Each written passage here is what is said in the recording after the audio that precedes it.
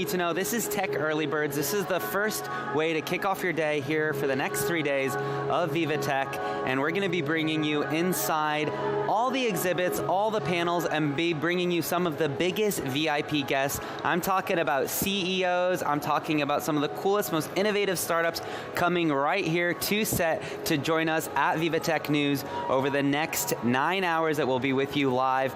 And I want to start by telling you a little bit about what we're in for this year. So we're going to be looking at over 165,000 attendees. This is going to be a massive year for VivaTech. More than 13,500 startups, more than 3,500 exhibitors, and over 3,000 investors. This is a really exciting time for many startups who want to get investment. They're going to be coming here to hopefully meet that perfect investor that can really help scale their company, and we're going to be bringing you along for the ride. We are also going to be hearing from NVIDIA CEO Jensen Huang throughout the day, but we're especially excited for a big roundtable that's going to be at 5 p.m. at the Dome with France's President Emmanuel Macron, as well as Mistral AI's Arthur Mensch, and that will be at 5 p.m. We'll be bringing you along for everything you need to know. And now it's time for Inside VivaTech.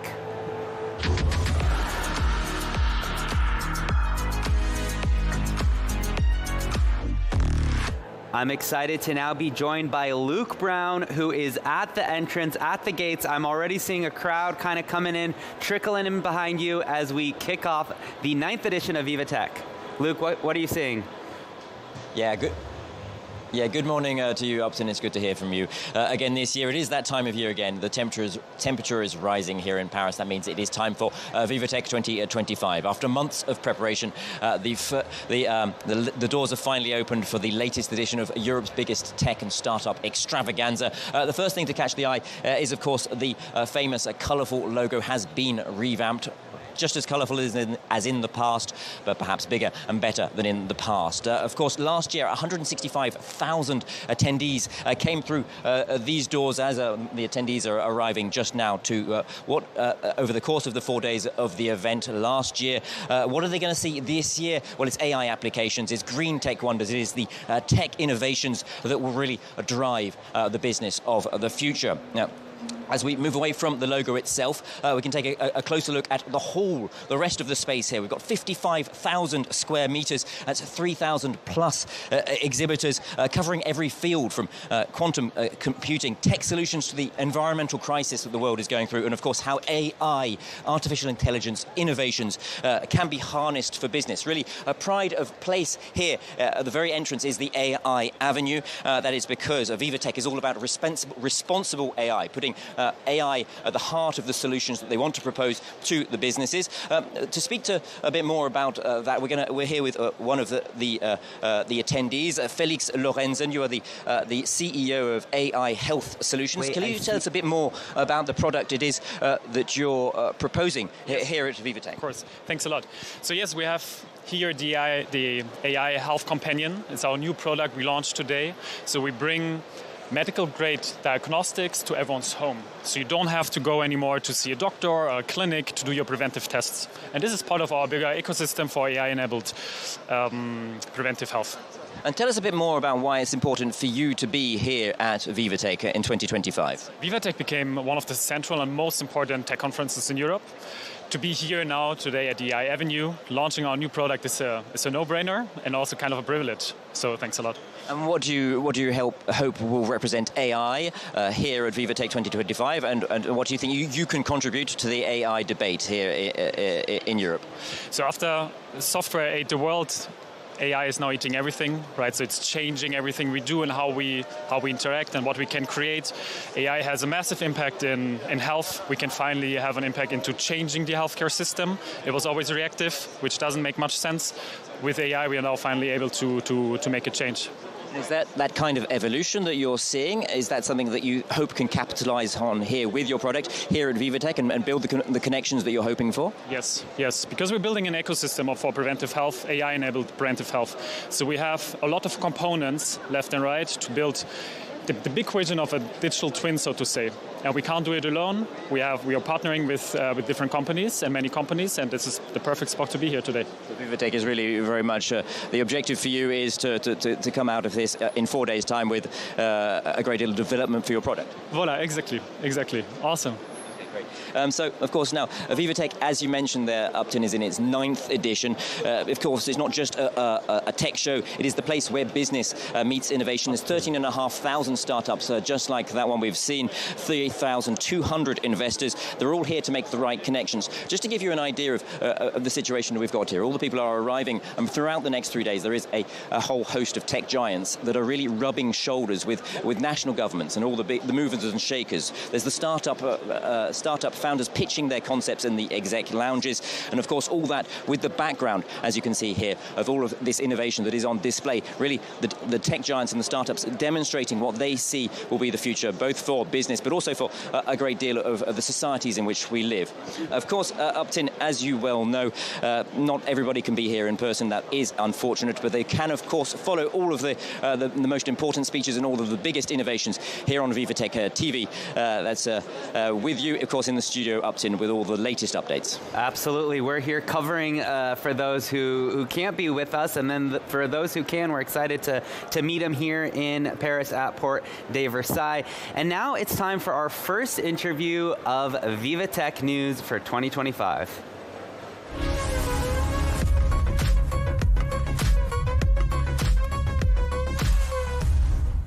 All right, I'm now excited to be joined by Gonzague du Pirey, who is leading digital data and AI at LVMH, which of course is the French luxury group behind the brands like Louis Vuitton and Dior. He works across the brands to make technology impactful, from client experience to supply chain, as well as in-store operation. Welcome to VivaTech News.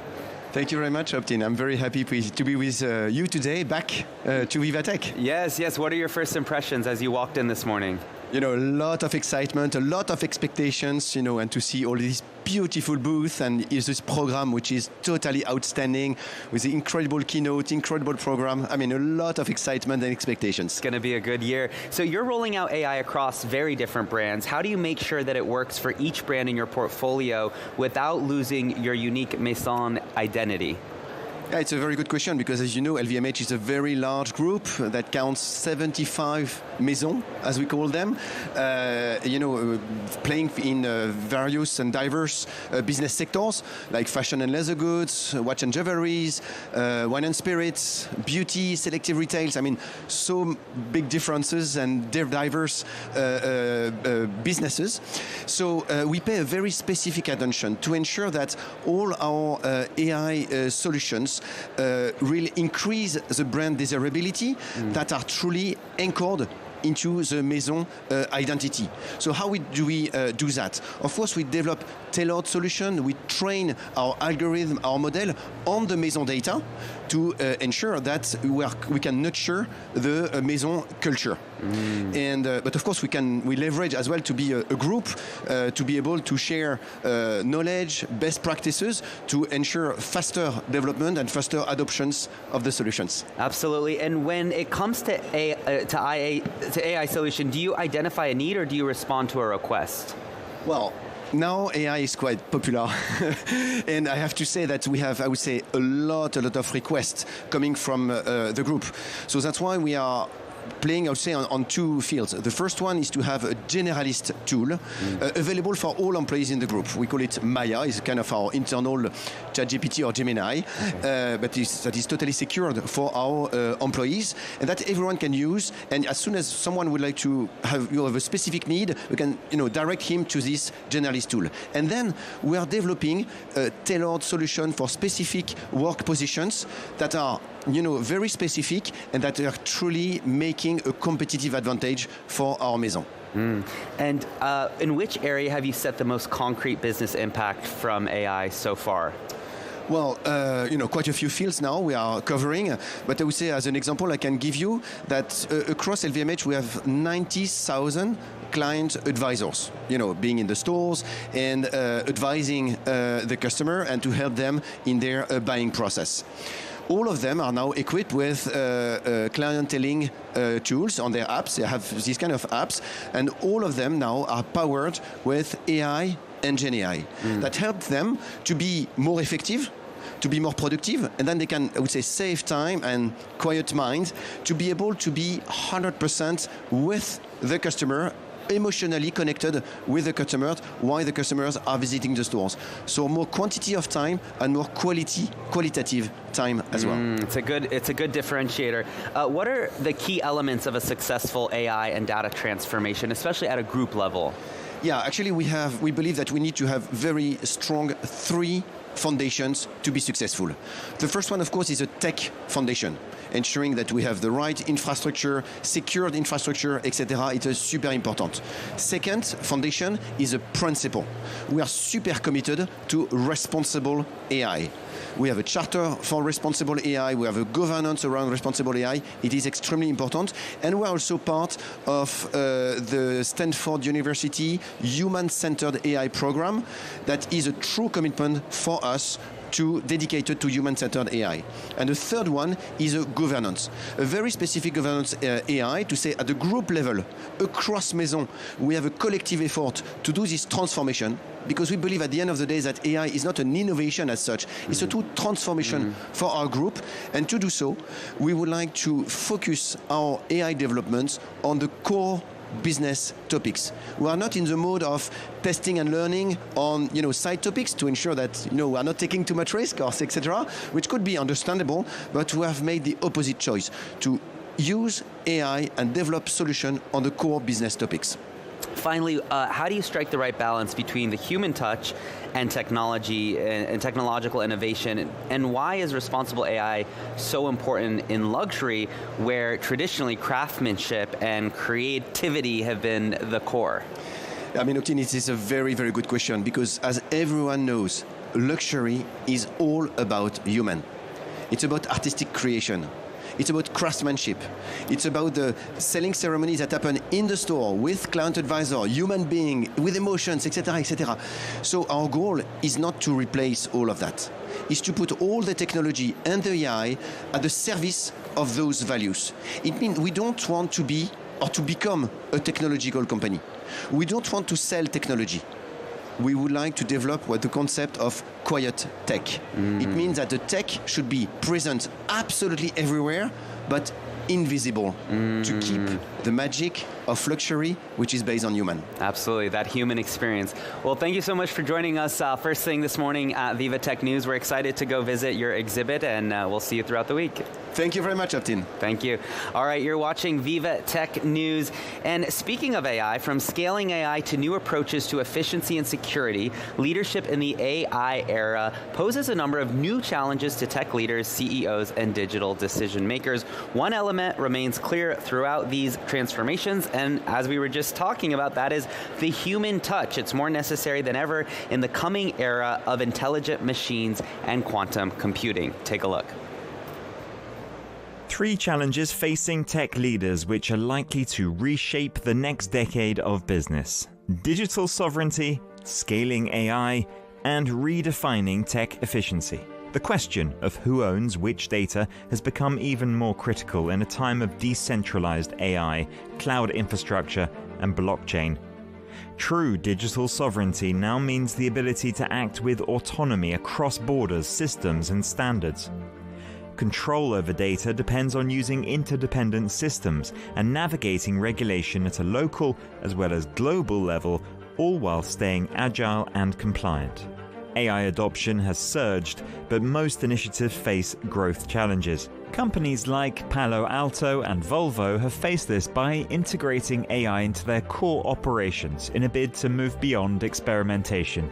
Organizational readiness remains the most important factor for success rather than the technology itself. Strategy, governance, and company-wide alignment remain critical. With the advent of quantum computing, readiness also means forcing leaders to rethink digital resilience. Efficiency is key in a cost-conscious and KPI-driven environment. Companies like Evolva and Cisco have understood this, setting the pace with technology that boosts productivity as well as supporting long-term sustainability in line with CSR targets. This year's VivaTech Tech Leaders program brings these challenges into focus through closed-door sessions, real-world case studies, and VIP discussions designed for immediate impact. This conference aims to be vital strategic planning sessions for the leaders shaping tomorrow's ever-changing business landscape.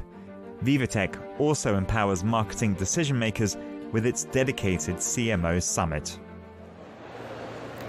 All right, you're watching VivaTech News. We are just about 15 minutes into the day. Here, it's day one of VivaTech 2025, the 9th annual edition of VivaTech. We're looking forward to a lot of exciting things, and I'm excited to get to our tech trends editor, Rudy, who will be joining me just in a second to talk about what we're looking at this year. Every year, Rudy joins me to talk about AI and the big themes of the conference. So this year, we have a lot going on. A big staple for today and throughout the week is going to be NVIDIA. We're excited to hear their latest announcements that will be coming out throughout the day.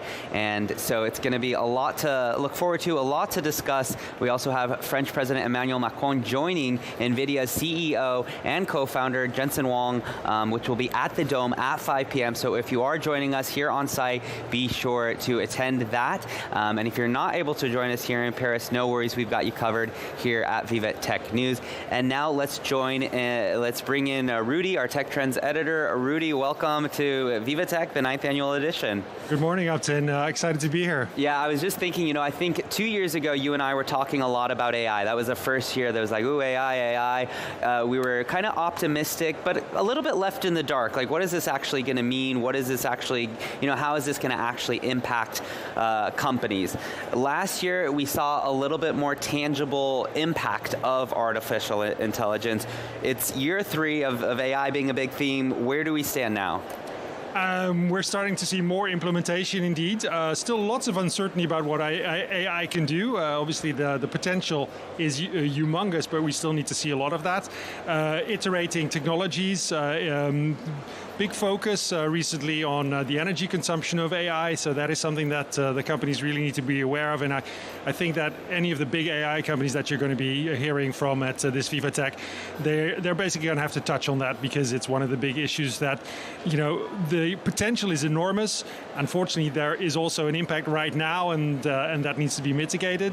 And you mentioned President Macron, who's obviously created a really tech-positive environment in France.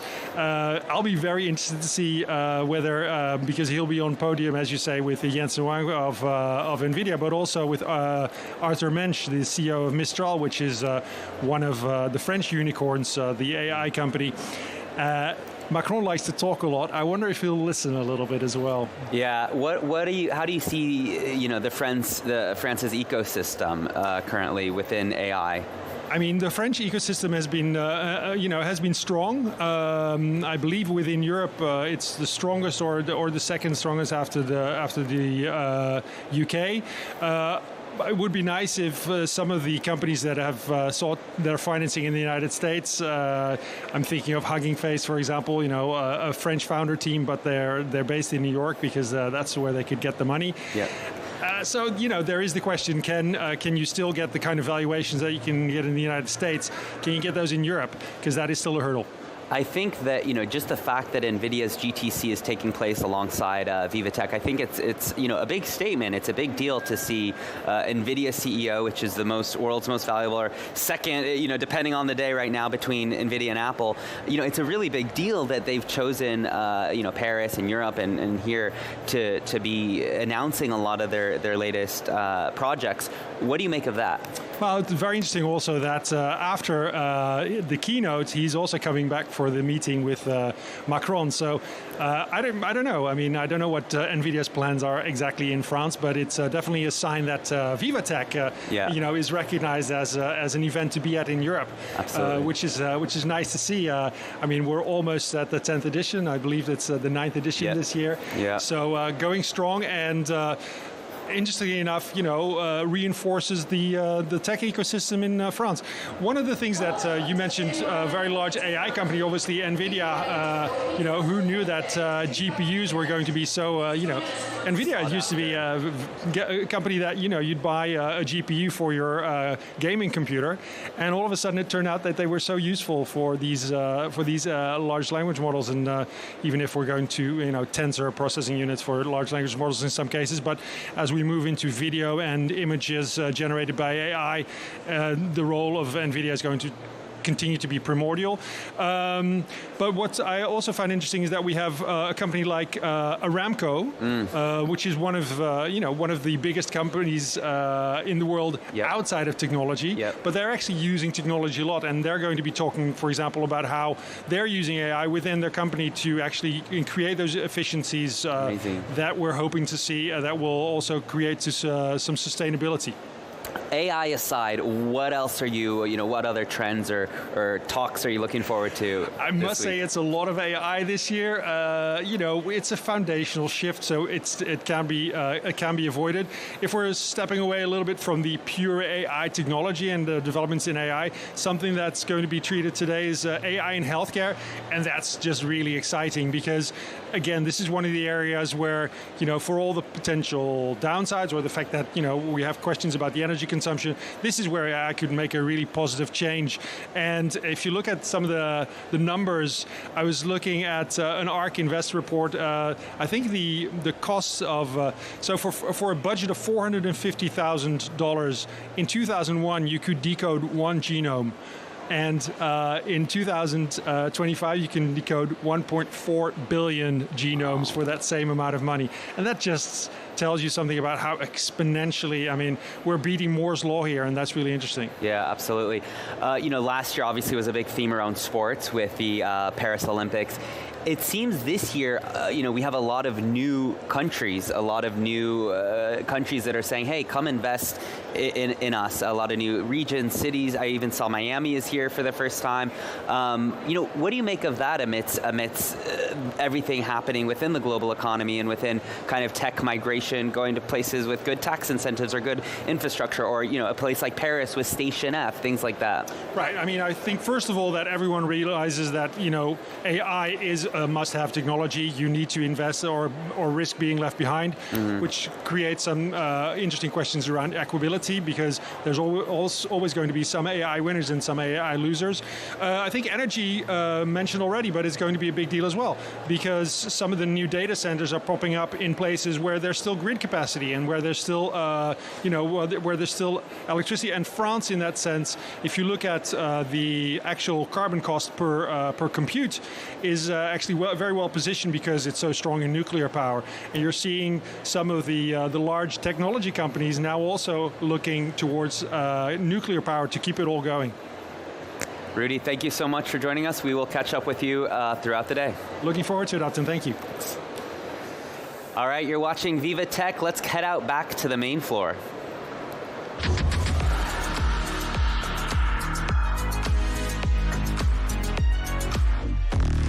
All right, I'm excited to bring in Alexi, who is out in the main floor, who has a very special interview for us today. Alexi, what can you bring us? Well, hello, Upton, and hello to everyone as well behind the screen joining us on VivaTech News to follow this new episode of VivaTech this year. Definitely feels good to be back down here for this. Can you hear me? Oh. Okay, all right. Sorry for that. So this year again, we'll make you live VivaTech from the inside. And to start with, today I'm on the KPMG France booth. Today I'm joined by Alban Liger-Belair. Is the pronunciation correct? Yeah? It is. Okay, all right. So she's the Chief Innovation Officer for KPMG France. So this is your 9th year over here at VivaTech. This year, your main theme is you can with AI. So basically, can you tell me what's behind this message? What does it really stand for KPMG? So you can with AI is our new campaign. And what we want to demonstrate with this is the huge potential of AI that we want to free up for enhancing human performance. and especially in our businesses. Furthermore, what I would like to say about this is we've got a trends book which really make echo to that campaign, which is called the Intelligence Economy, which really explore the hybridization between human, technology and collective intelligence. And last but not least, we are a purpose-led company.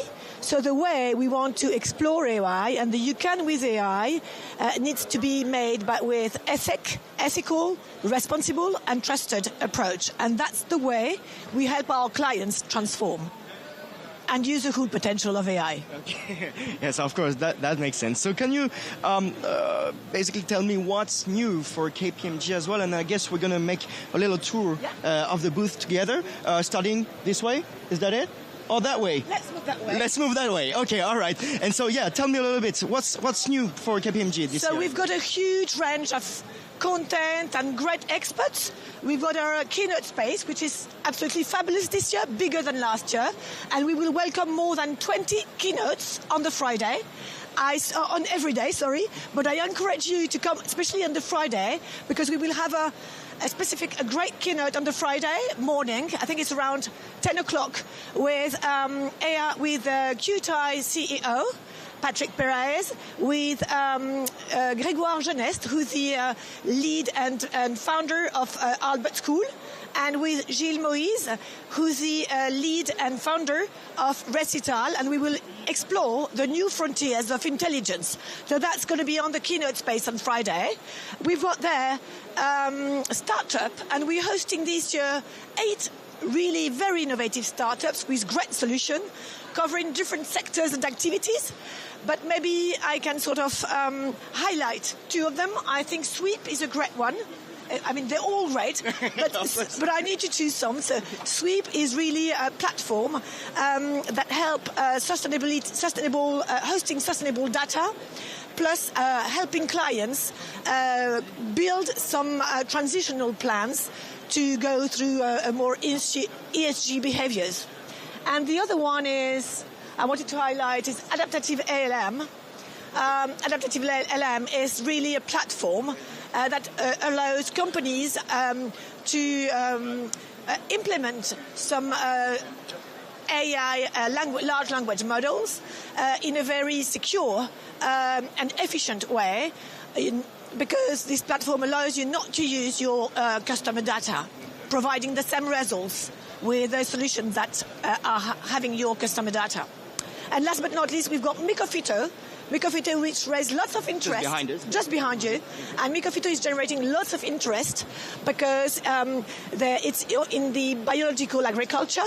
It's the way they use kind of mushrooms to support, to enhance the soil fertility in a very natural way. Okay. All right. So it's a great solution as well.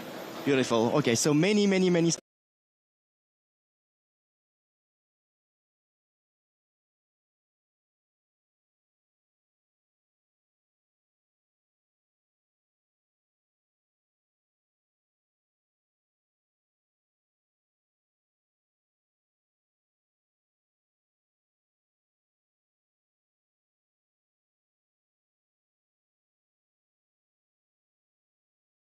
Right now. All right, Alexei, thanks so much for bringing us that interview. We're excited to catch up with you on the floor throughout the day. And for those of you watching, you can follow all the action happening here at VivaTech on our website and our social media channels. Just head over to VivaTech or at VivaTechnology and join our community, like, follow, and share, and join as we shape the future of technology. More coming up next on VivaTech News in Paris. Don't go anywhere. We'll see you right after this short break.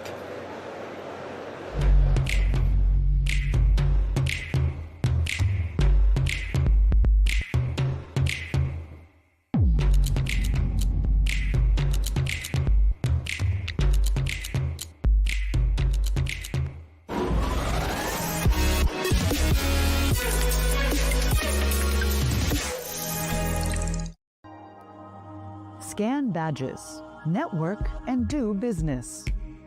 Use the interactive map to navigate the halls. Explore the VivaTech tech trails for a deeper immersion.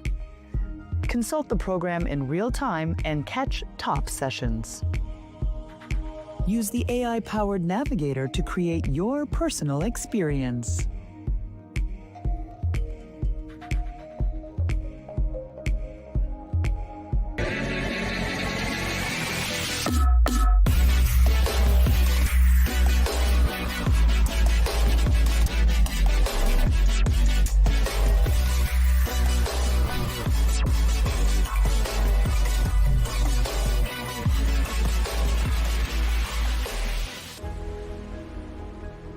The future of healthcare will be shaped by innovation.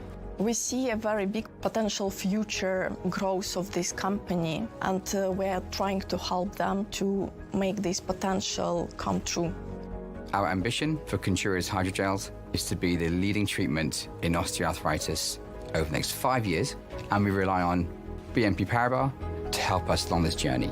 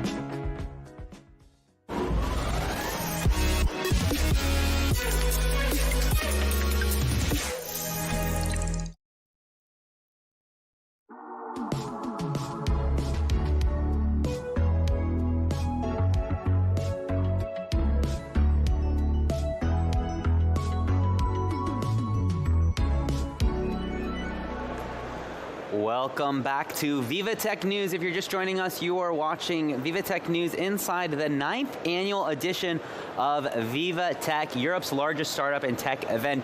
We're going to be bringing you inside all the exhibits, all the talks, all the panels, and bringing you some of the biggest CEOs and most innovative startups to hear about how they're impacting technology, the world, and business. So you're in the right place. I want to head out to the main floor, so let's go inside VivaTech.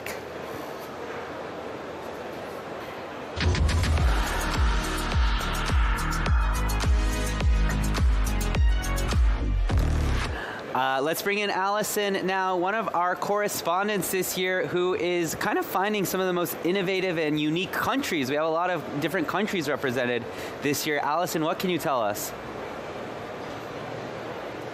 That's right, Upton. There are over 50 country pavilions sort of sprinkled throughout VivaTech. I'm in a little cluster that's right by this year's major big fish country. That's, of course, Canada, the country of the year. You see their pavilion behind us there with lots of red and maple leaf motifs. Lots of action happening there.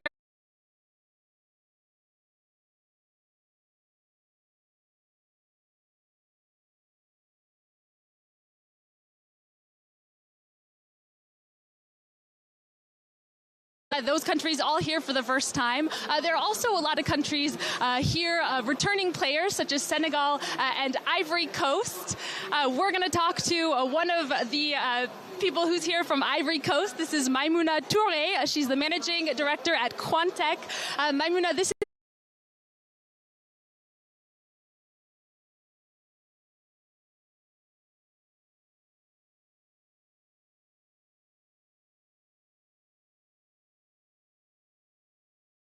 work. I'm learning a lot, also giving a lot. We see a lot of technology, innovation, solutions, things we didn't think about. Also networking, also to know my peers, CEOs, learn from CEOs that have been doing this for the longest time, and also investors, right? Because the whole point is also to grow and also be able to advocate for my country. We definitely don't want to be left out when it comes to innovation, so it is really encouraging to come back and support the country. And tell us about your company, Quantech. So Quantech is a company headquartered in Ivory Coast. So we accompany enterprises to develop and optimize the processes. We develop solutions for them to kind of stay away from anything manual, to get back to technology, be more efficient. And besides also solution, we accompany them, right? It comes to strategy, because not only selling a solution, you got to be ready for it. I think for me, innovation is a whole mindset. You need to continue to adapt yourself. It's going fast. So we also support the company from the strategy from beginning to end. Yeah. So you're more of a business startup. Is Ivory Coast sort of known for a certain type of startup, different themes in the country? No, I think anything financial institution. So when it comes to mobile money market, is very advanced there. There's a lot of transaction going between countries and region. So anything financial institution is a big thing right now. When it comes to also technology and services, people are also investing a lot. So there's market for it. We're learning a lot. We're trying our best to be more inclusive of things like AI, intelligence, artificial and all that. But it is really booming right now.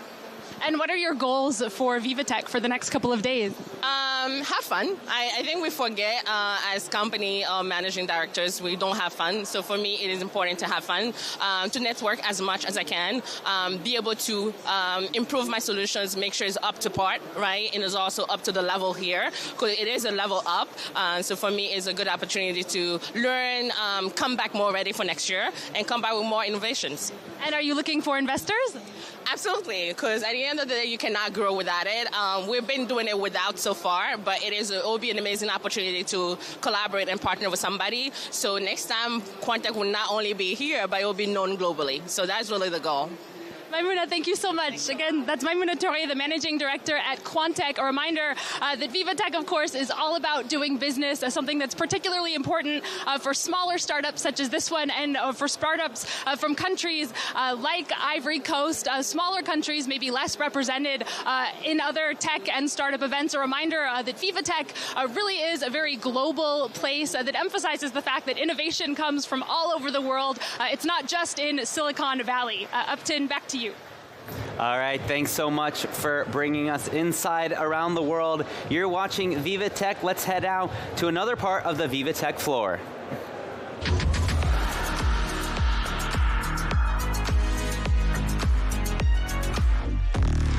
All right, let's now bring in our other correspondent, Simon Harding. Simon, it's never too late to start building those smart money habits, is it? No, absolutely not. And if you're like me, I didn't know how to manage my money when I was a kid. I wish I had something, someone, an application perhaps that would have helped me. We know how important it is for young people to manage their money. And that is exactly what MoneyKeys does. And I'm joined by their CEO at the moment, Julie Ninek. Julie, thank you for being with us here live on VivaTech. So first and foremost, can you tell us a little bit about the purpose of your business? What is it that you do and how? Of course. Thank you for having me. It's a pleasure. And I'm proud to be at VivaTech with Impact Builders to show the world MoneyKeys. MoneyKeys it's an application that's going to provide to the children all the literacy, the financial literacy, for them to be able to be responsible grown-ups. And it's your second year at VivaTech, so you were here last year. So what are your goals this year, perhaps even compared to last year? What's happened in the last 12 months and going forwards? Last year, I was here. Thank you for mentioning it. Last year, I was here as a participant, and when I saw all the magic, I said, next year, I have to be at the VivaTech. And here we are. So the purpose this year is really to show the world that this app is something really essential, that without financial literacy, without people at the young age being able to manage their money, we have a huge gap about their future, the way they deal with money. And today we know that young people, thanks to social media or other jobs, they are able to make millions. So if we don't teach them how to manage their money, we are in trouble. They are in trouble. It's certainly something that happened to me in my youth, Julie. I didn't know how to manage my money, but I always felt there was no one I could talk to about this. Is part of what you do also about education, about perhaps breaking taboos, breaking stigmas, and actually talking and encouraging people to talk about these issues? Exactly. Thank you for mentioning it again. I love your question. It's exactly that. So Money Keys, it's an app with two sections. It's as a Netflix. We have the access for the children and also the access for the parents. And the parents, they have their special clues and tips, so it's going to help them to manage, through the app, everything the children learn, but also to be able to applicate everything in the real life. And Julie, a final question from me. Why come to you? What is it that makes Money Keys so special in this field? It's your area of expertise. So why is it that? Is it the expert? Is it the software? Is it the people behind it? Of course, the team. Without the team, I was nothing. So, and I'm really happy that all the team is here at VivaTech with me. So come and meet us. The special, what makes special the app is that we made it for the parents and the children, and also for the whole family to be able to talk about money easily, to be able to enjoy the time with the app. And we also put some games in it, so we're all gonna have fun. They're all going to have fun, and we're going to learn how to manage our money easily. I know I said last question, but I'm going to do one more because it's just so interesting to speak to you. Making that part fun, is that important? Because you often think of finance as something that's very difficult. It's maybe boring, especially for young kids, So is making it fun, gamifying it in many ways, is that part of actually making it more accessible? Exactly. When you put game, today everybody knows, not only the children but also the adult people. We have only 3 seconds, with the social media. If it doesn't catch our attention, we just scroll. So what we wanted is really put some inside of what we do with the social media and some games, because all the children, they play. I'm not gonna tell all the games, but we know them, and so we wanted to experience that with the application. And of course, it's only 15 minutes a week, because I don't want them to spend the whole time with the cell phone.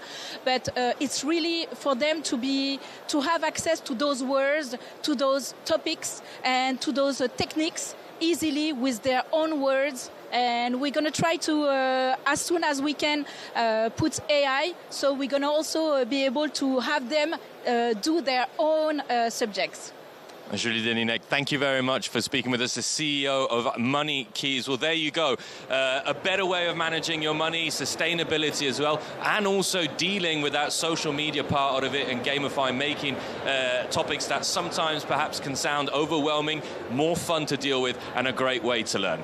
Absolutely fascinating interview. Simon, thanks so much for bringing that. Well, creators rejoice. AI continues to open up huge new possibilities in art, fashion, music, and gaming. Now, combined with blockchain and augmented reality, the creative possibilities can seem infinite. But with NFTs and smart contracts, advances are also being made in how artists can protect themselves and their original work. Take a look. From music to film, fashion to design, advances in artificial intelligence technology have been pushing creative industries into a new era of innovation. According to Grand View Research, the global market for AI in media and entertainment is expected to surpass $99 billion by 2030. Over 60% of creative professionals say they now use AI tools to enhance their work. Filmmakers are using it in everything from script writing to post-production. Directors can now summon up digital effects using machine learning that would have cost millions just a few years ago. Similar leaps are happening in music, where artists can now collaborate with AI to compose arrangements, master tracks, and even generate entirely new sounds. That's only on the recording side. Live experiences and concerts are also starting to benefit from advances in augmented reality. Both visual and audio elements come together in the gaming industry, which is now larger than both the film and music industry combined. In October 2024, Dentsu found the gaming industry to be worth $184 billion, engulfing both the $28.6 billion music industry and $33.9 billion film industry. Game developers are now using AI to create dynamic narratives that can respond uniquely to a player's choices. Blockchain technology, smart contracts, and non-fungible tokens, or NFTs, have all given artists new tools in protecting and monetizing their work. Important steps in a world where audience expectations have evolved into demanding ever more personalized interactive experiences. A world of creativity that is more dynamic, accessible, and boundless than ever before. All right, you're watching VivaTech News 2025 live from the action of the 9th annual VivaTech. Make sure you're following us along online and on the website at VivaTech or at VivaTechnology. And we will be back in just a couple minutes with so much more as the attendees are descending into Porte de Versailles. It's going to be a very exciting day. Stay with us.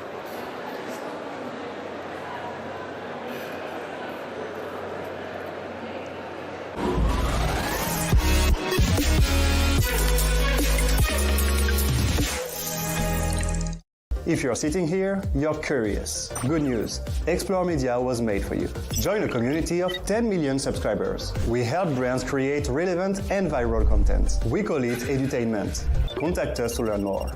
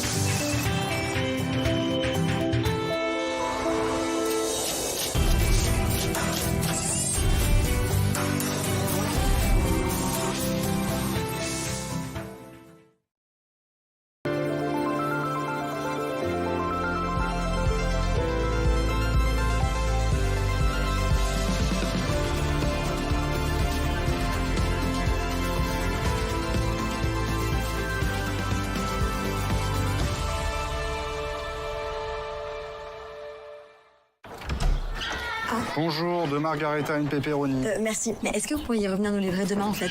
Parce que on a fait des passes finalement. Bah non. Et comment ça non? Bah vous pouvez pas changer votre livraison au dernier moment. Il n'y a pas écrit La Poste ici. Avec l'application La Poste, modifiez votre livraison la veille jusqu'à minuit. Bon bah les enfants, ça sera pâtes et pizza.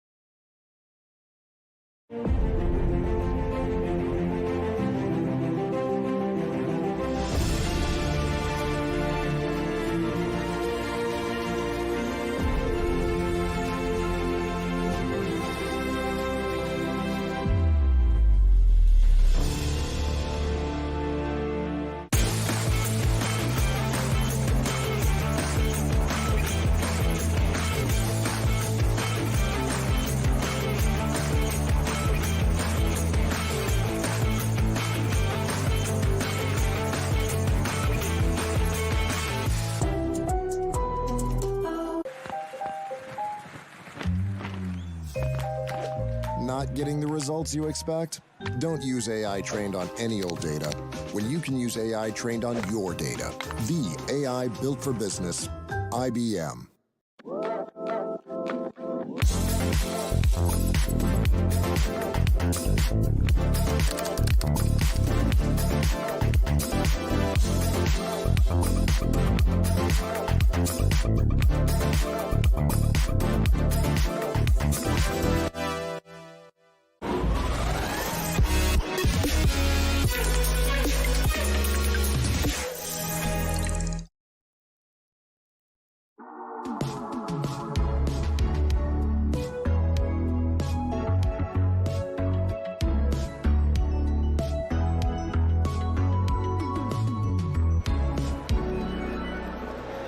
Welcome back to VivaTech News. My name is Upton Saidi, and you're watching the Tech Early Birds, your way into the first way to get into VivaTech 2025. Now, this is the 9th annual edition of VivaTech. We're expecting over 165,000 attendees, many of whom have already ascended on to the ground floors. It's already buzzing with energy and people, and it's really incredible that it's not even 10 a.m. and everywhere I'm looking right now on the main floor, I'm seeing a good crowd of people ascending into the different pavilions and exhibitors and into the talks. The talks have begun as well. And speaking of being on the ground floor, let's head out now onto the ground floor where we are going inside VivaTech.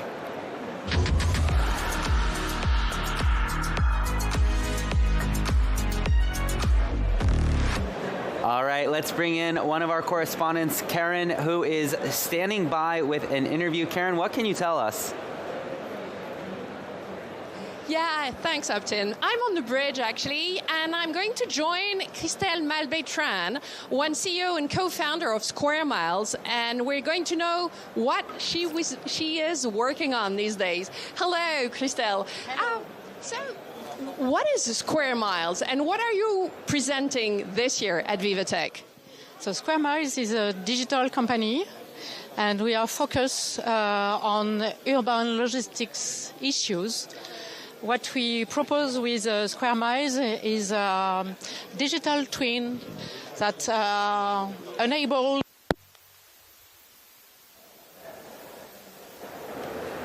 I lost program.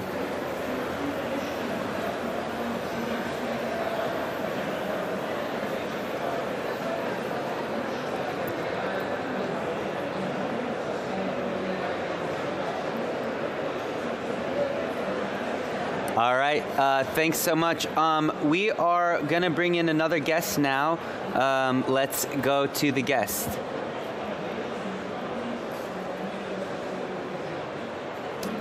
All right, we're just bringing our guest in here as it's Tech Early Birds.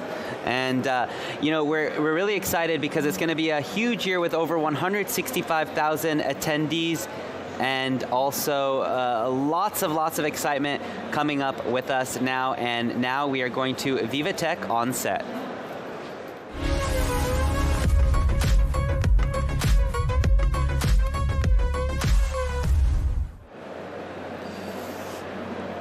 All right, I'm now joined by Manjari Chandran Ramesh, partner at Amadeus Capital Partners, a leading European venture capital firm investing in breakthrough technologies. Manjari, welcome to VivaTech News. Thank you. So happy to be here. Yeah, we're very excited to have you. So for nearly 3 decades, Amadeus Capital Partners has backed some of the most innovative companies that have been shaping the future of AI. A lot of people think AI is, the past 2-3 years, but in reality, it's been decades in the making. So I want to start by hearing about, first of all, what is the purpose and goals of your business right now? Yeah, sure. So as you mentioned, we've been around for 3 decades. We have invested in deep tech companies all across the world. We've deployed $1.3 billion into 190 companies, and more importantly, we've actually exited 100 of those, where 17 of them have been IPOs. And we have been investing in AI since 1999. So this is not a 2 or 3 year journey for us. Your Apple Siri was was a spin-out from Cambridge University by Professor Steve Young, which got acquired by Apple, and that was one of our investments. So it's that kind of wave of technology that we tend to invest in. And so we do investments in AI, but also cybersecurity, novel materials, medtech, quantum, photonics, and semiconductors, so across the whole board. It's amazing. And what are you presenting and what are your goals this year at VivaTech 2025? So I'm involved with the quantum panel, the 3 Ws, why now, how are we going to get quantum, and that's because we've been investing in quantum since 2017. We have a wonderful quantum portfolio for very, very exciting and huge companies like Photonic Inc. out in Canada, New Quantum in Cambridge and Los Angeles, Riverlane in Cambridge and Boston, and one of our companies out here in Paris, CryptoSense, got acquired by Sandbox AQ. So, we've got the whole remit in the quantum computing space. Absolutely. It's going to be an exciting week. So related to your business and presence here, what is the biggest trend or topics that you think people should be thinking about this year? I think AI is super exciting, but I find it very interesting that people are so focused on LLMs, and that's understandable, I guess, because the public are most affected by LLMs. But where we're looking at is actually AI at the edge, where AI can really make a difference to industries like the financial services, or indeed the healthcare or education. And then the next paradigm of technologies is quantum. How is quantum going to help solve interactive problems that currently classical computers can't solve? And so those areas are very exciting for me. Absolutely. And when it comes to, so it's interesting you mentioned that about LLMs. That's kind of the big consumer intro into AI. What do you think will be beyond that? How do you think the average everyday consumer is going to be being like, wow, AI is really impacting my life beyond ChatGPT or a Gemini or something like that?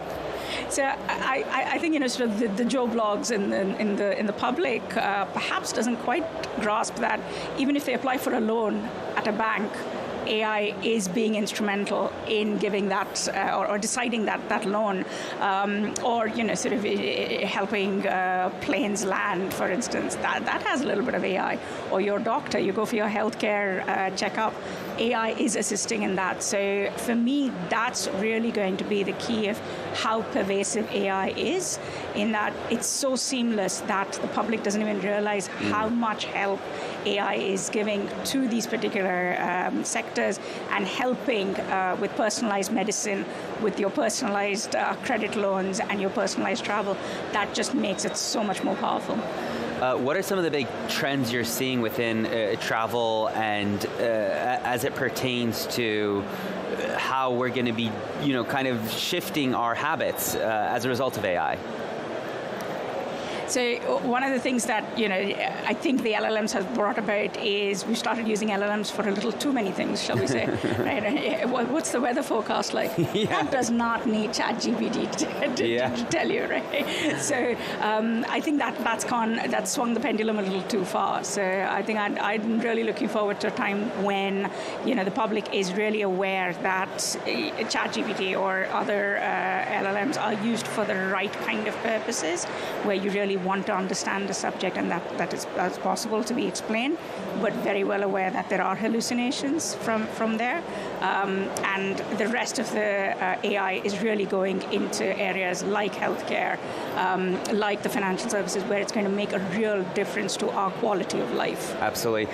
VivaTech is known for having a lot of startups here who want to get funding or want to just learn and scale or even get mentorship. Saturday we tend to get a lot of students here as we open the doors to the public. What is your advice for them coming into this tech ecosystem, maybe coming into this job market, is particularly at a time where whatever you learned in those 4 years is obviously going to change, in the next few months. So what would be your advice for them to get the most out of VivaTech? So I love coming to VivaTech. It's sort of arguably one of the biggest conferences in Europe, and everybody comes here. So it's not just about the quality of content on stage, but also everybody you get to meet, because everybody's here this week in Paris. And to the students particularly, sort of what I'd say is, it's great that you've learned what you've learned in the last sort of 4 years of your degree. That forms a foundation, a great basis for where you go, but always be intellectually curious. Be very, very clear that you have to keep learning every day. And if you're not learning every day, then just work out why you're not learning every day and keep learning new things. And you never know when it's going to come in helpful. Absolutely. And it also seems like having soft skills is going to be more important, than it used to be. As a result of that, right? How you're able to lead a team, how you're able to communicate, how you're able to go and sell a product or a service. So, VivaTech to me is like a great opportunity to shake some hands, because I notice that so many people now, especially younger generations, they live behind the screens. They're not used to picking up the phone. They're not used to making a phone call. They're not used to like that human interaction. So yeah. And when is your panel? So my panel is tomorrow on the purple stage at 2:00. So hope to see a lot of people there. Perfect. Well, thank you so much for joining us, and we'll hope to see you throughout the week. Thank you. Thanks for having me. Take care. So you're watching VivaTech News. Let's head out now to Inside VivaTech.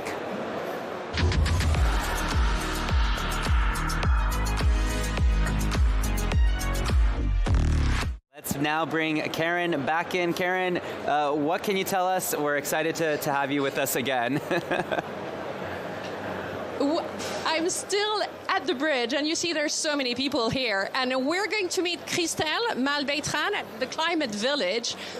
She is working on the future of logistics with her company, which is called Square Miles. Hello, Christelle. Sorry, we're back.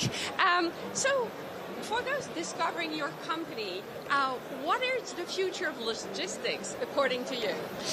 So, and particularly urban logistics, we are focused on today. The way we see it today is that there is a high level of demand, so the growth is very high, and today urban logistics is already facing 3 main points. First, pollution, and this concerns everybody. I mean, citizens and also local authorities to find a way to reduce this impact. But there is also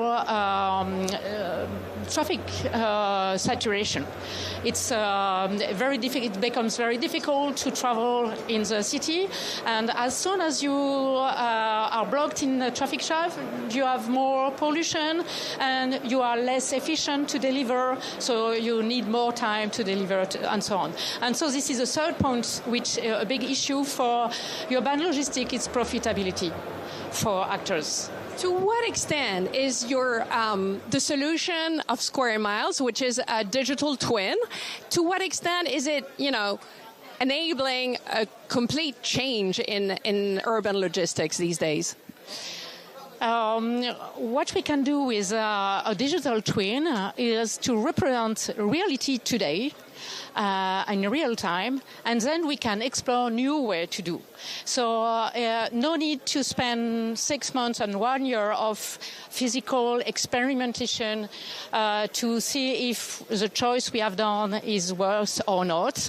We can do it in a few minutes and see if the combination of trucks and bikes is worth for the company, or if we can use a river to deliver and use the boat as an urban hub to deliver the goods, and then bikes, for example. So all is possible to be explored thanks to this digital twin. And we can quickly have results about CO2 emission reduction, but also less kilometers to be traveled, and economic results as well. So to be able to decide. Who are you hoping to reach out in this edition of VivaTech? So we hope to see new customers because, logistics, moving goods from one point to another or means is something which is needed for every activities. So we hope to meet some direct customers, but also we are looking for fundraising. So we are open to have contact with investors, for example, who could be interested by our solution. Okay, can you show us your digital twin? Yes. Here it's, I guess, moving on the screen you can see just now is about results of simulation, and you can see different key numbers about numbers of the packages delivered, and on the map to see what is the travel for the trucks, and also what will be done by bikes, for example. So this is in Paris in this example. And this is just to show you how it works. For you, what innovation will matter most in the years to come? Really, logistics will do everything, or what are you looking forward? Every way of transporting goods is good to be explored. So today, of course, we have trucks, we have bikes, we have boats. For some specific needs, maybe drones could be interesting to explore, but for sure it not be for everything. So we need to clearly clarify, depending on the goods, what is very worth, and for what is for me very important as an innovation is a combination of all these forces, because going one way in a silo, we can optimize, but it will not be the best. Optimizing many different ways of doing can enable to proceed. But it's more difficult, and this is where digital tools help to proceed. Thank you so much. And if you want to know more about the future of logistics, come here and meet Christelle and at Square Miles on the bridge. Thank you. Back to you, Tim. Thanks so much, Karen. Appreciate that great interview. And now let's head back onto the main floor here at VivaTech and go inside VivaTech.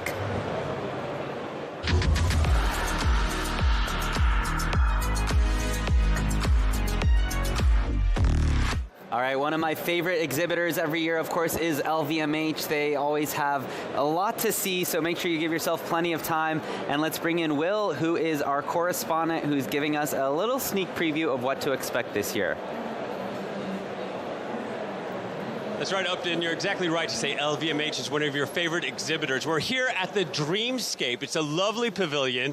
Standing next to me is the Chief Information and Technology Officer, Franck Lemoyle, and we also have Olivier Le Garantezec, the Director of Digital Tech Partnerships. Can you tell us a little bit about the pavilion? Thank you. Welcome VT News to our LVMH pavilion. We call it Dreamscape this year because this is for us a kind of inspiration. This is a space where innovation meets heritage, savoir-faire, know-how, and the future of luxury. This is why we call it Dreamscape.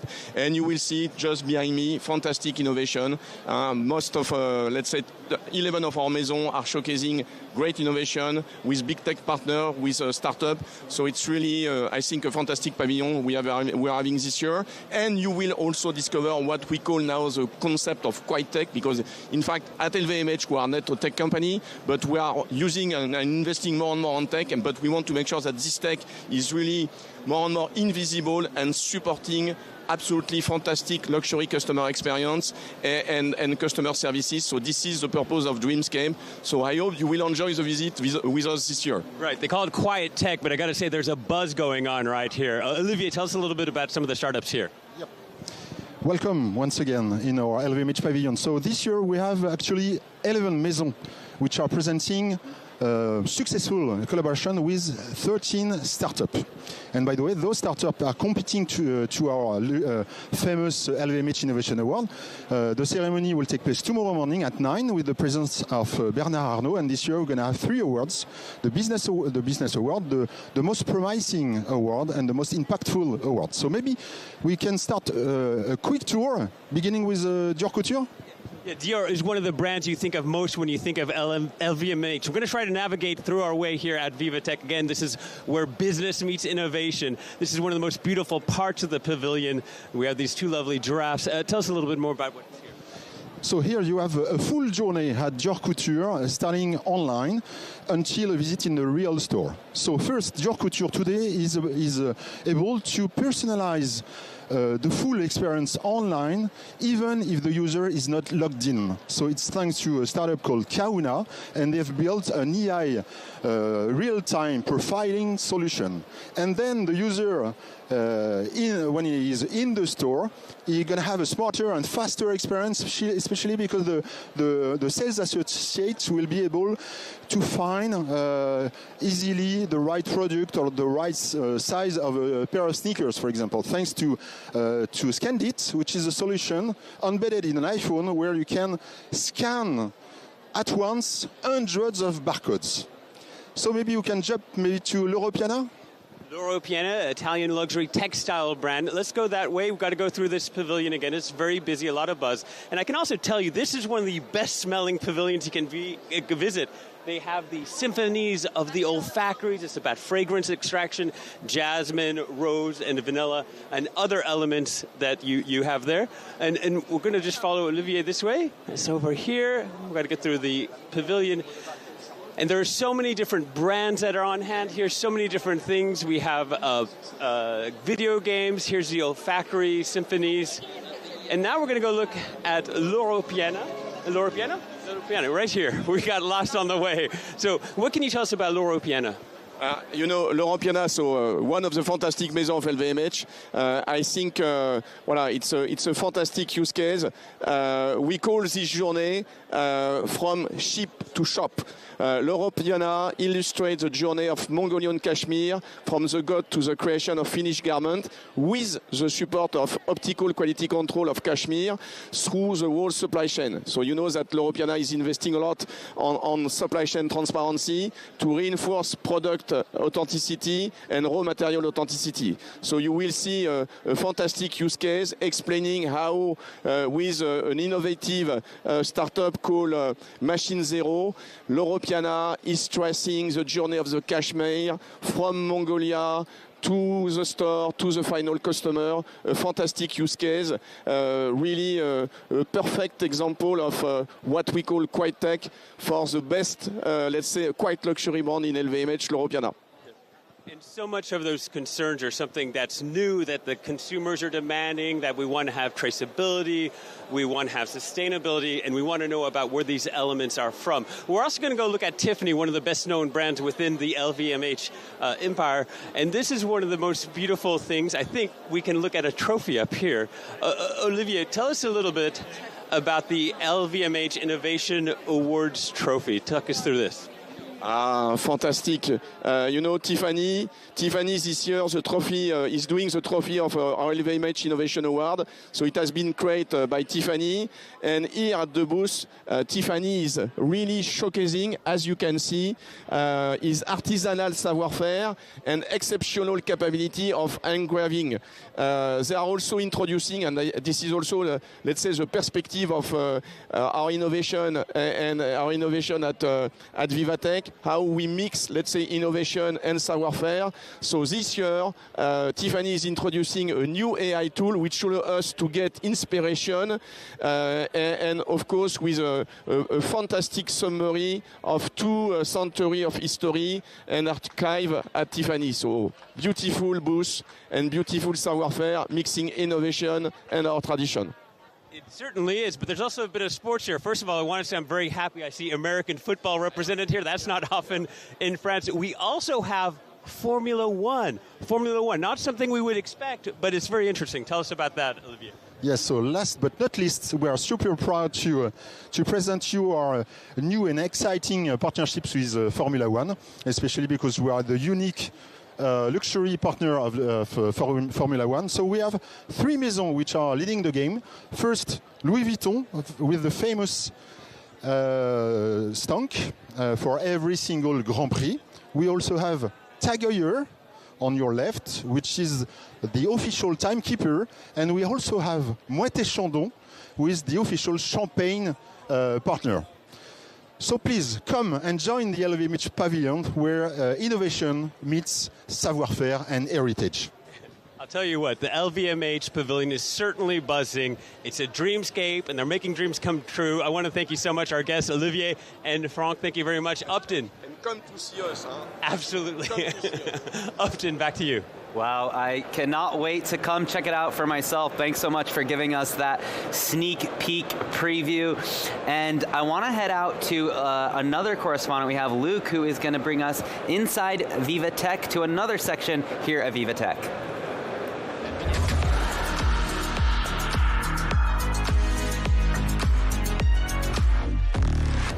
All right, Luke, it's only been about an hour, 15 minutes since the doors have opened, but it feels like it's been open for a bit longer than that, because just by the looks of it, the energy here is already incredible. People clearly are very eager to come in because it is looking like a great crowd here.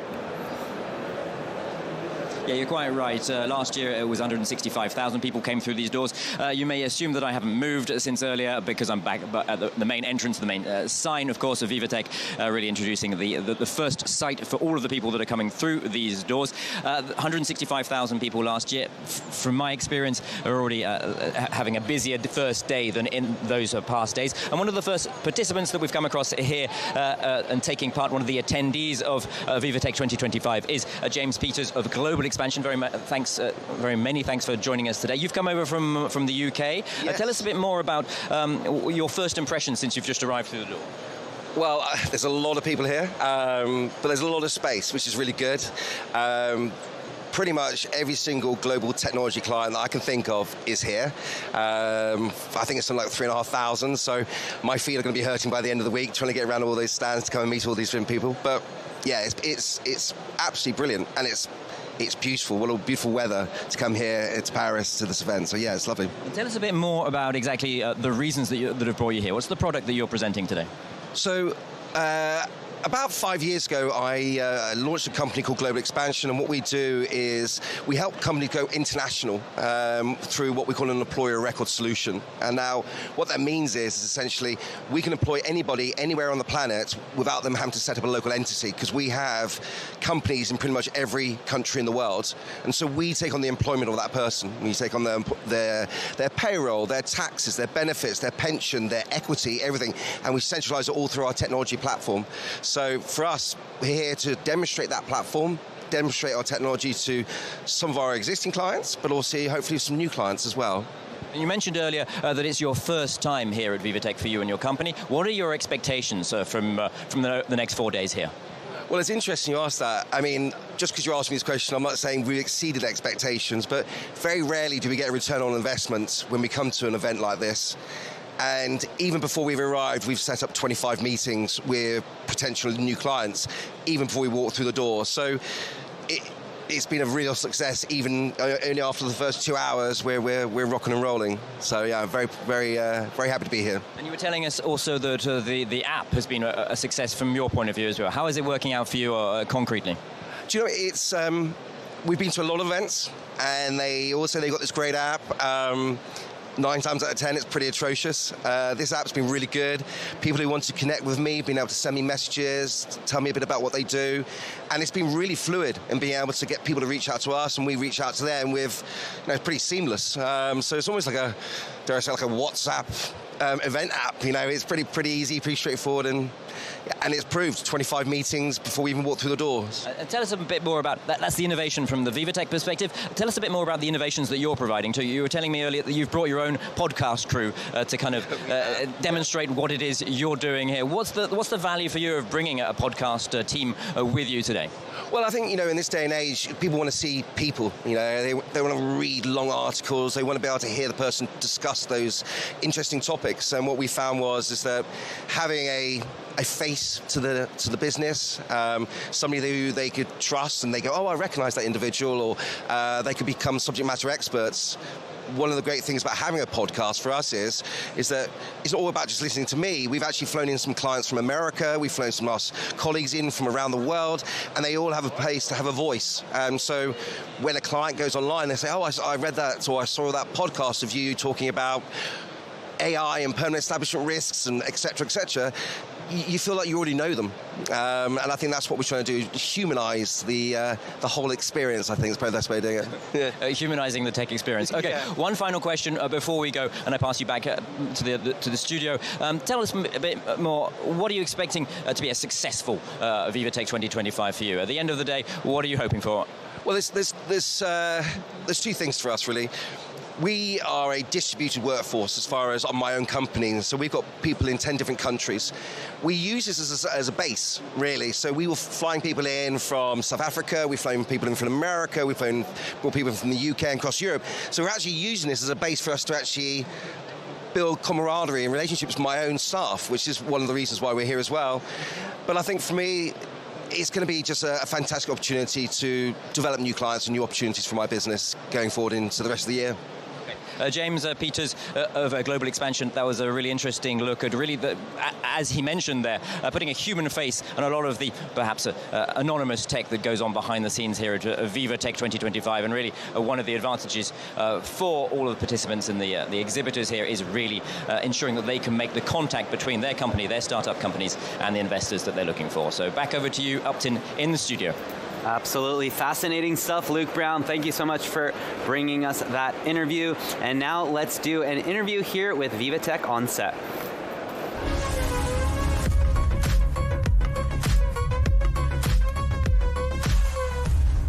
I'm excited to now be joined by Rohit Prasad, SVP and Head Scientist, Artificial General Intelligence at Amazon Web Services. Welcome to the show. Thank you for having me here. It's very exciting times. Yeah, so you're leading the development of advanced AI technologies like Amazon Nova, and with a distinguished track record, you previously led Alexa's AI innovations, which have impacted millions of users, including myself, big Alexa user for very many years now. Your groundbreaking work earned you a spot in the 2024 Time 100 Most Influential People in AI. So congratulations to you. So as AI continues to evolve rapidly, Amazon is moving beyond powerful foundation models towards more collaboration, reasoning capable AI. How do you view this next frontier of AI? Yeah, I think of us as being in this profound inflection point in how humans interact with technology. I think of this as an evolution of how computing has evolved. Right, you're not that old, but we grew up like in the mainframe days to personal computers, and now I think we are ushering in a new whole computing paradigm, which is about collaborative computing, where first time ever we have not an AI that just responds to your questions, but it's actually a digital thinking partner that lets you accomplish way more by understanding your intent and then taking your intent to actually work with you to solve complex problems at work, at home, and on the go. So for instance, you can right now develop software and actually deploy it everywhere. With AI, you can program anything in AI or build an app of your own. You can plan your trip like I did for coming to Paris with AI. So you can shop for products through AI. So this is where it's essentially really about having a digital thinking partner with you all the time that is there when you need it, and it recedes into the background when you don't. Absolutely. This past December, you launched Amazon Nova models while continuing to offer models from providers through AWS. So why build your own foundation models, and what's the strategy in having a diverse selection? So first of all, as you said, selection is key for customers. We know everyone wants the selection. In fact, when we were building our own applications and I had that bird's eye view to thousands of applications being built, there was no one model that did everything our customers wanted. So we did it. Why? For Nova, we introduced 7 models because customers wanted them. And this has been true with us in everything we do at Amazon, that selection matters. The second thing is, when you're deploying AI applications at scale, cost becomes important. And this is where with Nova, we could bring with everything we do with from Trainiums to AI as a service to the applications we are building for consumers like Alexa, for enterprises like Q, where it's an enterprise assistant at work, for sellers and advertisers, we can, with all these assets, bring cost way down for AI, which is going to be important at scale. And Amazon operates across a broad range of industries, obviously retail, entertainment, cloud services. So how has this influenced your approach to developing and deploying AI across the company? Yeah, first of all, with AI, as I mentioned, that we now have these foundation models, including Nova, where it's more general purpose in nature. But when it's general purpose in nature, it doesn't mean that it can do everything on its own. You still have to have these specialization happen, where these foundation models now are great teacher models for you to train more student models that achieve, let's say, in the cases of shopping. We have a shopping-specific interaction model for Rufus. We have a model that lets customers do a lot more with Alexa as a personal assistant. So that's happening is at that level where we are able to get all these technologies get better that power these applications. And what is central to this is also a very trusted AI.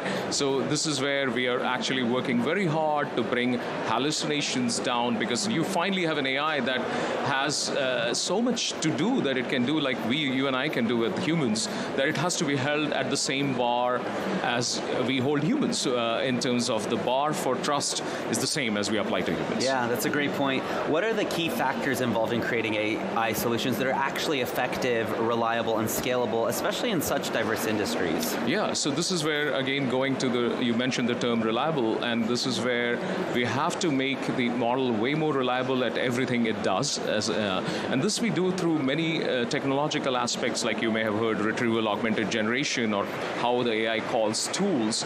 So it comes down to competency first, right? So it has to be very competent at what it does. It has to be reliable, which means it's not just about accuracy, but it's about predictability. And going back to how we trust as a human, then it should have the same human values that we aspire to, which means it should be discreet, it should be transparent when needed, and it has to be reliable, as we talked about. Absolutely. Finally, looking at the broader AI landscape, I'm curious, what emerging trends or tech do you believe will define the next wave of breakthroughs? Absolutely. I think, first, I strongly believe we'll be living in the era of millions of agents at work, at home, your own personal agent that are interoperating into what I think of it as Internet of Agents. Mm-hmm. So when you live in that world, the biggest thing we have to build is essentially the analog of how we have cars on our highways, which means we have to build this digital highway which is meant for autonomous agents to operate on. So that infrastructure piece itself will be gigantic in terms of what everyone has to build. At the same time, when you're building this Internet of Agents, going back to the fact that we now have an agent of our own, right, that you and I can use on a daily basis as a digital partner that thinks through with everything that we do. This agent ultimately is gonna have an accentuate our human thinking power. So we were in the Industrial Revolution, we multiplied human strength. Now we're gonna be in this AI revolution, which is essentially gonna force multiply human intelligence. And then when we get into that human intelligence, that means we are really on the journey to our artificial general intelligence, which to me means that we have an AI that can essentially do what you and I can do through a computer and be that digital companion with you that is with you on everything you do on a collaborative basis. So you certainly have thousands of agents of your own, which means these AI models, the frontier models that we are building, need to become more capable, and I'm very optimistic about their trajectory. Absolutely. Fascinating conversation. Thank you so much for joining us. Thank you so much for having me here. Throughout the week here at VivaTech. Thank you. Thank you. All right, so VivaTech spotlights Canada proudly as our as our country of the year. Is of course Canada, a unique collaborative ecosystem driven by huge government investment, world-class research, and groundbreaking companies.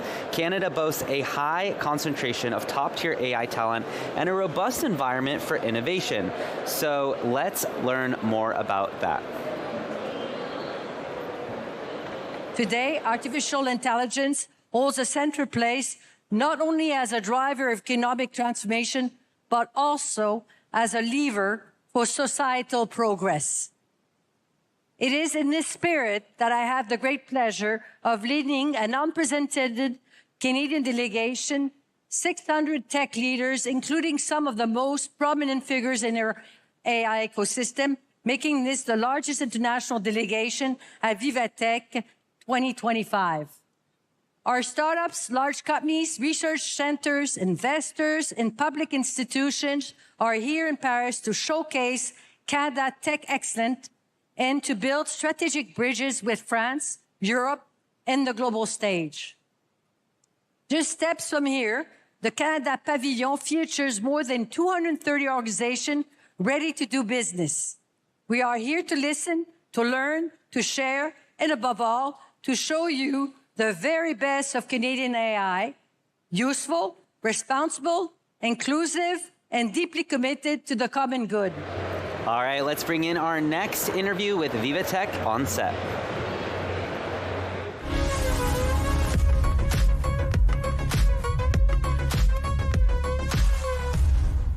I'm excited to now bring in Benoit Fret, CEO of Chronopost. Welcome to the show. Thank you. Now, Chronopost is France's leading express parcel delivery company in La Poste Group. Now, you have steered the company towards groundbreaking innovations in logistics and delivery, from smart tracking systems to sustainable last mile solutions. And let's just, get right into it. Under your leadership, your company has integrated intelligent tools like Leonard, an AI-powered chatbot. I'm curious, what impact do these solutions have, especially on customer satisfaction? Okay, right. Our chatbot already handles 60% of the contact request. It represents 30,000 requests per day. It's really huge. It simplifies the understanding of the parcels tracking, provide complete answer to the consignee, and interact directly with the customer by voice. It also qualifies a complex request and to push them directly to the special agent of the customer services.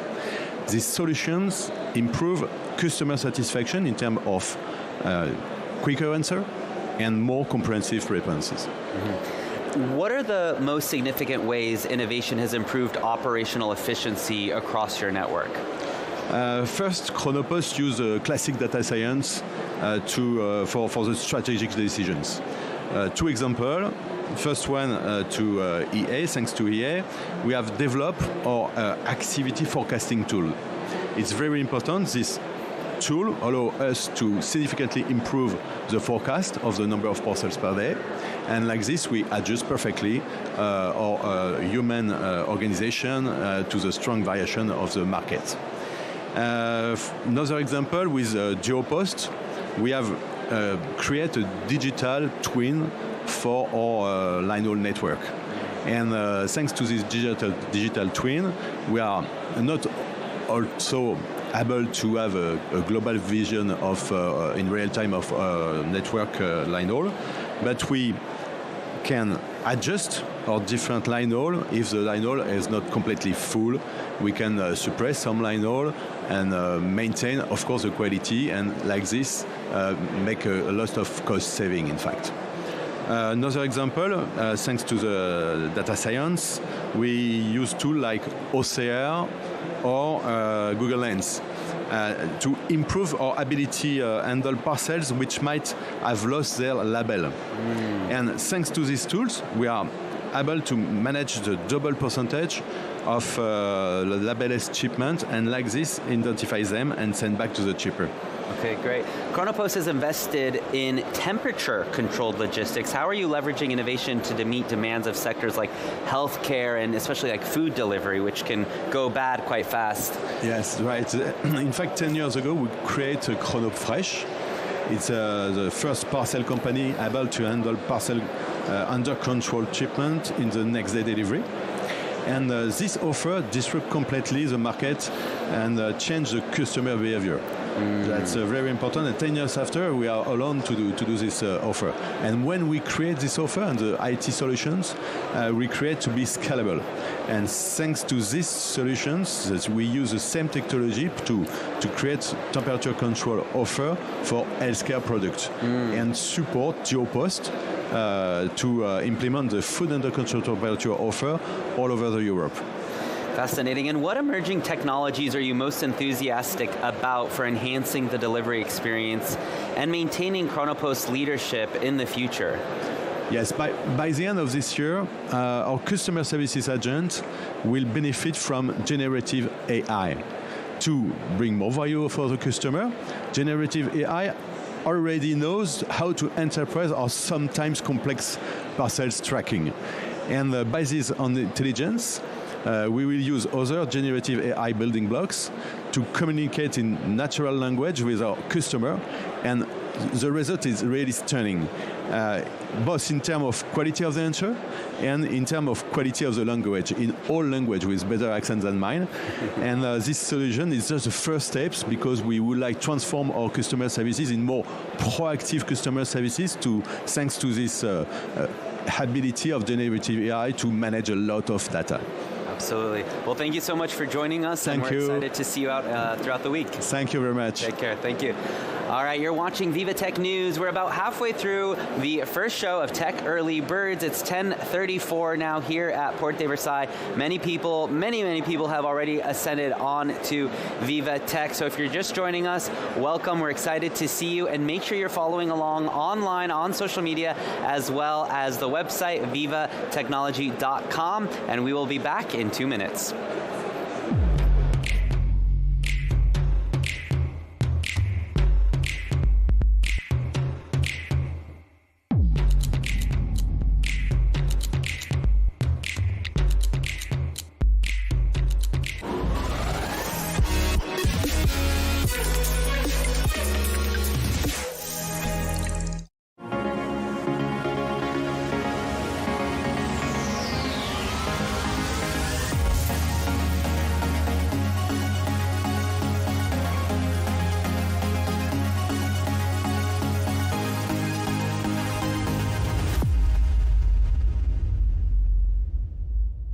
If you're neurodivergent, the internet can feel overwhelming. So we created the TD Accessibility Adapter, a free tool for all. It's nice to know that TD cares about something like this, because it makes me feel like they care about me. Our focus is helping you focus. TD, ready for you. Only the ServiceNow platform puts AI agents to work across your company. They deal with the small stuff that bogs you down. Agents like secret agents? You know, I once played a secret agent. Oh, I missed that one. I heard you were great. I was great.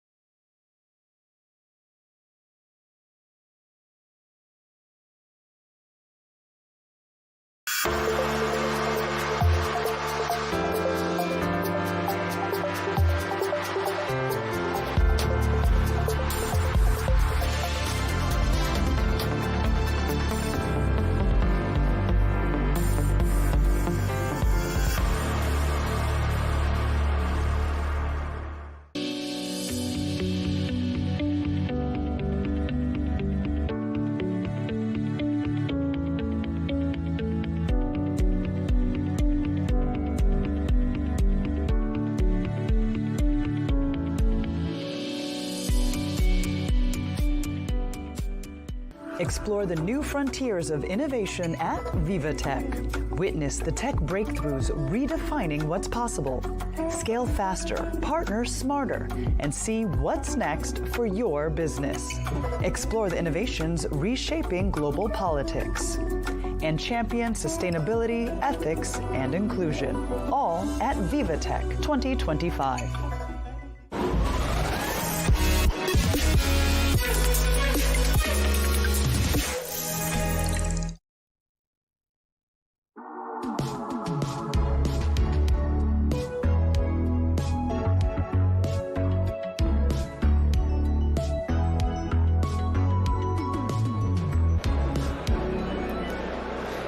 You're watching VivaTech News live from VivaTech 2025. The energy here is contagious.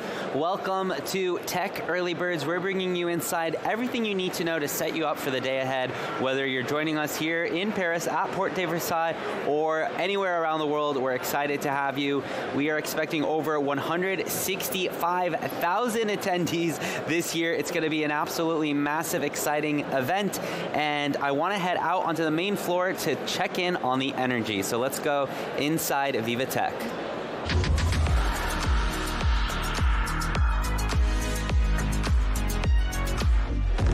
All right, Luke, it seems like you've moved officially from where we saw you the first two times this morning. What can you tell us? What are you tracking this morning? Yeah, of course, here at VivaTech 2025, one of the hot topics is a responsible tech, a responsible AI, and how technology can really benefit the clients, the customers, and of course, the rest of society. To talk a bit more about that, we've returned to the AI Avenue, which is very much at the center of VivaTech 2025, and we're meeting with the team from Ashirashi. They've come all the way from Japan. They've just arrived, a bit jet-lagged, with Toshiko Akimoto, and you've got a tool really to help people who are short-sighted. Yes, we are providing AI navigation service designed for visually impaired individuals. So our key feature of our product is to provide navigation by using vibration, haptic vibration. Our product can attach to the user's shoes, and then user start the navigation by using our iOS app. Once navigation started, the vibration will start. So then, by using vibration, our user can notice which side is the correct direction. So when user need to go forward, the toe side will vibrate, and when user need to turn left, the left side will vibrate. We are using AI to detect accurate position, and positioning accuracy is very crucial for our user. So we use the inertial sensor in it, and also use GPS data, and we mixture these data. We using AI. Okay. And as you know, Upton, I'm very keen to test out all of the various tech things here at VivaTech. So I'm going to try it out. I have already pre-installed my equipment, the Ashirashi equipment. And if we can get it vibrating, I can give you a demonstration that it is pretty strong, the vibration. If you could go ahead. Up, yep. Yeah, definitely vibrating. Tell us a bit more how it is you use AI for this. What's the most important thing that you're hoping to demonstrate to the customers here today? Yes, accuracy is most important because they can see the scenery in town. So they need to know where is a corner and where is their right route. Yes, it's very crucial for detect the position accurately. And you were saying earlier this is your first time here at VivaTech. Tell us, what are you expecting from your presence here? Yeah, now we are trying to expand our product to the European countries, and also we search for investors or technology companies we can collaborate with. Okay, thanks. Thanks so much, Tashiko Akimoto, for your analysis and your presentation of your product here at VivaTech 2025. As you can see, Upton, it's a whole vast array of different varieties of innovations, really, that covers from my feet up until the cloud computing above us. Back over to you, Upton, in the studio. Thanks so much, Luke, for bringing that interview. And now let's do an interview here on set for VivaTech On Set.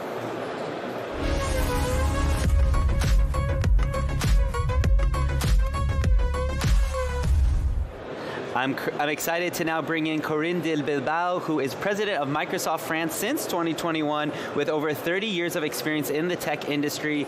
You have led significant initiatives to promote digital transformation throughout your career, and under your direction, the company has made major investments in AI, driving Microsoft's vision for both responsible as well as accessible AI across France. Welcome to VivaTech News. Well, thanks a lot. Good morning. Good morning. To be here today. Yes, it's good to see you again. I know we caught up last year, and you know, the past 2-3 years, AI, but Microsoft has really been working on this for decades now. People think it just kind of came out of nowhere, but in reality, you've been at the helm of kind of realizing its ambitions. So I want to know, how is Microsoft France helping companies successfully navigate their AI transformation journey right now? Yeah, well, thanks a lot, Doar. Look, well, we have a presence of 40 years in France. Microsoft celebrated 50 years, but 40 years in France. And what we've seen, you know, we've seen AI at work last year. This year, it's all about AI agents in action. So that's a full transformation. And the way we look at it is threefold, you know, local presence, cutting-edge technology, and helping companies to put AI at scale. So how do we do this in France? Well, first of all, I mean, we have a massive ecosystem. We work with 10,500 partners, and we work with them, you know, to help the different companies in terms of this transformation. We are investing in infrastructure in Europe. We're going to increase the capacity by 40% because it's super important to have infrastructure in Europe to help the AI transformation. And we are opening the ecosystem. On our cloud today, you can work with more than 1,900 models. Wow. And among them, you have Mistral AI, you have Hugging Face. So it's really about, you know, promoting the local ecosystems. And the agents are coming into force. You know, you have, well, 3 kinds of agents today. Our customers, globally, they have created 400,000 agents so far in the last 6 months. Wow. Whether it's conversational, so I'm talking to you, I'm a customer service, whether it's an action, you open a ticket for you with your IT department, whether we're working on autonomous, you know, from order of customer to the cash. So you work with different agents which are going to be autonomous. So that's a massive transformation that we are accompanying the French ecosystem with our large investment in France. What initiatives has the company launched to support AI innovation among startups, and how are you helping them to actually scale these solutions? As I probably told last year, you know, we were one of the first subsidiary of Microsoft running startups program. So as part of the announcement that we made for Choose France last year, we did commit to enable 2,500 startups with AI in partnership with Station F, in partnership with GitHub, Celenza, among different partners. And what we're doing today with them, I mean, we give access to the technology, we give access to, you know, our cloud, we give access to GitHub, coding systems, we help them with advisory, help them with the business case, and we do give access to our customers base as well. So far, we've been training 900 of them, and you have very nice startups in all kinds of sectors of industry. But the most important is that we look at our ecosystem in the regions. So we started, you know, to have this Gen AI Studio program. This is the name of our program in Lyon, in Lille, in Marseille, so that we get this vibrant ecosystem all across France. Absolutely. Microsoft France aims to train 1 million people in AI by 2027. What is your strategy for reaching that goal, and who are the key audiences that you're actually targeting? In fact, the strong conviction, if you want to have AI at scale, is that you need to skill people. This is probably, the largest, competency challenge that the economy ever had, for decades. So this commitment is a super solid commitment because we do believe you can't divide, you can't have another, division in the society because of AI. So it's super important to get it accessible to everyone. So we have been training so far 400K people, and in different, platform. One is that we have a platform which is called AI Skills Navigator. You have more than 200 learning paths adapted to your own, journey, your own profession. So a kind of different, usage. We've been doing a partnership with France Travail and a startup Kokoroe, led by women, and it's all about training job seekers, 300,000 of them. And then, we have some AI cafe as well, where you have some professional background, helping companies with AI. And many other things in terms of, we have a program adapted to each population. Absolutely. And then finally, AI is increasingly being applied in scientific research. How is Microsoft supporting AI-driven innovations like healthcare, climate science, or biology in France? But in fact, this is my favorite topic you're talking about, because I'm super proud of that and what we've done in France. When you can associate, the cloud power, the hypercomputing and AI, then you're going to help the largest issues of the world and help, to solve some big equation in climate and healthcare. Maybe to tell you, things I'm proud of, there are three ways to help research. One is to help the researcher with the knowledge management, so they spend time on research and not on documentation. So I'm super proud of a partnership we've done with the Institut Curie in cancer research to help them, with all, the thousands of information and documents with AI agents. We've done a partnership as well with ITER, the nuclear fission, 20 years of knowledge in different formats, and help researchers again to free up some time to do research. So that's one thing. By the way, the Institut Curie was a keynote of Satya at the introduction, so French flagship. And the second fold is that simulation. Simulation is super expensive and can take a lot of time. So with AI, you can run some simulation. I don't know if you've seen Aurora to predict, meteo and predict climate change. This is super powerful, more powerful than any other technology. So that's simulation.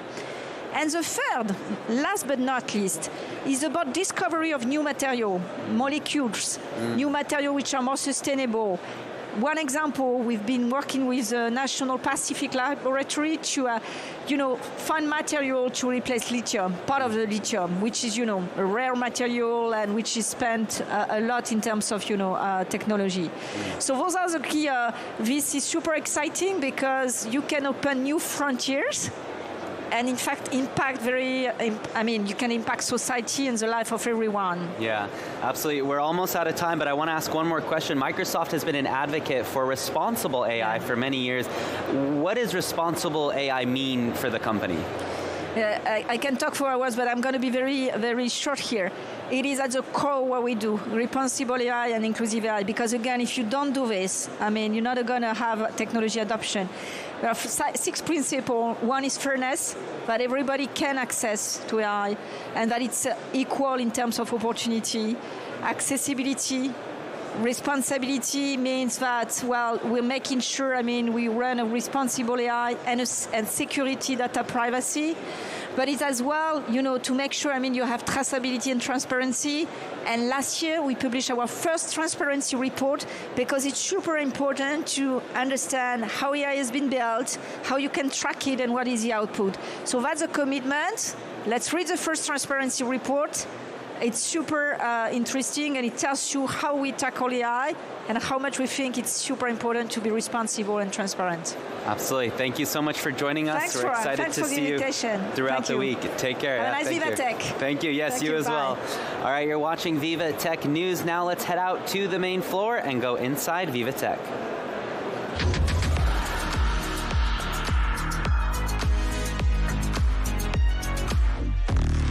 All right, let's bring in Alexi, who is always good at finding some of the most innovative startups out there at VivaTech.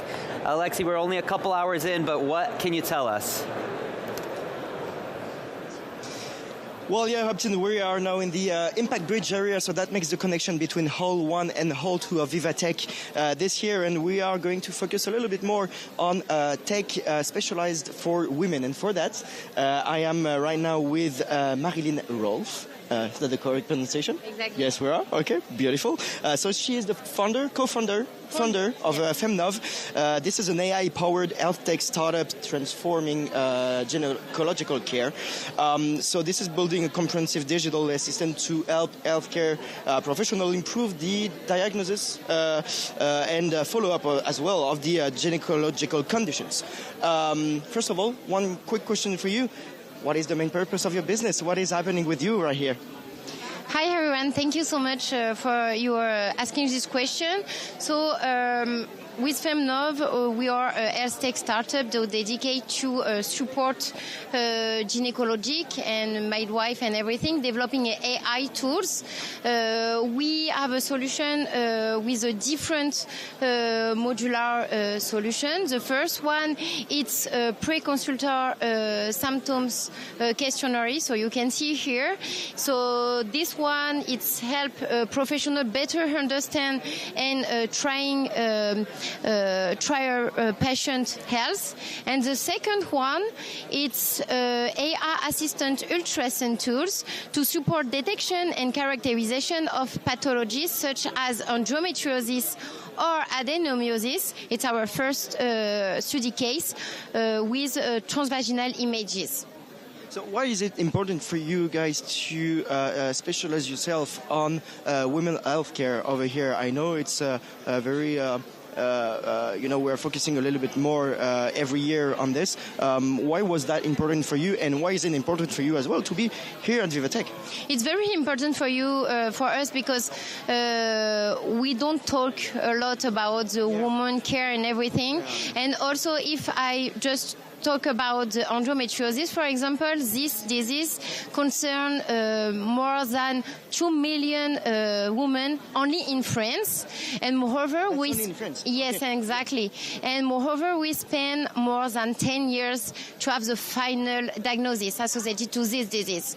And so, for that, it's very important for FemNov to be present in VivaTech to allow the professional care to say we are not alone, you are not alone, we are here to help you to better diagnose this kind of disease.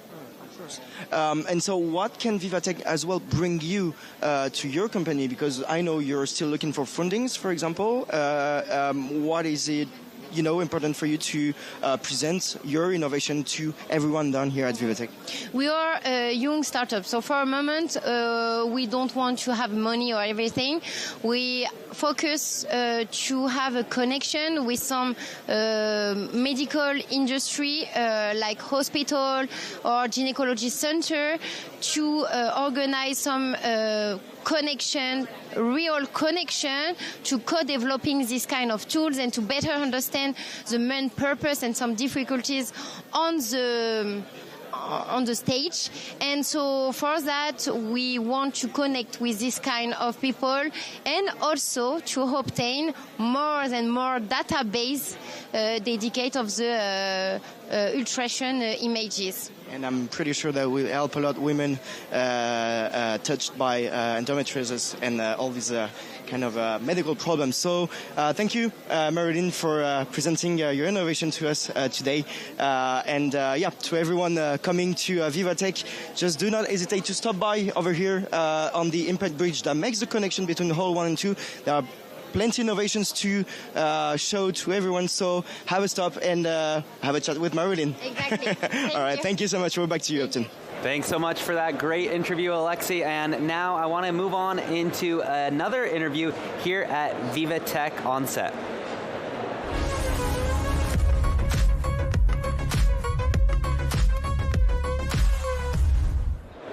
I'm now joined by Jean-Simon Chaudier, who is CEO and co-founder of Fire Tracking. This is a company dedicated to climate and biodiversity protection, especially in the face of wildfires. I'm from California, so I can relate to this. A green tech startup using advanced AI and smart networks to detect and localize wildfires in seconds. Jean-Simon, welcome to VivaTech News. Thank you for inviting us. Yeah, we're excited to have you here. So tell us about the main purpose of the business and how you're, what is innovative about what you're doing here? Yeah, so wildfires is a major causes of today's century. And what we want to do is to help firefighters, forest owners, and infrastructure operators to save time by detecting and locating wildfires in seconds with a high accuracy, and all without the need of a 24/7 human supervision, thanks to our extremely low level of false alarm rates. Mm-hmm. Okay, and how does it do that exactly? Yeah, so our technology is powered by our in-house artificial intelligence, analyzing images from video cameras installed on high points, such as water towers, telecom pylons, or rooftops. And thanks to our SaaS model and the reuse of existing infrastructures, we offer a fast, large-scale, and cost-effective deployments, basically all around the world. Wow, that's amazing. And tell us, how did this idea come about for you? Yeah, so we started with our first customer in New Caledonia. Actually, in New Caledonia, every year we are burning the same surface than in France, the full country. So we are talking about 20,000 to 40,000 kilometers, 40,000 hectares every year. It's twice the size of Paris, for example. Wow. And so here there is really an emergency to find solutions to fight wildfires. And when we were trying to find what kind of solutions could fit to this need, actually we've seen that there was an opportunity for AI to be game-changing in this business. And so that's why we've launched Fire Tracking, mainly thanks to AI performance to face this cause. Absolutely. And what are your goals for this week at VivaTech?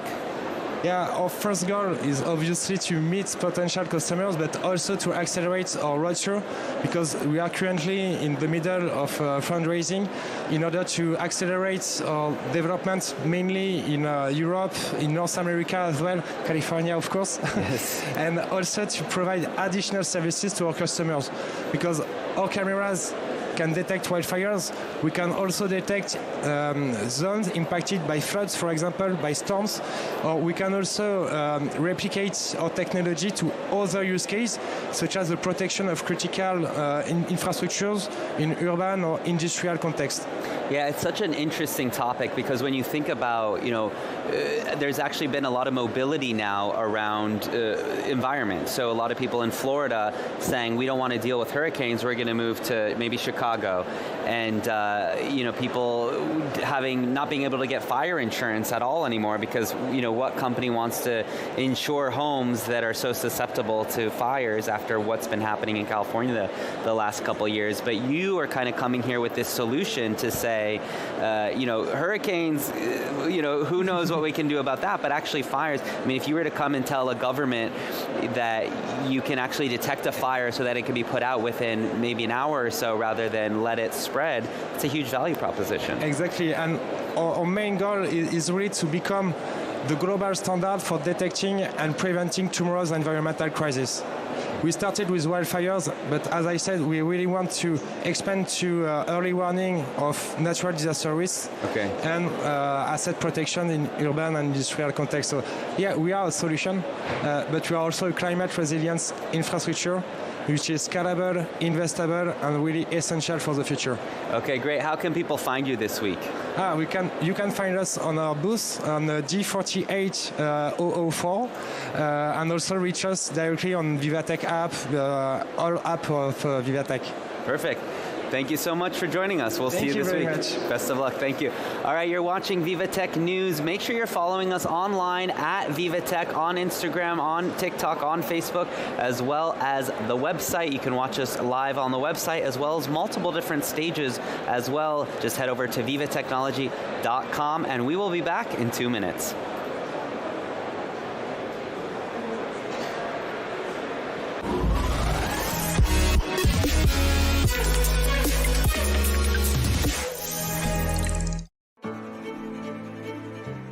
At Electra, we try to encourage people switching to electric cars by helping them charge very easily and in 15 to 20 minutes.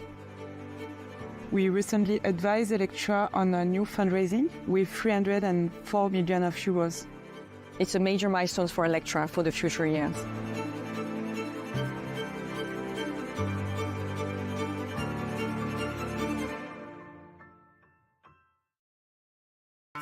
He said, we support startup growth with commercialization programs and entrepreneurship education for young and aspiring founders. We support global entrepreneurship, helping startups go abroad. And we provide the essential infrastructure to bring ideas to life. Where imagination meets reality, this is KeySaid.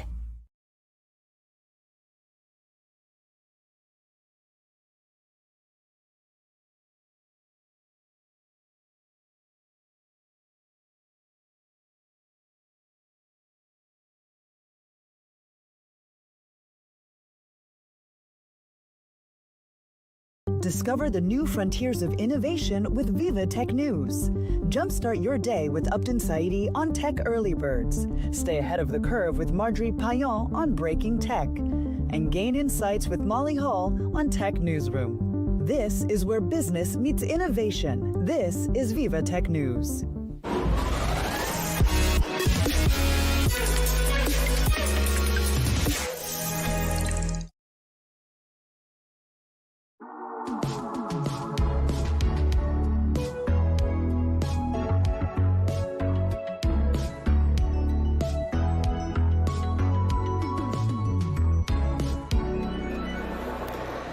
Welcome to VivaTech News. My name is Upton Saidi, bringing you all the latest information about tech, innovation, of course, artificial intelligence. It's going to be a very exciting year as we just opened the doors on the 9th edition of VivaTech 2025. We're expecting more than 165,000 attendees, thousands of investors, thousands of startups, and thousands of exhibitors. The energy is already incredible here. We've already seen a lot of startups that are just eager to meet investors. We've heard from a lot of amazing CEOs here on set and throughout the event. So it's going to be a really exciting next 4 days. We're super excited to have you with us.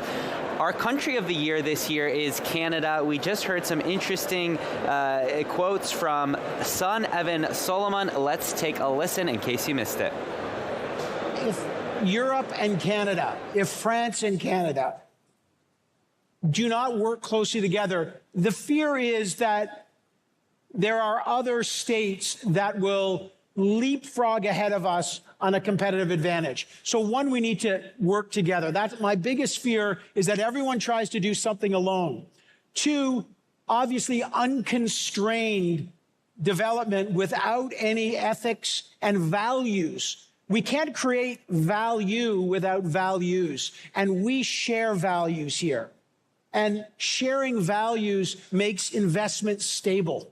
My biggest hope is that there's a sense of collective responsibility, that, again, that we preserve our values. Remember, there's another generation coming.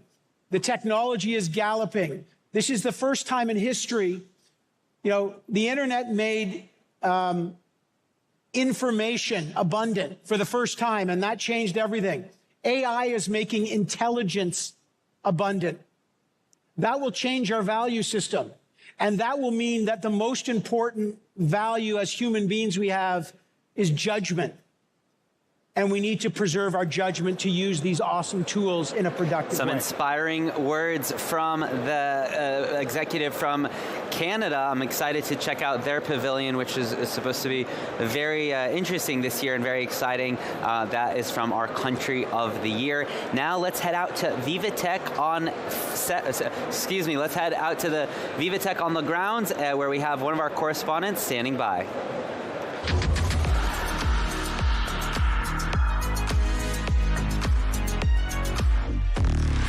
Allison, it's an exciting year. What can you bring us? Well, up tonight I'm at the pavilion of France's National Postal Service, La Poste, a very lively booth here. I'm with Pierre-Etienne Bardin. He is the Chief Data Officer and Head of Analytics for La Poste Group, and he is going to show us around. Pierre-Etienne, first, can you just tell us about innovation at La Poste? So La Poste is welcome on at VivaTech. La Poste is 10 years of transformation, so it means a true cultural of innovation, a true culture of innovation, but with trust and sustainability. We are also on our way to become a real data and AI company. And to demonstrate that, you can showcase on the booth. You will see Dalvia. Dalvia is our solution that help the doctors to summarize the records for the patients, and so to focus on the patient instead of focusing on paperwork. And it's Gen AI, fully sovereign. And because we are talking about data which are very sensitive, healthcare data, we also, with DocaPost, built our own cloud solution, sovereign cloud solution, which is called NumSpot. You can also see it on the booths. And NumSpot is a partnership with Banque des Territoires, Bouygues Telecom, and Dassault Systèmes. And this is a sovereign data cloud. So that's very key for us to protect our own data. So La Poste is about a lot more than just sending letters. It's also about data. You're also celebrating here 30 years of e-commerce. Tell us more about that. Yeah, it's about sending mails, of course, but less and less. So it's about also working with our partners, e-commerce partners, to deliver parcels. So 30 years of support to support this business and to keep our leadership in France with Chronopost, Colissimo, and DPD. You have to continuously innovate. You can see now the robotic arm to manage small parcels, but you can see also some cooling vests. Because of the climate change, we have to take care of our employees, and Cooling Vest is here to manage the high temperature that we can see during summer. So sustainability is very key for La Poste. And also we have electric bikes, and electric bikes. It's also about sustainability, but to deliver parcels, and we innovate with this electric trailer. This electric trailer is capable to carry up 250 kilograms, so that's very heavy, and the driver is doing that without any effort. So that you can see, and ChronoFresh is about transporting and delivering foods, fresh, dry, and cool foods, and it's a 10 years also a subsidiary, very successful with La Poste. Yeah. As you can see. So yeah, you're working hard to keep your employees comfortable, very important. There's also quite a lot of fun going on at La Poste. You've collaborated with a very well-known game, Tetris, very appropriate for a postal service. Tell us more about this collaboration. So it's not about killing the time. It's Tetris. When you analyze the way you pack the parcel into a truck, it's like a real-time Tetris challenge. So to do that, we partner with Tetris, and we move from 1,500 parcels in a truck to 4,500, so 3 times more. So that's of course keep helping us with our carbon footprint, because 3 times more in one truck is a very sustainable approach.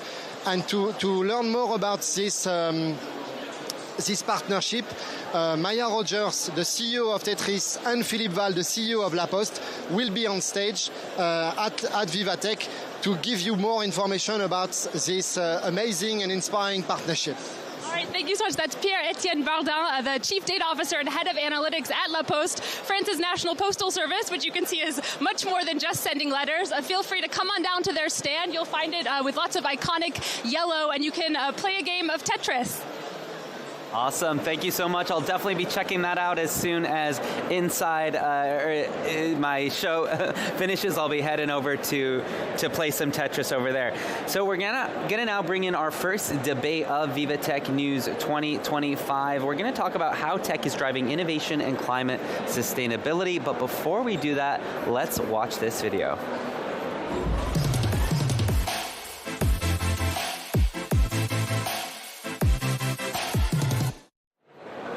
Okay. So we're going to talk about how tech is driving innovation and climate sustainability.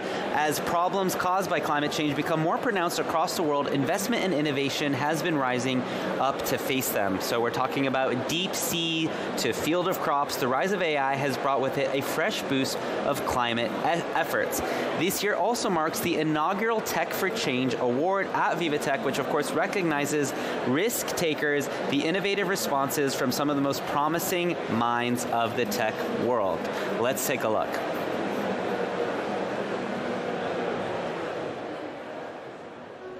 Facing up to climate change with lines of code and the power of intelligent machinery.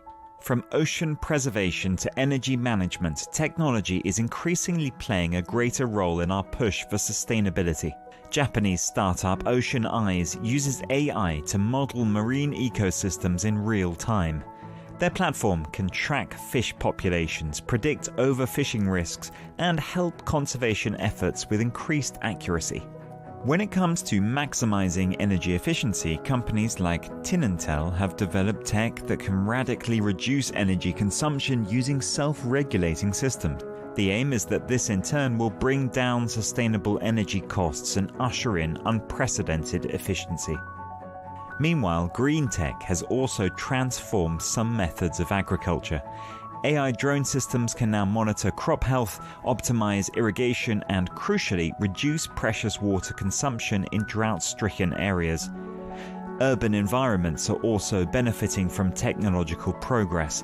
Barcelona was one of the first cities to bring in digital systems to monitor everything from traffic flow to irrigation and building energy consumption. This year's inaugural Tech for Change Award at Viva Technology will highlight more of these innovations from 200 startups making a difference in the fight against climate change. But progress in climate tech creates a challenging paradox.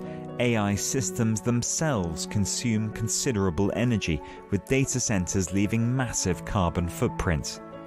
Innovative solutions have been presented by companies like Sweep, who use their pioneer carbon management platform to help companies track and reduce their environmental impact. Promising climate solutions in tech all successfully integrate innovation, efficiency, and sustainability. So how can AI accelerate our progress toward a sustainable future? What are the risks, and where should we draw the line between innovation and responsibility? Let's begin our debate. We have, of course, Rudy, our tech trends editor. We're also excited to be bringing in Yannick Chaz, who is Chief Technological Officer of Sweep.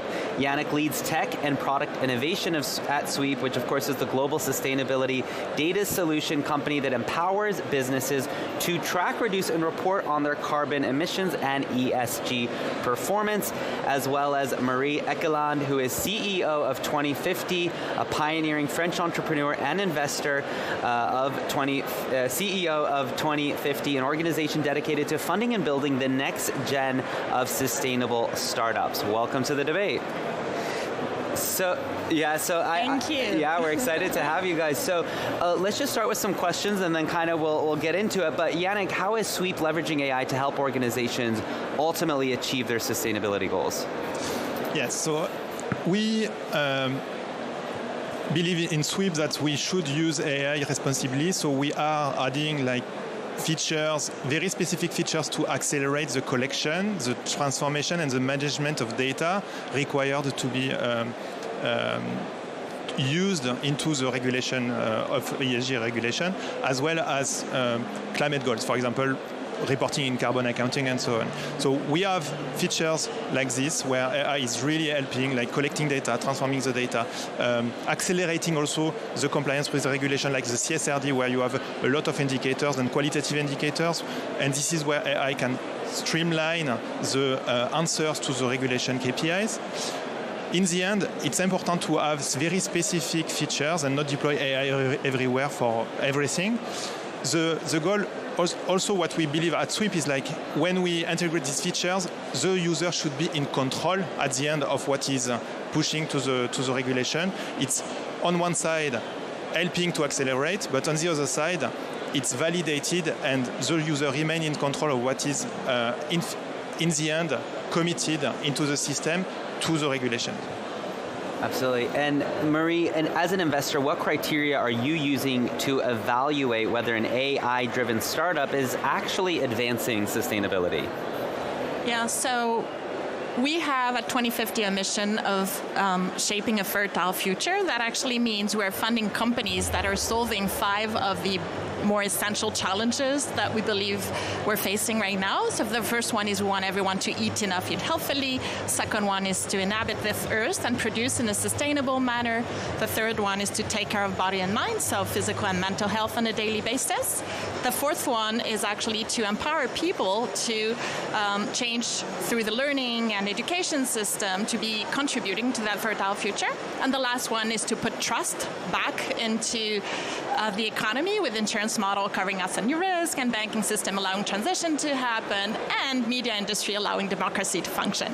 So that is basically we're funding companies that are solving a keystone solutions toward one of these goals. To understand what is keystone, what are the first thing that is actually really solving or needed, we are relying on science. So we're deep diving, and we started because you cannot do everything at the same time, right? So we started with everything around the environmental challenges, and we first deep dive through with the help of Stockholm Resilience Center, Université Paris-Dauphine, and UBC into understanding and building our climate investment strategy.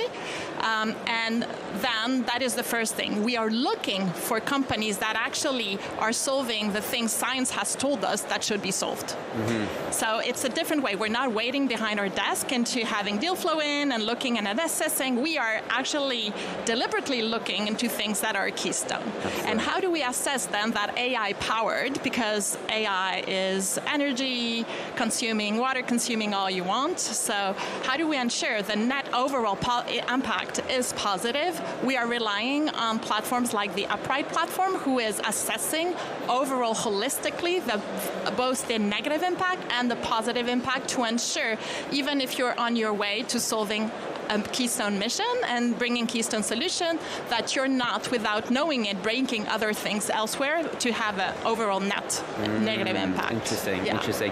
And Rudy, can you sketch for us where things stand currently when it comes to AI and sustainability? I mean, I think what you've heard from Marie and Yannick already tackle some of those topics, especially that obviously AI has lots of potential. I'll say that the counter side of that medal is that right now AI is actually increasing consumption of resources. So we've got potential versus the current situation when we have a climate emergency. Emissions continue to rise. In 2004, we still had almost 1% increase in emissions. So we need to tackle this very quickly. Right now, we saw and I'll take Google as a proxy. I think data center energy consumption up 17%, water usage up 8%, greenhouse gases emissions up 30%. I may be switching those greenhouse gases and water emissions numbers around. So, and I guess that's really the challenge for someone like Marie. How do you gauge the potential versus the cost right now? But obviously AI has lots of potential to especially optimize resource use. And also something that Yannick is doing is using AI to measure things that previously we weren't able to measure simply, and only by measuring them can you tackle them. But I'll look at some other things such as biodiversity, which is something that we didn't really mention, but there again AI is allowing us to capture things that we wouldn't have been able to capture 5 years ago. For example, the World Wildlife Fund has this species net, which they use to automatically track and categorize all wildlife cameras from thousands and thousands of wildlife cameras around the world, basically to get a map of what the ecosystems and the species look like, and also what measures are helping to protect, for example, these animals and this biodiversity. Yeah, absolutely. And Yannick, what are some of the main technical challenges in making AI both effective and environmentally responsive? So we know that the new generative AI tooling are really expensive in terms of energy and emissions. So again, the goal is to be able to leverage this technology in the right way and not put it everywhere for just the goal of having AI in the product, right? So the challenge is how can we leverage these LLM technologies and other type of machine learning technologies, not just LLM, but actually using the right tools at the right place to create value for the customer, to create an acceleration for the customer, and to streamline what is right now relatively difficult in terms of collecting the right level of data with granularity.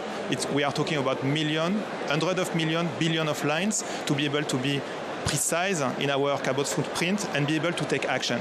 So the challenge is how can we leverage these technologies in the right place at the right time to balance the impact on the environment while providing value to the customer in a way where we can spread this kind of technologies to reduce our emissions and to have a positive impact on the environment. Marie, where do you see the greatest opportunities but also risks for funding in climate tech? So the way we build our investment strategy into climate tech, and because as you will see, there's AI everywhere, basically. So it's the new buzzword the past few years. So it's the first thing that companies that we need to do is to help companies or the economy and collect the data. We need the data infrastructure to be up and running and to be able to understand it and build climate action plans whatsoever. This is why we started by investing in Sweep to help the companies be able to build their carbon, their carbon reduction plan, because first you need to understand to be able to act upon it. But in the same way, there's not only economic actors, you also have like 72% of the overall carbon footprint is coming from cities. So we also invited in a company called Climate View, which is based in Sweden, and which is basically implementing the IPCC policies into a very big AI platform with all these different, it's like SimCity, you move the things around to build your climate plan to do that. That is only possible for AI. So the overall data infrastructure that will allow companies to act is AI-based for sure, and that is a very interesting place to look for. There's, for example, a lot of things that will be missing that are already missing in the ocean to get the data right on the ocean. So that's the first layer. Second layer is that when you do the science piece, you understand the first solutions that we should be putting out there are solutions that are increasing nature's capacity to store carbon. And there's 4 kind of natural carbon sinks. The first one is the soil. So everything around regenerative agriculture that can allow the soils to be in better health and store more carbon is helpful. The other piece is ocean. So for example, building life back into the ocean or things that can store carbon in the ocean, super helpful. 30% of all the CO2 emissions are stored in the ocean every year. So we invested in a company called Coral Vita, which is using AI to accelerate the growth of corals to restore them inland and then put them back in the sea, and it's 50 times higher growth rate and 90% survival rate, because thanks to AI, they can stress test on new levels of acidity and temperature and see which species will be the more resistant. And then you have forest, and you also have minerals. That's another interesting way of using AI, because another company we're investing in is called Postal, and what they're doing is they're producing material that is a basic component of concrete, of cement, which is called clinker, which is super polluting in terms of CO2 emissions. But what they're doing is to build it, they're actually using CO2 as an input. So in the end, what you get is you get carbon storing concrete instead of carbon emitting concrete. But to accelerate the industrial startups path, they use AI very much so to ensure the composition is optimized in terms of having the best product at the end that is the most resistant or that is compatible with market standards. And the last piece is how do you adapt and optimize? So it's really using AI to actually use less resources. Like same thing, we invest in a company called Optimal that is optimizing the use of inputs and resources and optimizing to maximize yield in greenhouses.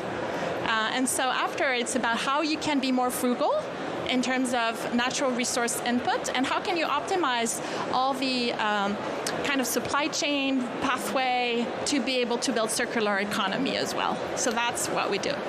it's very fascinating. It's really interesting to think about how innovative, a lot of these thought processes are, and it's very inspiring for the future. So, thank you so much. We are out of time, but appreciate the conversation, and we're excited to see you all at VivaTech. And let's head out now to the main floor here at VivaTech.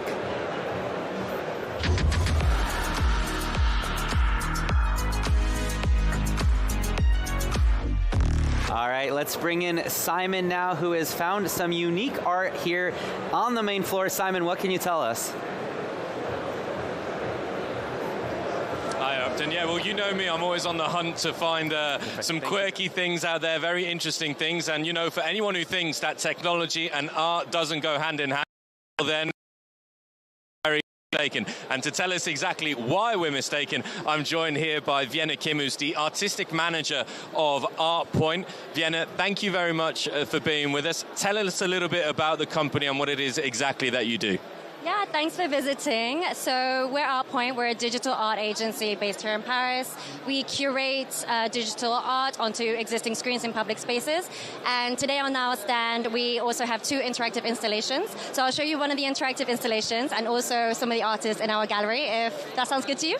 Yeah, it sounds amazing. One of the interactive installations is this one here. So it just looks like a plant at the moment, but actually if you touch it, it starts to morph using the screen and the displays behind it. So how exactly does this work, Vienna? Yeah, so this artist, Christian Brinkman, what he's done is he's done a 3D scan of this plant and connected it to an electrical sensor.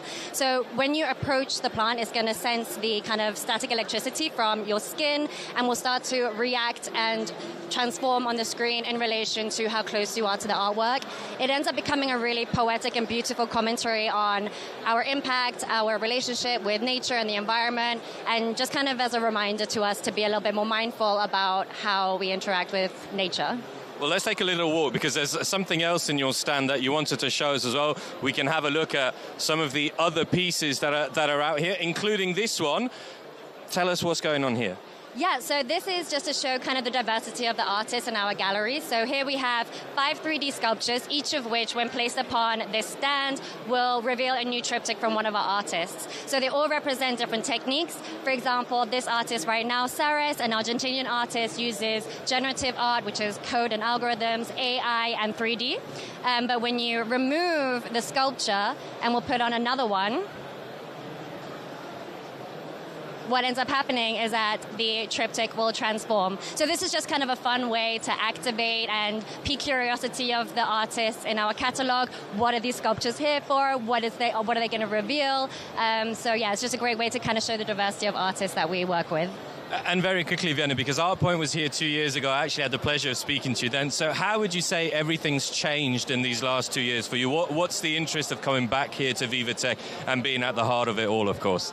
Yeah, so 2 years ago, we really focused on reaching out to companies and events locally here in France. But since then, we've expanded quite a bit globally. We exhibit in, I think, almost 30 different locations internationally now as well. Obviously, my job as the artistic manager is to continue working with incredible artists from all over the world. So we're really kind of working on this global exposure for our artists as well. Obviously, VivaTech is an amazing place to do that, given that tons of international people come here. So we're really excited to meet different companies and people from all over and kind of share the joy of digital art with them. And there you go, Upton. It's about sharing the joy of digital art. It's certainly worth a visit if you're walking around here to come and see ArtPoint. Vienna Kim, thank you very much for being with us. Upton, back to you. Thanks so much, Simon, for bringing us that great interview. I'm excited to go check that digital art out myself here on the grounds of VivaTech. And whether you're joining us virtually online from anywhere in the world or you're here in Paris coming on your way into Porte de Versailles, we're excited to have you watching VivaTech News for all the latest information from Europe's largest tech and startup event. Make sure you're following us online at socials at VivaTech, as well as head to the website vivatechnology.com. We will be back with so much more in 2 minutes. Stay with us.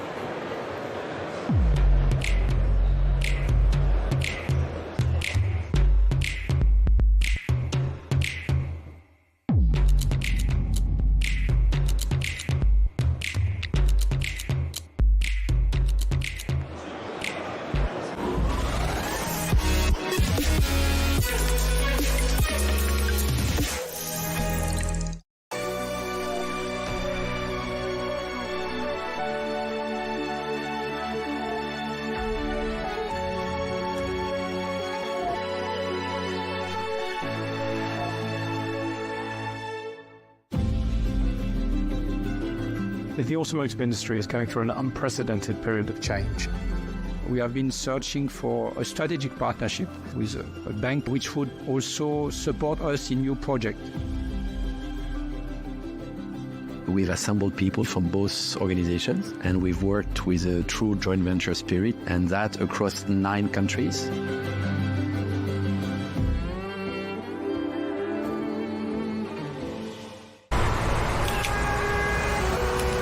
Can we do something about this? Sure thing. Let's combine the real and the digital worlds to make big changes for everyone. That's better.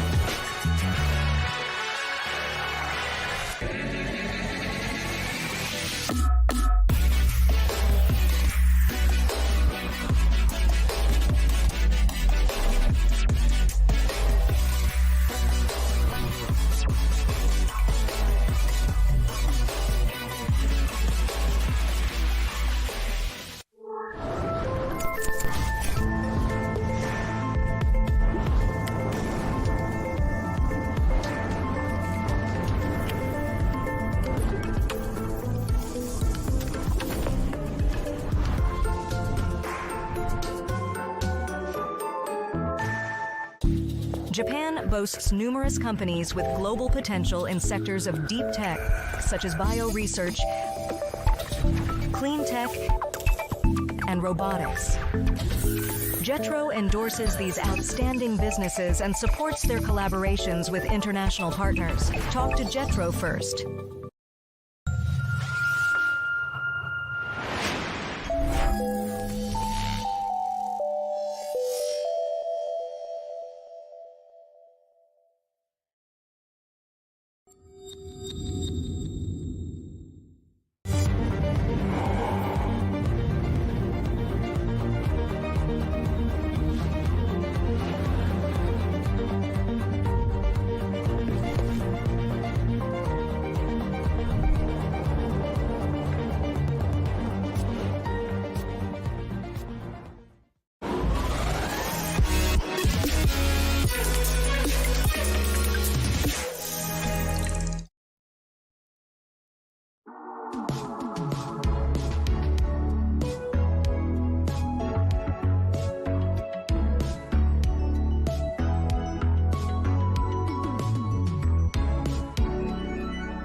Hello and welcome back to VivaTech News. I'm Upton and you're following along for all the latest technology, gadget information, AI information, so much more as we head into the 9th edition of VivaTech 2025. I'm so excited to be with you, and it's already a very, very exciting day. We have, I think, tens of thousands of people have already ascended onto the floors. They're looking packed. The energy is just truly, truly incredible. We're expecting more than 165,000 people in attendance this year, and we have some major events coming up. Right now, the keynote with NVIDIA CEO Jensen Huang is taking place, but if you're missing that, don't worry, because at 5 p.m. he'll be taking the stage with Mistral AI CEO as well as French President Emmanuel Macron. That's going to be in the Dome here at VivaTech. So it's an insanely exciting day to kick us off here for the 9th edition of VivaTech. I want to head out to our first inside VivaTech and go out onto the main floor.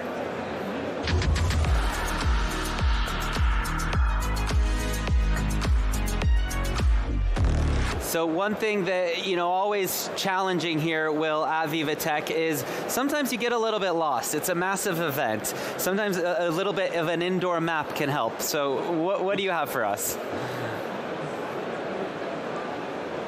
You're absolutely right, Upton. What we need are indoor maps, and I'm speaking to the perfect man to discuss that. This is Hongwei Liu. He's the founder and CEO of Mapped In. Hello to you, Hongwei. Tell us a little bit about what your company does. Yeah, Will, great to meet you, and thanks for having me on the show. I'm one of the founders at Mapped In. We map the indoors. So for 14 years now, you've probably used our products at this point at the local mall near you, Klépierre here in France. If you've been to any of the Super Bowls last year, 3 years running, we powered their fan experience.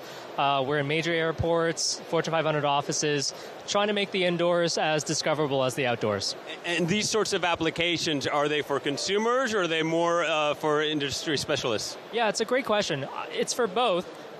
consumers use our products, they probably don't know it's us because they think of it as the mall's experience, the touchscreen they use there, or the airport directory. So our customers, the business, and what makes the indoor mapping really hard is that it's private property. You have to work for the business. It's right by the indoors changes. I always point out to folks that, Santa Claus moves at the mall every Christmas. We have to find him again, right? And so the indoors changes all the time. Gates at the airport move every hour. Desks in a hoteling office move every week. So how do we keep the indoors up to date and then give consumers that information? So it's a two-part problem, and we try to help with both. Yeah, and we want to find Santa Claus, but I want to ask you, Hongwei, what do you want 2025 to bring this year? What are you hoping to do in terms of developing Mapped In? Well, this is one of the more exciting years we've had in a very long time. Probably won't surprise you if you think about it, but indoor mapping slowed down during a global pandemic where the indoors was closed indefinitely. So we learned how to be profitable as a 100-person company over COVID. We're relearning how to grow very quickly because everyone's open again, events are selling out, and our customers are investing in guest experience. So we're trying very hard to make hay as the sun shines, as they say, and we'd love for people to go to mappedin.com and check out our stuff. Yeah, over a decade since you launched the company. Yeah. You're here in Europe. You're at VivaTech, where they say business meets innovation. What do you want to get out of this event? Well, I think what we're going to get out of it, every good trade show is solved 2 weeks before the trade show. If you know you have a full roster of customer meetings, you're good. So I have a great team. They've already done that. We've already been meeting our clients all over Paris. So our excuse to be in town is VivaTech. And it's a great reason to be here. Everyone knows it's happening, and we get to present on stage, which gives us some credibility to try to buy people coffee, have lunch, and tell them what we're up to. All right, Hongwei, thank you very much. Hongwei Liu from Mapped In. He's showing us the way, Upton. Thank you very much. And it was a no-brainer. I needed to change with the new. All right, thanks so much for that great interview. I know I've definitely used those map kiosks myself quite a bit to figure out where I'm going. And now I want to get into our next interview for a VivaTech on set.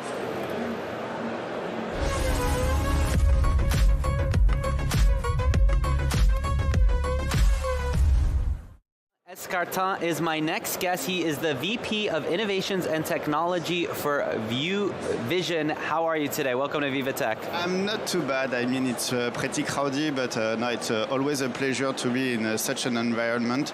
Very enthusiastic in terms of technology, but also a lot of unknown face. So always cool. Absolutely. The energy here is just incredible already. So you're also co-founder of Believe.ai. It's part of Vusion's group, which is empowering physical retailers with cutting-edge AI and computer vision technology. Now, you play a key role in deploying these innovations on the ground. Can you walk us through how you transform shelf data into clear day-to-day actions for store teams? Yeah, of course. You have to consider that everybody was saying that they were data-driven, but from the, let's say, the back room to the sales, the point of sale, it was a black box. With computer vision, today we reveal the invisible, and with an intensity that it's not possible to reach for a human. For example, a product that is out of shelf. So we put some cameras, but we can also connect with the mobile or with CCTV cam, and we analyze instantaneously all the pictures, and we will detect the product, the tag, the price, if it's absent, if it's a mess, so whatever you want to detect in whatever category you want. What are some of the most high impact or even unexpected cases emerging from real-time AI and computer vision in retail operations? Regarding pure retail operation, the most impact is how we do reveal the invisible.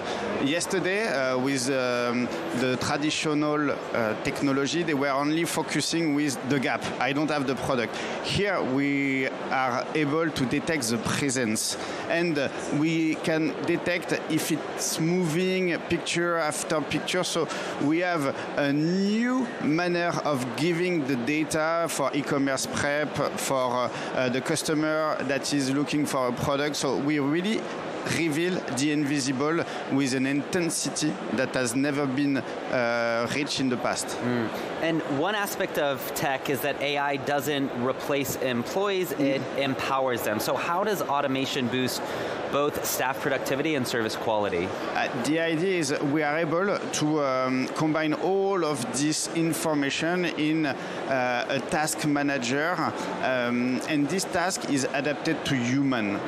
We will only focus on tasks that are giving value to the customer or to the retailer or to the staff itself, because they are really close to something. Okay, take it, you are close, and bring in there. So it's kind of a game now. They don't have to say, you have to go there, you have to go there, or it breaks the habit, which is cool for the new, for the young population that love to play games. Yeah, that's a great point. How does your tech improve the shopping experience for consumers? In a world where e-commerce is so powerful, there is no way you come in a store with a bad music, or worst case, you don't find the product you are looking for, or the information you had on the internet was not the good one, or the price is not the one you were expected. So we are just considering the commerce, normal commerce, as an e-commerce website. I mean, we know where the customer go, what he wants, what we have on the shelf, which position. So today it's really to have, as we say in French, a sans couture experience, frictionless experience. And how is AI helping retailers to reduce waste and shrink their carbon footprint? And do you have any data points to show real impact? Yeah, the data points are many. I will just focus on 2 use cases. Very basic, but everybody will understand. We take picture every 1 hour, every 30 minutes. When we see that something is not moving at the produce section, it's time to do a discount, promotion, kind of animation. And at the shelf, traditional shelf, if you see that your biscuits is not moving and there is too much, then you don't have to go and check the inventory because you find that strange. So your order is way better than before, better replenishment, better forecast. So you reduce your stock and your waste automatically. Yeah. Final question, what are the biggest challenges you faced in implementing AI and computer vision at scale, and how have you worked to overcome them? So there is 2. One technical challenge is the bandwidth. So that's the reason why we believe at Vision that the future is hybrid, is on the mobile, hybrid AI, what we call edge AI on the device, but also cloud AI, because the performance are better. But it's to tackle the hybrid. But you know, Vision Group is really used to digitize store, and the other is the change management. There is kind of some people are frightened with that will replace me. It's simply an help, and we have to sometimes better explain and to understand, to tackle the future mission that they will do. Because it was always a question: what will I do in the future? And there is a lot to do. And as we say, we are here not to close the store. We are here to make the store alive. Yeah. Thank you so much. Very fascinating conversation. We'll see you throughout the week. Goodbye. All right, you're watching VivaTech News. Let's head inside VivaTech.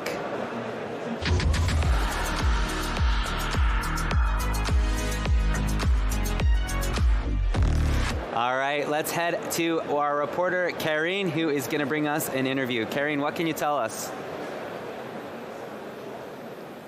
Yes, I'm joining Shez Partovi, Chief Innovation Officer at Philips. And how, as a specialist in healthcare, how do you stay ahead in such a competitive environment? Well, come to VivaTech in Paris, for sure. No, but, to know how to stay ahead in technology, you have to make sure you understand the problem. So we always begin with actually talking to the hospitals and physicians and nurses, because the problem is the most important thing. And then when we understand the problem space at the bedside, we work, of course, internally, but also with young companies that are doing innovative things. And we also work with large tech partners like Amazon Web Services and NVIDIA, and building cloud solutions and agentic AI solutions. And so really the process is around listening to customers, physicians, nurses, patients, and then working back internally with our innovation colleagues, but also with young companies that are startups around here, and also tech giants. That's how we stay ahead. But how do you leverage with them, and using data and AI to deliver a better healthcare? So one of the great examples I can give you is that when you discharge a patient from a hospital home, we have a patch you can put on the chest, and the patch will take that data for about 2 weeks worth. And what it does is applies artificial intelligence to identify abnormal heart rates, abnormal rhythms. And that's one of the ways in which you can actually help deliver better care for more people at the home. And so that's an example of applying AI to data to deliver better care. How do you make sure innovation actually reduces inequalities in terms of healthcare? So it's really critical. Philips has this mission of improving the health and well-being of 2.5 billion people annually by 2030, and of which 400 million should be in underserved communities. So this is really close to our heart. A great example I can give you of how we do that is we have a technology in MRI called Blue Seal. Blue Seal MRI is one where it doesn't need any helium refill. What that means is the scanner is lighter, a lot lighter. What that means then is you can put it on a truck, send it to communities that might not have outpatient MR in the area. And then we also have a particular software that beams and collects remotely to the Blue Seal MR on a truck so that an expert in a center can remotely program and get the best care for that patient. So that's an example of taking technology but making sure it can reach the communities where that care is needed. What is, for you, the next innovation that will globally reshape healthcare? I think we're in the middle of watching it unfold. You know, when you look at the pace of innovation today in agentic AI, where AI agents actually do work, is really reshaping the way healthcare is going to be delivered. And you can think of it in sort of 3 A's.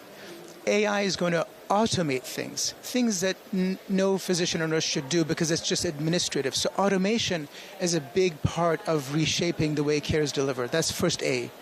Then there's augmentation, where AI augments a nurse or a physician to be able to deliver better care for more people, like being able to alert to a potential anomaly that's happening in a patient, to alert early warning alerts that come with AI. And then the third A is agility. AI is going to make reaction to data faster in health systems. AI can work all the time, look at data nonstop. It doesn't sleep, take a break, and so at night, in the morning, weekends. And so whether it's automation, augmentation of human capacity, or agility of the entire system, AI is going to completely transform the way healthcare is delivered. I mean, one last thing which really is important, which is actually care delivery in the future, clinicians will probably, as much as monitoring patients, they'll be monitoring AI agents. It'll be part of their work team, an AI agent that's working with them, and you're caring for patients, but also monitoring AI agents doing work with you. Thank you so much. Back to you, Upton. All right, thanks so much, Karen, for bringing us that interview. Let's now do a VivaTech on set.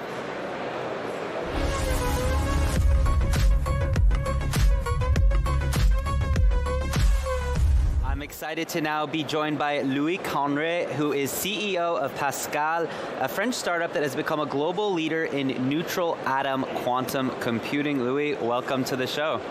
Thank you. So tell us a little bit about what is quantum computing and what can it actually bring to the world? Yes, of course. Well, quantum computing is a novel way of actually computing in addition to classical computing. So you really have to understand that when you implement an algorithm, ultimately it runs on hardware, CPU, GPU, and now with quantum, we have quantum processing units, QPUs. And with those QPUs, you can process data and logic in a new way, with a new paradigm. Because you're no longer using zeros and ones and classically processing and applying logic gates to it, but you are using quantum mechanics, quantum physics, to have a new logic and new algorithms for new possibilities in many different fields. Now, quantum computers will not replace classical computers, they will complement them. There are some specific problems for which you really need that particular logic. You can speed up some algorithms, some compute problems very efficiently using those quantum computers. Okay, interesting. And talk about what is Pascal's mission? Yeah, sure. So Pascal, we are originally born in France, and we built hardware quantum computing hardware and software to actually solve some of the most pressing problems. Actually, quantum computing can be used in various different fields, like logistics, optimizing shipments all around the world, or energy, or also, for example, in finance, like optimizing a portfolio, or telecommunication, like solving and finding the best position for 6G antennas, for example. So it's really a revolution in compute, a new way of computing. And Pascal's mission is really to actually deliver state-of-the-art quantum computing to favor this revolution. Absolutely. And what are your goals here this week at VivaTech?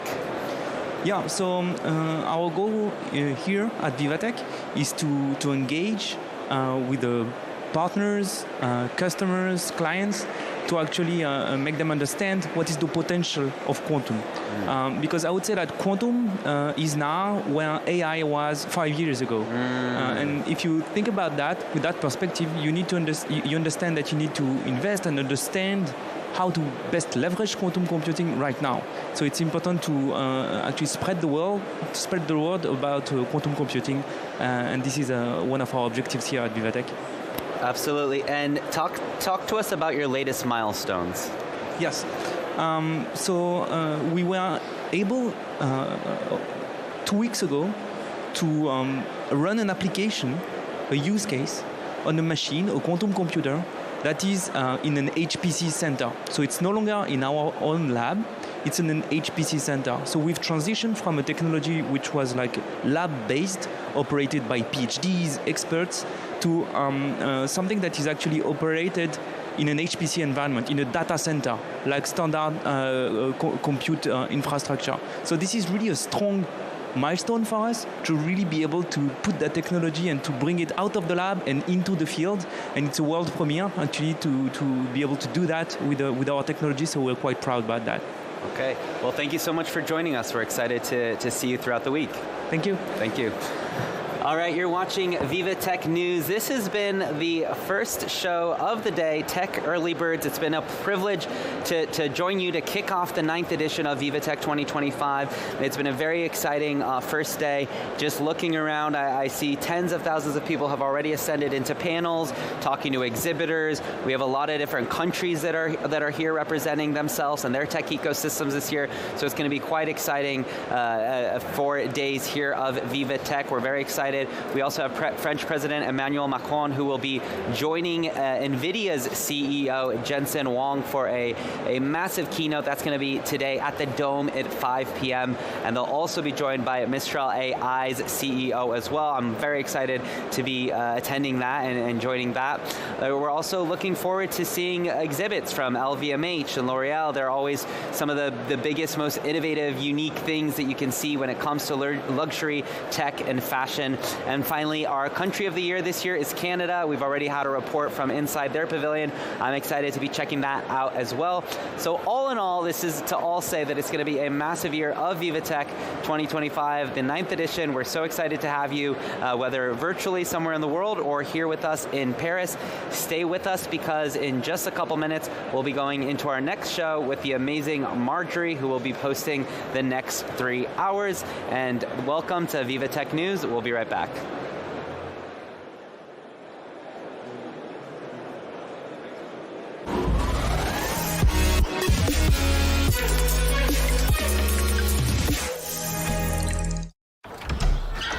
Bonjour, de margarita une pepperoni. Merci. Mais est-ce que vous pourriez revenir nous livrer demain en fait? Parce que on a fait des passes finalement. Bah non. Et comment ça non? Bah vous pouvez pas changer votre livraison au dernier moment. Il n'y a pas écrit La Poste ici.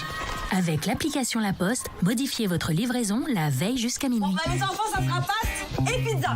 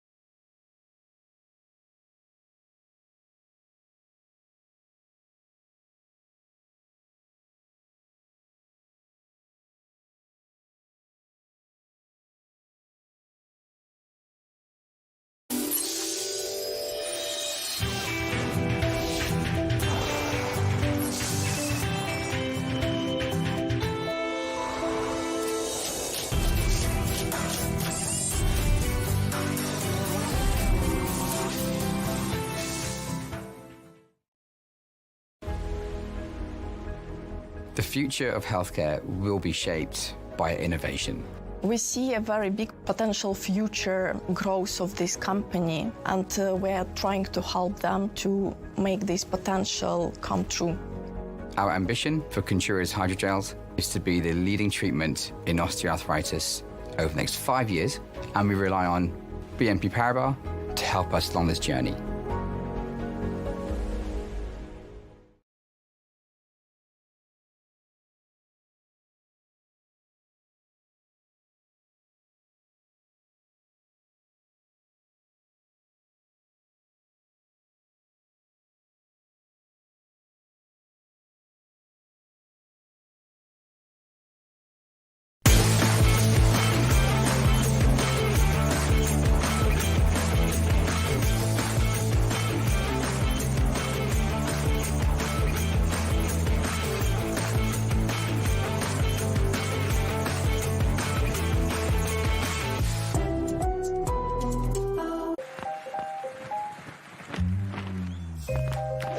Not getting the results you expect?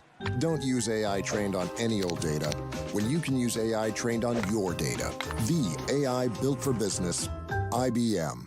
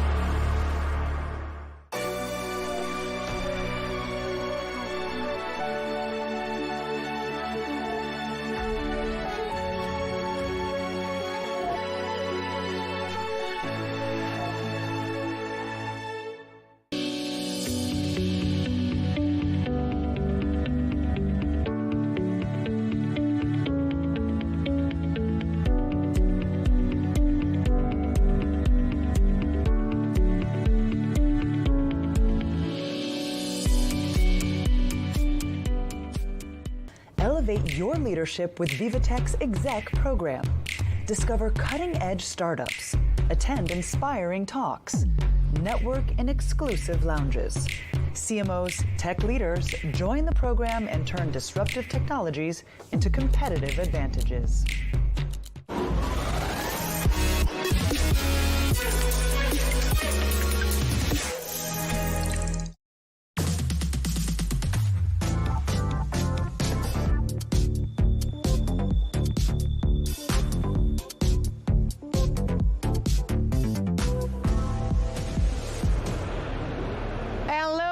Ladies and gentlemen, and welcome to VivaTech News. You're watching Breaking Tech. I'm Marjorie Payon, and you're definitely going to have a daily dose of innovation here live from VivaTech.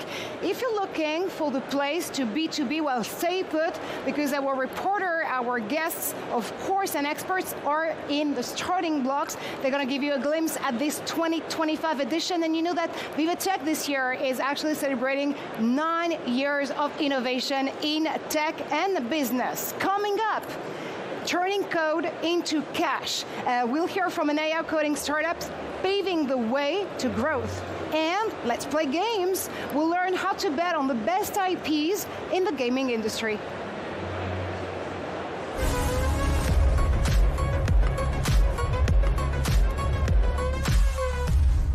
And to do so, I'm joined by Michael Fan. Michael, it's a pleasure to have you on the show. You're the founding partner and creative director of Denmu. You define yourself as a next-gen fund, 100% dedicated to video game content. What type of games are you specifically looking for?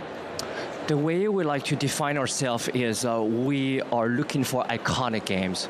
And one thing I keep telling my team is, I'm not an oracle, and to be honest, I never met any oracle.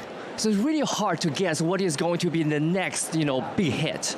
But I tell my team, I want to bet on games that people will remember. Even if the game doesn't work financially, I want that all the players who played this game have retained that emotional and sentimental memory of that game, and this is what we're looking for. Well, not an oracle, but definitely a great storyteller here, Michael, with you.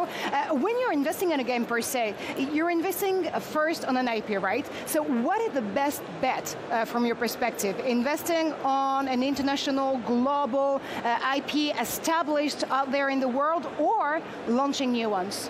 This is a great question. I think we have to understand what is the problem we're trying to solve. Maybe 15 years ago, there were not that many competition. You launch a game, and you'll probably, if you launch on a big platform, you're going to sell many games. But nowadays, there are 15,000 new games released every year just on Steam alone. So one of the problems we're trying to solve as an industry is how do we stand out? Yeah. So using established IP helps you with your marketing, right? Everybody knows that. The problem with established IP is, well, first you have to redistribute, right? You're making a little bit less money. And also another problem with established IP is everything has been established. If you work with some of the big guys, the Disney friends, right? They have the codes for everything. So if you're a creator, how much can you create? So you're limited by that. And on the other hand, if you ask the players, they always want something exciting, something new. And sometimes the IP have been overused and they stagnate. So the advantage of new IP is you bring something fresh. The way we are looking at IP is we actually ask us only one fundamental question. Which one? What is the fantasy? At the end of the day, I think we are in the business of creating and selling fantasy. So it doesn't matter you are established IP or you're creating new IP, what exactly is that fantasy? And we try to understand that very well. That is a very good point, actually. So you're here also at VivaTech this year to take part into a very interesting panel. It's called Transmedia Storytelling, and the way throughout various different forms of content, because we're talking about games here, but there are so many different content out there across the globe and across devices and platforms that there's probably no way to tell a story. How do you want to achieve that? I think when people talk about transmedia, for some reason, they actually forget the word transmedia. So what is important is to have a fundamental understanding of what is the new medium you are expanding into, and still have a fundamental understanding and respect of the IP that is coming from. So I do believe that the magic in making transmedia successful is to have that humility to understand that, oh, this is a new medium. Maybe I'm an expert in movies, but I'm not an expert in video games. So therefore, I can give a lot of guidelines. I can work with the other experts, but I also want to respect the experts of the other field. And I think that combination, that collaboration is really the true secret of successful transmedia. And actually, let me follow up on that one, because AI for sure has been, like the secret recipe of gaming for a long time. Now that we're actually having more and more AI-powered tools in the new way we do create films, movies, and other type of shows, how far do you think the two are going to blend together? The way we are looking at AI is fundamentally it will be used, and you will be foolish to not use a fantastic tool like this. But I want to reassure the artist. Actually, at Denmu, the most important pillar is we put the artist at the center. And it's very important is because every book that you loved, every movie, every song, every video game you played that you loved, behind that, there's a human who struggled, who was maybe horny, who was very enjoyable, who was very sad, and really want to express that emotion, and express that emotion condensed in a piece of content. And that's a dialogue between humans. There's no meaning behind a machine, right? And so we believe that machines are going to help with the production, but it's not going to replace the meaning. And only in human we can find that meaning. Well, there's definitely a dialogue here in between humans creating, those type of compelling content. But there's also a discussion with a human, the gamer himself, or herself actually, or their selves per se. How do you want to bring more of this discussion and put it together? Because what we're trying to do out there while creating content, whatever type of content it is definitely bringing this discussion to the table. This is a fantastic question. A lot of people, when they talk about video games, they always through the numbers, right? They talk about video game being the biggest industry in the history of entertainment. Yes, but people always forget that we are also the most important vehicle of culture for this generation and the next generation. So I would say that first, dialogue is always good, right? Because when you actually have a dialogue, you can understand each other. I think now that is a globalized industry, what is very important is great localization. Right, we released a game called The 100 Line. It's very typical Japanese game. And we thought, oh, how anyone will understand this? But the localization, we actually worked with American, Chinese, and European fans who really understand the content, the IP, and who also understand their own culture to localize the game properly. And I think this is the secret, I would say, even beyond video games for global content in general. Well, Michael Fan, bringing some fantasy to the video game industry. Thank you so much for stopping by VivaTech News and Breaking Tech. Thank you so much again. Thank you so much. And you know that VivaTech is definitely the place to do business. Let's go inside the booth and the alleys to learn more about it.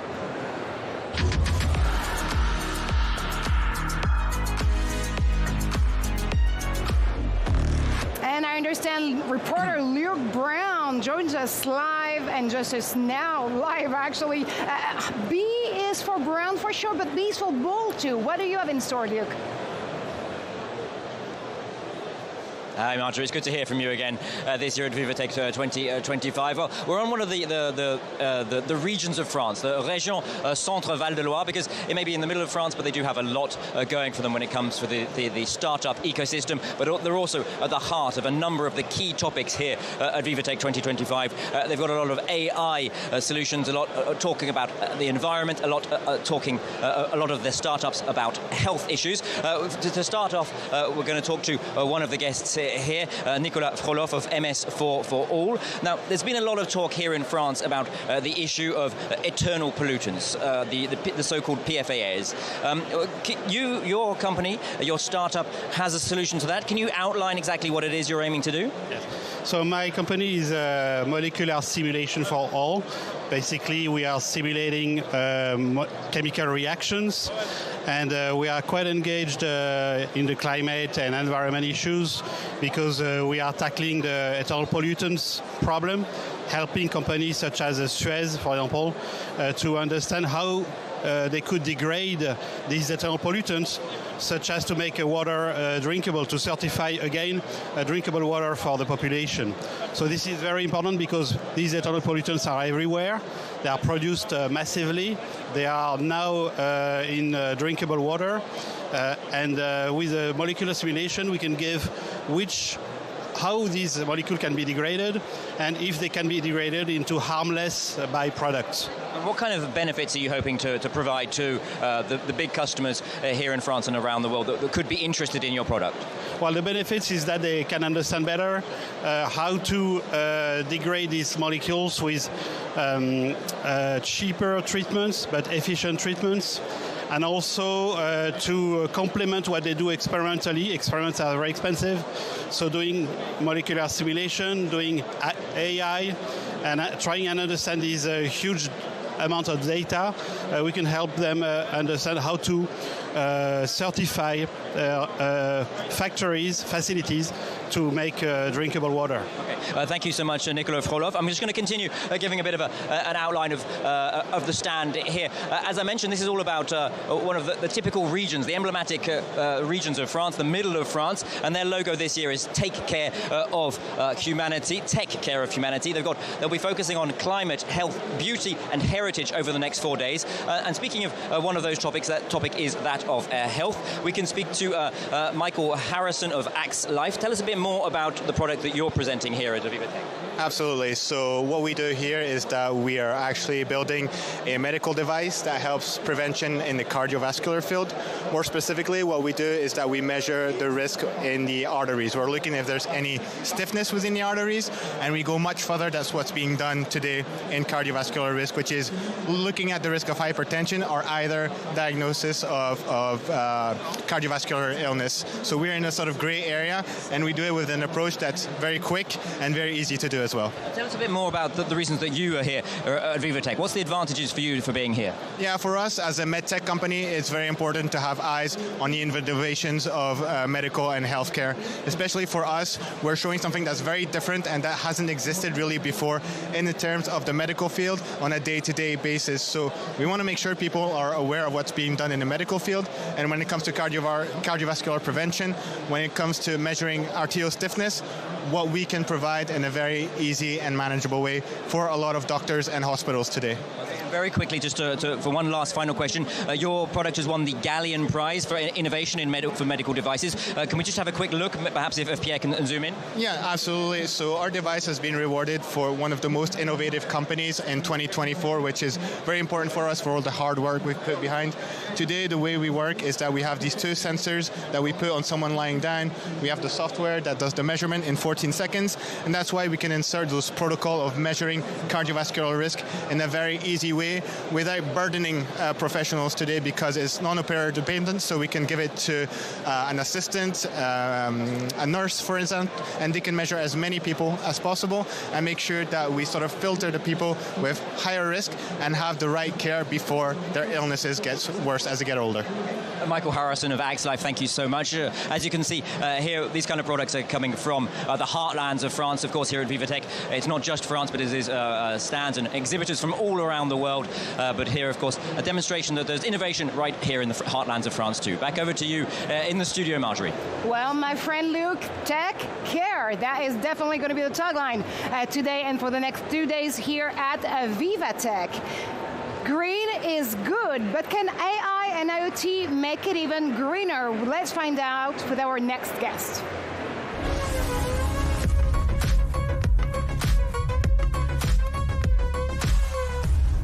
And my guest is definitely on a mission to make urban agriculture smarter, more efficient, and truly sustainable. Ziad Madini, great to have you on the show. Thank you so much. You're the CMO and head of growth of Greenie Solutions. Yes. And you do have a dream, actually, creating a world where zero anger becomes reality. That's kind of bold, though. How do you intend solving this equation? Yes, thank you so much for the introduction. And we, as a Greenie Solution, we have a mission really to make food more accessible to a lot of people, maybe who have expert or don't have expert. And our objective is to really reduce hunger and give people the possibility through the technology to use it and make it to make the future more nurture and give them access to plants and everything. So you definitely want to empower your users, but who are there actually? Are they farmers? Are there urban communities? Our target is the farmers initially, but through technology we can make farming more accessible through technology, because if you have technology and you can use data and you can use our solution, which I can explain it more, and you can have access and you can make more better decisions through the data, and so farmers or no farmers can really have access to grow food with no expertise needed. So, I mean, let's dive into the technology part of it, because I do understand that you do develop intelligence indoor farming systems. They are powered by AI and IoT, but how does it work? Okay, thank you so much for the question. So, as Greenie Solution, we built a smart box, which is just super sleek, super smart. And you plug it in and boom, it works. You don't need nothing. It's just so easy. So people can have, this is for our hardware, and for our software, we give farmers to do 4 more key things, which is they can control everything anywhere, anytime. They can use our mobile app or our web app. Also, they can see everything live through our sensor that are all in the farm. And also, they can analyze everything fast through the data, through data visualization. And the best part is they can predict and stop problems before they even happen. It's like, this is the power of AI, that we do like a system that predict all environmental condition and also disease. So when you're saying everything, let me understand better probably. You're talking about the crops, those farmers and urban farmers are going to outgrow. You're talking about probably the meteo data, or the weather data, that they definitely have to monitor to make their farming stronger, better, and more sustainable. What is everything, basically? Yes, thank you for this question. So this is the power of IoT. So we have the box, which is the central unit, and also we have sensors that will be displayed all around the farm. And through the sensors, we can collect data. And through this data, you can see it on your phone or you can see it on your web platform. And this, you can make a decision and you see all environmental conditions, which can be pH, which can be temperature, which can be water level, which can be everything you can see about your farm. You can see it live. I understand you've been created in Tunisia. Any plans to expand? Yes, of course. We are starting in Tunisia, but now we are targeting more of the southern Europe, like Spain, like France.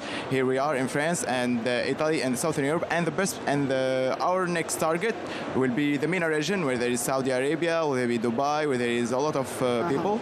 And this is our firstly target. It's the North Africa, Southern Europe, and the MENA region, of course. That is an amazing roadmap, actually, to be developing with your teams. And now you know that VivaTech is, of course, the place to B2B. So what do you expect from this edition? Thanks to VivaTech, and thanks also to CCE France, because now as Green Solution, we are selected as one of the 6 finalists of the next Startupper Challenge.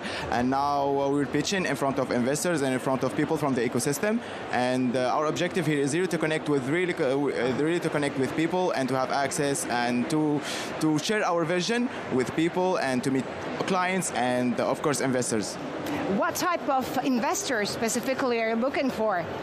We look for type of investor who is interested more in agriculture and technology and the food production. This is our main persona for our investor. It would be great that we have an investor that is interested in technology, because now everyone is interested in technology, but also interested in farming and in agriculture in general. And I know that a lot of investors are actually in the audience of VivaTech News.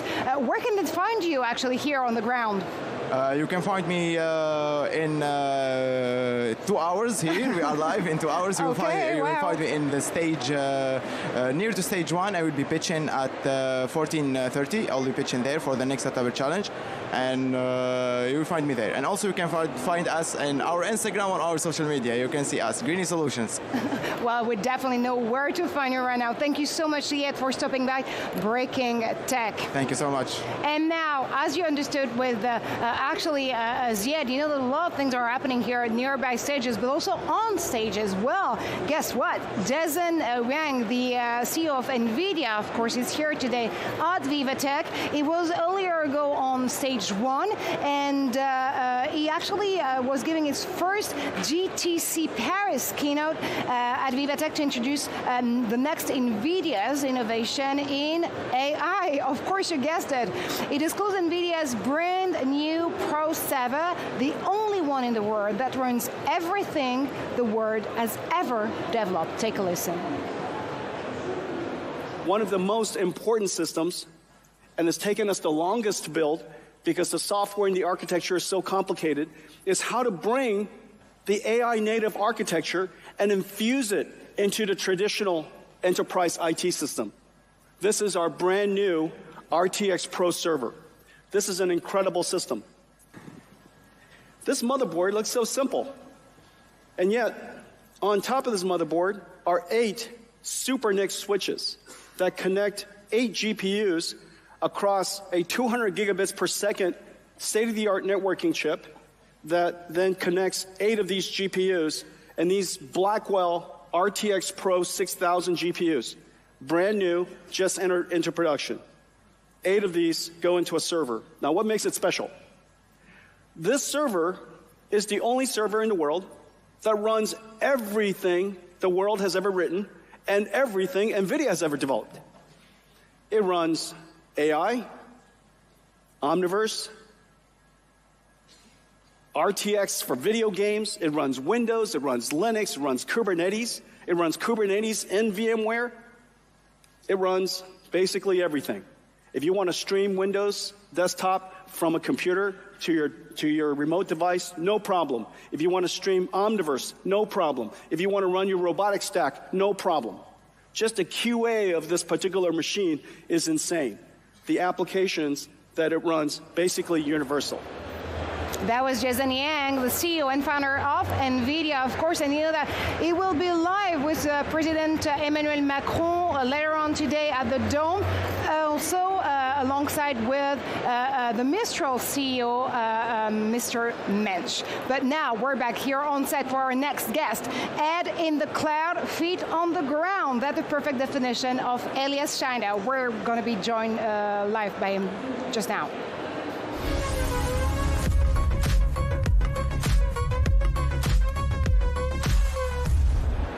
Elias Schneider, great to have you on the show. You're the co-founder of, and CEO actually, of CodeSphere. Let me just quote you for a brief second. We are to development what Google Docs is to documents. That's how you define your cloud development platform. Is it as easy as it sounds? Yes. Wow, No, okay, drop the mic. Drop the mic, happy to be here. Yeah, as you said, we provide the most modern standalone private cloud stack, so you can install your own AWS in your, if you want in your bedroom, but in your company's data center, basically. And the kind of new thing against today's cloud providers is that it's way more collaborative, way more integrated, and it supports the entire life cycle from starting to develop to actually running big applications in production. Well, that is pretty amazing, actually, and actually following one of the trends of the moment when it comes to developer. You know that vibe coding is emerging as a new practice for developers. Are you integrating it in CodeSphere already? Yes. Okay. I think vibe coding is a very interesting trend that will only go faster. It doesn't actually matter if it will go a lot better. It will go, I think so. I believe it will go a lot better, but it doesn't. That is less important to how big the economic value of it will be. And what I think what it brings is that we have to leapfrog how we deploy today. We have to stop deploying with Kubernetes and big platforms where deployments can take weeks and months. We have to go to a way where we'll have way more applications and therefore way more deployments. And CodeSphere can be one solution to kind of tackle that problem, be able to deploy as often as you want, and in a much faster life cycle than before. Well, faster and smarter as always. How far do you think Gen AI is disrupting the way we write code? I think a lot, because now you have way more. You have the entire information of the internet. You have all the APIs, everything that the models have been trained on at your fingertips in a much faster way than when you were coding before, where you had to look it up. I remember myself when I was coding. Honestly, I didn't write a lot of code in the last few years, but my last line of code is, I think, 3 years ago. And I remember Googling everything and using Stack Overflow, while when I see the team today, when they code, they very, very rarely have to actually go to Google. They will just type it and they will have all the information about all the APIs, and that makes them much faster. I think in the future, AI will write more and more parts of the code base, and we'll be more and more thinking about architecture and algorithms and complexity than the actual code. And you've been listed last year in 2024 among the top 10 AI coding startups turning code into cash, actually. What's on your roadmap for 2025 or the next 6 months to go? Yes. On our roadmap, we will actually support more of the more complicated applications. So that means that we are going more and more upmarket. We're tackling more complicated businesses because they have a bigger problem migrating to the cloud, adapting new technology. And in precise features, this means that we will build up a hyperscaler-ready marketplace where you can, in a similar way to AWS, get all the different databases, all the managed services, but they are owned by you, which will play a lot in today's sovereignty trend in Europe, so that you don't depend on a cloud provider. You can just go to any cloud provider, go to any cloud, go to any machine. It's all just the same metal. Sovereignty seems to be on everyone's minds and lips actually here at VivaTech, especially when we're thinking about dreaming big for Europe in terms of the AI sector and industry. That's definitely your message to young entrepreneurs. I mean, I just remembering to our Dunsid that you actually starting code computing when you were actually 15, and then when working for Google, and then created your own company. So entrepreneurship is everything to you, right? Yes. What's your advice to young European entrepreneurs? I think that Europe is actually a very interesting market. People tell you as you're starting out that you have to go to the US. And I think that was true in the past because the US is just way more homogeneous. It's much easier to scale across companies in the US in terms of a client base, and also easier access to capital. But I think as technology advances, the European market becomes more and more accessible, because in the past we had so many different countries that had their own ways of doing things, their own regulations, their own laws. But the faster we get with cloud, the faster we get with AI tackling regulation, we actually open up a bigger market than in the US here, and I think the opportunity is just larger here. So I wish for founders in Europe to found here and stay here. That's a marvelous piece of advice. Last question, actually, Elias, with us here on Breaking Tech. VivaTech is a place to be. What do you expect from this edition? So we meet with a lot of business leaders in C-level, especially in regulated industries across France. I appreciate that this is such a mix of high tech, but also defense, also regulated tech, also government tech. And that's why we think this is an amazing conference to be at. That is so good to actually hear from you, Elias Scheinda. Of course, we'll be back with more in a few seconds, because that's all we have time for now in this very half an hour. But do stay tuned. We'll be right back right after this.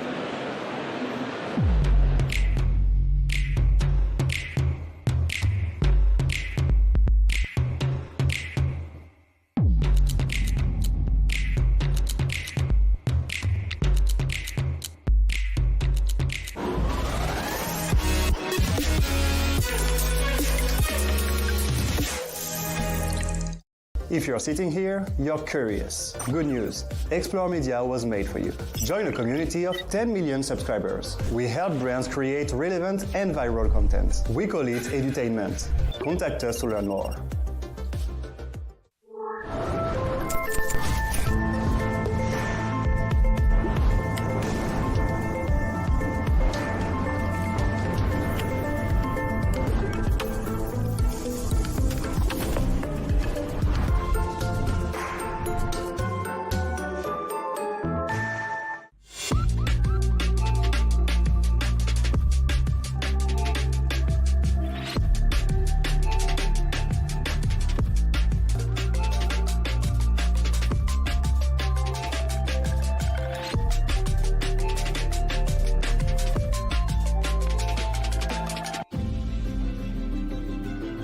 The automotive industry is going through an unprecedented period of change. We have been searching for a strategic partnership with a bank which would also support us in new projects. We've assembled people from both organizations, and we've worked with a true joint venture spirit, and that across 9 countries.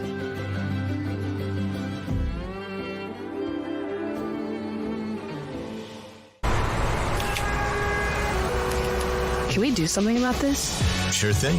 Let's combine the real and the digital worlds to make big changes for everyone. That's better.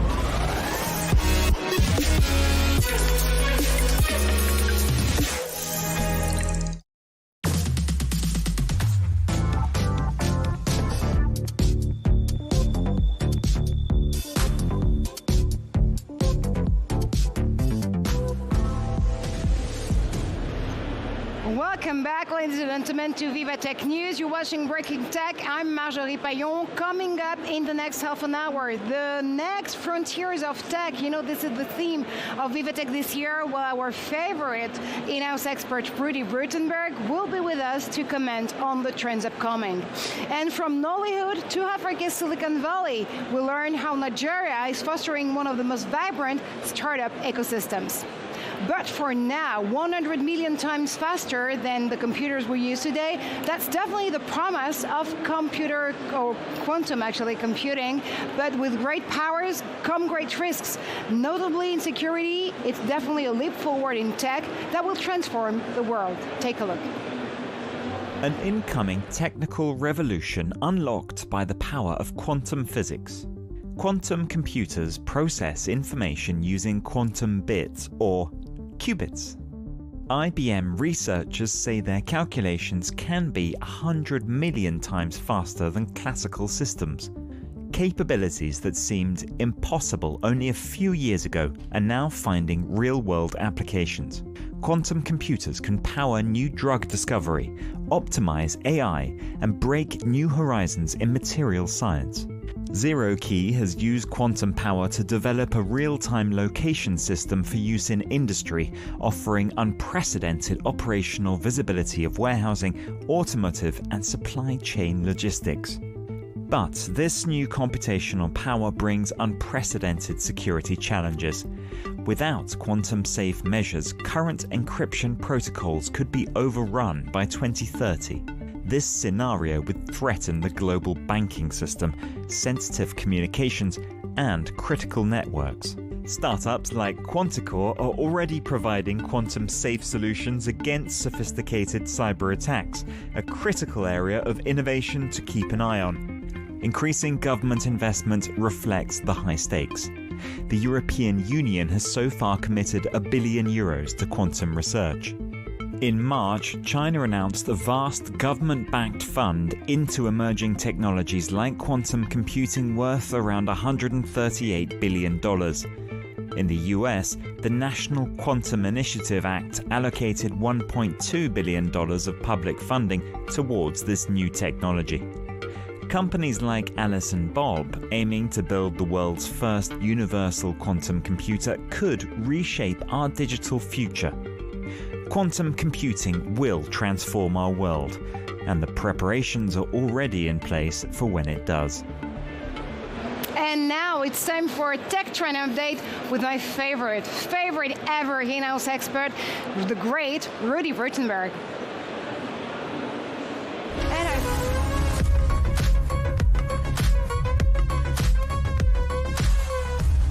And of course, Rudy needs a jingle actually to be here with us live. So you're officially Tech Trends editor this year. Congratulations to you. Well, thank you, Marjorie. And you know that VivaTech is putting its best foot forward, welcoming, of course, the world of startups and scale-ups and corporates, but also celebrating its 9th edition. And we are going to see a lot coming up in the next 3 days, but all about the next frontiers of innovation. What are those? Well, it seems to be AI again, Marjorie. AI. That time of the year again? It's that time of the year. I mean, we're seeing very exciting stuff in AI. Obviously, we have NVIDIA here presenting some of its new technological advancements there. And we do need to know that AI needs to get more efficient, because obviously there's the electricity footprint, the power footprint. But some of the things that we're seeing here at VivaTech are also about what AI can bring in positive change. And one of the things that I really found encouraging and inspiring was AI in healthcare. Several issues in healthcare that AI can solve. For example, access to healthcare.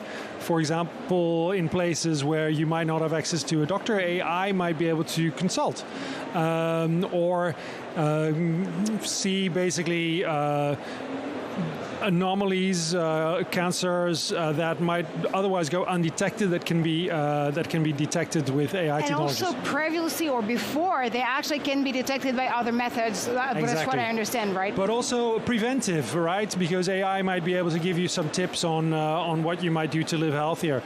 So that's all really encouraging and interesting. Trust, obviously, the big issue there. Trust is everything, Rudy. Trust is everything, and so not all consumers trust AI to provide them with a diagnosis. At the same time, probably lots of consumers and patients are unaware of what AI is already doing. I mean, if you're getting some sort of scan, imaging scan, and obviously that's one of the areas where AI has really been applied. the entire rundown of what's found in your body is AI. It passes through an AI. So an AI a day might take the doctor away in the next few years, but for now we're also, and in a very tech-positive way, having a lot of questions and discussion here at VivaTech about the ethics of AI and the ethics of innovation itself. I mean, AI is as ethical as its trading base, I would say, and we know that there have been issues with that in the past. And then, do you need a human in the loop? Probably you do, to sort of correct that a little bit. But the training databases are also improving, and there's more awareness of these biases. But yeah. There's another issue about equity of access to AI, because obviously here everyone at VivaTech has access to AI, understands what it is. There's a whole big part of the world that does not have that access, and nor does it have that understanding. Absolutely. How do we make actually AI available to all humans on the globe, and how do we actually bring them back into the discussion and co-creating those tools for the future? I mean, I think some of it relates to that example that I already mentioned, that AI will actually increase access to some services. You don't need a doctor anymore, but you can have an AI consulting, and then if there's something wrong, you can go to a doctor. And that actually might allow people, imagine that, all across Europe we are lacking healthcare professionals. Imagine that you have to wait for weeks for an appointment, but you can go online, use your smartphone to, I don't know, take a picture of some grain de beauté, some spots on your skin, and ask the AI to diagnose them, and may say, "Oh, nothing to worry about," or "Don't know, looks a bit strange. Maybe best to consult a doctor." That's something that that really improves that access and makes it more equitable. And you definitely mentioned Jason Wang as one of the main attractions of this opening day at VivaTech here. Of course, he was on stage 1 a year ago to deliver a keynote, and in one of a time actually in Europe keynote, I understand. It'll be later on the Dome stage with President Macron and Arthur Mensch from Mistral AI, the French AI generative gem. What do you expect from that type of discussions? I mean, obviously President Macron has created, and he's pushed for that, has created a very tech-friendly France. We've seen that pay off in terms of startups, in terms of investors coming here. I mean, it's definitely, and it's helped the success of VivaTech. Macron, and I'm not taking any political positions here, but he likes to talk as well. Yeah. So, and obviously there's some big names on stage there with Arthur Mensch and Jensen Huang. So I hope that the president will be able to listen to them as well. Well, that's what we're going to find out, because I'll definitely meet you there by 5:30ish at the Dome for that very interesting discussion. Thank you so much, Rudy, as usual. And from here, our set, Breaking Tech, VivaTech News, to another alley of the conference. Let's tour around inside VivaTech.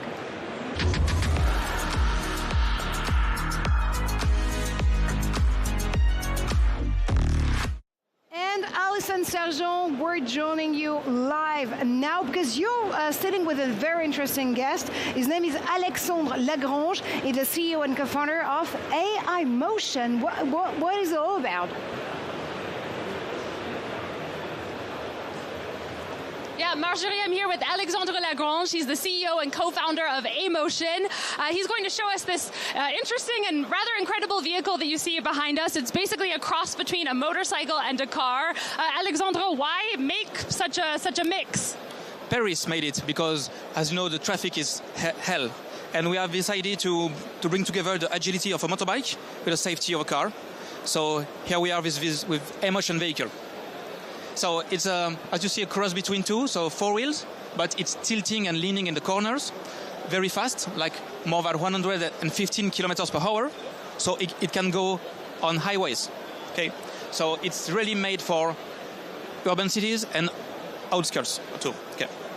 And one of the things you wanted to do was safety, right? Can you give us a tour of the car and show us some of those features? Of course. So as you can see, there are 2 seats inside. So I will sit maybe in. you got this safety cell. Okay, is made with using crash tests, so it's very strong, and you got also safety belts. So okay, so everything is made for safety, but it also stay very nimble and agile. So you can tilt in the corners and handle it, as you can see, like a motorbike. And it doesn't have an airbag yet, but I understand it's going to have airbags. How does it do on crash tests? On crash tests, we take the same scenarios like cars, front, rear, side. So we want it to be very, very safe and also still get very, very agile. So it's like 45 horsepower. It's about like a motorbike, middle size. So you are very easy to go through the traffic and, save time. And what about the environmental impact of the car motorcycle? I'm not sure what to call it. Is it environmentally friendly? Is it all electric? Yeah, the idea is it's electric, but more important, it's very light. So a less material needed. So it's about 250 kilograms, maybe even a tenth of some cars, So less material, less batteries, less energy to move, and repairable. This is important for us. Tell us more about the repairability, because that has to do with the special material that you use on the outside. Yes, exactly. So what you see outside is EPP, expanded polypropylene. So it's recyclable. It's very easy to change, and it's a thing made in France too. So 80% here is made in France of this vehicle. I can show you the type of material it looks. So this is different kind of finish. So different textures, and all this is polypropylene, so recyclable, very light, and very good to repair. Yeah, and because if you've ever ridden, a motorcycle or a scooter, you know that there's all kinds of little ticks and dents that it can get. So that's part of the idea, is to keep it cheap for drivers to repair. Yeah, exactly. We want it to be as long as possible life. So we need to be repairable. It will go 3 years for each customer. Then it comes back to us. We repair it and send it for the next life, Okay, and is that free of charge, that reparation? And what's the price point overall of the vehicle? The price point is, the target is 200 euro per month, okay? And with service, assistance, and everything needed, insurance too, okay? So we want that basically the customer is free. We want to free him from the traffic jam, free him from the weather problems, free him from the safety problems, and free him from the aftermarket service problems. So, and is it already in circulation, or what's the rollout timeline looking like? So as you can see on the video just behind us, this vehicle is riding in Paris and on highways, but next year will be the first vehicle produced and sold for the end customers. Okay, and remind us what the name of it is? Emotion. Emotion. Yeah. Okay, and the car is called Emotion, the vehicle. Yes, same name, brand, car for now, because now we have only one vehicle, but in the future there will be a whole range. Okay, all right, you heard it here first. Keep your eye out for these Emotion vehicles. You might see them on the freeway already in the Paris region. Again, that's Alexandre Lagrange, the CEO and co-founder of Emotion. Thank you, Alison. Well, Alison, I guess we have to fasten our seatbelts. Thank you so much for the reporting. And now, from Nollywood to Africa's next Silicon Valley, we'll learn how Nigeria is fostering one of the most vibrant tech and startup ecosystems. That's inside VivaTech.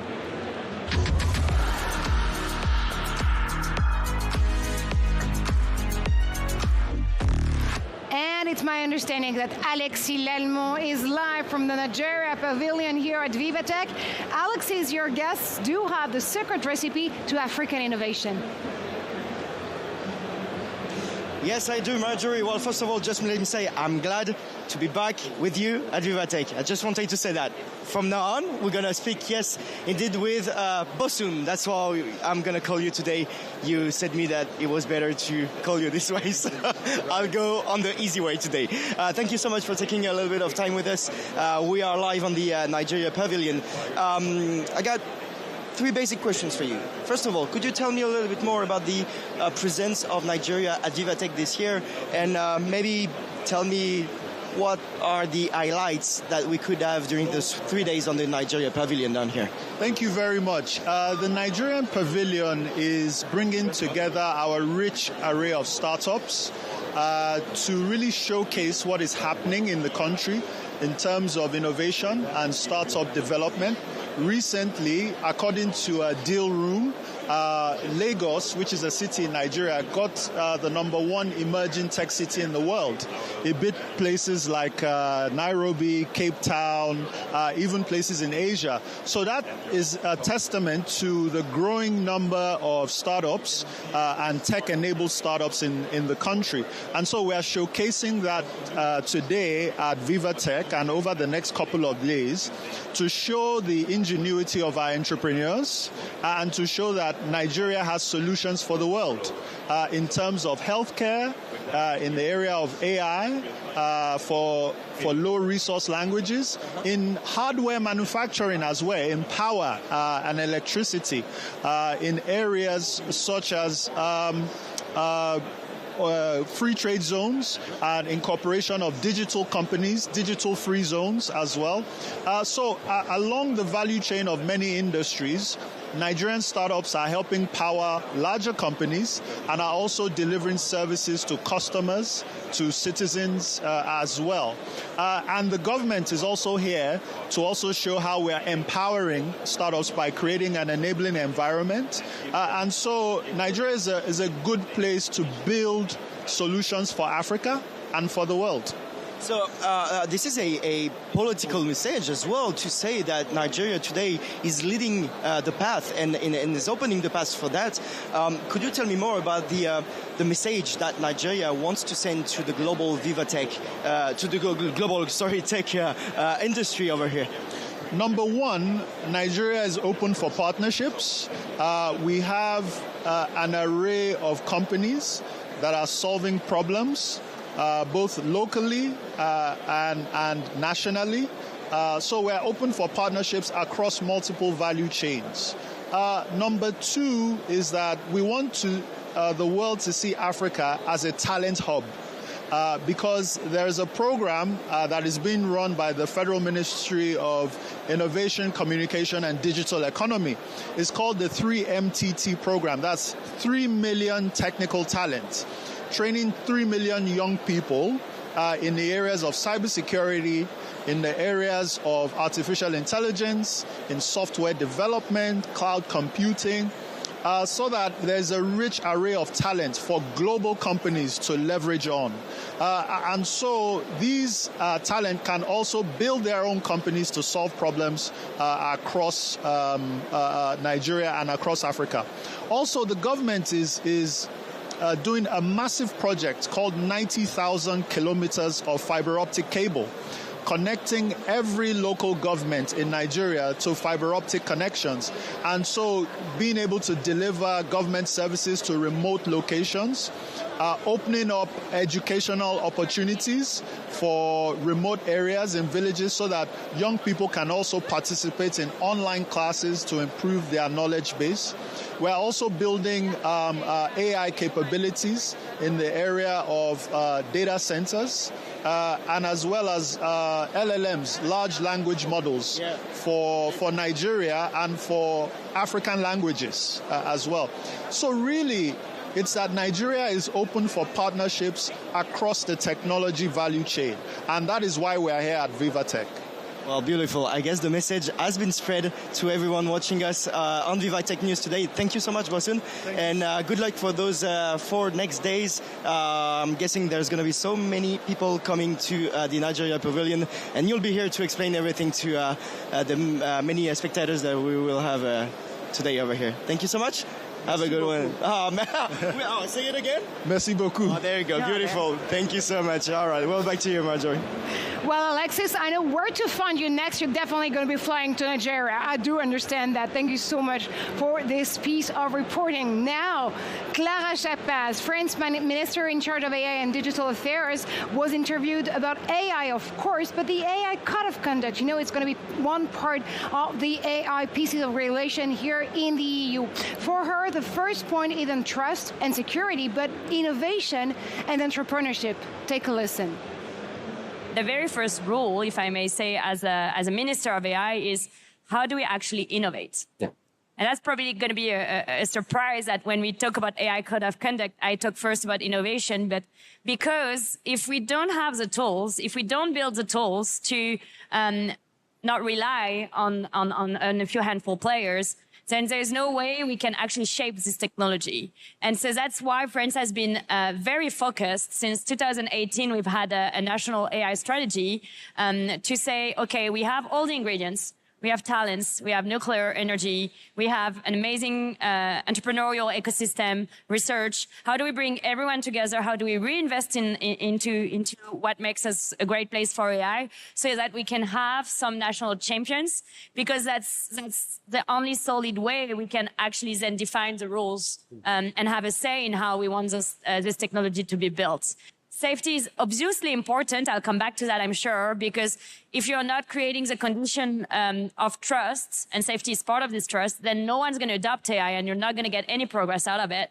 But it's not the only thing governments should think about. The very first thing they should think about is how do we get into the action? How do we innovate? And how do we do that collaboratively with like-minded countries so that we can build those alternatives? So first answer to AI code of conduct is innovation and entrepreneurship. And we're back on set with our next guest. Let's learn how UNICEF invests in tech.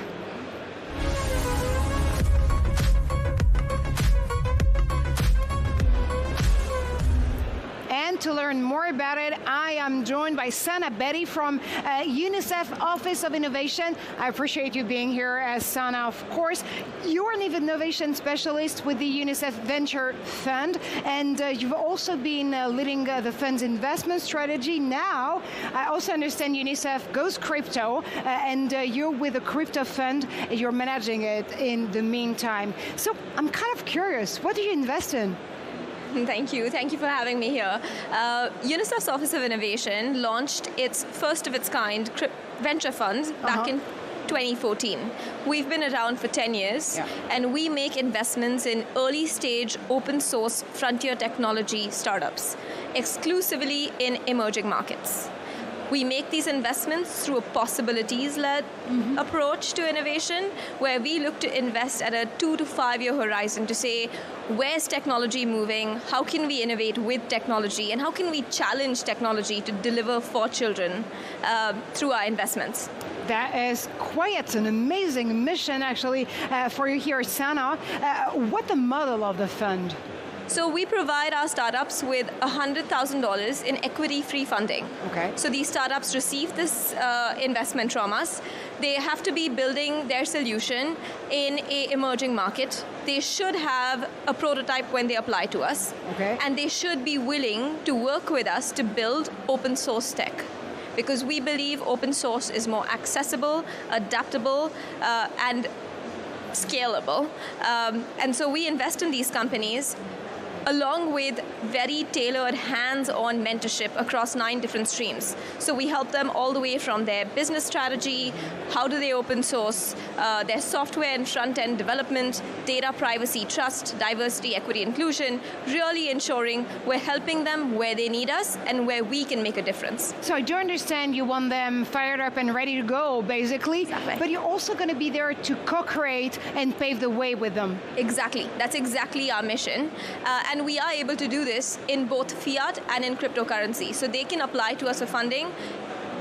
The 100K that they get from us, they can receive it in US dollars, or they can receive it in crypto, in Bitcoin or Ether at the moment, that we're set up to disperse. So that's the reason of the crypto part of it. There you go. What are you currently working on? What's in the pipeline? Well, lots happening. Lots happening and lots to do. As we look to the Agenda 2030 and our 2030 goals and targets for UNICEF, we're really looking to double up our investments. We're looking to do more investments in early stage local community of founders.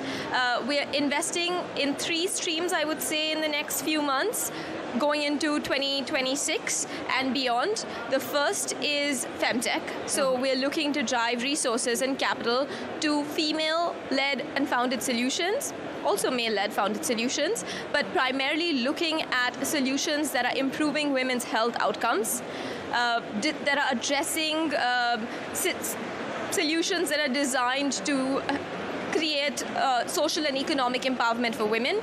The second area is climate. Yeah. We're really looking at AI and blockchain for driving climate resilience. And the third area is AI and blockchain, but this one is for misinformation and disinformation, ensuring credible proof of humanity and allowing a child to understand the difference between AI and a human. Which is definitely one of the crucial topic here, and actually not only at VivaTech, but for 2025. How do you fight disinformation? And that's definitely through those very promising emerging startup that you think you can do so and achieve that. Exactly. So we work in over 160 countries, which are emerging in developing markets, and we look to identify these solutions in those countries where they're already working on these solutions, have an idea, have built something, and are ready to come to us to say, let's get started, let's take this to the next level. So what you're also creating out there is a team, basically, of entrepreneurs and innovators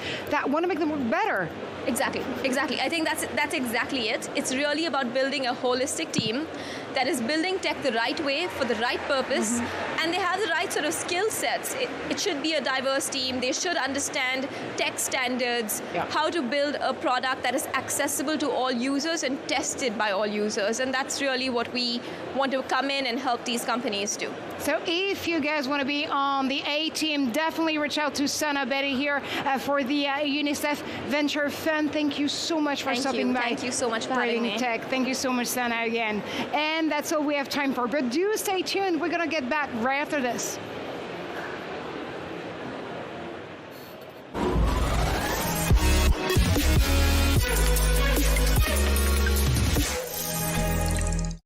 Elevate your leadership with VivaTech's Exec program. Discover cutting-edge startups. Attend inspiring talks. Network in exclusive lounges. CMOs, tech leaders, join the program and turn disruptive technologies into competitive advantages.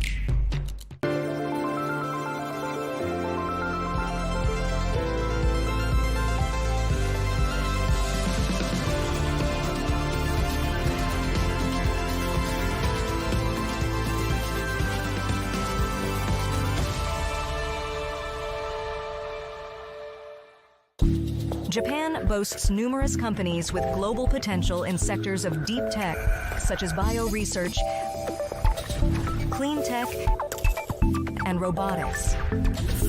JETRO endorses these outstanding businesses and supports their collaborations with international partners. Talk to JETRO first.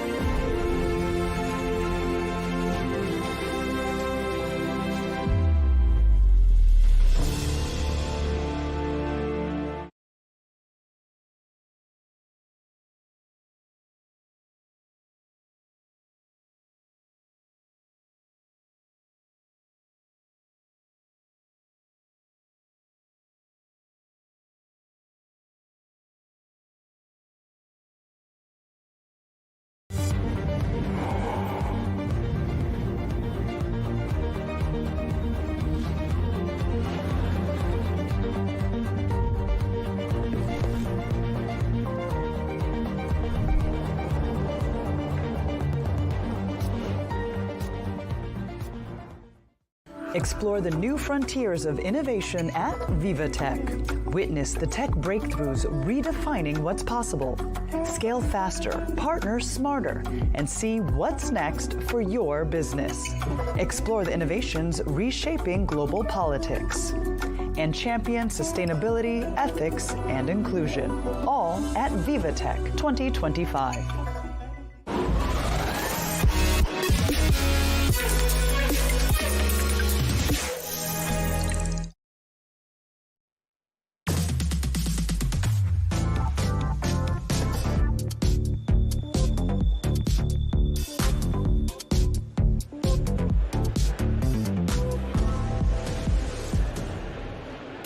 Welcome to VivaTech News. I'm Marjorie Payon. You're watching actually Breaking Tech. Welcome, a warm welcome actually to the show, ladies and gentlemen, because you know we're on the opening day of VivaTech here from the ground in Paris, and our team of reporters, our team of experts are definitely here for you to let us get a glimpse at what's coming up for this 2025 edition. It's the 9th edition actually of VivaTech. Coming up, Canada, VivaTech's Country of Honor features its trailblazing AI startups. We'll learn what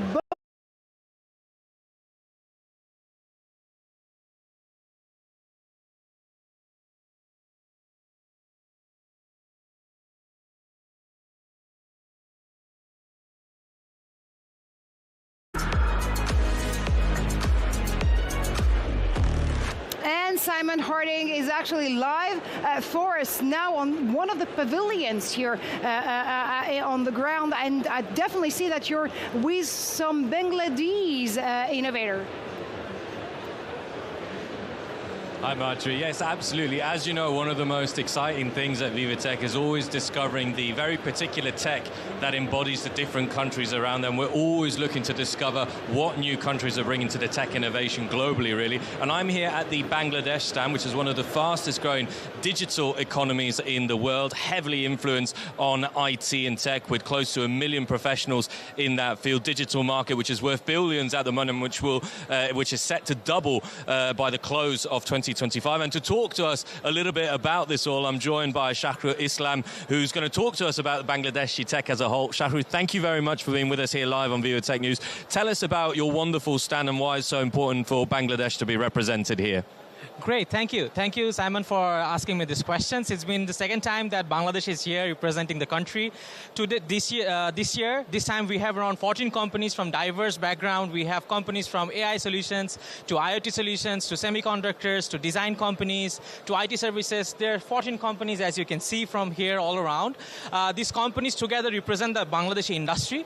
As you know, Bangladesh is one of the fastest growing economies in the world. We are the 7th largest country in the world by population. And we have one advantage that the entire world should look into, is that we produce 35,000 fresh engineering graduates every year. That's one of the highest. So we are ready to be poised as the development center of the world when it comes to software, when it comes to AI, when it comes to IoT. And you can look at the vibrant presence of all the exhibitors in our stall. They are all excited to engage with the participants in Viva, with the visitors in Viva, to collaborate with them to expand their business and expand the horizon. We'll speak to one of the businesses and the tech booths here in just a moment. But, you know, compared to the other times that you've been here, you said you've been to VivaTech, about what's changed, or how has the Bangladeshi tech ecosystem improved over the last year? How has VivaTech helped you maybe to reach new horizons? Tell us about the journey, shall we say. Right. So last year we had a fabulous experience, right? We had a lot of leads, I would say prospects that turned into leads, and we had few very good conversions. In fact, one of the companies last year participating got around $1 million contract right here from Viva, right? With a partner based out of Saudi. And from that experience this year, we included few other companies from diverse background. You see someone from the semiconductor industry, and we have few other startups who are also waiting to get some awards from VivaTech as well, startups, right? And we also have few other companies who are focusing on UI, UX. So I think that looking at this year, we are looking into engaging with more prospectful resources, not only from France, but also from extended Europe, where we can talk with clients from Italy, Poland, and many other countries who we can do effective network with and expand our business. Well, speaking of the tech startups that are here, Marjorie, we're just going to go on a little wander. Shahrukh is going to take us to one of the startup companies. I think I'm going to be joined by this gentleman here. Mahmoudul is with us. Tell us a little bit about what it is that you do, sir. So basically, we are a company that supports the European startups by providing smart engineers. We are basically team augmentation and team staffing solution provider. We have been serving basically the Nordic companies for like last 10, 15 years. And right now we are looking for expanding in other parts of the Europe. And what have you seen change in your business very specifically to you over the last couple of years? Because we know Bangladesh is renowned in the engineering, the IT world, and surely this is something with more visibility that keeps opening different doors, right? Yes. The thing is that we actually observed that since the inception of AI and other things, we have seen that the demand of like highly smart engineers at this moment. So in Bangladesh, we actually have lots of populations. And in populations, the top 2 or 3% people are basically pretty much genius. And we have the leverage to actually use those engineers. We train them up, we hire them up, and then we provide to our clients. And they are getting the service from those engineers. And it's basically a game changer for us. And I think it's a game changer for the startup communities in Europe as well. And if I can ask you to take a little bit of a leap into the future, I know it's not easy, I'm putting you on the spot here, but we see that AI is changing, almost daily, regulations and all these things are big topics at the moment, but I guess that it's almost like the sky's the limit for you guys because there's so much innovation still to come that it's only going to benefit what you can bring to the party. Absolutely. I personally think AI like as a calculator. 60 years back when calculator was introduced, people thought that no one will do mathematics by memorizing or by hand. But now people can do complex mathematics using calculators, then computers and other stuffs. AI is basically a tool. It's a tool for smart people. And when the smart people will use AI, I mean, anything is possible. Sky is the limit, as you said. And AI is one of the big themes here. Climate is also one of the big themes. So how do we ensure that all of these fantastic projects that you're leading along with other Bangladeshi techs are obviously staying climate focused, looking to make the right impact on nature, which is a massive theme this year, VivaTech 2025? Absolutely. I mean, we are human beings. We actually reside in the planet. And without a good climate, we'll be doomed. So when we say that we are becoming more smarter in terms of we will have a zero impact on the climate, and that's why we are actually moving towards cloud. Nowadays the cloud solutions are basically pretty much climate friendly. I mean, they are doing lots of stuffs. So having said that, yeah, we are pretty much aware of that. Thank you very much, sir, for speaking to us. Well, here you go. If you want to visit the Bangladeshi stand here at VivaTech, certainly one of the places not to miss, Marjorie. We definitely will, actually. Thank you so much, Simon. And we're back on set to welcome an AI gem straight from Canada.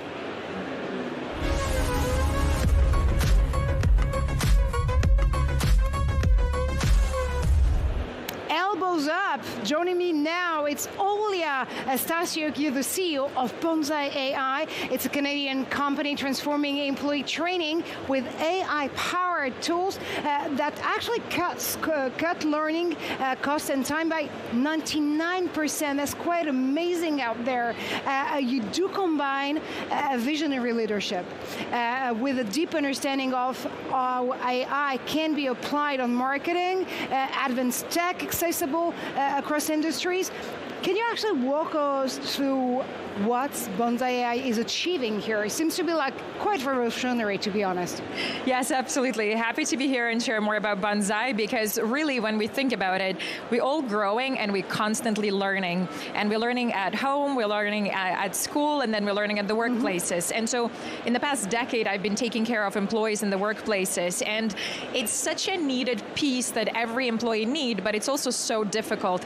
It's literally impossible to create a quick, perfect, really good training course, because the best part of it is, you know what? Videos. And why? Because we're human beings, so we are visual learners. And videos has been beyond expensive and difficult to produce in mass quantities that corporations need. And it also was impossible before without AI either. Right? So when AI entered the game, the massive pain point now finally moving towards a good side. And so we help companies to really create those video training courses in just 15 minutes, which previously was insane, impossible, and even now people are like, really? Yeah. Well, actually, that's definitely going to be my reaction to one of your videos for sure, because there's also this idea that you can do it instantly in 29 plus languages. That's quite impressive too. But I mean, when it comes to translation, there's another part of it. It's not only about the language, it's about being accurate, of course, but also being culturally relevant. Can AI provide such a thing? Absolutely. This is also an incredible piece that AI now gifted to us. It's not only smart translates the content, it also localizes it to specific, let's say, language, slang, and even particular audience. So another thing that we couldn't do before, we couldn't create a training course for intern in marketing and then for CEO or a CFO, right, separately. Now you can do that, and the examples, the language, the cultural nuances being smart translated as well. That is, again, I mean, you're going to hear me saying impressive every single time and by every single answer of yours. Your company enables global training at a scale. You definitely described that, but how do you see AI accelerating cross-border growth? I think this part is beyond incredible, because even for me, what I've learned through developing my own company, right, I was so surprised that in Europe in particular, one of the biggest drivers is language barrier. And it's not only training, it's the whole point of training employees in so many different languages. And now, after training employees, they also can sell cross-border. And so they can train partners, they can communicate with people they couldn't communicate before visually and in an interesting way. So honestly, even for us to create business abroad was like much easier than typically you would hear from anybody who recommend you how to develop your business. And I'm seeing that across the board with our clients back and forth, North America to Europe, Europe to Asia, Asia to North America, because of course, cultural part is a big portion of it. And of course, we can see that you're an amazing CEO, Olia. I know you do take a close look at how women are actually also included in the workspace, but also as leaders themselves. How do you see women in tech and women in deep leadership, let's put it this way, actually moving forward? Can we say that 2025 will definitely be the year where we have not even, we don't even have to have this question on a show, basically?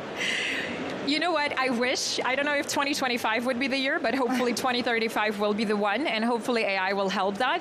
I think the biggest barrier is still the way we operate as male and female, right? And like we come always from emotional standpoint, and I still see fear of females pursuing the roles like this one, where in the nutshell, we're as capable, we have the knowledge, and all it takes is to take risks. So I think the more risks we take, and again, the more we encourage kids, right? Because it starts from the early age.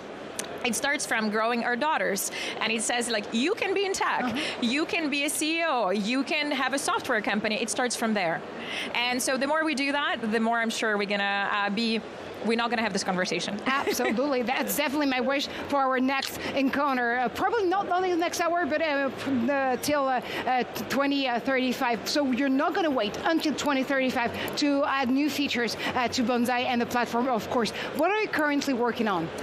A great question. I think one of the biggest pain points is not only just the training, it's also the technical training. So a lot of technical companies have new releases non-stop, and they really struggle, first of all, to deliver it to the team, but second of all, update those documents. So that's really like our biggest concentration right now. We work on the technical documentation creation, and then automatic updates with any new regulation, with any new software feature companies come out. And I think that's really going to shift the adult education. So in mid-2025, we really want to believe in the power of tech here at VivaTech and be tech positive. What do you expect from this edition? To be honest with you, so I've been here last year, and last year everybody were just exploring AI. There still was a lot of fear. I don't see fear anymore. Interesting enough, we see people questioning. People come with a lot of information they already know, and they come to say, who are you? How are you different? And that shows that we're at the next stage. So first of all, I'm really happy to see that people are more open to innovation. This year, I hope a lot of people actually will start adopting it more, and next year, I hope the next time they will come to the booth, they're going to be very excited because they already know what they're doing. Well, they're probably going to get themselves trained on your platform and then definitely understand how to harness the power of AI. Is there one word, one motto to actually bear in mind when it comes to AI in 2025? What would it be to you? Impressive. And the impressive because I'm seeing how fast AI evolving, and I know like we have avatars as an example. I've seen them 3 years ago, and I was said, no, now you wouldn't even tell. And it's like, it's changing in seconds, not even days or weeks. So this year definitely going to be impressive. That is impressive. I told you, I mean, I'm going to say impressive at every single answer you do have on this show, Olia. Thank you so much for now. You'll be back in the next hour because we're going to have a debate actually over AI and the way we can actually harness its powers when it comes to making more business and smarter business. Thank you so much again. And now we're going to go inside VivaTech.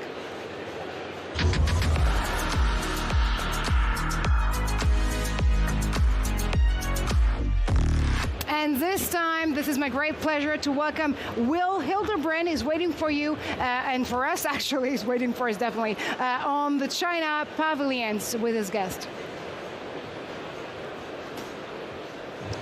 That's right, we're at the Chinese Pavilion this year, really showcasing Beijing's continued investment in cutting-edge tech and global cooperations and partnerships.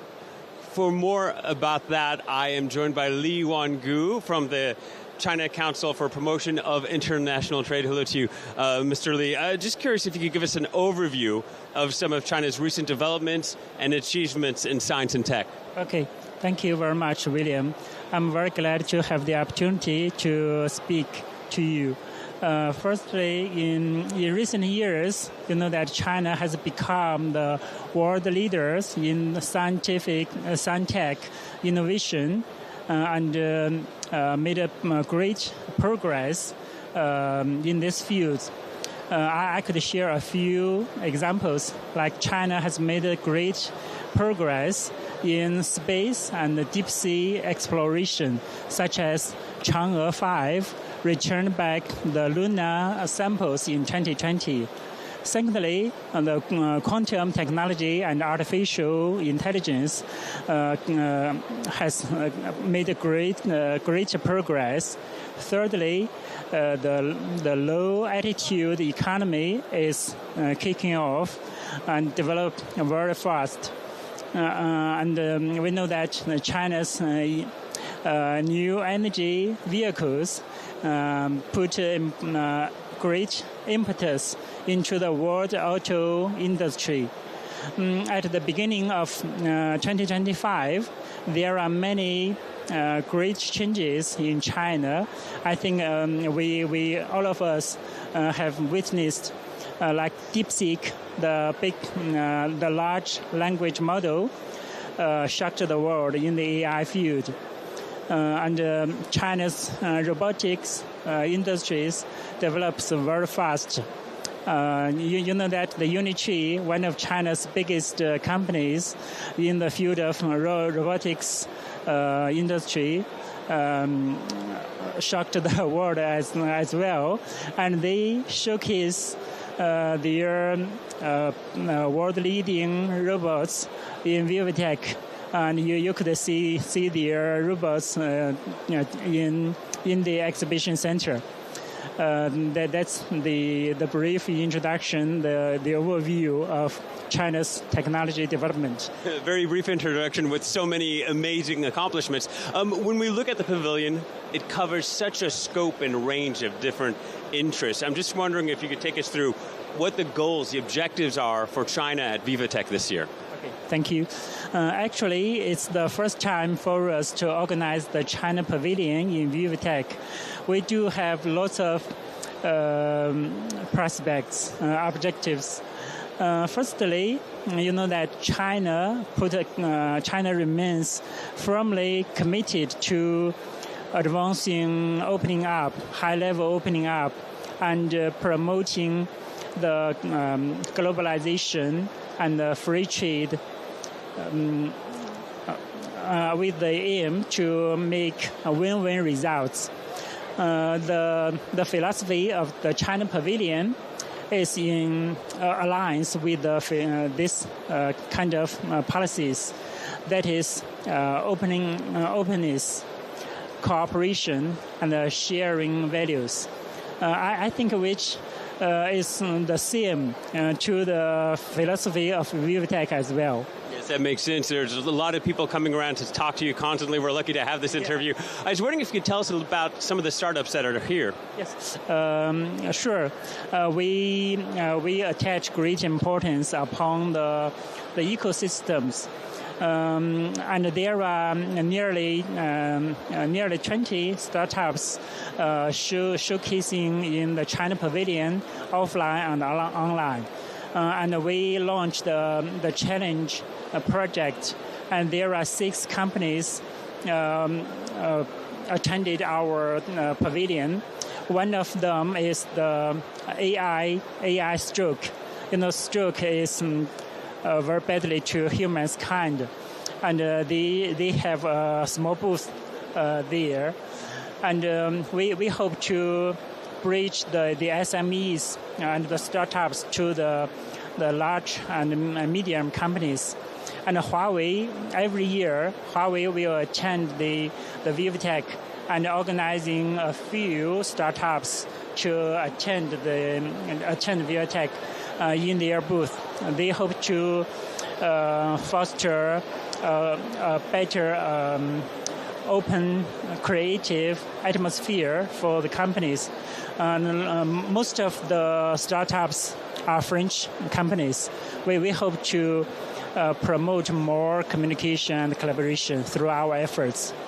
Yes, you could see them in the pavilion.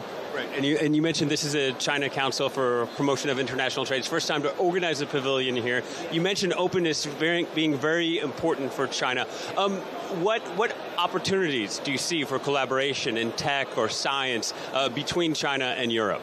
Okay, actually, I think firstly, 2024 marks the 60th anniversary of the establishment of diplomatic relations between China and France, and 2025 marks the 50th anniversary of China and Europe, which is of great importance. During the past 50 and 60 years, both of us have made great progress, and we will continue to cooperate in this field to promote the cooperation in science, in trade, in investment, etc. And we have to see. Yeah. Well, Mr. Li, while I have you, I'm just curious. China has a vast market. There are 1.4 billion people in China, which is a great market for companies all over the world. And China has stable policies and many talents. So which is on one hand, Chinese companies develops very well in China through our efforts. At the same time, we could cooperate with foreign companies to share the achievements, the fruits of China's development. We could cooperate, and finally. We shall, especially after the COVID-19, we shall set up more platforms like VivaTech to help companies to meet face-to-face, to communicate and set up the confidence. Then we could make practical achievements and cooperation. Wondering if you could elaborate the last point for us. Your council trying to bridge connections with international partners. How do you do that? Actually, the China Council for the Promotion of International Trade is China's largest trade and investment promotion organization. It was established in 1952. Since then, we devote ourselves to promote the cooperation between China and other countries. We focuses on the 4 main business. Firstly, to promote trade and investment cooperation by organizing exhibitions, seminars, B2B matchmakings, etc. Secondly, we provide commercial and legal services like arbitration, trade patent, the intellectual services, etc., for companies all over the world to make the business more smoothly. Thirdly, we will organize Chinese companies to attend the business summit under the framework of multilateral mechanisms like the G20, APEC, etc. We hope to foster a fair atmosphere for companies all over the world so that they could gain more success. Finally, CCPIT is the think tank as well. We published many guidelines for companies to know more about other countries before they going abroad. And we will help foreign companies to develop in China as well. During the past 3 years, we collected more than 9,000 difficulties and problems the foreign companies met in China. We have helped solve more than 7,000 of them, which was very welcomed by foreign companies through our efforts to promote the communication and collaboration between China and other countries, especially the companies.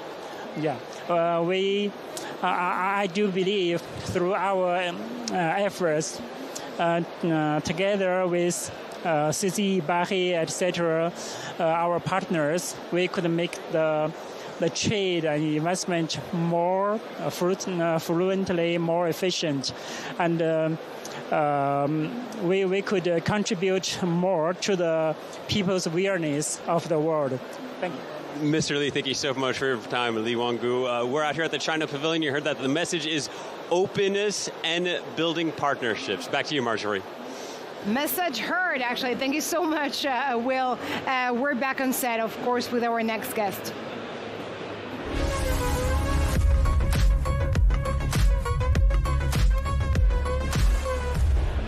And it's my pleasure to be joined live by Christopher Lai, the Director for France, Spain, and Portugal at the Hong Kong Trades Development Council, which means that you are basically promoting international trade and investments between Hong Kong and those territories. You've seen the Hong Kong ecosystem, of course, benefiting from its unique location and its strong financial structure and government also support, but you've seen it evolving over the years. How is it doing right now?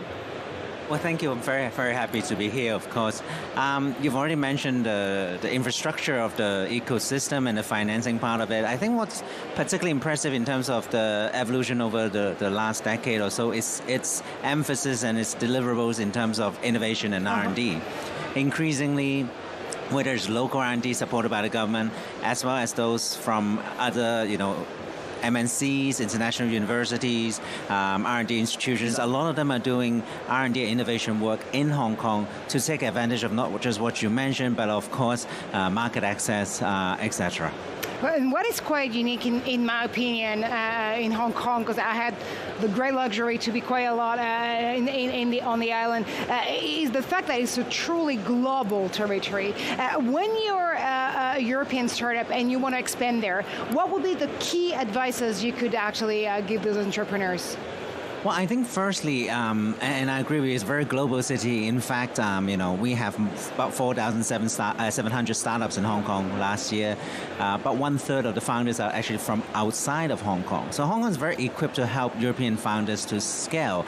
I think one thing to be very useful to keep in mind is not just cultural differences, but also the difference in size of market. So if you want to scale to China or even Southeast Asia, have to be agile, because what's applicable here in France, for example, may not be directly applicable in those markets. So as long as they're agile, they're flexible, they work with the investors and partners in those markets, then it shouldn't be too much of a problem. And there's not one Bay Area in the world, actually. There's also, of course, the greater Bay Area. This is Hong Kong, but not only Hong Kong. How do you see this new territory for innovation going? Well, this Bay Area is basically, there's 9 cities in the Guangdong province in southern China, plus Hong Kong and Macau. if we combine them as one single point for discussion purposes, the GDP of this area in 2023 is equivalent to Italy. And if we give it another 5 to 8 years, it should reach Germany's GDP, according to OECD. So what you see is this area has 86 million people right now. It's an area that's very affluent, with great desire and great demand for quality products and services. And so if keeping this in mind and using Hong Kong's access to Greater China and the decades of experience our investors has in China, that can be very useful for European startups. And as Hong Kong Trades Development Council, I'm sure you've seen so incredible success stories across the year. Anyone you want to share with us? Sure. We're in France, we're in Paris, so I'll share just two very quick notes from France. Firstly, it's a fintech company called Libertivai. They placed their APAC headquarters in Hong Kong and making use of Hong Kong to scale to other markets. Okay. Of course, some of our institutions are supporting them there. The other one is We Maintain, is a prop tech that's based in Paris originally. The metro operator in Hong Kong, the MTR Corporation, their first investment outside of Hong Kong was in fact into We Maintain, and one of the co-founders are actually now located in Hong Kong. That are truly success stories. Thank you so much, Christopher Lai, for stopping by Breaking Tech. Thank you. And that's all we have time for, but do stay tuned because we're going to be back right in like a few seconds, actually, with more on innovation here live from VivaTech.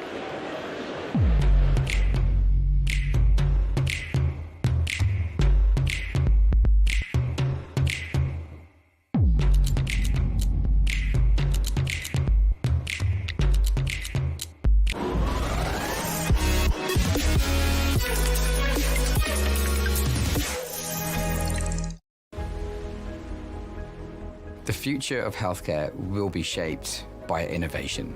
We see a very big potential future growth of this company, and we're trying to help them to make this potential come true. Our ambition for Contura's hydrogels is to be the leading treatment in osteoarthritis over the next 5 years, and we rely on BNP Paribas to help us along this journey.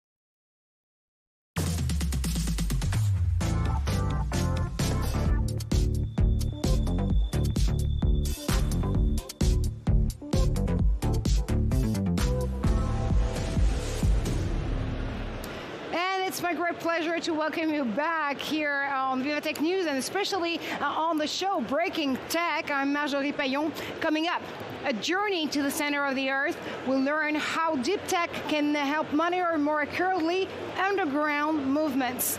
And we're going to power the future, believe it or not. Sustainability is not an ideal anymore. It's a requirement to make the AI and data centers industry as efficient as possible. Well, our guest definitely has a scalable solution to share.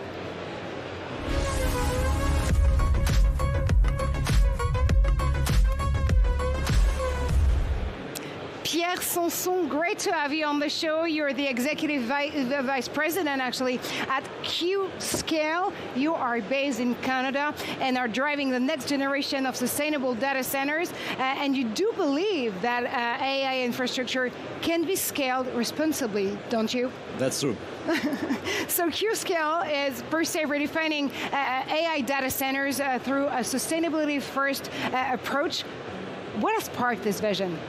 Necessity, I guess? Yeah, well, let me start to define what is an AI data center. Absolutely. Yes, so in today's world, I believe an AI data center needs to be ready for large clusters of GPUs or CPUs.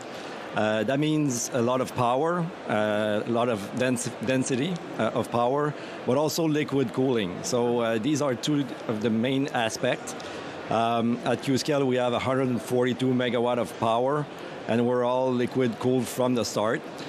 So to answer your question, this vision started like 5 or 6 years ago now. There are people in the company that saw it coming, I would say. So we designed and built this data center to be very focused on high-density workloads. So you were talking about sustainability as well. The driver behind Qscale is efficiency.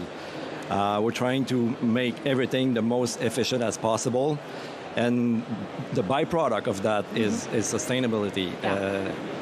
Yeah, I mean, again, it's a reality nowadays. I mean, you need to combine efficiency with sustainability to be even more efficient in a way. And I heard you actually use this idea that Qscale was built on the circular model. Can you dive into it? What in your mind is the circular energy and model? Yeah, so the first ingredient is renewable power. So it's part of the discussion, I guess, but the Quebec province is we have hydropower everywhere. Oh, yeah. And all the time, which makes a real difference.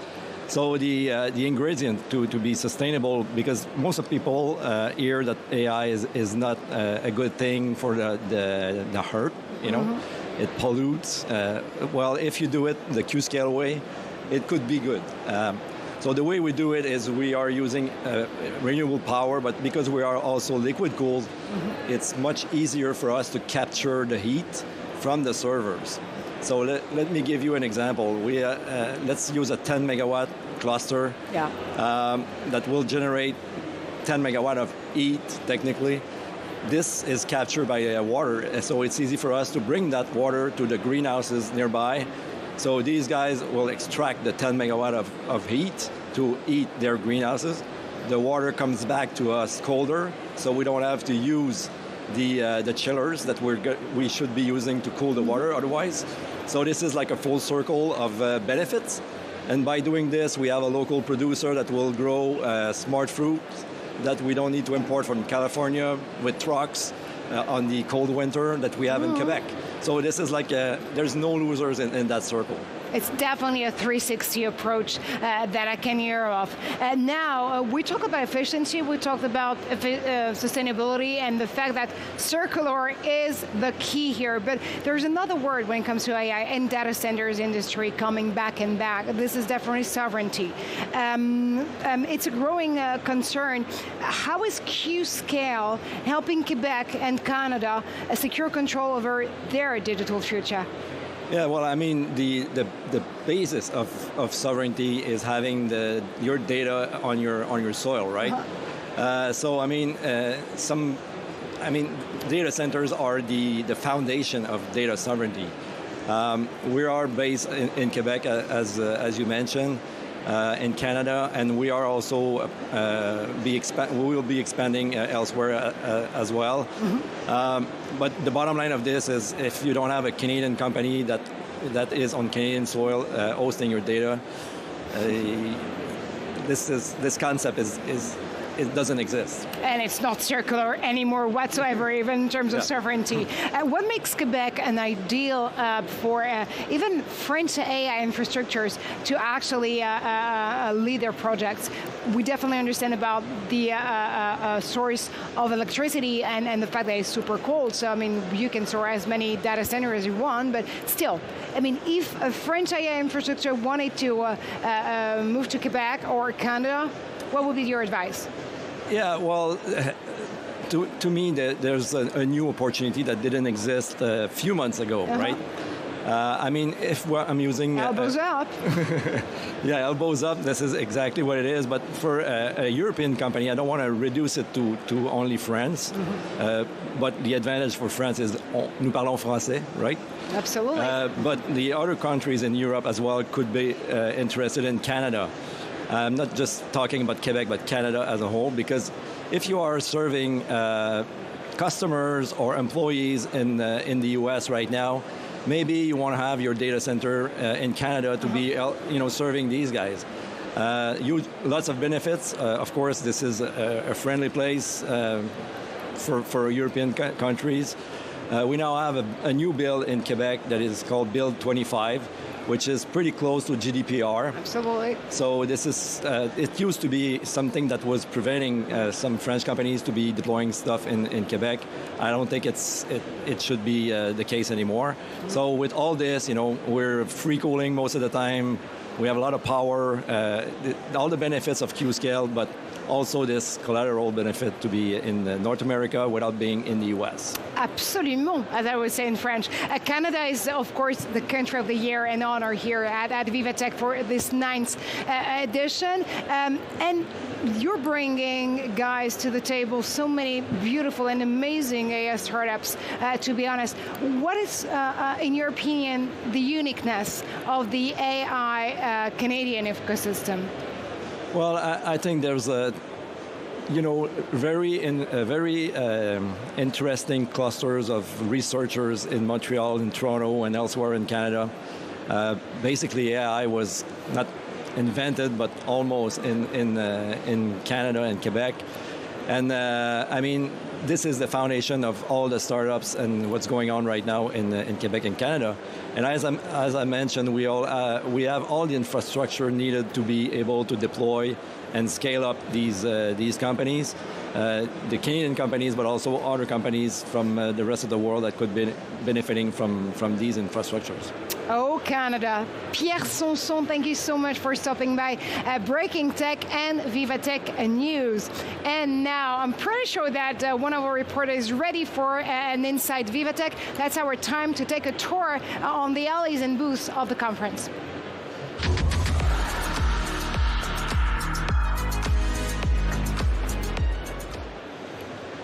Luke Brown, my friend, what are you up to? Hi, Marjorie. It's good to hear from you again. Now, of course, here at VivaTech, there's a great deal of flashy innovations that a lot of people were wanting to get their hands on, but that is perhaps ignoring one of the key foundations, the back rooms, really. The back rooms of a lot of the innovations have to take place with other companies, and one of those companies that I'm proud to present here is a French startup, Flex AI. We're joined by its CTO, Dali Kilani. Thank you very much for being here with us today. You've got a lot of solutions to provide a lot of startups here in Europe. The logo that we can see on your cap is Compute and Chill. Tell us a bit more about what you're actually providing to those companies. Absolutely. So we hear from a lot of AI practitioners actually that it's too complex. AI infrastructure is complex. Getting GPUs is complex. It's putting them, making them dance and deliver the value that people are trying to get out of the building some AI applications or building their next model or the next, breakthrough in healthcare or in other applications. So we decided to make sure that we make all that complexity disappear by putting things, putting that infrastructure to dance by bringing tens of years of experience from our team and to make all these GPUs behave and serve the workloads that customers bring. These workloads can span serving models, fine-tuning some existing models, distilling maybe some larger models on specific data sets, or even deciding to train your own models on some very internal private data sets. All of this can be done in a couple of clicks and can rely on GPUs that we can provide through partnerships, or it can be in a bring your own compute type of setup where people can leverage the compute access they have, whether it's at hyperscalers or on-premise in highly sensitive or highly regulated environments. What is it that's so special and so unique about the service that you're providing that wasn't already existing on the marketplace before? So the way we actually approach this is we introduce the concept of workload as a service. So people can come in and say, hey, I would like to, here's my data, here's my code, I would like to fine-tune this model, for example, on my private data, and this can all be done within minutes. So time to value is an extremely important thing that we realize is key for iterating and actually for innovators. People like to go from idea to making things happen and see the result very quickly. So that's what we're focusing on, and we're focusing also on portability so that when value is being created, usually people start their POCs in some environment and they want to take it to production, but they want to be able to kind of move and have that freedom to use different types of hardware, different types of CSP partners, and we give them that freedom, hence the Flex AI name. And you're working in partnership with another company, which is Sesterce, but they're providing the hardware. But there are also, it's a key issue, they're a French company. Why is it important for you to keep that data and that capability here in Europe? Is that the tech sovereignty, is that really an issue for you? Absolutely. I think nowadays we hear more and more about sovereign AI. Even Jensen Huang, NVIDIA's CEO, keeps talking about sovereign AI as the next key. We see it in various regions of the world, whether it's in the Middle East, in the US, in Asia, in Europe. It's absolutely key right now to take control of this AI, the next wave of infrastructure that's going to be critical for economic, basically, development. And therefore, having a partner like Sesterce to offer a full stack from data center, hosting, and the software stack for people who want to create European solutions and target the world, of course, but be in control of a full solution that is located here in France and in Europe is absolutely key, and it's resonating with a lot of customers. Okay. Dali Kilani of Flex AI, thank you so much for that. We mentioned there that they are working in partnership with another French company. This one is based in Marseille, in the south of the country, so really both ends of the country being involved in this ecosystem of tech sovereignty. And that is, we're joined now by the head of AI at Sesterce, Kassem Lounici. Tell us a bit more about the partnership. What is it that you're providing as the partner in this relationship with Flex AI? We give them, we give them, the part of the GPU and compute aspect, and the idea is to have a workload and services in top within our infra. So it's a mix between the GPU and the part of software when we push it inside our company with Flex AI with that partnership. So the idea is to bring the GPUs and for the software part, it's from Flex AI to give it to us. And we were discussing there the issue of tech sovereignty, but that is one of the key things that you're providing, is that the data that you're hosting on your hardware is going to be staying here in France, correct? Of course, the idea is to have like an offer with private AI and private inference. So all the data is inside France, and they don't move on around Europe or the US side. So. And what are you hoping from these 4 days here at VivaTech? What is the advantage for you being here present on at the event? I think maybe to have new use cases and to know new use cases about private AI and to push the private inference offer and to see what we can handle with agentic AI inside the new compute aspects, and to see if we can have now a new capacity to have sovereignty inside France and Europe. It's also a question of networking for you, of course, because Sesterce, this isn't the only project that you're working on. You're working on data centers and hardware here in France, here in Europe. How advanced is your company on those questions that are moving here in France on data centers that you're installing in Europe?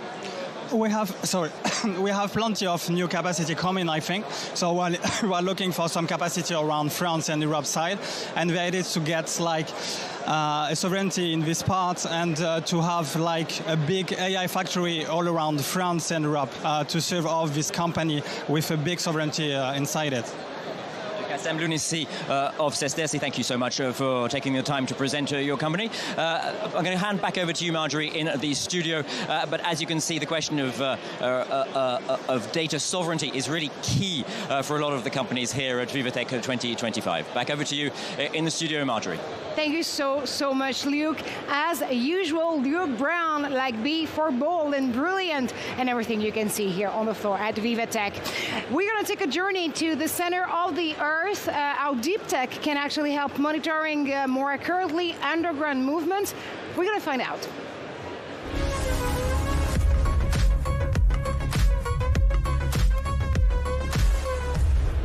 And to do so, this is my great pleasure to be joined by Habib El-Khatib. You're the CEO of Spotlight Earth.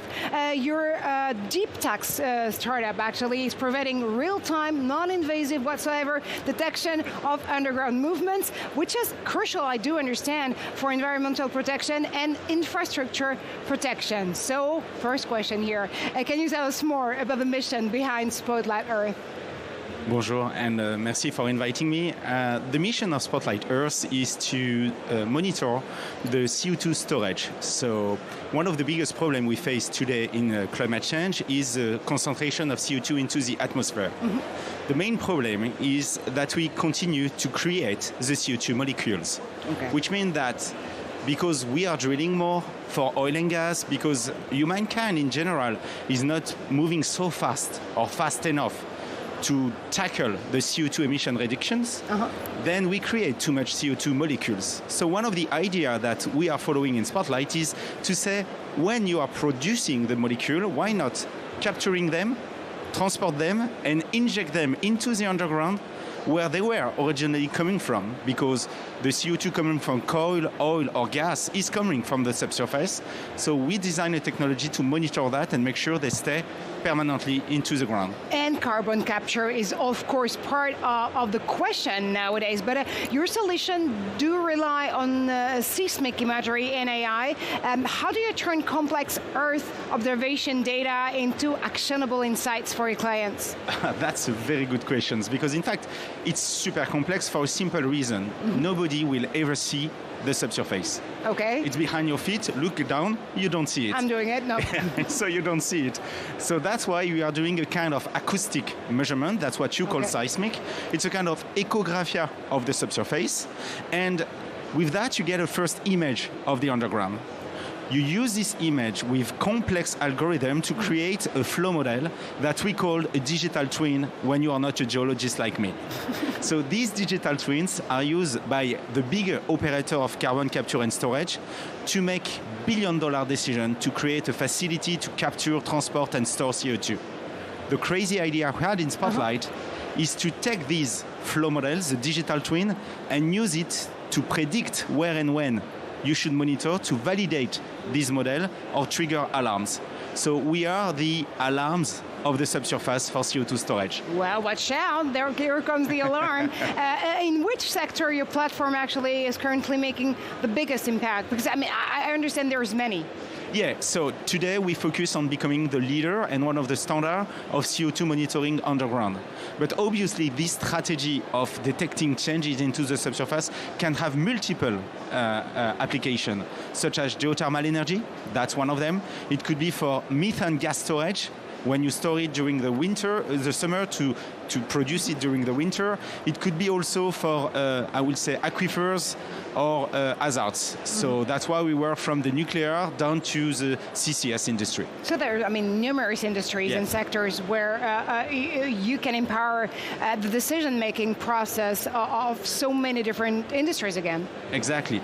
And that's one of the power of the subsurface. In fact, no matter how big we dream, and we are here in VivaTech, so we dream big, we will stay for a long time with our feet into the ground. And that's why the underground, with the metals, with the minerals, with the resources, is so critical. So I like to say that subsurface is one of the problems of the energy transition, but it's also a solution for us. And that's why you need experts like us to do that. Well, head in the clouds, feet on the ground, they say. How do you see Earth observation technology evolving, actually? Because it's definitely your domain here. Absolutely. So, in fact, we are, like any domain, impacted by AI, by big data, and so on, which is kind of fun in that we created big data before it has been even invented.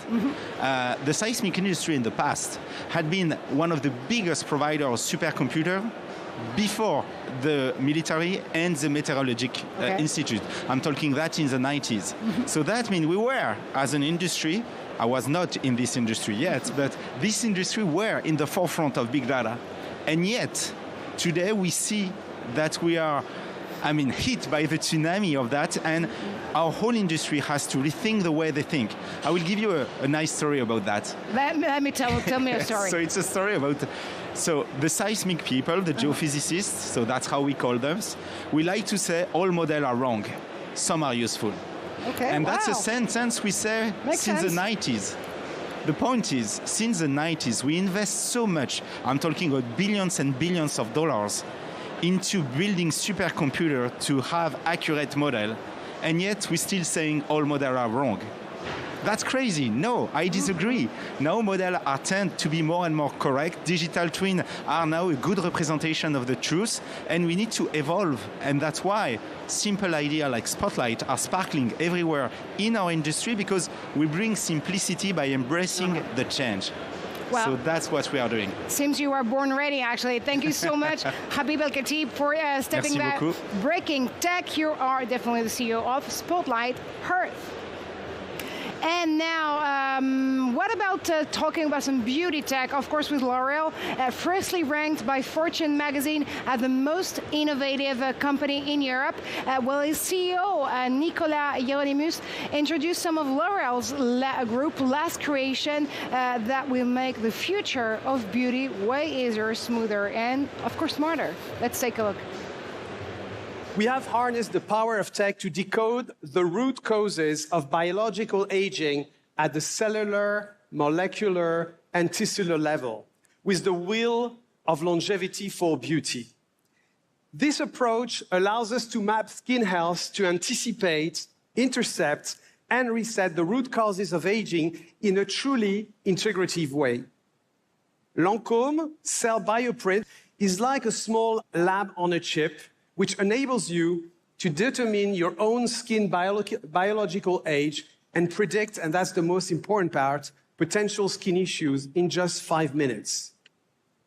Agentic AI is transforming the way consumers experience beauty, creating a growing demand for augmented services, providing tailored advice, hyper-personalized product recommendation, and support.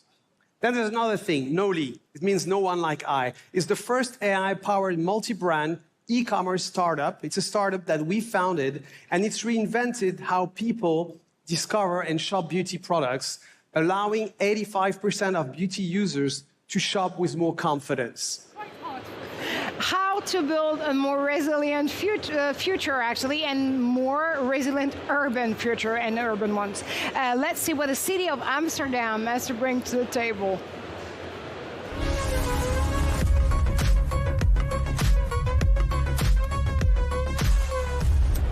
And to learn more about it, this is my great pleasure to be joined live by Sascha Stolp. You're the Director of Innovation at the City of Amsterdam. And actually, Sascha, Amsterdam is often seen as a pioneer when it comes to building more resilient future for a city, but also thinking sustainably, I mean, in a sustainable way, and monitoring what we call smart urban planning. What, in your perspective, is so unique in your city that you can lead by example when it comes to building more sustainable urban and resilient urban futures? Well, thank you so much for being here. Well, a lot of questions in one. Yeah. But first of all, I think that what we had in Amsterdam was a quite early conversation with knowledge institutes about what do we have, how do we have to solve our problems, and then to incorporate companies in the discussion. Well, instead of keeping them away from the vulnerable discussion, because in the end, it are companies who will have the solutions, we have to buy them, and in the middle, we have to require new data and new insights so we can actually change, well, it's called system change, our procurement, and then we can buy solutions which fits our city and which helps to create new knowledge but also new business cases. So this is definitely a proof of concept you're trying to make here, while again trying to build those more resilient urban cities. I do understand that you are integrating climate adaptation, circular economy, digital tools. I mean, all of them, all this mix is actually making those urban transformation efforts possible, right? Yes, and because it's very important that we speed up. So what we did is not look as maintenance, for instance, as a cost post, but we said it is an investment moment to build back better and to incorporate all these assignments into what looked like a simple maintenance assignment. But in the end, it will be your ground floor for innovation, because that's where the test bed is. And then you'll have a prototype, and when you have a prototype, you have a really working thing. And if you have a really working thing, people can see that there are better solutions. And if you measure them right, so for instance, we know right now that in the construction sites, even a simple project, the reduction of CO2 emissions is much bigger at the raw material side than, for instance, in taking new equipment. And that helps to make the right choices. And the reason why it works is actually that you're not only bringing a tech to the table, it's only about bringing discussions in between policymakers, citizens, of course, innovators. How do you make this conversation super smooth?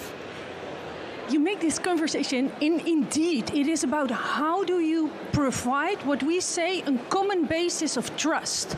You have to focus on trust, and you even have to create a role for that. We call this role the mediator of innovation. The one who is in between, the one who started the idea, the one who invented it, built it, but also legitimized it. Because they speak different languages. If you start talking with the constructor, he talks in completely different language than, for instance, somebody of a knowledge institute or somebody of the government, and they're looking for different standards. Yeah.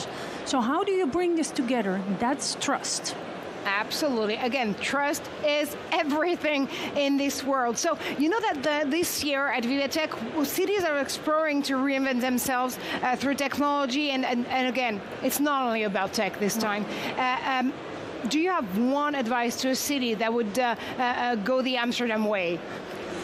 Well, take in consideration, am I the one who can take the role of mediator of innovation, or do I have to bring one in? Because most often we want to go too fast. And the mediator of innovation helps to sit down a little bit, have the moment, and to see first, how are we all at the table? Are we all willing to do so? Because if trust is growing, the speed of innovation is going up.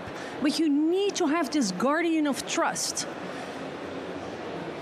You have the base, on the basis of trust, you can actually build more on innovation and efficiency. Thank you so much, Sasha, for being with us today on the show. And that's all we have time for, but do stay tuned. More to come here on Breaking Tech.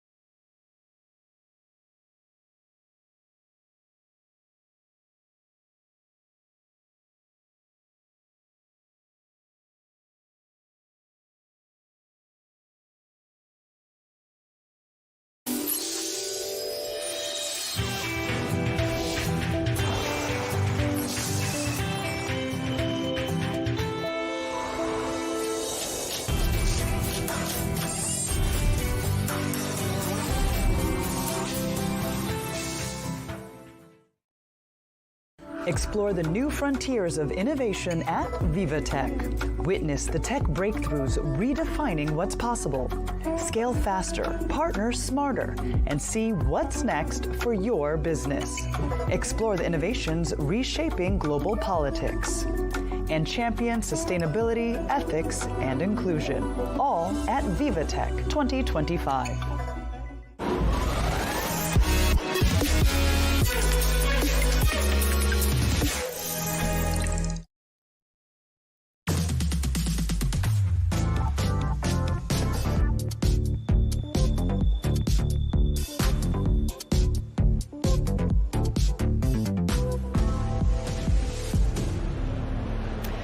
Welcome to the show, ladies and gentlemen. Of course, you're watching VivaTech News and Breaking Tech. I am Marjorie Payon, and we have a lot of amazing segments for you in this next hour. We're live from Paris with our reporters and guests, and we're going to bring you the latest, literally the latest, on trends and innovation. Coming up, how is AI transforming and empowering business. We'll mix and match perspective on a brand new format here on VivaTech News, which is called The Debate.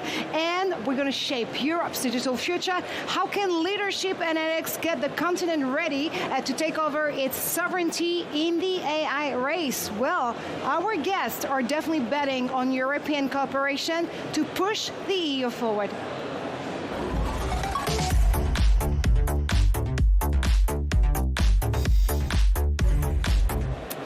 Guests are side by side. Antonio Kruger, your CEO and the scientific director of Germany's leading institute research in AI. It's called actually DFKI. I'm correct. I'm happy. That's right. I'm happy. And you're also head of the scientific committee of the German AI Competence Centers. And Bruno Spertis, you're the CEO of INRIA, and a man of many talents, if I may. You're a mathematician, of course. You're a former tech advisor and an AI startup founder. And you're also a board member of the European Innovation Council. Am I right? Yes, I'm Marjorie. Welcome to you both. Welcome to the show. Bruno, let's start with you, if you may, actually. And that's a tough one, I have to say, especially in 2025. How do you define digital sovereignty today? So I guess that this has to be defined in a modern way, okay? First, I think that digital sovereignty is our ability to understand our technological dependencies and to choose, to identify which dependencies are critical ones. What do we want to develop within this landscape, and what coalitions do we have to build in order to develop these technologies. And that's why there is a strategic partnership between France and Germany and between DFKI and INRIA in order to be able to build this coalition. And actually, Antonio, I have to say there's a lot of expectation right now on the way the global map of the AI industries is totally being reshuffled at the moment. How would you actually define Europe in the AI race? How far are we? So the first observation, of course, is that AI is a very dynamic field. Yeah. So this is something we've seen in the last couple of years where we made progress that a couple of years ago would not have been imaginable. Yeah? And of course, there are leading nations and regions, that drives this, in particular through infrastructure and hardware, for example, in the US, but also in China.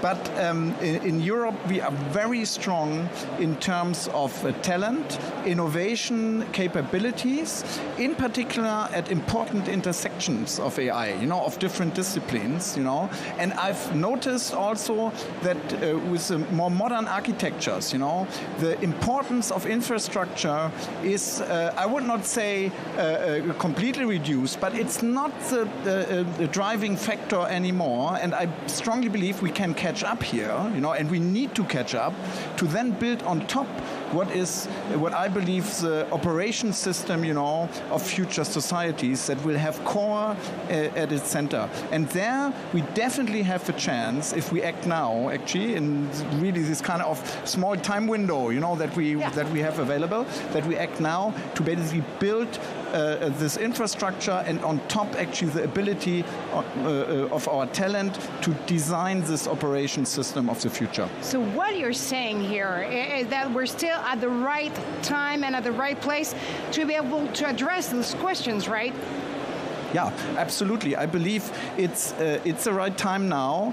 We have the chance actually to build an infrastructure that accomplished a couple of goals. One is technological sovereignty, so that we can build on an infrastructure that is operated within Europe by Europeans, and then at the same time keep also the talent, and with that actually build software layers on top of that and move forward. And I do hear some strong, French-German friendship energy out there, but you're still really asking yourselves question about the way we can do it the European way, to be quite honest. So how important is deep, publicly funded research in securing Europe AI's leadership?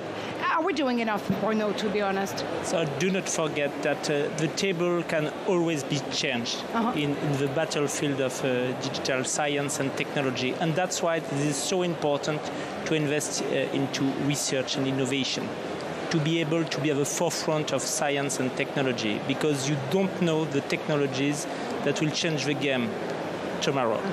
And that's why it is very important to be able to partner.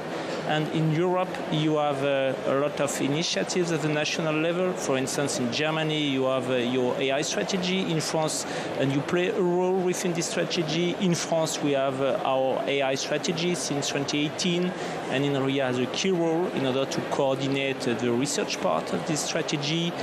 You have bilateral initiatives, such as the initiative between the FKI and INRIA since 2020, okay? And of course, you have the European level with key projects such as the AI factories, for instance. You're involved in the German project. INRIA is involved in the French project, and now in front of us, we have the so-called Gigafactory game. Yeah. And this has something to do with the infrastructures. You have underlined the importance of these infrastructures. So we have to articulate all these levels, and that's why, once more, this is so important to have trust between key organizations such as the FKI and INRIA, for instance. Antonio. Absolutely, and the collaboration, Bruno mentioned it, it's ongoing since 5 years. We started with joint projects. We built a network of researchers and also institutions, between the different DFKI sites and different INRIA sites. We have addressed all kind of different topics on AI, and we also want to go a step further, because I believe it's very important that we have these binational collaborations, beside, of course, also European collaborations. But we all know that also European collaborations take time. This little bit, they have thrust, of course, but are a little bit slower. But we need to move fast, and it's very important that Germany and France, as the two major economies in Europe, just takes initiative, and move forward in this respect to keep the talent also in Europe. This is, I think, also very crucial. That we provide opportunities for the young people to stay in Europe, to develop themselves in Europe, and therefore I'm super grateful for this cooperation with INRIA. I think it's a cornerstone of this endeavor. And actually, I do understand this as more of a cooperation and AI across European borders. But your question is actually a kind of legit here. How can we retain AI talents in Europe? We can retain talents in Europe by providing them sense in Europe. That is to say, a European way for AI, an ethical way, for instance, with key applications to our key domains such as health, education, etc., and by providing them the opportunity to work in fantastic organizations such as DFKI and INRIA, for instance. And it's also important, some people say, okay, now with the American administration, there's a chance to get more talent from the US to Europe. And this might be true to a certain extent, but I think it's much more important to keep the talent in Europe that we have. We had a certain brain drain the last years in the area of AI. And my feeling is that the tide is turning, but of course we need to provide them the ecosystem, the infrastructure that allows them to thrive and develop themselves, and this is what we are trying to build together. That's what I can definitely hear. Let's look ahead, gentlemen, if you may. In 5 to 10 years from now, what would success look like for European AI sovereignty?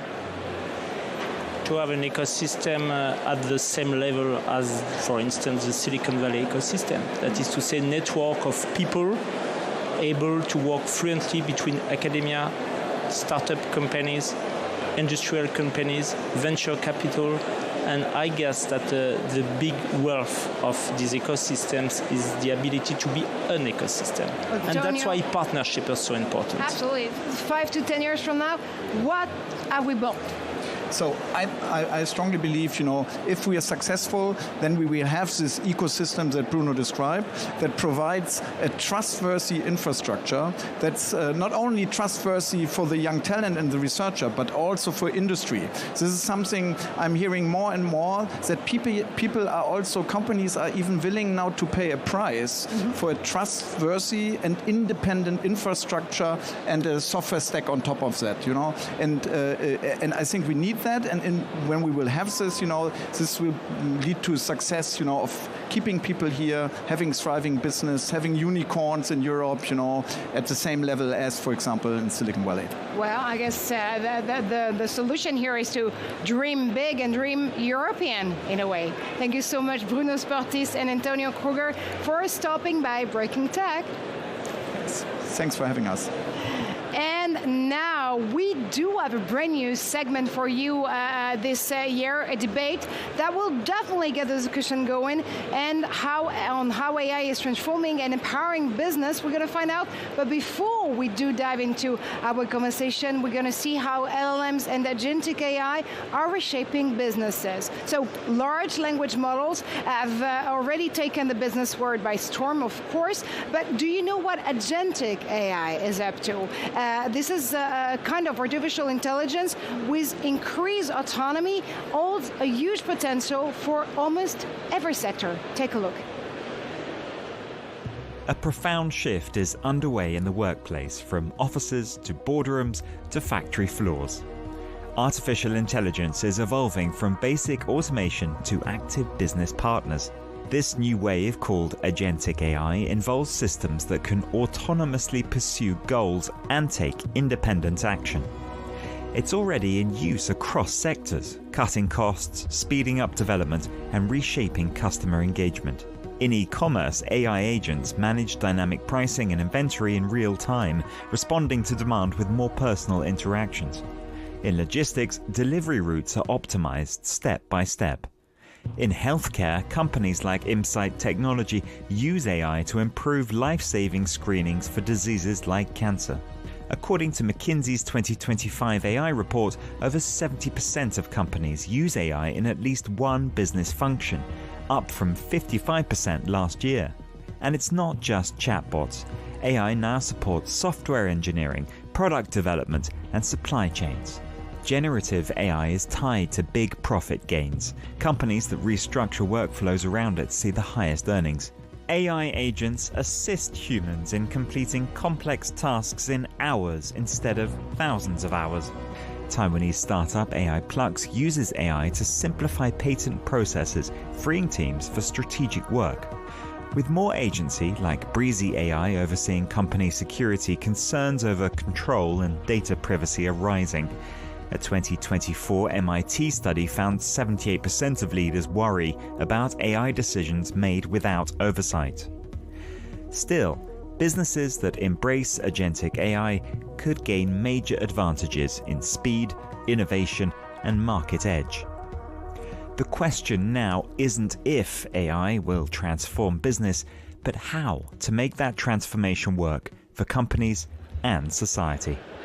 And so how exactly is AI empowering business? We're going to explore actually where the biggest opportunities lie and what it really takes to turn AI into a long-term and sustainable success. Our panels, I bet, know the questions and the answers by heart, actually. Kate Suley, you're the director at IBM Research. What I understand that you're focused on connecting cutting-edge AI research with business, which is good for us, actually. And you took part to the MIT and IBM Watson AI Lab. And you're also a leading technician product management for Granite, which is IBM's family of LLMs, believe it or not. Olia, welcome back. Actually, Olia, you're the CEO of Bonsai AI. You're one of AI's Canada gems, and you want to make a difference on how using AI to drive workforce efficiency, learning, innovation, and people empowerment. And our third guest today for the debate format is, of course, Constantin Gall. You're a managing managing partner at EY Parthenon. You're leading strategy and transformation projects across Europe, the Middle East, Asia, and India, of course, and Africa. And you have an eye for the automotive industry. You actually tell us how the automotive industry can be a proof of concept for driving businesses ahead through AI, of course. Kate, let me ask you a question, actually, because, I mean, again, I'm really interested into what Granite can do, actually, today. And you are willing to have businesses move beyond experimentation, that's my guess. Are they true empowerment to achieve real and measurable impact? Because we hear a lot of things about how AI can transform a business, but do you have facts and figures? So we hear all the time customers have done experimentation. They've built prototypes and figures, and then it comes time to deploy. And all of a sudden, things like cost, things like latency, things like speed become an issue in deployment. And so where we're really focused with Granite is building cost-efficient LLMs that they're not going to do every single task in the world. We think you're going to need a mix of models of different sizes, costs, and shapes. But Granite is a small large language model, 8 billion parameters in size. It can run on a single GPU, and it prioritizes inference efficiency and speed. And so we see for a lot of customers, you start off with much bigger models experimenting, and then you bring it down, your use case down to Granite, and often through some specialization, so you can fine-tune the model further, or bring your own data through a RAG pattern. You can achieve similar results on a much smaller model, much more cost-effective. We see, over 90% cost savings when you deploy those types of patterns, bringing models down to a Granite level in size. Well, let me follow up with a question, and Constantin and Otto, of course, I want to have your answers too on that one, because there's still a lot of myth, to be honest, of how we can think about AI transforming business, but there's also realities. What is the most common misconception you are hearing among business leaders when it comes to implementing generative AI? What are they looking for, trying to put those tools in place, and what do they end up with? Yeah, I hear all the time people are, making a big bet on one model, and they think, okay, we're just going to be a, XYZ shop, and we're going to deploy it, and all of our problems will be solved. And the reality is, again, you need a toolkit of different models of different sizes, shapes, specialties, costs in order to optimize and kind of play that balance and find the best. So we spend a lot of time working on educating our customers just to help understand the different pros and cons of different models and help give them a catalog of options that they can choose from when it comes time to deploy to get real value. Well, education is everything, of course, especially when it comes to Bonsai, but that is very true what Kate was stating here. Again, I mean, business leaders might come with a lot of questions in mind, a lot of solutions they want to see being achieved. But, I mean, there's as many LLMs out there on the market as realities for them to actually being put in place. Absolutely love the point, because really I was just thinking in my head that that's kind of what made us special, because instead of competing with everybody on the market, we decided to kind of work with everybody on the market, because they do bring different values to the table. And like, for us, a good example was like processing documents, and it was such a big pain point, but then companies were so scared to put the documents into anywhere, right? And so it came down, we were selecting one of the LLMs specifically for document processing from that perspective, which one is the most secure. And then now we have specific one for book authors, and it comes down to which one can process the largest documents the most carefully, right? And I think like a lot of companies, unfortunately, smaller companies went out of business because they haven't thought of that. And they were like, no, we're just going to do it our one way. And then in reality, AI is so fast that it's way smarter to partner than to compete. Constantin, what's your take on this? Because I mean, you're seeing a lot of business leaders out there. I know you're pretty much focused on the automotive industry, and you're definitely one of the best. You got the best knowledge on this very sector. But is there in the automotive industry proof of concept of what other business leaders might have in mind when, again, they're coming to the AI market saying, "This is the solution. This is the magic wand." Guess what? It's not. Yeah, I think coming to the two ladies, there's a multitude of toolboxes that you can use. the old saying goes, if you have a shitty process, you can digitize it, whatever you want to digitize it, it is still a shitty process. So I think a lot of leaders come to the table saying, I need to have something. It's almost like a tick-the-box item these days. I need to have an AI installation or whatever, be it agentic or generative. They're not really asking themselves, what is it I'm trying to solve for? Is it an efficiency game? Is it kind of new service to be rendered? And then exactly to what you were saying, there's a multitude of how we can address it. So I think you first need to spend that first initial thought, ask the question, what is I'm trying to solve for? And then also take a step back and say, with everything that's available, what will be a smartest, almost like clean slate approach, best way to tackle it?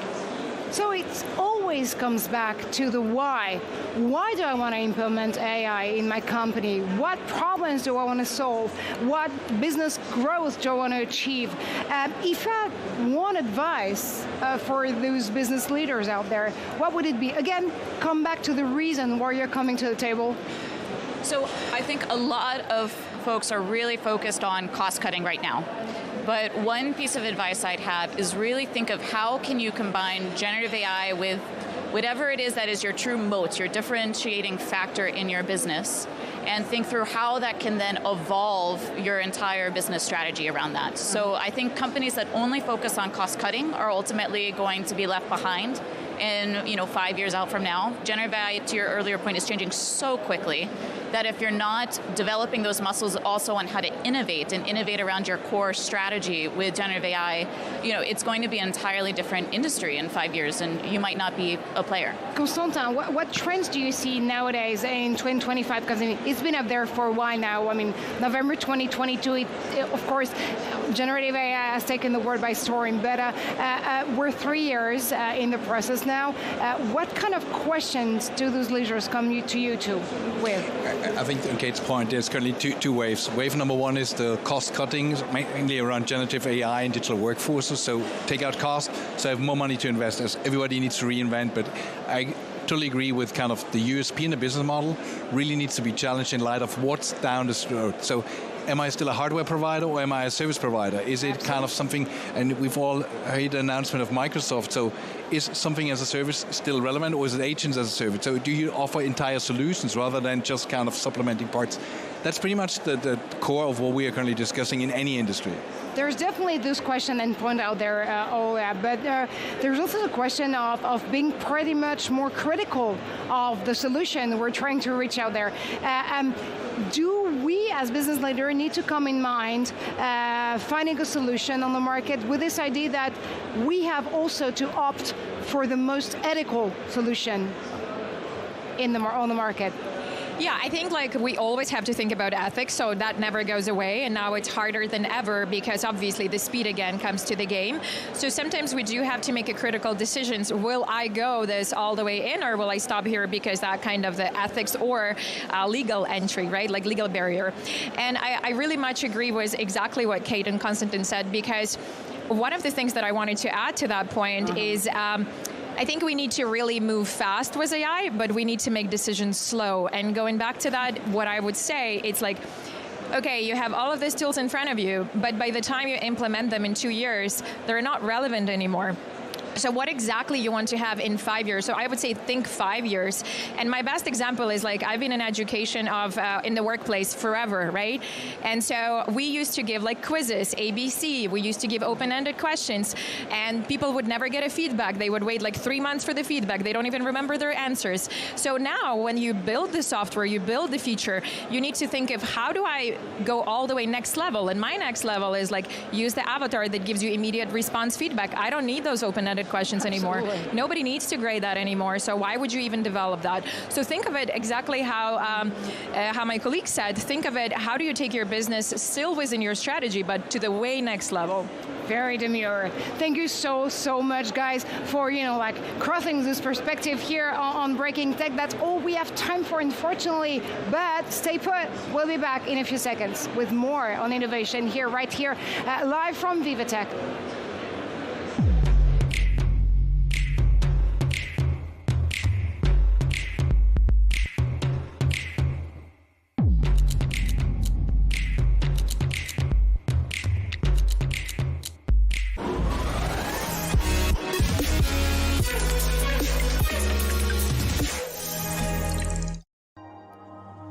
Scan badges, network, and do business. Use the interactive map to navigate the halls. Explore the VivaTech tech trails for a deeper immersion. Consult the program in real time and catch top sessions. Use the AI-powered navigator to create your personal experience.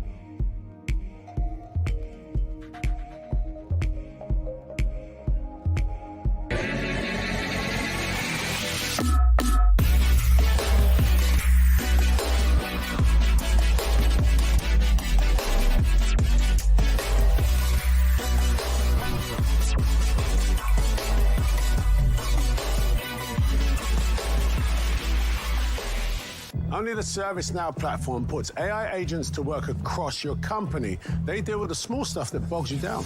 Agents like secret agents? You know, I once played a secret agent. Oh, I missed that one. I heard you were great. I was great. At Electra, we try to encourage people switching to electric cars by helping them charge very easily and in 15 to 20 minutes. We recently advised Electra on a new fundraising with 304 million euros. It's a major milestone for Electra for the future years.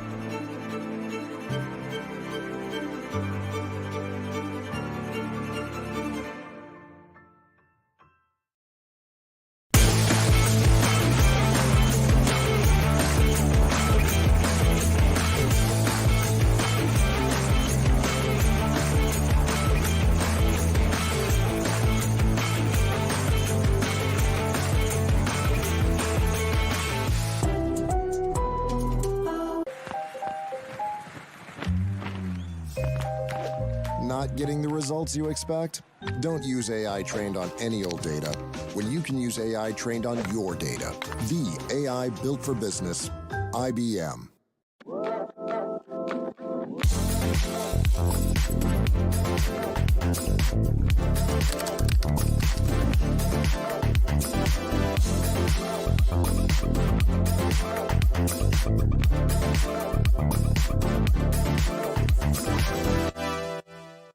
Discover the new frontiers of innovation with VivaTech News.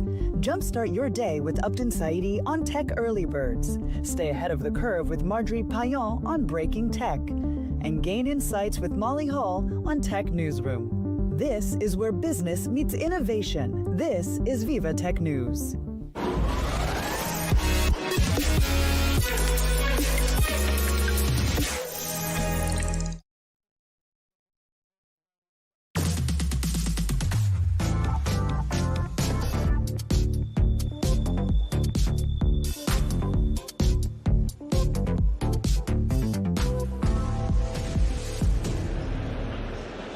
Welcome back to Breaking Tech and VivaTech News. Of course, I'm Marjorie Payon. We have a lot actually coming up for you in the next half an hour. You know that VivaTech is literally the place to be. So we have ready for you with our reporters and with our guests and experts, of course, all the next frontiers of innovation. We're going to talk about the edX of innovation. We're going to talk about AI. Of course, it's on everyone's minds and every attendee leaps here at the conference this day. It's a 9th edition. We have more for you to come.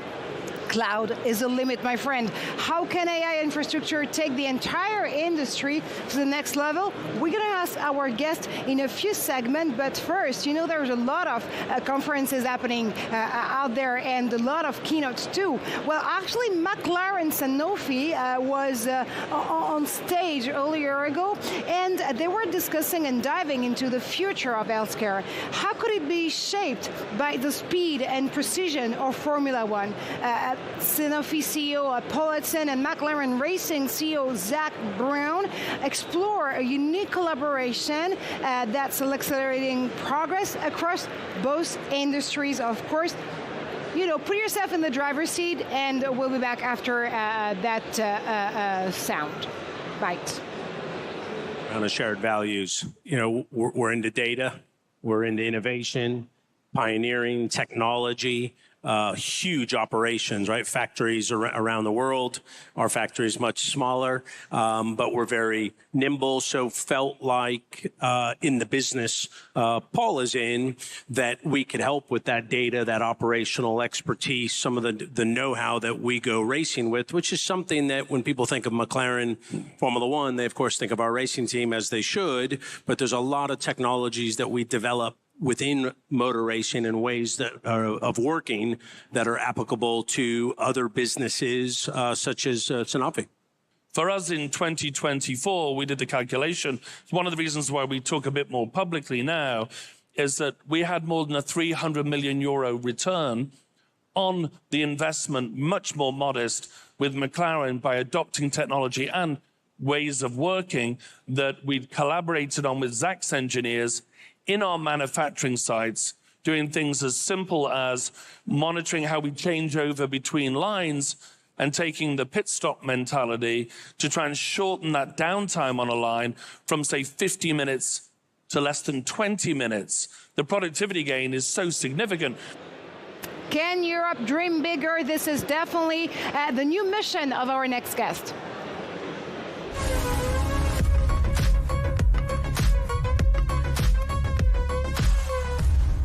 And the mission is yours, actually. Damien Lucas, great to have you on the opening day of VivaTech. You're the CEO of Scaleway, and you have one ambition in mind, becoming the one and only hyperscaler in Europe. Again, you do have a tagline this year, Europe can dream bigger. Sure it can, but how? How? The first thing is to build the infrastructure that enables the technology in Europe to be independent from the other superpower of this world. Having a third option, not only the US, not only the Chinese option, but also having our own European public cloud provider that is up to speed with the other competitors, should they be the US ones or the Chinese ones. So do you think there's still some key priorities that are holding us back from building what we hopefully think as of a tech platform of tomorrow? There's nothing holding us back. Okay. No problem. We should just move forward. We need investment, but this is possible in Europe. We need talents, but we have talents in Europe. We need capacity, and we have all that. The good thing is we've got a great data regulation. The European data regulation is, I believe, better than in any other place. Better than the US data regulation, better than the Chinese data regulation, better than the Russian data regulation. And in order to fully operate under this data regulation, we have to have our own cloud infrastructure, public cloud infrastructure that plays with the rules of the EU in terms of data, that operates with those rules. And I do understand you are launching a campaign out there. It's called 1 million euros, 1 hour to win. Yes, this is hours of GPU compute, because another very important thing that we do with those data that is critical for the transformation of those companies is AI. But AI requires a lot of compute power, a lot of hours computing, etc., etc. So the cost of adopting AI is sometimes a barrier for European companies. And this is the reason why we're offering that amount of GPU hours of AI just to help the European tech companies move forward and adopt AI largely. So tell me, Damien, what makes Scaleway different from the global hyperscalers? This European flavor in ethics and values? Yes, it is. I mean, European values are different. The way we operate in our data center, we operate in a greener way. We care for the planet more than any other hyperscaler. We operate under the GDPR and other data regulation laws from the EU. That makes us unique as well. And we have our own software stack that is fully developed in Europe with the way we develop in Europe. And all that together makes us unique as a European player compared to the other players we know in the cloud infrastructure, those hyperscalers that we know in the US and in China. get in the cloud, feet on the ground, but also in the AI future, actually. Damien Lucas, let's dream big. Thank you so much for stopping by VivaTech News. Thank you very much. And now, VivaTech, you know, it is truly a place where innovation begins and deals are being made. Time to report inside VivaTech.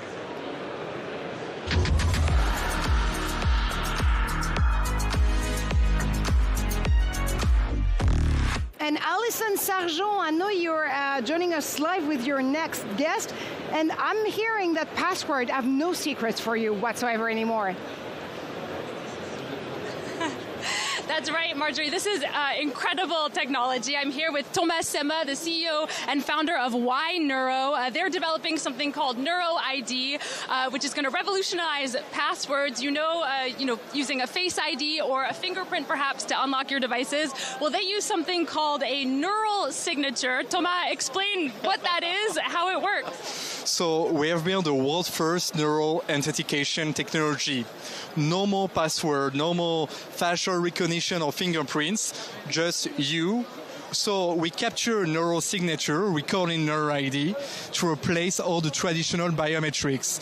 So you just have like a consumer devices such as headphones, earbuds, smart glasses, and you can use your Neuro ID to be authenticated as simply as possible. Okay, so essentially the headphones I have in my ear right now could read my mind and unlock my devices? Interesting. The thing is that, biometric is booming. Digital identity is a 130 billion market by 2030. All the tech giants, such as Apple, Meta, Snap, are going to use and implemented EEG sensors in everyday life products, such as smart glasses.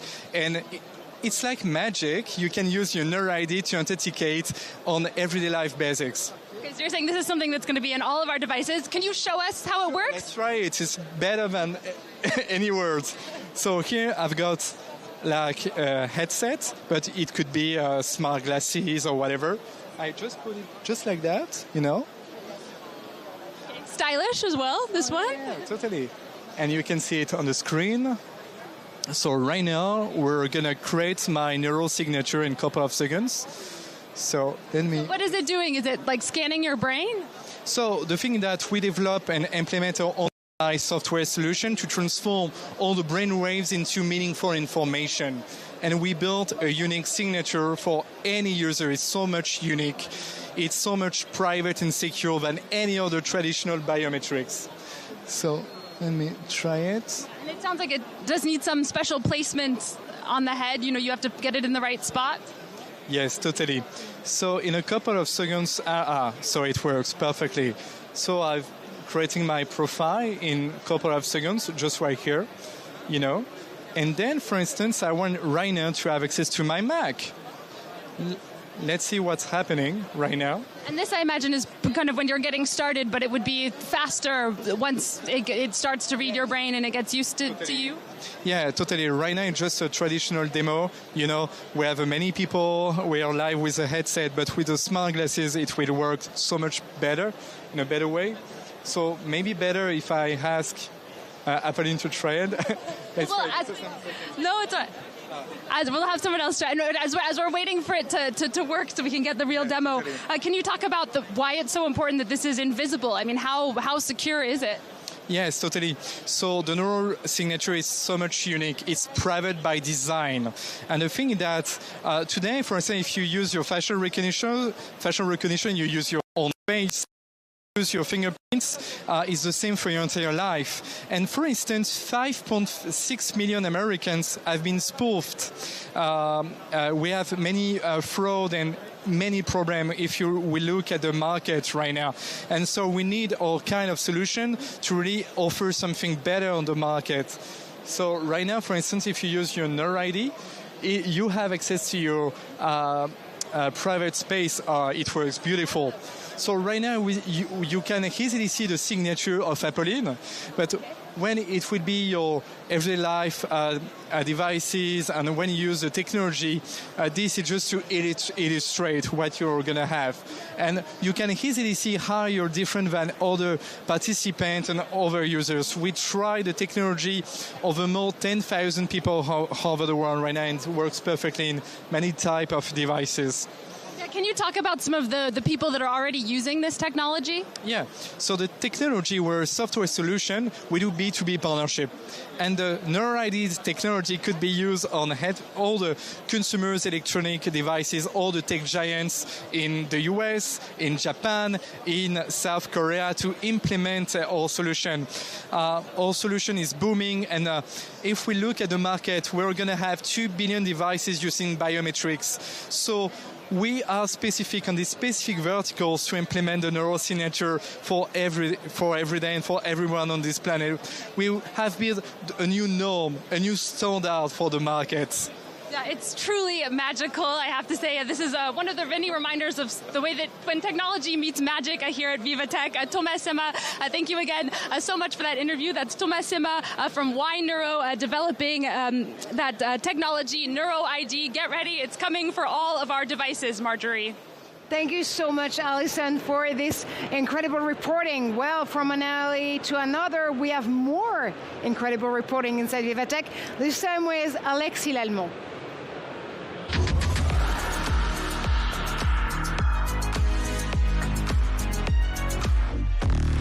Alexi, my friend, you're going to have to look me in the eyes. Yeah, that's what I'll do, don't worry. So you wanted me to try some stuff? Here I am. I am with Alex Cabañeros, is that it? From Biel Glasses. We are still in the Impact Bridge area of VivaTech. As you have a beautiful innovation to show us today. As you can see, I'm wearing those right now. Can you tell me a little bit more about what's happening in my eyes right now? Yeah, so right now what you are wearing are smart glasses that are intended to help visually impaired people, especially those who have low vision, which have mobility problems. So with these glasses, what we do is we analyze the scene, we detect anything that it may be a risk for the person wearing the glasses, and then we make them perceive where these risks are so they can avoid it, and they can walk around like freely. Okay, so basically what do I have right now in my vision is a orange-ish rectangle. What is it for, and how can it help visually impaired people? Yeah, so what we do is once we detect obstacles, we use technology of artificial intelligence, also robotics, to detect obstacles. And what we do is we signalize it in 2 ways. One is graphical signs, which is like rectangles, which change the color depending on the distance, and they can identify where the obstacle is so they can avoid it. And we combine it also with audio cues, so they can also understand if the obstacle is on the right, on the left, if it's like a negative obstacle as a whole, so they can perceive it and they can avoid it autonomously. So we were saying just before we go live that it's getting pretty popular with you over here. Everyone's stopping by, and maybe you can't see it, but behind the camera there's a lot of people watching what's happening right now.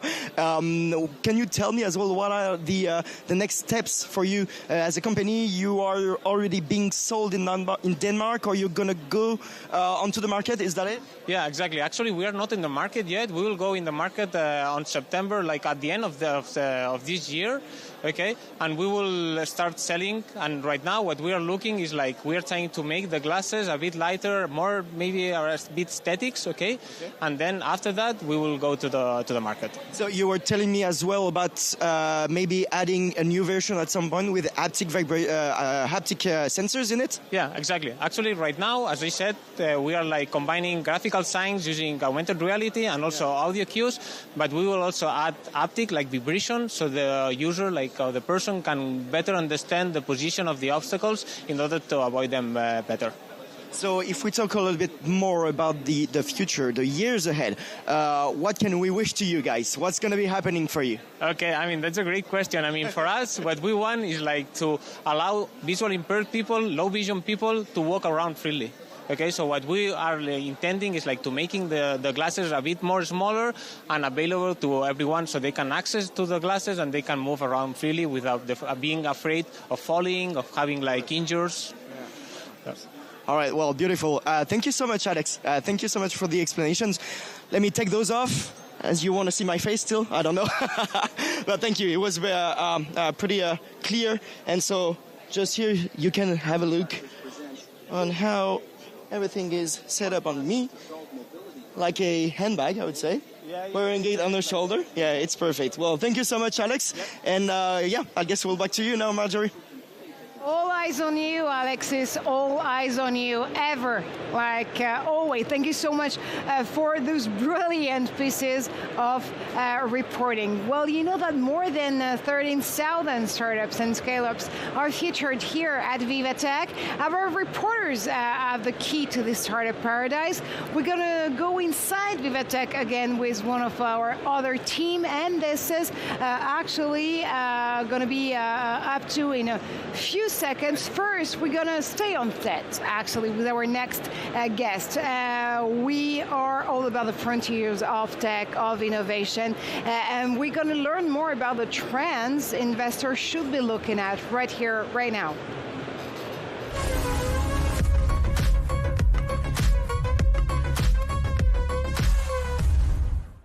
And our next guest is you, actually, Edouard Kuckerman. Great to have you on set. You're managing partner at Catalyst Fund, is that it? Yes, I've been establishing the firm 25 years ago. And actually, yes, you do have decades of expertise as an investor in the fast-growing venture market. Deep tech, AI, mobility, medtech, cybersecurity, name them. You are definitely one of the first who have believed that tech could actually be paving the way for investors to renew themselves. What should investors have their eyes on, especially now at this part of the year, 2025? As you can see in VivaTech, you see a lot of AI companies. The issue of AI is concerning every industry, but what is important is to check which company monetize their AI capability and generate revenues, because this AI technology has been around for many years. We at the time invested in Mobileye, which was, I believe, the first AI Israeli company that focused on the auto tech industry, and using AI enable them to become a market leader. So we see AI applied to cybersecurity, to medtech, to a lot of fields. The question is to look at the fundamentals of the company and not at the AI buzzword in general. Exactly. So every single time you're in front of an entrepreneur or a founder that is going to pitch you his company, because of course he wants to raise some funds out there, you are going to get back to the basics, right? What solutions are you trying to, what solutions are you trying to bring to the market? What problem are you trying to solve? That is definitely what helps you separate from the buzzwords out there and getting back to reality. Yes, and also to look at the business model of the company, but what the impact of the technology for the people. There are companies that have disruptive technology. We'd like to invest in deep tech, but we have to see the impact of this deep tech into how the market perceives it. And obviously, it's a challenging period also for Israel because of what has been going on in Israel in the last year and a half. So because of that, we have also established a new platform, Catalyst Investment, a club that is very disruptive in our own industry of venture capital. Because, I believe that with this brand new platform, again, it's Catalyst Investors Club, you really, this is what it is, actually. You really want other investors to join the club, join the movement, and have a different access to what a technology can be. So what you want to do out there is provide them with your knowledge, and again, decades of expertise in that regard, and help them walk their way through every single step you had to actually debunk before them. Yeah, the venture capital industry has been exposed to many companies, but the private individual that want to invest in company didn't have access to this privileged market. And therefore, we put a VOD in place where we have hundreds of videos of disruptive technology companies, and we show to the investor community opportunities which were being backed by lead venture funds. So someone has done a proper due diligence, they can cherry pick the company and the field that they are interested in and co-invest together with lead venture fund at the same valuation as the one that was the venture fund that invests in that same company. So what you want to do out there again is to have every single private investor join the club and transform them into new tech investors, right? Yeah, it democratizes the access to the venture opportunity to private investors. As you know, it's complicated for Israelis to travel overseas or for international investors to come. So that's why this platform is enabling these investors all over the world to look at this deal flow. What is very special on the platform is that we started, like many Israeli startups, with a local market, but we turned the platform international.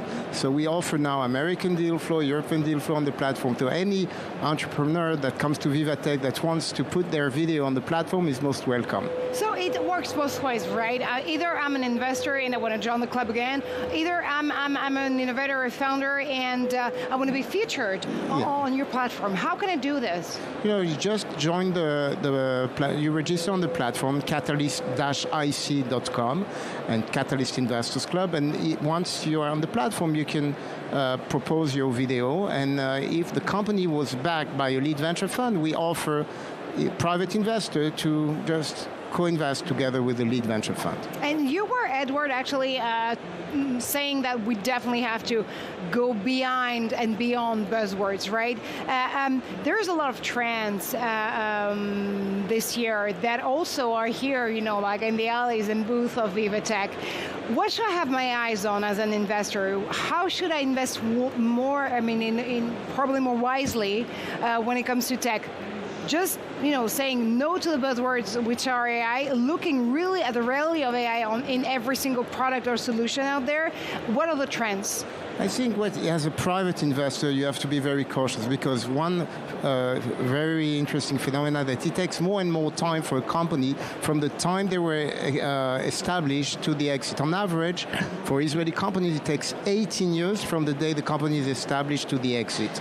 So I would recommend to invest in a company that has enough cash when you invest to turn the business profitable, more mature companies, except if you have a very long-term approach.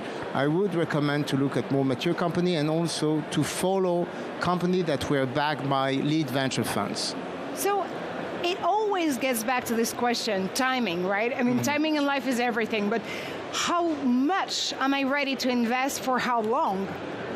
Yes, typically, you know, the rounds are getting bigger. The time to exit taking longer. I mentioned 18 years. So if you invest in the early stage, and you don't want to be diluted, you need to be aware that you need to support the company for a very long period of time.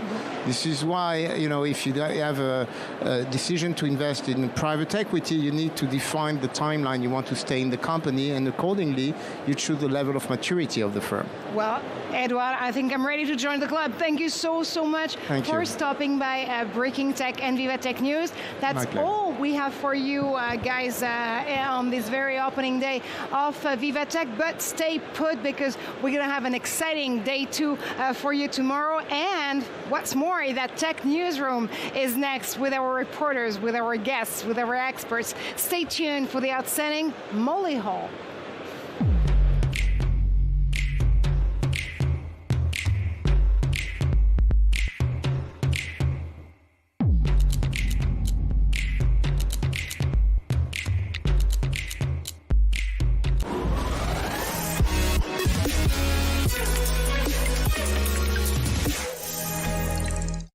Elevate your leadership with VivaTech's Exec program.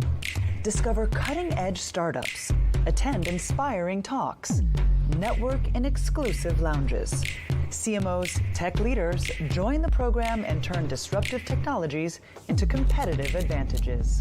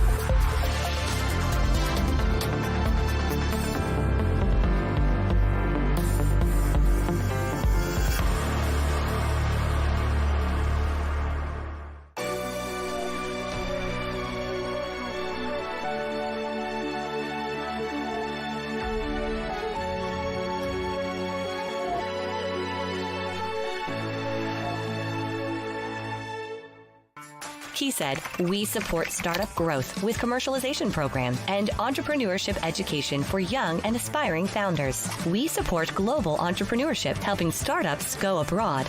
And we provide the essential infrastructure to bring ideas to life. Where imagination meets reality, this is KeySaid.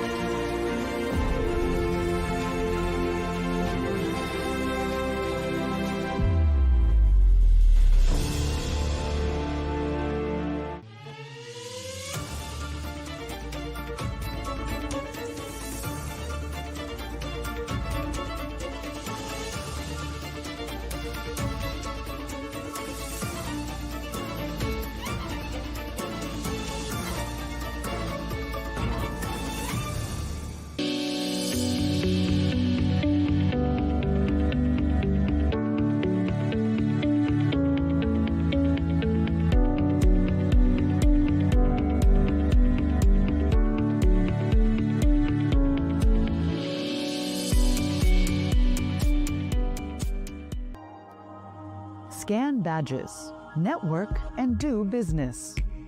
Use the interactive map to navigate the halls. Explore the VivaTech tech trails for a deeper immersion. Consult the program in real time and catch top sessions. Use the AI-powered navigator to create your personal experience.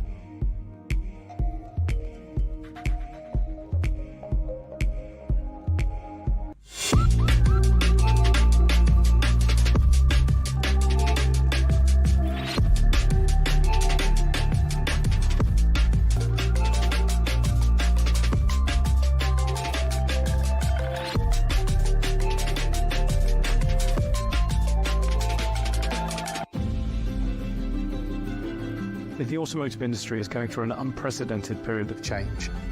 We have been searching for a strategic partnership with a bank which would also support us in new projects. We've assembled people from both organizations, and we've worked with a true joint venture spirit, and that across 9 countries.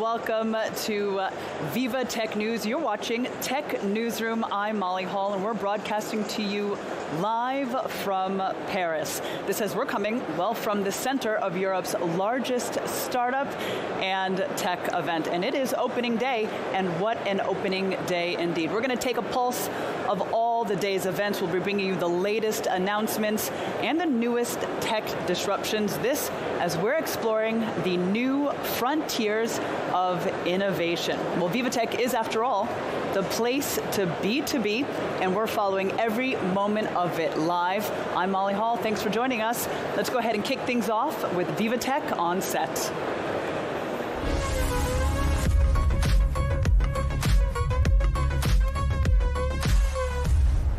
And it's my pleasure to welcome Benoit Torlotin, the CEO of Bouygues Telecom. Hi, Benoit. Hi, good afternoon. Well, so talk to us a bit. Now, we understand that you are driving the company's strategy to really leverage AI and cutting-edge technologies, this in a bid to revolutionize connectivity and customer experience. So I'd like to know how you would describe the role of innovation at Bouygues Telecom today.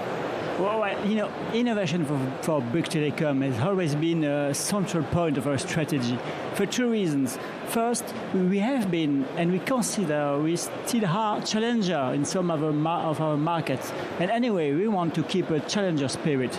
And when you are a challenger, you have to innovate. And second, in the telecom market, our services tend to get more and more commoditization. So to fight against this, we have to differentiate. And to differentiate, we have to innovate. So the innovation is really an engine in the growth of Bouygues Telecom. It's necessary. Well, then talking about really this engine in terms of integrating AI within the company's operations and business processes, where are things standing there? Well, we've been working on AI for years. Let's say classical AI. We've been working in our customer relationship department to enable our employees to better answer to customers. We have developed voicebot, chatbot. We have worked in the network. But then, when generative AI appears about 2 years ago, we moved a step forward. We concentrate, we invest more in this. And for example, we built an internal AI factory when we gathered all people from the different departments, from the technical staff, to really work on use cases for all departments, HR, legal, marketing, communications, networks, IT, and to really bring real new use cases, industrial use cases, because we must have industrial use cases. And we have had some, for example, this led to a launch of some kind of internal ChatGPT for employees, which is securized, because the security is very important, but enable all employees to have access to this new technology. We also have launched some special coaching by AI for our sales force, for our salesmen. So there are hundreds of use cases today in which we are working with generative AI. Well, then let's focus a bit about the experience and services provided now to customers. How are we seeing you leverage AI for that? Yes, right, because we are working for AI for our employees, but also for our customers. Always to think about bringing our customers some useful innovations, not innovation for innovation, useful. And we're working on this with partners. For example, we launched, beginning of that year, an exclusive partnership in France with Perplexity, to be able to offer all our customers 1 year of Perplexity Pro for free. That was exclusive for France, and we want this because we are in the mindset to democratize all the new technologies for our customer. Another example, we have launched also a sales assistant worked by AI with Google on our website, so we can help our future customers to choose their mobile phone thanks to a generative AI working 24 hours a day, in fact, so that's very, very interesting. And last thing, we're also working with Salesforce, for example, to bring agentic AI for our employees answering to our customers so that they can better answer in a more efficient way.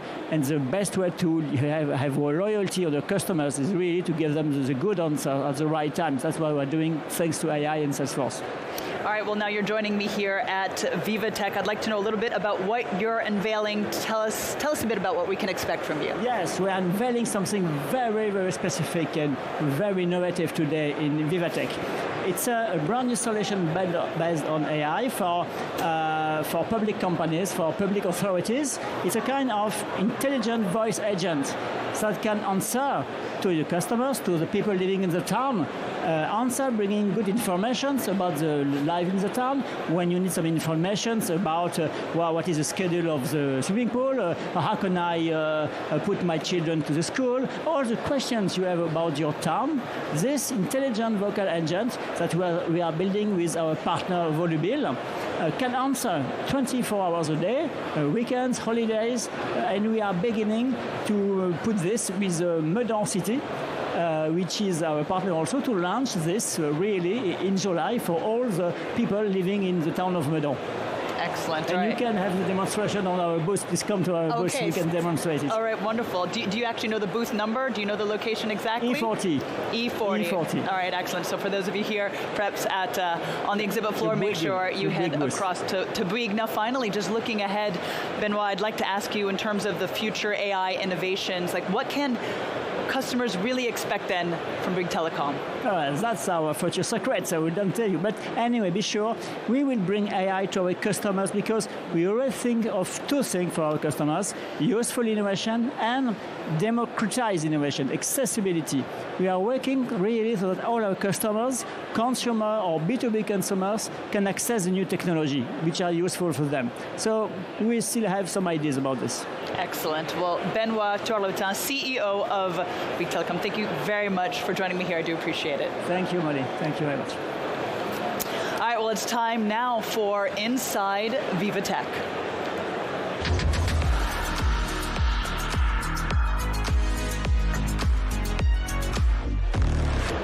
All right, we can cross now live to our reporter, Luke Brown, who's standing by for us. Luke, what do you have? Yeah, hi Molly, it's good to hear from you. We are here on the VivaTech floor once more, and whereas it has to be said, a lot of the things here at VivaTech are about how innovation has lots of fun applications, but there is also a much more serious question, a serious side to a lot of the issues here. The real world impact that technology can have on human lives and on society. And we're joined for this by Yannick Aleno, the president of the Antoine Aleno Association. Many thanks for being with us today. Thank you so much, thank you. The reason that you're here is that you created the association following the death of your son a couple of years ago in a traffic accident. It has to be said, here in France, traffic accidents are the biggest cause of death amongst young people. Can you tell me a bit more about your mission? How do you want to use tech to protect lives? Yeah, when Antoine been murdered by a guy who stole a car in my night fort, I said, okay, why that guy can get that kind of car without more securities? So I said, okay, an iPhone has a face recognition, digital connection, and you can steal an iPhone, for example, right? So I said, okay, I think with that point, the technology can really be helpful for the security in the world. Just numbers, 1,000,002 people die on the road every year. Half are less than 25 years. So it's a drama for the full world. And I do believe with the new approach and new technologies, that's why we're here in VivaTech, we really can have the opportunity to make the road safer. And it's not just one project that you're working on here. You're working with more than 30 different partners. What do you think the impact will be having able to work on so many different levels of the tech domain, but also the road safety domain? It concerns anyone, you know. We have 30 partners, and I think tomorrow anyone has to be a partner of that. Anyone. Because tomorrow it can be your kid, right? So, and we start by thanks VivaTech. 1 year ago, I did a challenge and asked startups to think about the security in the world. So we had 140 nearby startups bring us ideas. And we had a short selection of 40, and we celebrate 3 people.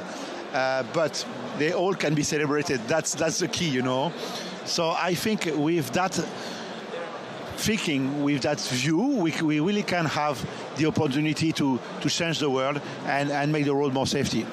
We're just going to take a very quick look at some of the tech innovations that you've got on here. We've got a driving simulator which indicates what happens to a driver when they are distracted by their mobile phones, for example, the distance they drive in the absence of their attention because they are looking at their mobile phones, and that gives us an opportunity to see the impact that can have. And Pierre, if we can just move over to this side, watch out, and you can tell us, on this side we've got a VR simulator about the effect of drugs and alcohol on people. Can you tell me a bit more about the message that you're hoping to provide to the people here and to the users of these applications?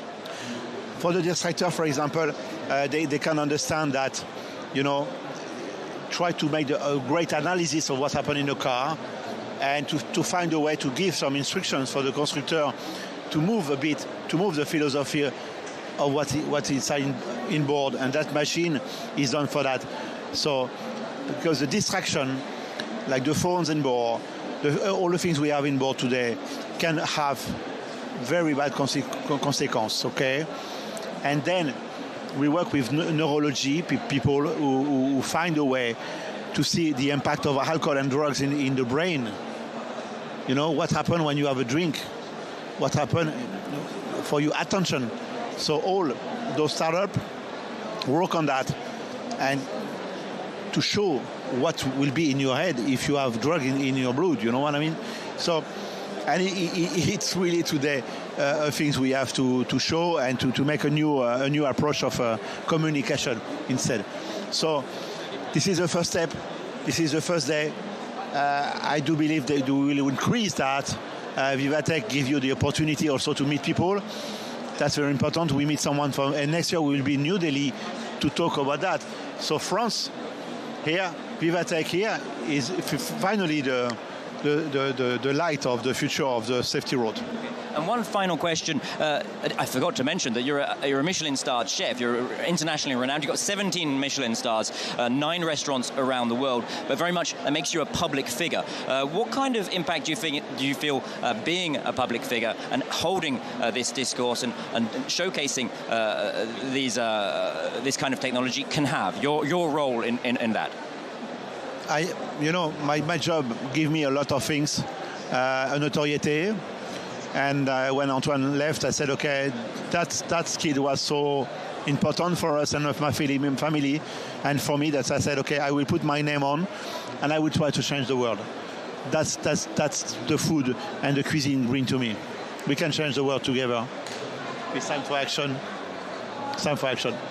Okay, thank you for a very touching message there from Yannick Aleno, of the president of the Antoine Aleno Association, and clearly the impact that they're hoping to have here on society can be positive, given the tech on show here really can have a direct impact on saving people's lives in France and around the world. Back over to you, Molly, in the studio. All right, Luke, thank you very much for that. We will be checking in with you, of course, later on in the day. Luke Brown reporting there. Well, it's time now for Inside VivaTech.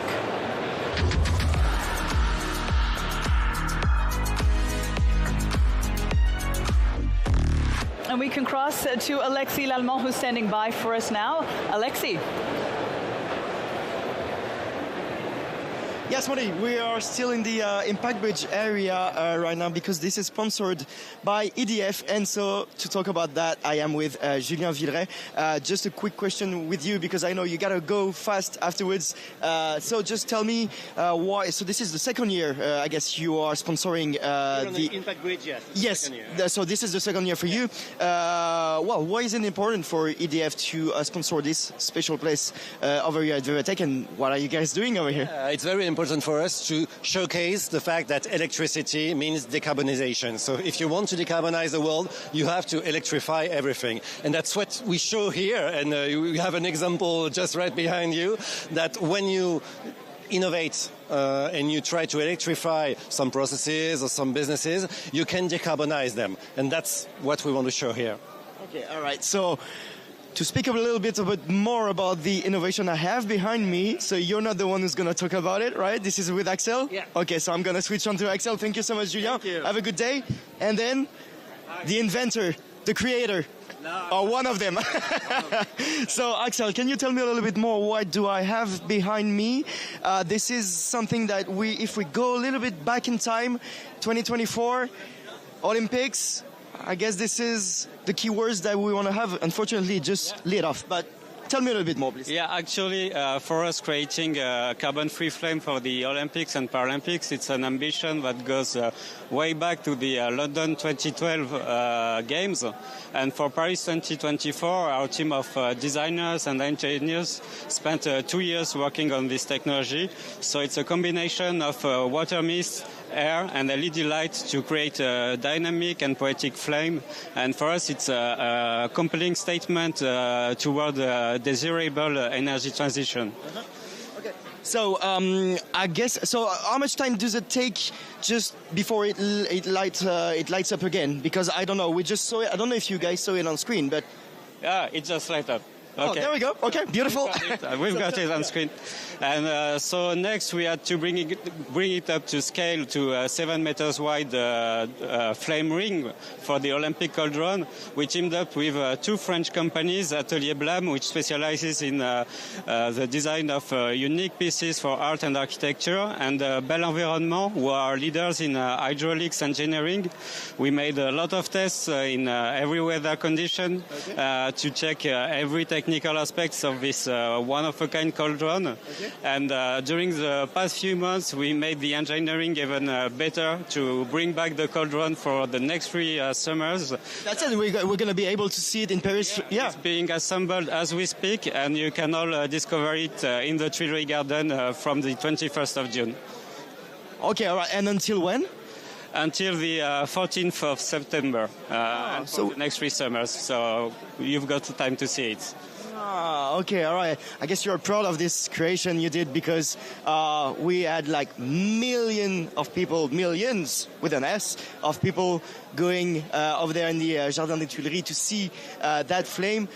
Can you just tell me a little bit more about your passion of that and maybe, what kind of emotion does it bring you to see one of your creation showcased to a lot of people in the world, actually? Well, it was absolutely amazing because what we had is really a combination of luck because there was this art project to make the flying cauldron, which would only be possible without technology, otherwise it's burned and it's dangerous.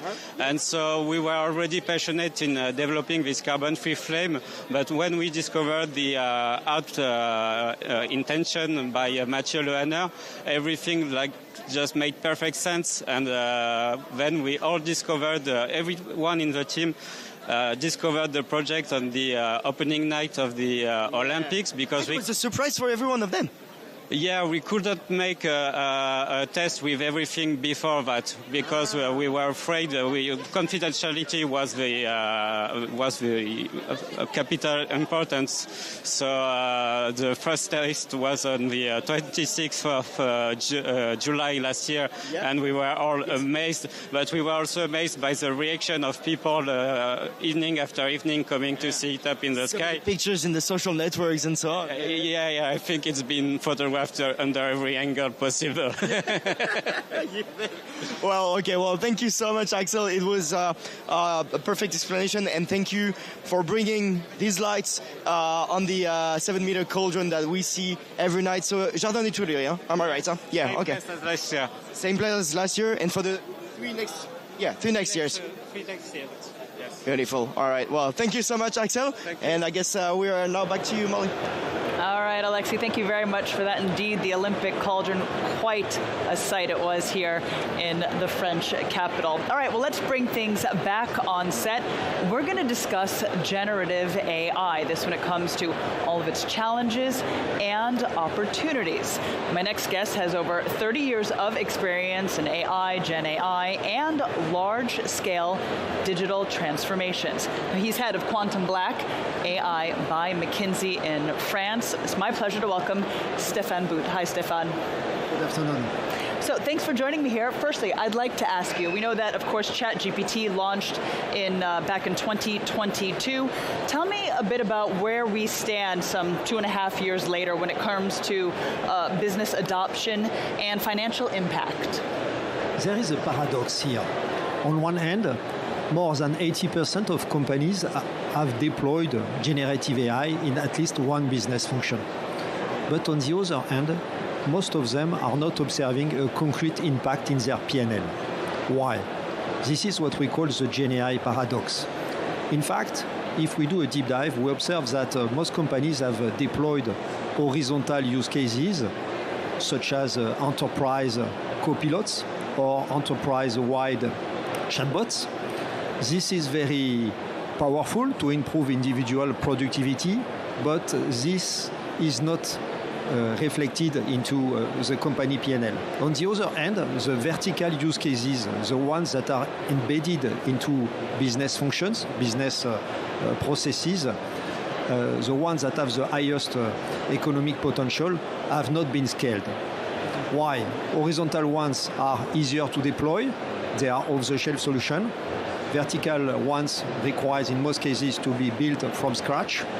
And in addition to that, we were also facing some technical limitation. In particular, the first generation of Gen AI solution were not able to automate more than one individual task. This is changing now with agents. Indeed, that's what I was going to just ask you next. When it comes to agentic AI, we certainly see it seems it's the next major leap. Break it down for us. Keep it simple still if you can. Just, what are AI agents and really what new opportunities and risks do they pose? So, very simply, AI agent unlocks the potential of vertical use cases by allowing to automate end-to-end complex business processes. And at stake here, we don't have only productivity gains. Agents can also turbocharge operation or even boost companies' revenues. Typically, for example, in a complex supply chain environment, an agent could serve as a kind of orchestration layer across sourcing, warehousing, distribution, connected to internal system, but also to external sources of information such as a weather forecast. Agent can reschedule continuously, for example, transportation, inventory flows, identify disruption in the supply chain, and process them. On the top line side, agent can help also to boost revenue on a website or even create new revenue streams, such as, for example, in industrial companies, agent embedded into connected product can trigger maintenance actions or unlock features, enabling pay-per-use or subscription-based models. Also, then that being said, tell us a bit about some of the key levers that companies need in order to scale AI.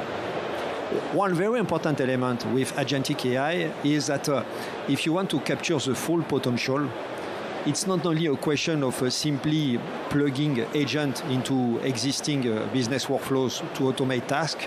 You need to reinvent your business processes around agents, exploiting the agent-specific strength, such as real-time adaptability, task parallel execution, elasticity, or resilience under uncertainty.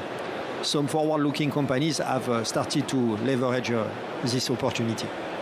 Well, can I ask you then, from your perspective, what you're seeing in terms of which sectors are really seeing the most transformative results from Gen AI today? In fact, today we see that most sectors are starting to deploy generative AI, but as explained, very few have really generated impact at scale. Yeah. Now, with agentic, we see an acceleration. I have in mind, for example, the case of a bank we have supported, Quantum Black, to create a digital factory composed of more than 100 agents.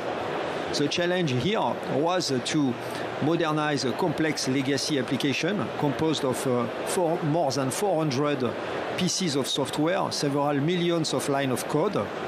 And here we have built a digital factory with more than 100 agents grouped into squads, supervised by human beings. And thanks to that, it has been possible to reduce the modernization effort by more than 50% and the duration of the transformation by 30%. So as you can see, this is no longer science fiction. Agentic AI is now being deployed. Well, then finally, I'd like to ask you, you talked about some of the ways to help implement it faster. What are you seeing as the biggest challenges, this when it comes to balancing innovation and responsibility, this when it comes to really deploying AI systems at scale? In fact, if you want to scale, you need to combine 4 elements. Of course, you have some technology enablers. In particular, to support the deployment at scale of agents, you need to set up a platform allowing to orchestrate a high number of custom-built and off-the-shelf agents. But of course, this is not the only challenge. You need also to deploy new governance mechanisms in order to control the autonomy of agents and ensure that they are acting in a responsible way. And you need also to prevent from agent sprawl across your organization. And finally, last but not least, you need to acculturate your workforce, in order to ensure a trustful cohabitation between agents and the human beings. This is probably the most challenging aspect. Indeed, and that's certainly something that's been coming up throughout the day. Well, Stéphane, thank you very much for that. Again, you are the head of Quantum Black AI by McKinsey here in France. Stéphane Bout, I appreciate you joining me here. Thank you very much. Well, Well, we do know indeed that leadership in the AI era poses a number of new challenges, as we just heard some of them explained there by Stéphane. This for tech leaders, CEOs, and digital decision makers. But one thing indeed does remain clear, and it's that the human touch is more necessary than ever. Take a look at this report. 3 challenges facing tech leaders which are likely to reshape the next decade of business: digital sovereignty, scaling AI, and redefining tech efficiency. The question of who owns which data has become even more critical in a time of decentralized AI, cloud infrastructure, and blockchain. True digital sovereignty now means the ability to act with autonomy across borders, systems, and standards. Control over data depends on using interdependent systems and navigating regulation at a local as well as global level, all while staying agile and compliant. AI adoption has surged, but most initiatives face growth challenges. Companies like Palo Alto and Volvo have faced this by integrating AI into their core operations in a bid to move beyond experimentation. Organizational readiness remains the most important factor for success rather than the technology itself. Strategy, governance, and company-wide alignment remain critical. With the advent of quantum computing, readiness also means forcing leaders to rethink digital resilience. Efficiency is key in a cost-conscious and KPI-driven environment. Companies like Evolva and Cisco have understood this, setting the pace with technology that boosts productivity as well as supporting long-term sustainability in line with CSR targets. This year's VivaTech Tech Leaders Program brings these challenges into focus through closed-door sessions, real-world case studies, and VIP discussions designed for immediate impact. This conference aims to be vital strategic planning sessions for the leaders shaping tomorrow's ever-changing business landscape. VivaTech also empowers marketing decision-makers with its dedicated CMO Summit. All right, well, you're watching VivaTech News live from Paris at the heart of VivaTech 2025. This is the 9th edition of Viva Technology. We're going to take a quick break, but stay with us. And be sure, of course, to follow us across all our socials. We'll be right back after this break.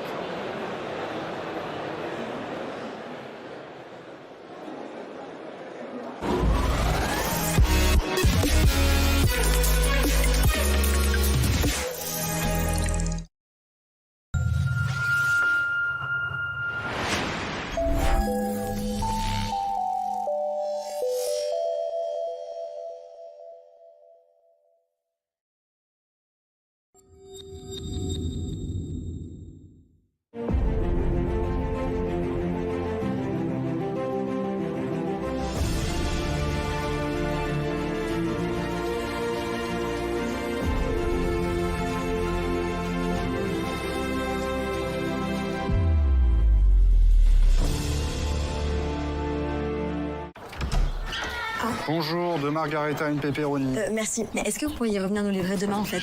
Parce que on a fait des passes finalement. Bah non. Et comment ça non? Bah vous pouvez pas changer votre livraison au dernier moment. Il n'y a pas écrit La Poste ici. Avec l'application La Poste, modifiez votre livraison la veille jusqu'à minuit. Bon bah les enfants, ça sera pâtes et pizza.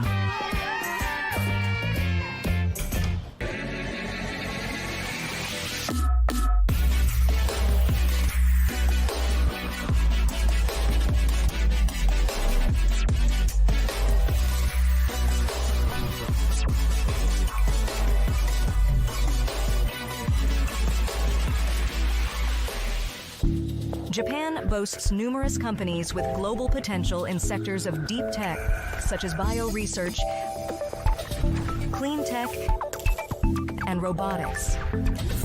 JETRO endorses these outstanding businesses and supports their collaborations with international partners. Talk to JETRO first.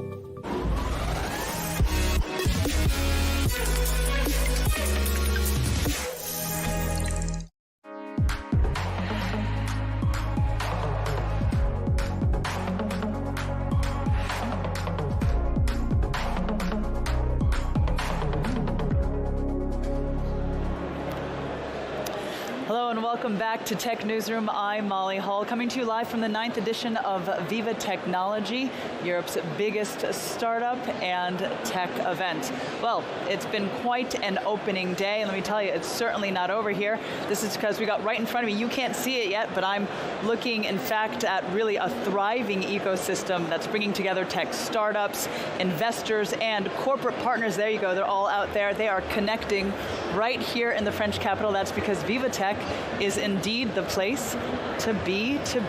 All right, well, we're going to kick things off this half hour with VivaTech on set.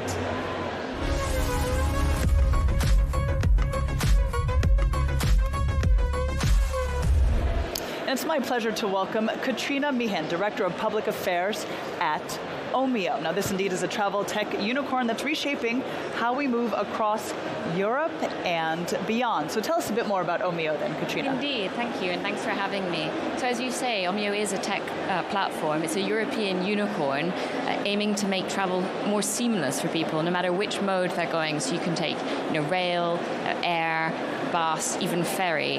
And what we want to do is to link that all up and make sure that people have a more seamless experience when comparing and booking travel. Tell us a bit then about what you're presenting, what you're showcasing here at VivaTech this year. Yeah, so super happy to be here. I was just on a panel with the European Commission, for example. So what we're really trying to show is what innovation can do in the travel tech space to make things easier for consumers, boost innovation, boost growth, and also along with that comes some policy changes, which is sort of my specialty area, and we're really encouraged to see that the European Union is working on creating a more level playing field in the travel space. Well, yeah, I'd like to ask you then a bit about this. You mentioned then the whole goal is to really create a seamless digital travel experience across Europe. What are you seeing as some of the biggest barriers to that? Indeed, and I'm sure yourself as well included, all consumers, when we're trying to book travel across Europe, we often face some hurdles. So we don't always know which tickets are available, where we can book them, how to book them. So what we want to do is make sure that there's enough sort of data sharing, enough commercial agreements between companies in order that you know where you can go to book those tickets. Unfortunately, there's still quite a fragmented landscape in Europe.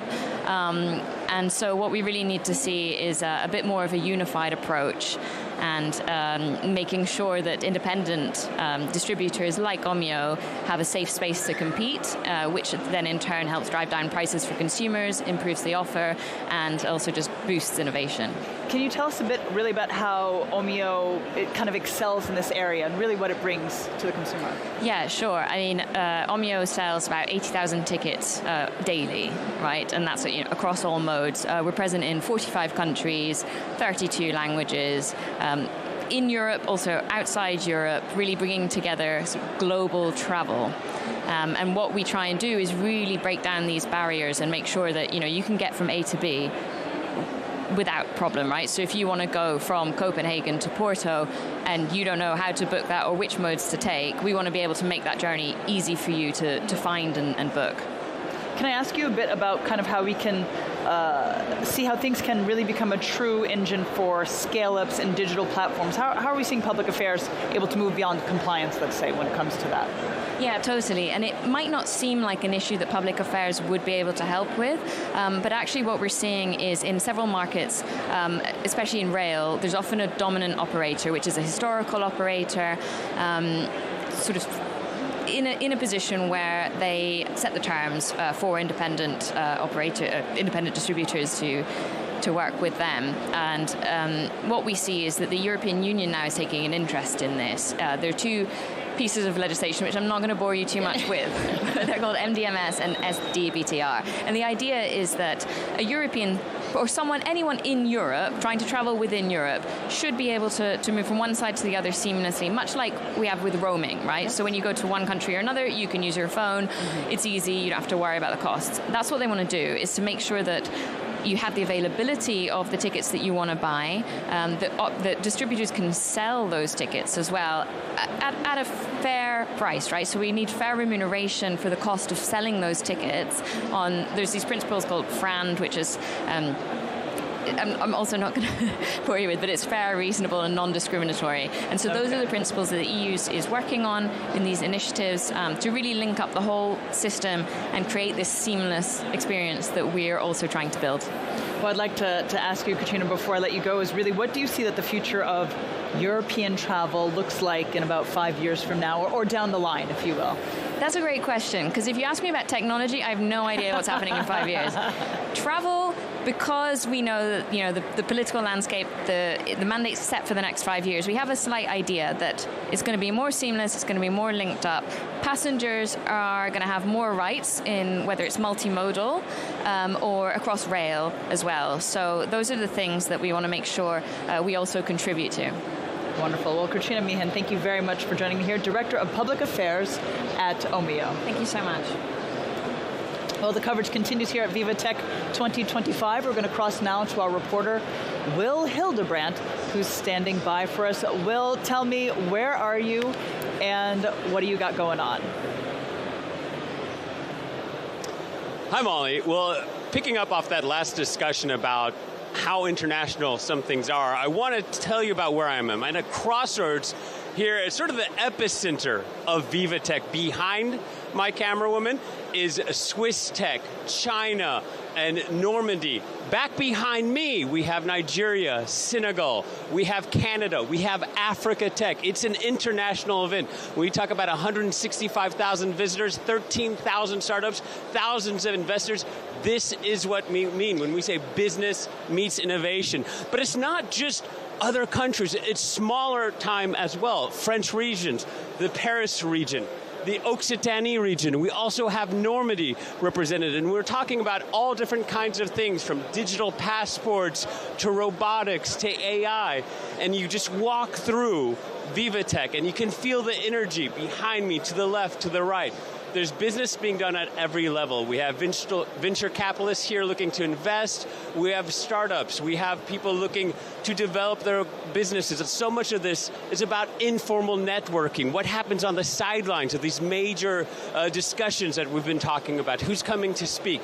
So this really brings together all levels of the tech industry. And what's fascinating is to meet the people from around the world, to hear the languages being spoken. And this is one of those moments where you remember when you first went to VivaTech and why you want to go back again the following year. Excellent. Will Hildebrandt, yes, certainly indeed. As you mentioned there, it really is just such a global, international event. And we're going to really be exploring it much, much more over the next 3 days, actually I should say 4 days, because indeed we've got Saturday as well, which VivaTech is open to the general public on that day. Well, okay, let's bring things back on set, and it's my pleasure to welcome, of course, the man about town, our tech trends editor, Rudy Rutenberg. Hey, Rudy. Hi, Molly. So, okay, this is the first time we're seeing each other, but I know you have been here throughout the day. You're keeping an eye really on just seeing what is going on. So I'd like to know, beyond the technology, tell us, what are you getting so far in terms of your takeaways on practical applications of, I have to say, AI so far? Right. I mean, the first day of VivaTech is always a good one to sort of get an idea of what's going on, and of course, it's AI. We didn't really doubt that. There's still a bit of the, bit of the technology around AI, some of the big ideas of what we can do with AI, but we're also seeing some, which I think is more, in a way, more interesting. I mean, obviously the technology and the theoretical stuff is very interesting, but what can we actually do? And one of the examples that I saw was a discussion about how there are AI in medical uses. For example, how in places that might normally not be serviced by doctors, you can have, and this was Philips describing this, just have a very simple scanner, and you would do a pregnant woman, 3 scans over her belly with that handheld scanner one way, 3 scans the other way, then you have an AI basically looking at the result and determining if there's anything out of the ordinary, and that way that in a place that might not necessarily have access to advanced healthcare, you can still have that sort of thing. There was one thing that was, obviously all the technology companies have these big ideas, but they need to be implemented by the industrial companies if we, for example, want to have some of the resources resource efficiencies that we're talking about that are going to be helpful for the planet. And one of the board members of Siemens was speaking here about how Europe, as an old industrial continent, has this treasure trove of industrial data. And so far, the AI models have often been trained on information that's accessible on the internet. So basically everything that's out there on the World Wide Web, but there's tons of data within factories, within companies, and if you can get access to that, you can create models that are much more relevant to manufacturing, for example, in on a shop floor, on a factory floor. Well, I mean, as you mentioned, the opportunities really are endless just in seeing how far it can go. But with any change, and certainly, of course, with AI, and this there is just major concerns that so many of these changes will lead to people losing their jobs.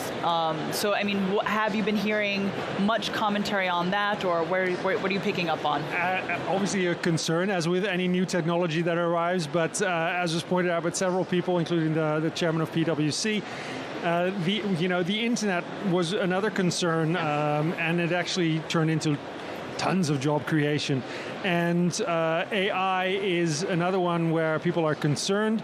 It's certainly going to change work. I think everyone agrees with that. Some roles are not going to change, but certainly, in content creation, for example, I think we're going to see changes. And what we are also seeing is, of course, AI and vibe coding, these large language models allowing people to code more easily. And the chairman of Manpower certainly said that in the past 18 months, there's actually been a reduction in the need for programmers. Yeah. So there's a change there.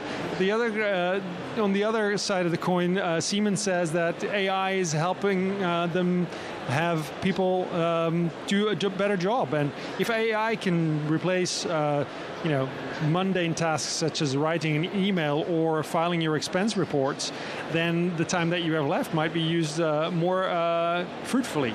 Hopefully, as long as we're not spending that time scrolling. Right. I mean, one of the things that it was the CEO of Cohere, which mostly services enterprise and uses AI in enterprises, says that right now, if you're not building and applying, but you're still in the concept phase, you're already behind. So you need to be out there and you need to be applying AI. Another point that was made on one of the panels is about, how... sorry, I lost my point there. Oh, no. Okay. Well, fine. You're going to bring that one back on the next time when you have that on one of the panels. Well, excellent. Well, Rudy, thank you indeed for watching. I know, of course, you're going to be following and scanning, really just seeing what else we're coming across, because after all, this is opening day, so we've got a lot in store for us. Rudy, absolutely. Thanks for that. All right, well, it's time now for Inside VivaTech.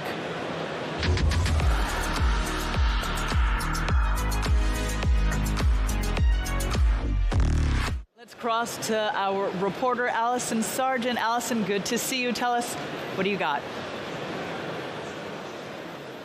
Molly, I'm here at one of the many health tech companies here at VivaTech. I'm with Jennifer Gauthier. She's the co-founder and CEO of SkinMed.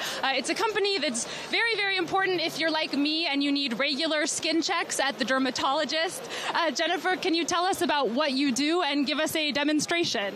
Yes, of course. Let's show you right now.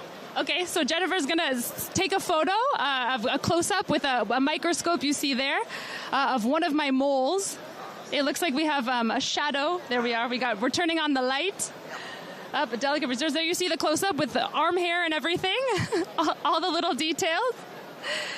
And so there we have our photo, scanning a mole. And then what are you doing next, Jennifer? I'm just sending this to the system, and now we will ask the AI. Okay. So you probably get the idea. We're going to ask AI, is this mole on my wrist dangerous or not? So this is your arm, your mole. Okay. So we're going to analyze. This is a small one. So I adjust the size. And now analyze. All right, this is the moment of truth. We're waiting for the analysis. 2 seconds. Okay, so I'm sure it's okay. And Jennifer, and now, so okay, so what's the result? The result is this is a Navy. The AI is very confident about his advice, and the malignancy is very low. So don't worry about this one. Okay. But you have to check the whole body. Yeah, so it's good news for this one, and it's a sliding scale of it can be of certainty. It tells you how sure it is that the mole is, might be dangerous, definitely dangerous, or not dangerous at all. For you, this is not dangerous, but we are going to send this to dermatologists to be sure, and for you to have a real report from a human, because human is important too. Okay, so it gives you a first idea, and then it's sent to a professional dermatologist that gives a report several days later? Yes, 3 days maximum. Okay. And we mentioned how important it is to check your skin regularly, and Jennifer, there's a story behind this company. It's not a happy one. Can you tell us why you started it? We started with my husband because his cousins got melanoma, third stage. She was 29 years old, and now it's difficult for her. So at this moment, we knew we have to do something with dermatology and skin cancers. And you think that having this kind of technology, something simple where you don't have to make an appointment necessarily at a dermatologist, could have saved her? Yes, of course. The goal is the early diagnostic. We can save life if the detection.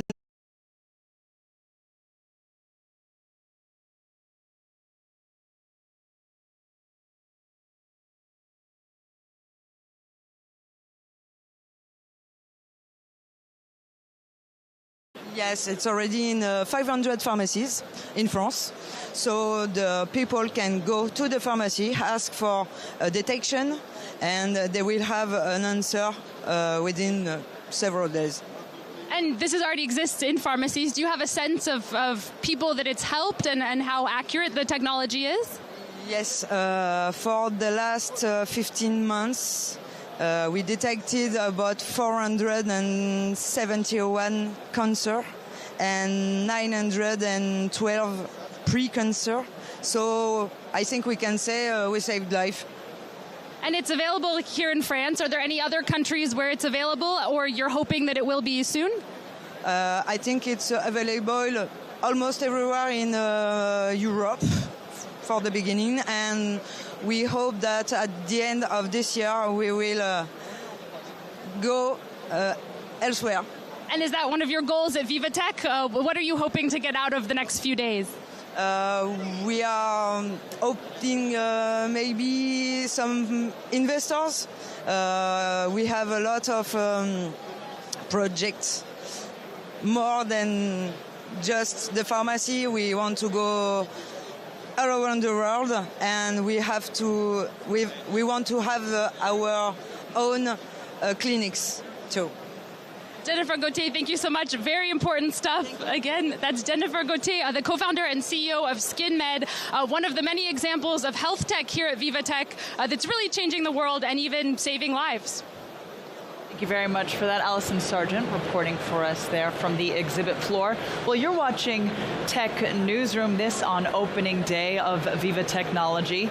And it has really we're seeing a constant flow of exhibitors and attendees, this as well as top speakers, everyone connecting and exchanging, inspiring each other, really one another, this on all the latest tech innovations.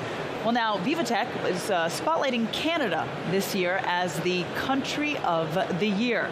So we're going to hear from Evan Solwin. This is Canada's first ever Minister of Artificial Intelligence and Digital Innovation. Now, he talks about his major fears, actually, it can be said, and hopes for AI during his mandate. Let's take a listen. Europe and Canada, if France and Canada do not work closely together, the fear is that there are other states that will leapfrog ahead of us on a competitive advantage. So one, we need to work together. That's my biggest fear, is that everyone tries to do something alone. Two, obviously unconstrained development without any ethics and values. We can't create value without values, and we share values here. And sharing values makes investment stable.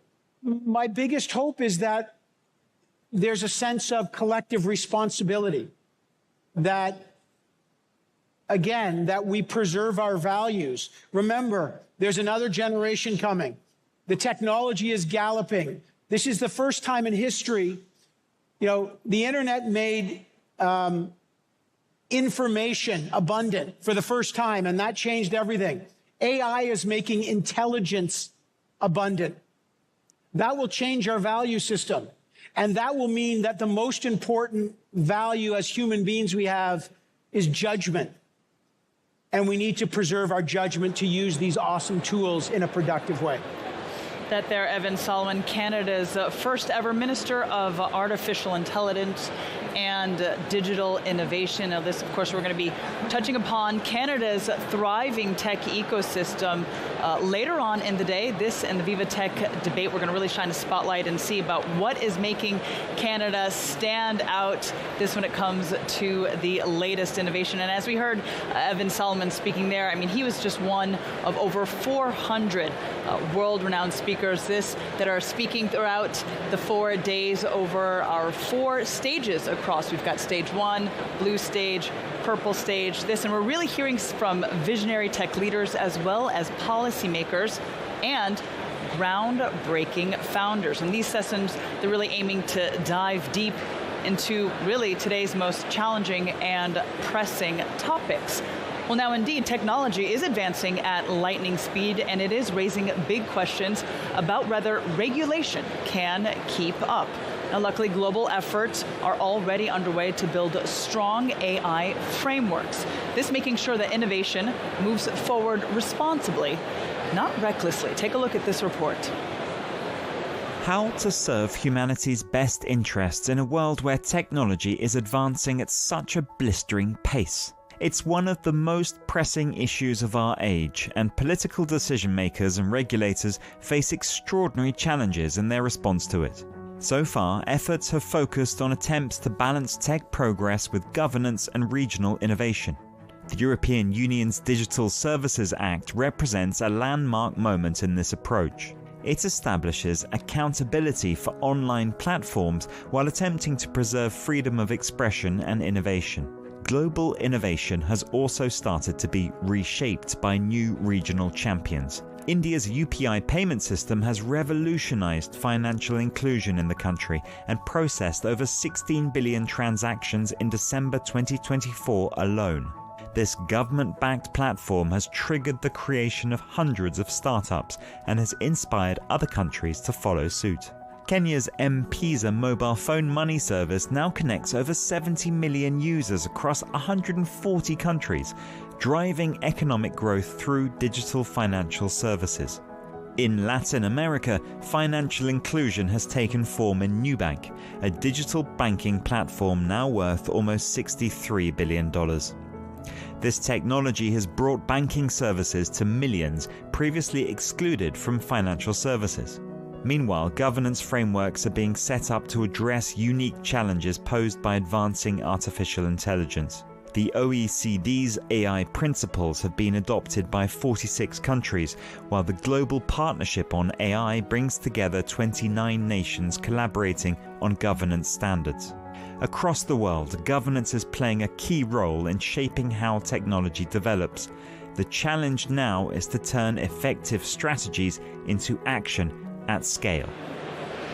That was Josh Fardy reporting there. Well, you are watching VivaTech News. This says we've got really the pulse of innovation that has kicked off here in the French capital. We've got over 3,500 exhibitors and over 13,000 startups, this from around the world. And we're seeing cutting-edge hardware, software, and solutions that can transform your business and disrupt the latest technology and industry. Now, whether we're seeing people all across the exhibit floor, they are scouting, they're looking for new tech, seeking inspiration, and they're also perhaps just looking for their next strategic partner. Well, VivaTech is the place where everyone comes to connect because this is the place to be to be. Well, you're watching Tech Newsroom. I'm Molly Hall. We're going to take a quick break and we'll be right back, so stay tuned.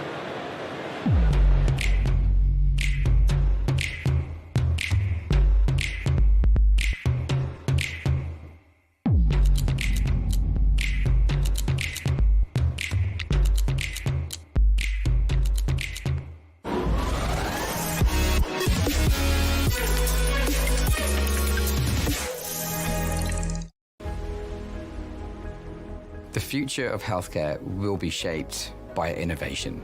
We see a very big potential future growth of this company, and we're trying to help them to make this potential come true. Our ambition for Contura's hydrogels is to be the leading treatment in osteoarthritis over the next 5 years, and we rely on BNP Paribas to help us along this journey.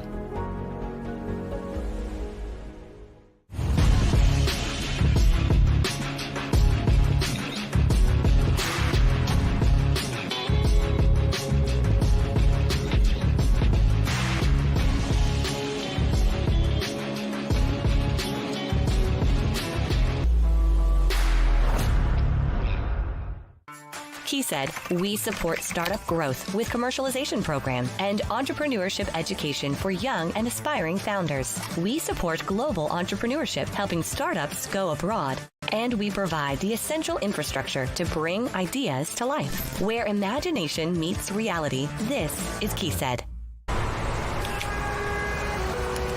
Can we do something about this? Sure thing.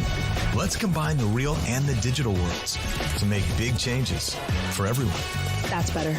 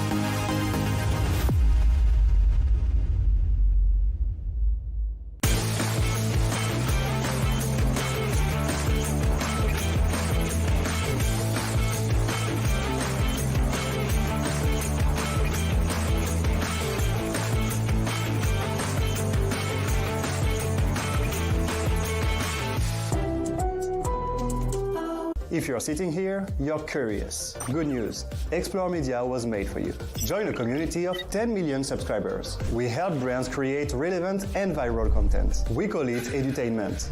Contact us to learn more.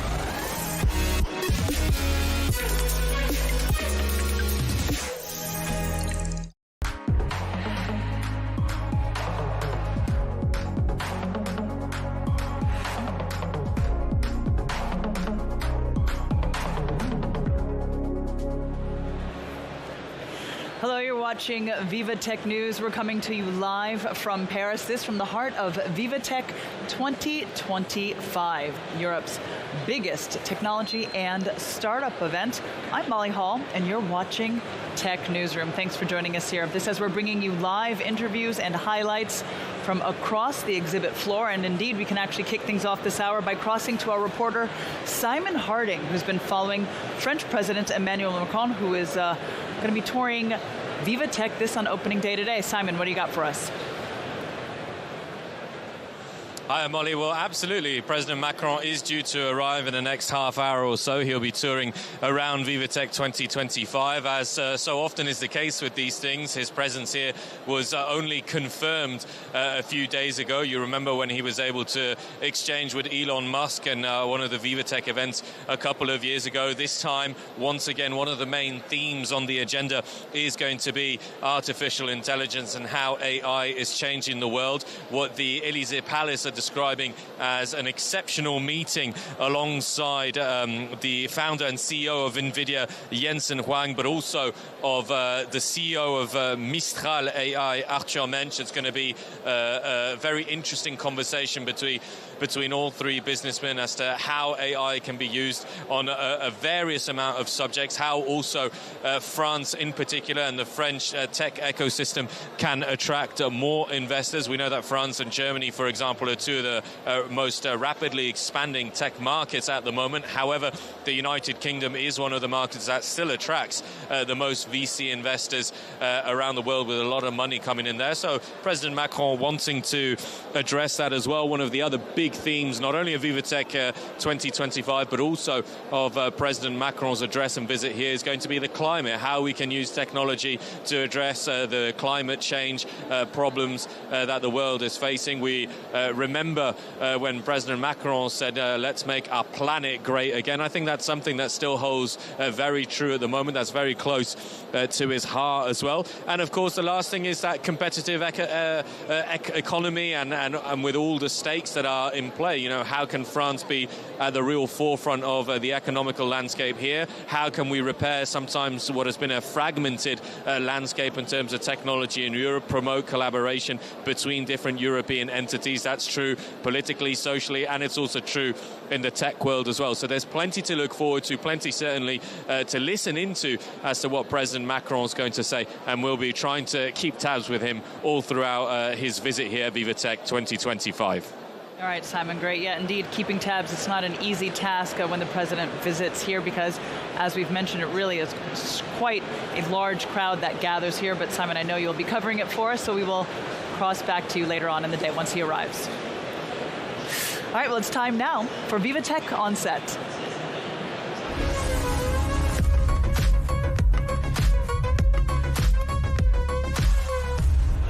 And it's my pleasure to welcome Kenel Denzel, co-founder of Vibes. And this is a dating app designed by and for the queer community. Denzel, thank you so much.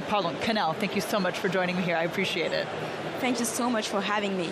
Oh, if I might add, Vibes is not really a dating app. It's more of a social app for the queer community. Okay, well then, indeed, let's actually explain to me a bit more specifically about Vibes. What is it? Yes, so it's a social app to foster authentic connections. So for once, we're not telling our users what they should be looking for directly on our app. So it's designed as a social network, kind of a mix between Instagram and Twitter, so you can exchange with everyone around you. But what's very specific is that you can organize get-togethers to go from virtual to real life and meet around a coffee, around an exhibit, or even to practice sports. All right, so it really is then this notion of kind of fostering a connection, right? And the idea of inclusivity? Exactly. It's inclusive and it allows you to go back to building authentic relationship with people around you. And it goes perfectly into the trend of swipe fatigue and dating fatigue that we can observe currently on the market. Yes. Okay, well then what really made you want to help co-found Vibes? Well, in my personal experience as an LGBTQ person myself, it's very difficult to find a sense of belonging and of community. I left home very young, at 17, to go into business school. And I discovered this entire ecosystem, the queer ecosystem, because we have specific associations, we have specific bars. It's really difficult to find these places, even online.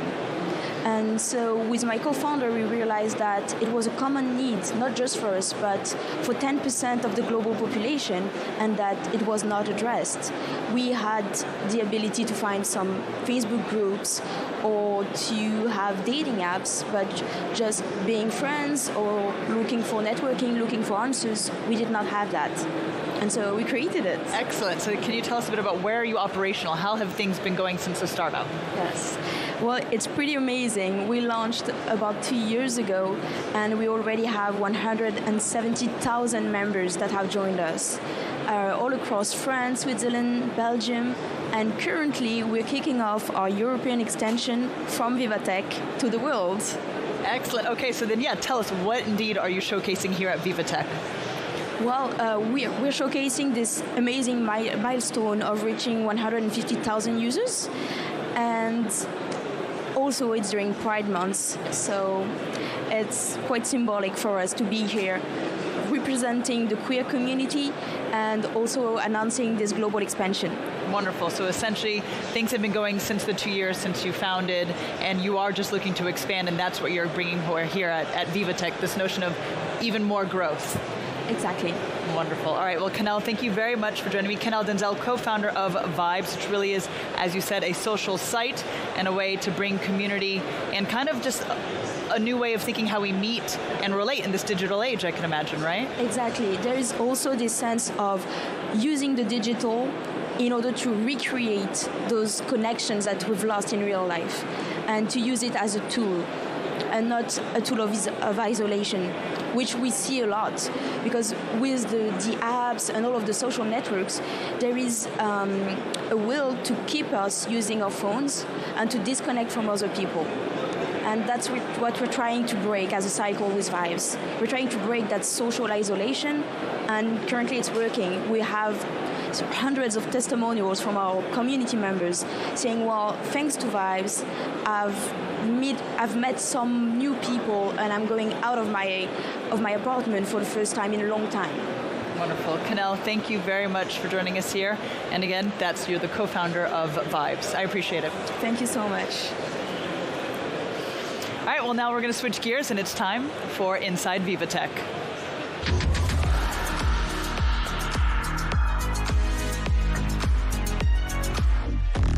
All right, and I believe we can cross to our reporter, Karine Debach, who's standing by for us. Karine, what do you have? Yeah, hi Molly. I'm standing with Mathias Lellier, a Deputy Managing Director of Live Nation. And what is going to be the future of live entertainment? Oh, wow. Thanks. So actually, at Live Nation, we're the number one, the leader in live entertainment. So we'll always work very closely with all technological innovations since COVID. Actually, you can name countless innovation from live streaming, then AR, VR, NFTs, blockchain, now AI. And too often, we're experts in live emotions. We connect fans with artists, with performers. That can be music artists like Beyoncé or Billie Eilish that plays tonight actually in Paris with us. But it can also be an esports competition, which is actually the live version of gaming or fashion shows. All of these are live events, physical emotions where fans connect together during this priceless moment. And too often we've opposed technological innovation with what we do. And actually, it's the other way around. We all work together to enhance the experience. It can be from creative solutions to ticketing to you name it. So we're really happy to be here and actually showcase what we do, explore, have all those very interesting meetings, talks, panels. So yeah, that's what the future for live entertainment is supposed to be. So tomorrow you will be showcasing something, and so without spoiling too much, what will be happening tomorrow afternoon? Yeah, so for the first time ever, I think we're the only company representing entertainment here at VivaTech, so we're super happy to be actually the entertainment partner of VivaTech this year. And for that, we are going to co-organize with VivaTech a great big event at the Dôme de Paris, so where you have most of the big speakers. And tomorrow is going to be a special show from a band we represent, French band called The Blaze, and we've prepared immersive show. So it's going to be a 360 surround sound system only for this special show.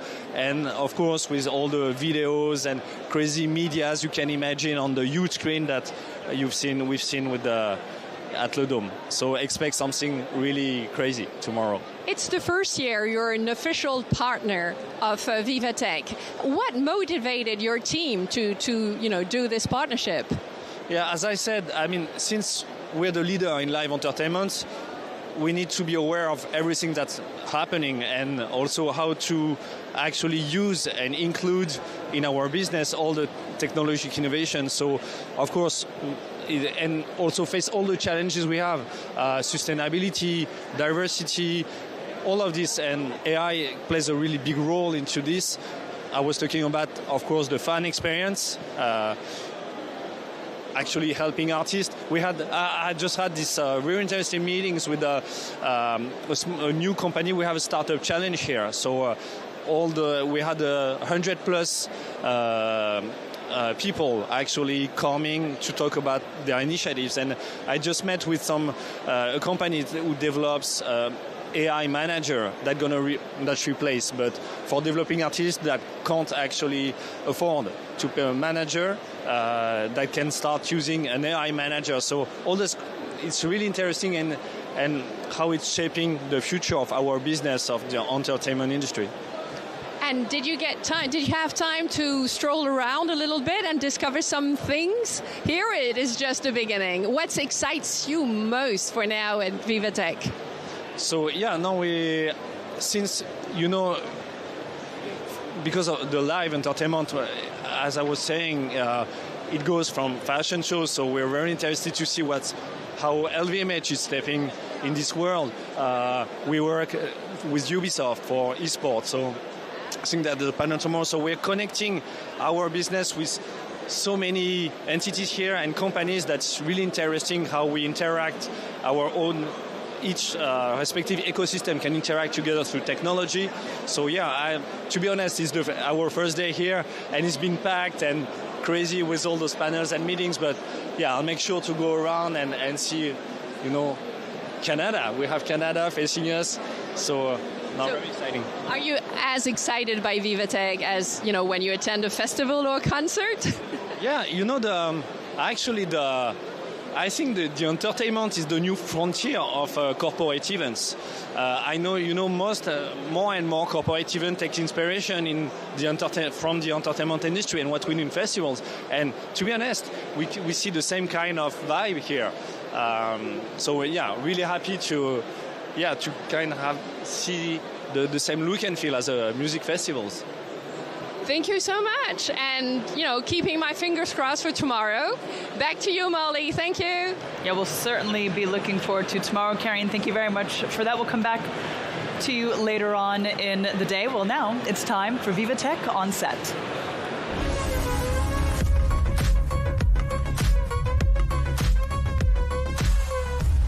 It is my pleasure to welcome Julie Ranty, CEO and co-founder of Pollen. Now, indeed, a bold player in professional learning and the collaborative economy. Julie, thank you very much for joining me here. Thanks a lot, Molly. I'm very pleased to be here. Well, so I'd like to ask you, firstly, tell us a bit about really what led you to co-found Pollen. Well, our ambition with Pollen is to give access to the best level of professional training. And how do we do that? Is by changing the trainers. To us, the best trainers are the operators on the field, not professional trainers, but people who are currently operating in marketing, in data and AI, in leadership position, who are the best at their jobs and who will be able to share a concrete solution, concrete insights, so that all the trainings are very hands-on and actionable for all the learners. And so we design for companies such as L'Oréal, Doctolib, etc., custom training programs on the most forward-looking skills. Excellent. Well, I understand that you've just wrapped a study then on AI maturity and training. Tell us a bit about what the results are, what came out of it. Yeah, we designed a study with our friend in the EdTech scene, which is called EdFlex. We interviewed more than 200 learning and development managers and talents, and two results were key. The first one is that there's a big training frenzy. 87% of the L&D manager make AI training their number one priority for the year to come, because only 10% of them feel the organization is mature. 57 of the talent are already using AI, but there's a big gap between the widespread adoption and the feeling of the maturity of the company on that technology, because we're still at the beginning. It's a very fast-moving technology, so we need to upskill people throughout the way and every time. It's really a lifelong learning challenge. Well, you touched a bit upon it. Can you tell us, and really, how is this indicating how companies are indeed preparing for the future, or really how they should effectively design AI training programs? Yeah, they are designing programs on 2 dimensions. The first one is on core technical skills regarding AI, so it's like prompting, building agents, which are like the fundamentals. But as they do that, with a very job-related approach, because you don't need to have a theory on prompting. You need to know, when you work in sales, how to easily rely your CRM with the follow-up email and make some workflows that will enable you to gain maybe 20% of productivity. And that's concretely in your use case how it works. But as you train people on the very technical use case on prompting and building agents, at the same time you need to invest a lot on soft skills. And actually 78% of the participants say that one of the big focus for them was soft skill, critical thinking, project management, empathy, adaptive thinking, resilience, because as we are all evolving in a very fast-moving world, those are the competencies that would make the differentiator. Because soon, I hope that everyone will be able to prompt and to build agent. It will be kind of commoditized. So what will differentiate each talent is going to be their most human skills. So, and talents, they have realized that. So they want to invest in that for them. Well, there's certainly then a lot of really good insights that are on that study. And our viewers, just in case you can indeed take a look at this study on Pollen's website. Now, Julie, the last time you were here with us at VivaTech News, it was back in 2023, and you had just launched Pollen. Tell us, how have things been going in the time since then? Well, it was 2 years ago, but it seems like a century when you're at an early stage company. In 2 years, we achieved some very great steps. We've trained 7,000 people coming from great and very demanding organization and really matching their satisfaction. L'Oréal, Doctolib, BNPP, Orange, Deezer, on 3 specific topics: AI, leadership, and marketing and sales, with, as I mentioned earlier, top trainers, top operators from the field. There's the CTO of Malt, who spent earlier 15 years in the Silicon Valley. There's the head of product of OpenAI, which is at the heart of the R&D on machine learning. There's the VP Data of BlaBlaCar, or the former CMO of LinkedIn Global. Those are the kind of trainers that we have at Pollen, and I'm very glad that they decided to share their knowledge, share their expertise with our community of learners. All right, wonderful. Well, before I let you go, now some of our viewers may recognize you indeed, because you were, of course, the standout managing director at VivaTech for the first 6 years. This has helped to get things off the ground and helping to turn it into what it is today. Tell us, as you're looking around and seeing everything on the exhibit floor, how does it feel to be back? Well, it feels great. I mean, it still feels like home. I arrived this morning and I was really happy. I'm also happy to see that the event has continued to grow. Even more international, even more innovation, with this very big focus on AI. So no, that's really exciting to be on the other side of the fence with a booth and some keynotes today. Oh, wonderful. All right. Well, Julie, thank you very much for joining me here. Julie Ranty, CEO and co-founder of Pollen. I appreciate it. Thanks a lot, Molly. All right, everyone. Well, we're going to go ahead and head back out to the exhibit floor. This for Inside VivaTech.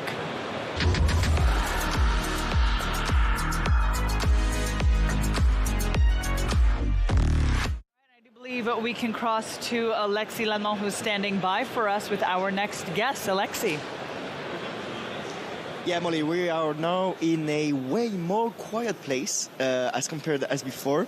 We are in the media lounge and we are going to talk a little bit more about investments. With my guests today, you are Thomas Schneider. Is that the correct pronunciation? Okay, perfect.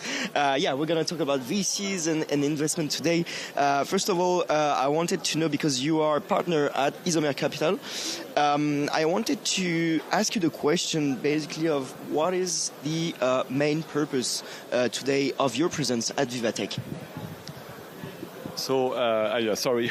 So, thanks, Alexis. So, first of all, Isomer Capital has been known in the market because we have institutionalized early-stage investment in Europe. Europe is a very fragmented geography, and it was difficult to find a way to invest early-stage in tech companies. And we have invested to date in 93 VC funds, and we have over 2,500 companies in our portfolio. So, by looking at those companies, there is a large portion of our portfolio who is invested in French startup, and VivaTech is a perfect environment to test a bit what's happening, how the French ecosystem is growing, how it's buoyant, and also catch up with some of the portfolio companies. So VivaTech, I come every year now since the last 4 years, maybe started a bit before, but for the last 4 years I was there. I can see the evolution, and it's a fantastic environment to have a very effective trip. So we are based in London, but we invest all across Europe, and France has been definitely on the radar of many investors due to the dynamism of the startups in this geography, and therefore I'm coming here. It's very effective. I meet the entire ecosystem in one place. Can you tell me a little bit more about your main goals at VivaTech this year? You're going to be here just for one day, or you're going to be spending the 3 next days over here? What's your schedule, basically? I'm spending 2 days. It's overwhelming given the number of companies that are there. So as I say, we invest. We try to be a very good investor in Europe, and with the sheer number of companies that are in our portfolio, we always come to try. How can we help our portfolio of companies? How can we discover new technology? Because we also have investors from all across the world that invest with us and that rely on us to identify who might be the winner of tomorrow. So we have investors from Japan, investors from Taiwan, investors from US, and every time they look at Europe and even France, they don't understand it. They say it's 44 countries, it's pretty fragmented. They say, where do I go? I go to London, I go to Paris, I go to Bucharest, I go to Stockholm. Where do I start? In the US, it's a bit easier. You have one place, Silicon Valley, New York, and in Europe, you have to travel and be a very hands-on investor to find out. So what we did is that we found who were the best investors in every geography, and they would then be the backers of the founders of that geography, and then as they grow in our portfolio, we might co-invest and lean more capital toward the winners. So my purpose today is exactly that, is seeing the trends, seeing how France has been amazing. Since BPI France started this program in 2012, they have now 21 billion under management, they've backed 660 funds, and today, it was interesting, there was maybe a bit controversial, but Parisian, in terms of money invested in a Parisian ecosystem, has overtaken London. It was some data from Deal Room. It was I think 2-3 weeks ago it came out. Pretty impressive. So I don't know if on the margin it's still true, but it shows how an ecosystem that invests on money, and so in that case BPI France, but also all the VCs that have emerged from that program over the last 14 years, have managed to bring back Paris to the same level of London, which was historically the largest ecosystem. So chapeau bas to the French. And also, if you look on the AI side, it's pretty interesting as well. We always talk about the US, and yes, the US is the biggest producer of relevant AI company, relevant LLM, and so forth. The second is China. We all know, let's not forget that they are big countries with a lot of people, a lot of money, and etc. But if you look at the third country in the world, is France. They have produced 3 relevant LLM, 3 relevant AI companies. Obviously, we can mention Mistral, we can mention Ash. But that shows that all this investment that seems at the time, a bit difficult to make, and how do you ignite an ecosystem, it works because France is massively investing into that. So very positive about that. And just a last point, obviously we don't. If you look at the investment of the US over the last 10 years in AI, we're talking about 470 billion. This is a report that was published by Stanford. It's called the 2025 AI Index. It's a massive report, 500 pages, but pretty accurate. So the US have invested over the last 10 years 470 billion. China, I think we are around 120 billion, and Europe as a whole, we are 30 billion. So we need to invest a bit more. But if you look at the number of PhD in ICT, so information technology and communication, so PhD in relevant in tech, so engineer people, real people. The US, again against the report, has had in 2022 2,750 PhD in ICT. Fantastic. If you look at Europe, we're talking about 3,862. So that's fantastic. So we might not have put enough money. Now we have to do something to make sure that they don't leave. That's another subject. They should stay in Europe. That's a political topic. I'm not going to enter into that. But that shows that we have the brain power to create amazing people, and we have amazing people that are coming from Europe. We have to find a way to keep them here. And same for AI adoption. AI adoption in Europe is exactly the same as US. So we're not the museum continent, or France is not a museum. On the contrary, I'd say we are fast adopting this new tool, and that's fantastic because it's creating. Okay, we might lose on the LLM side, so because we can't do or we don't do, or maybe in the future we will do, but the $1 billion, the $10 billion, or if you take the political American way, the $100 billion is going to be huge. In Europe, it's a bit less. It's a bit. We have to be aligned with our history. But having said that, we can build a lot of apps or on the second layer. So we might not have the infrastructure layer, but don't forget that there's a lot of open source LLM that are available, and we have built amazing company. In my portfolio, I have a French company, Poolside, amazing company, which is now $1 billion company. I have 11 Labs. I have Synthesia. These are all companies that have leveraged the existing tool to build a big company that will, we were talking earlier on, the language company. 11 Labs is now the 3.8 billion. It's an amazing company doing massive revenue, born from Polish founder, now in the UK, but in Europe. So we have the mean, because adoption is very fast, to build the next champion in France, and it's already happening. All right. Well, thank you so much, Thomas, for all these details on the investment that we're gonna do in Europe. Thanks to you, partly. Good luck for the 2 upcoming days over here to target many companies and startups. I'm pretty sure we'll join your portfolio and be able to construct and build the future of employment over here in France and in Europe. All right. Thank you so much, Thomas. We're back to you, Molly. Excellent. Thank you, Alexi, for that fascinating insight there. This and all that Europe has to offer when it comes to its competitiveness, which indeed, as your guest Thomas Schneider just said, there's certainly quite a bit. Well, we're going to take a quick break. You're watching Tech Newsroom. Stay with us. Our coverage continues.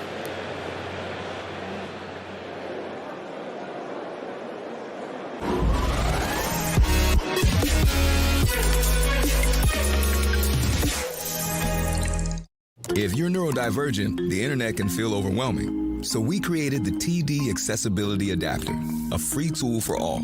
It's nice to know that TD cares about something like this because it makes me feel like they care about me. Our focus is helping you focus. TD, ready for you.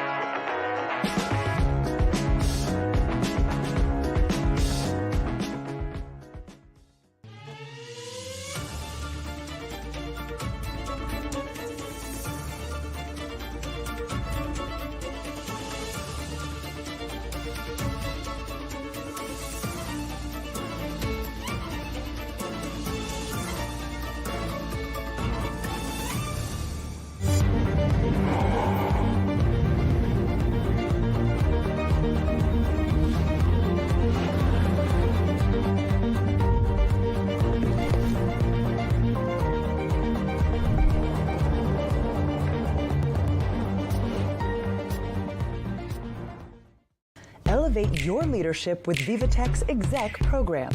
Discover cutting-edge startups. Attend inspiring talks. Network in exclusive lounges.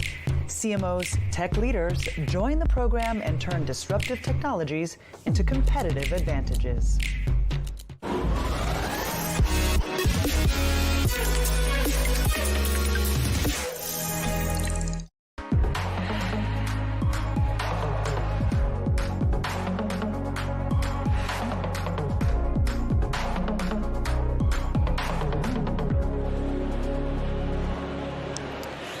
Hello and welcome back to Tech Newsroom. I'm Molly Hall. We're live inside Viva Technology 2025 on opening day. And indeed, we're expecting over 165,000 people really to be walking through these doors over the next 4 days. This as we're going to see over 13,000 startups, 3,500 exhibitors, and over 3,000 investors, everyone all coming together this year to connect, to inspire, to be inspired, and really to do business. That's because VivaTech is the place to be to be. And it's time now to kick things off with VivaTech on set.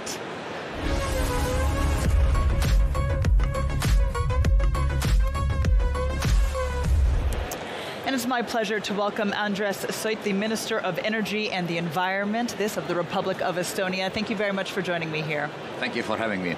So I'd like to ask you firstly, tell us a bit about how Estonia is really fostering cross-border innovation and what role international events such as VivaTech play in all of this. Yeah, like you mentioned in your intro, I mean, you are expecting 165k visitors. That's more than 10% of Estonia's population. So international events are a place to be. We are tech nation by definition. We started with Skype back in early days, and of course now it has been developing much further. There are a number of well-known Estonian companies in the tech field. We can start from Bolt, also Wise, Skeleton Technologies is working here in France. So that's the way how we operate, and we of course come here to network, to connect, and as you said rightly, to do more business. Indeed. All right, well then let's talk a little bit about this, about the opportunities that you see for Estonia, this in terms of deeper digital cooperation between France and Estonia, this in areas such as AI, such as cybersecurity, e-governance. Tell us a bit about what you see. I start from cyber. We had a very good meeting in Orange about cybersecurity and post-quantum and cryptography. So these are precisely the things we are also working on Estonia to really make sure that whatever digital services are offered, they are safe. And cybersecurity is really instrumental for that. Of course, AI is a word, or the word everybody speaks about. Back in the day when we jumped on the internet wave with a tiger leap, making every school in Estonia connected to the internet in late 1990s. Now we have another program which is called AI Leap, and that's basically teaching every student at the high school and teachers of a high school how to use AI as an application and a tool in your studying, in your daily lives. So, and there is a lot of work what is done in AI using as an application, say in quality control, combining computer vision and AI. So it has really become, I think, a normal business and household tool. I'd like to ask you a bit about how you think that Estonia's experienced this in building a digital society, as you kind of mentioned just in the earlier adaptation when it comes to the internet, but of course, given the current landscape, how can this be shared or adapted really by other countries looking to modernize as well? I think we benefited of having three things: mindset, ambition, courage. And this is what we are happy to share. I mean, I think our story and journey is fascinating.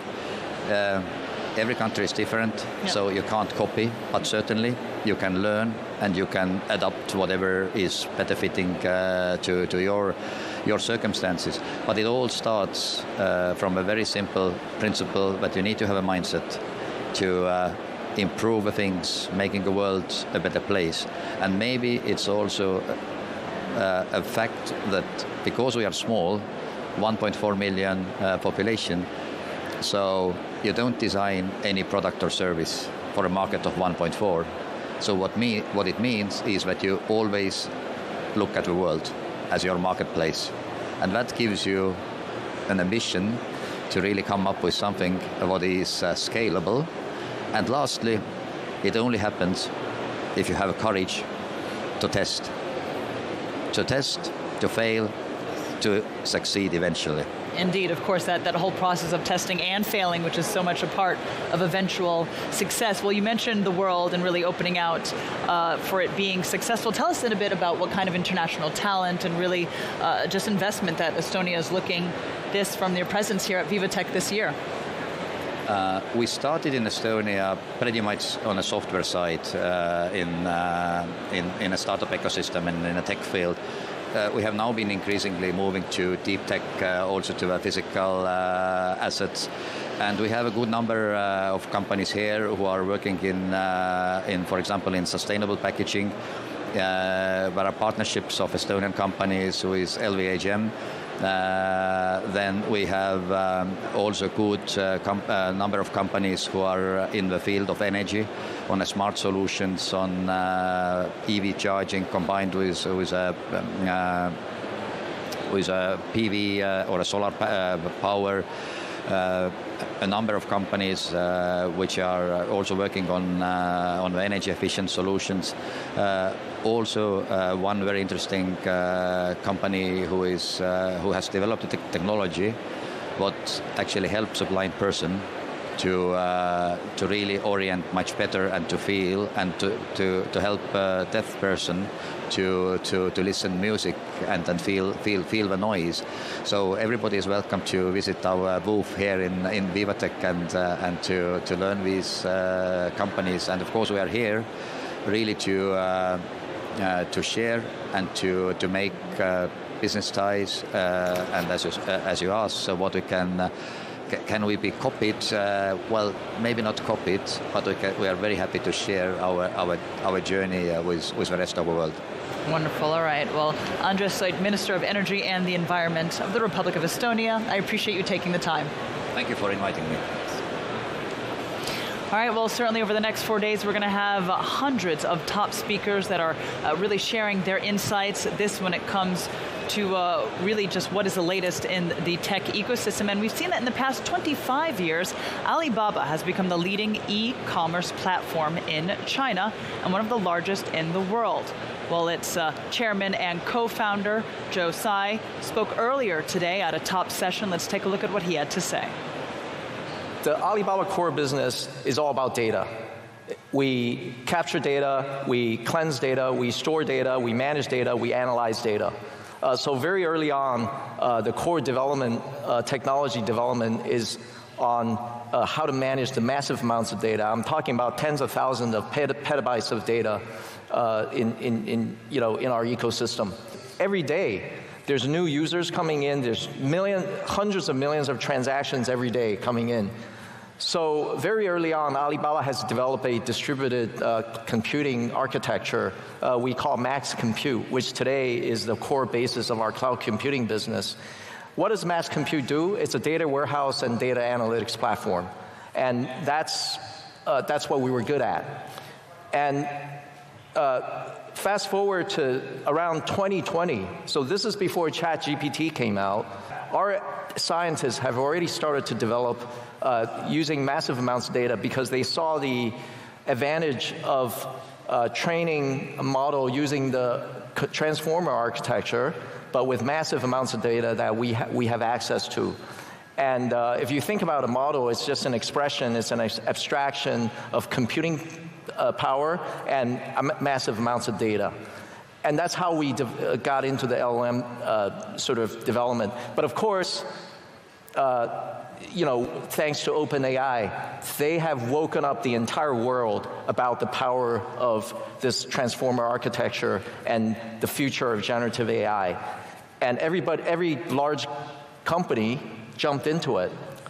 So from 2022 to around a year ago, there's so many companies in China and also around the world that say that they develop their own large language model, the foundational model that's going to rule the world. But over time, there's a little bit of consolidation, and today I'm very proud to say that our development team have developed one of the more competitive LLMs in the Chinese market. All right, well, that was Alibaba's chairman and co-founder Joe Tsai speaking to Maurice Levy this on opening day of VivaTech 2025. All right, well, now we're going to bring things back here on set, and it's my pleasure to welcome my next guest, Daria Siegel, the Senior Vice President for Innovation Industries at the New York City Economic Development Cooperation. Hi, Daria, thanks for joining me here. Thanks for having me. All right, well, so let's see. Of course, this is the organization that really is leading the charge to make New York, my hometown, your hometown, I have to say, two New Yorkers on set, one of the world's just top innovation hubs. Absolutely. So I'd like to ask you, really, what are we seeing as some of the most promising tech-driven initiatives? Yeah, absolutely. So we're so proud that New York City today is the #2 global tech ecosystem. Okay. 10 years ago, nobody would have believed that, right? You thought of finance, you thought of retail, you thought of so many different things. But now tech is one of the largest and fastest growing employers in New York City because all of those sectors need to innovate. And so they all need to adopt technology. But at EDC, we're very focused on AI and making sure New York City is the applied hub for global AI because all these sectors need to adopt AI to stay ahead. And so startups are coming to New York City because they want to commercialize, they want to sell, this is where the customers are. And so we're working to support that, particularly focused on sectors that might get left behind by the AI craze that's happening right now. So small, medium-sized businesses, the brick and mortar, the hospitality, we need to make sure that they all have those opportunities and are working with startups on new use cases to grow AI and make sure New York continues to grow and thrive. Well, can I ask you just a bit, though, about what will make New York unique in its approach to all of this? Absolutely. It's its diversity. At its core is like who we are. It's made of the people that make up New York City. And people want to be in New York City. More and more STEM talent is moving from San Francisco to New York City because they want to be there. And it's such a dynamic, exciting place to be. And it's not just a one industry town, right? So you're working in tech, but you're doing it and you're going to the museums, you're participating in the arts and culture. And so that's so unique about New York City. And so like as a woman in the technology sector, like we're more diverse than any other tech ecosystem around the world. And so it's a place that's really welcoming. And we're also focused on bridging that gap and creating more access for underrepresented founders and access to capital where we know they have the hardest time building those relationships with venture capitalists. Yeah, I mean, I wanted to just talk a bit more about that, indeed, just about overall inclusion. And how are you going about advocating really just for more diverse leadership? Absolutely. So we're working at both on the founder sides. We have a program called the Founder Fellowship. Over 250 underrepresented founders have gone through this accelerator. And we're also working with the VCs. So we have a coalition of 100 venture capitalists who want to work together with us to drive more capital to these founders. That's really the biggest challenge globally is who has access to these networks to raise capital. And so we need to work closely with the venture capital ecosystem because underrepresented founders are driving new ideas to new audiences that VCs don't know what those opportunities are. So they need to find these communities of people who are servicing new markets and creating opportunities in New York. Well, we're here in the French capital, so I'd like to ask you just a bit about how we can see international, French, perhaps startups really work with NYC EDC to land successfully in New York. Yeah, so we want to make it easy to do business in New York. So we offer services to roll out the red carpet for companies looking to expand and open their first U.S. office here in New York City. So we'll help with site selection, we help with the incentives that are available, we help connect you with the talent that you need. And we're actually launching something called international landing pads where companies, growth stage companies will be selected to come to New York and get support like business development to help them get their first customers here on the ground in the city and grow. So that'll be something that'll be announced shortly, and we're really excited to see more to see more French companies participating and growing into New York City. Wonderful. All right, well, excellent. Daria, I do appreciate you joining me here. Daria Siegel, New York City Economic Development Corporation. Thank you so much. Thanks for joining us. Thanks. Well, the news continues here on VivaTech. We're going to cross now for Inside VivaTech.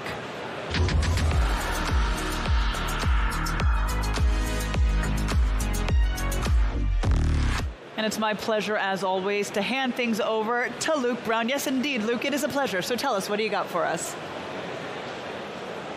Yeah, thanks, Molly. Very much here at the Brazil stand. We are looking at the future of health tech, where they're using innovation to really have a major impact on the possibilities of medical science. And the objective here with Tissue Labs is to be able to create living tissue using a bioprinter. So we're joined by Camila Muniz from Brazil, from Tissue Labs. Can you tell us a bit more about what exactly it is, the product that you've produced here? It's a bioprinter, correct? What can you print with that?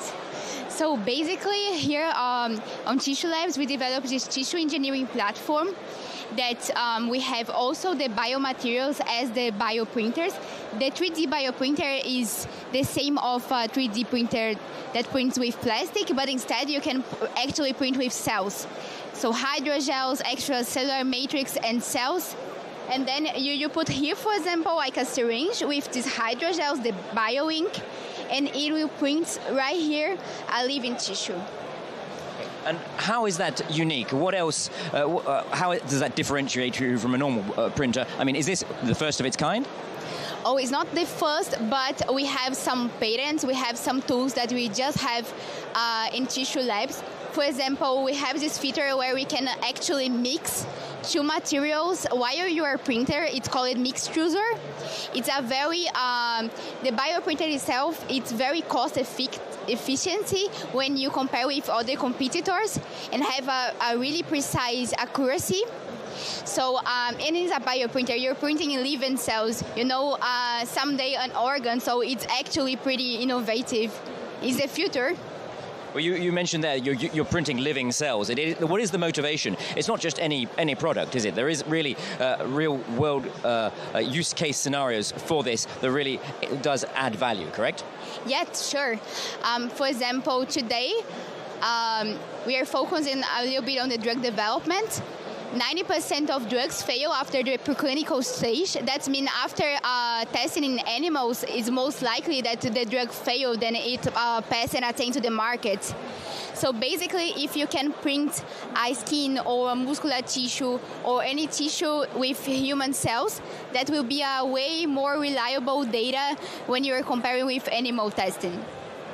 And beyond the pharmaceutical implications, what's the next stage for Tissue Labs, for this product? So the next stage is we are going to develop a cardiac in vitro model, so then we can perform drug screening. The pharmaceutical industry will be able to perform drug screening and to know more about cardiotoxicity. That is one of the main reasons that the drugs that passes through the preclinical stage fail today. And looking further down the line, I mean, currently it's relatively simple human tissue that you're hoping to be able to produce, but further down the line, and what's the time frame for printing off an entire organ? Is that the objective in the end? Yeah, the objective in the end, our main goal is to be able to someday print transplantable organs on demand. That is the thing we are most focusing. And how long a time frame is that? I mean, is that feasible? I mean, I will say at least 10 years for now, but that's, it's a small amount of time when you compare on the impact. And one final question. You're here with the Brazil stand, as I mentioned, here at VivaTech. What are you hoping to get from the VivaTech experience in 2025? Oh, mainly networking. We are inviting anyone to come here and see our technology. So students, investors, clients. We have now an open seed round for this next stage of the development of the cardiac model. But we are open for everybody. We want to share this incredible technology that we built. Camila Muniz of Tissue Labs, you mentioned that it is incredible technology, and it's the kind of innovation and incredible technology that you get pretty much everywhere here at VivaTech 2025, but really it does have an impact with that innovation on human society and medical progress. So handing back over to you, Molly, in the studio. Luke, thank you very much for that. Luke Brown reporting there from the exhibit floor. Well, it's time now for VivaTech On Set.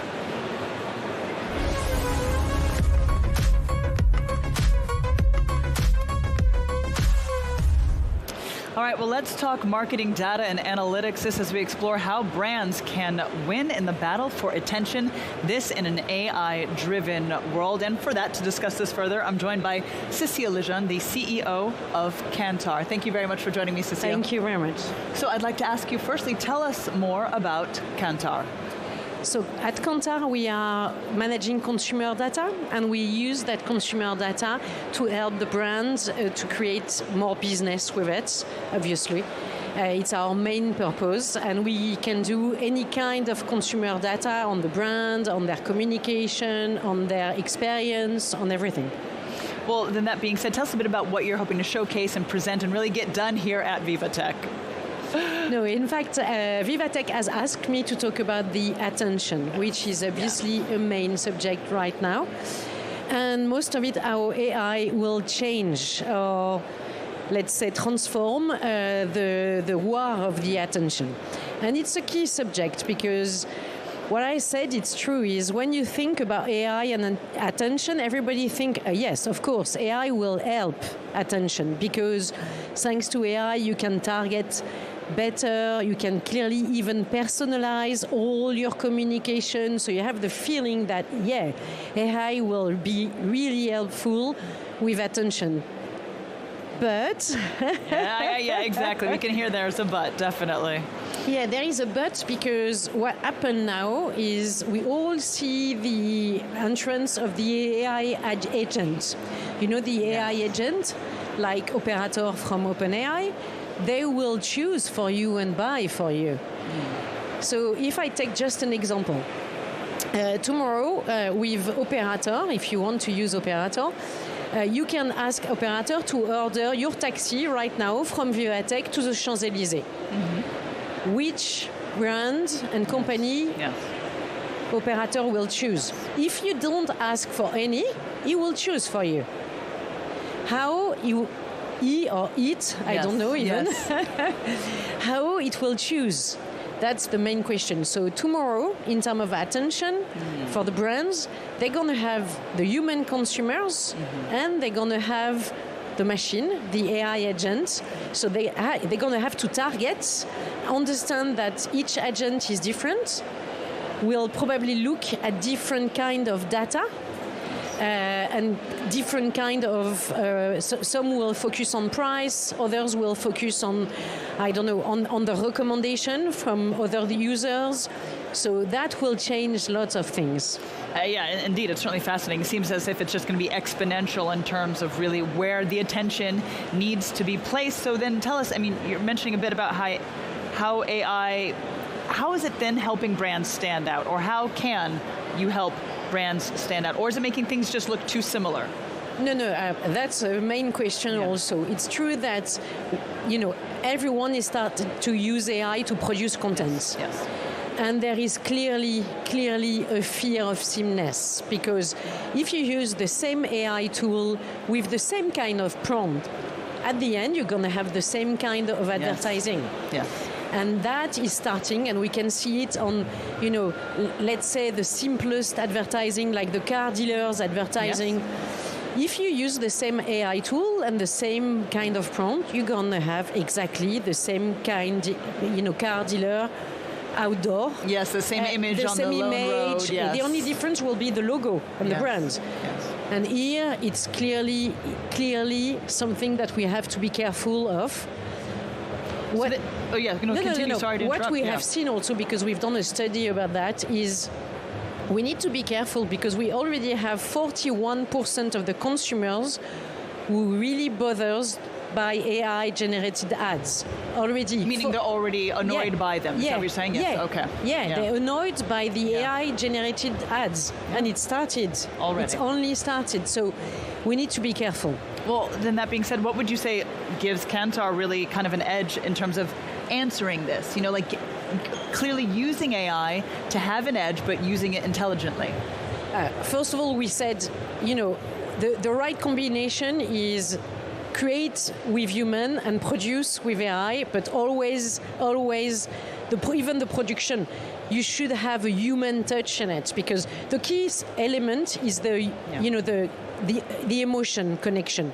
And if you want to keep the emotion connection, you have to put human. Only human understand the emotion right now. It can change tomorrow, but right now it is the case. So the way we help as Kantar is we are using AI to help to test the campaign. So you can test your campaign using AI in 10 minutes for less than 1,000 euros. So you start to have some answers, and we are more and more using AI everywhere and data synthetic and everything, but we use it with human feelings, human attention, human emotion. All right, well, excellent. We are going to have to leave it there, but I do appreciate you sharing your expertise, Cécile, in this area, which indeed is going to continue to be a main focus, right? Yes, clearly, it's only a start, and we all know that, so we're going to learn all together. Wonderful. All right, well, Cécile Lejeune, CEO of Kantar, thank you for joining me here. Thank you very much. Thank you. All right, well, you're watching Tech Newsroom here at VivaTech 2025, and indeed we've got Palo Alto Networks. This is a global cybersecurity leader that is shaping the cloud-centric future with technology that is transforming the way people and organizations operate. Well, earlier we heard the chairman and CEO, Nikesh Arora, introduce his vision of the future of cybersecurity with AI into it. Take a look. On one hand, if we train something, how to find the cure for cancer, the same model can be used to create a bioweapon. So our job becomes how do we make sure that AI is not used to build the bioweapon, instead is used to cure cancer. Or the same AI which we are using today, we call it the brain. You know, I haven't seen a driverless car in Paris. Is there a driverless car in Paris? Yeah. There is. Okay, so I call that giving AI agency. Giving AI arms and legs. When you start letting a brain decide how to drive, when to stop, when to turn, you've just given AI arms and legs. And in the next 5 years, you will see a lot of things will be given arms and legs around us, which will be managed by AI. Then again, as a bad actor, the question is, can I take over that model and make it do things? Imagine you set in your driverless car and it doesn't stop, just keeps driving away with you. It's a lot easier. That was the Palo Alto Networks chairman and CEO, Nikesh Arora, speaking earlier today. This on one of the top sessions right here at VivaTech 2025, this opening day. All right, well, you're watching Tech Newsroom. We're going to take a quick break, but we'll be back live from Paris. Do stay tuned.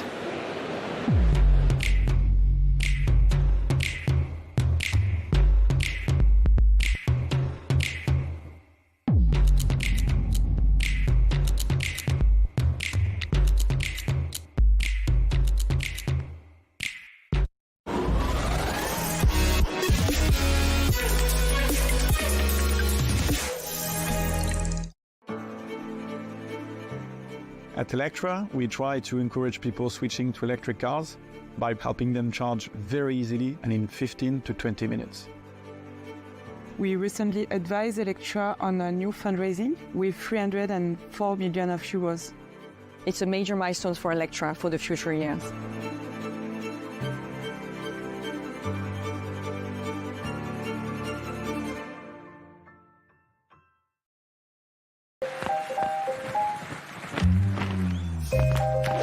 Not getting the results you expect? Don't use AI trained on any old data when you can use AI trained on your data. The AI built for business, IBM.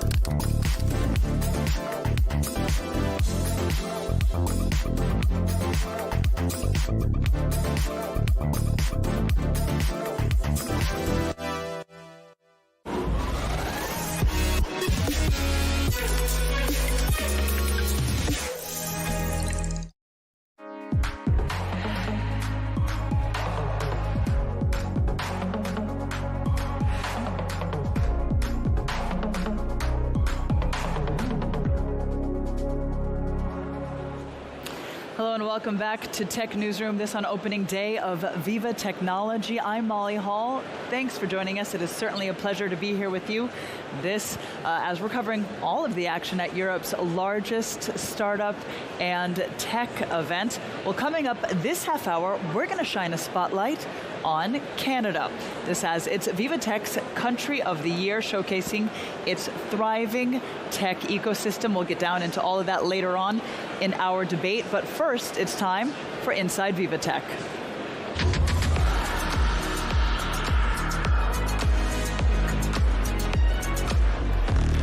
All right, in this latest Inside VivaTech, we're going to cross to Allison Sargent, who is standing by live for us. Allison, take it away.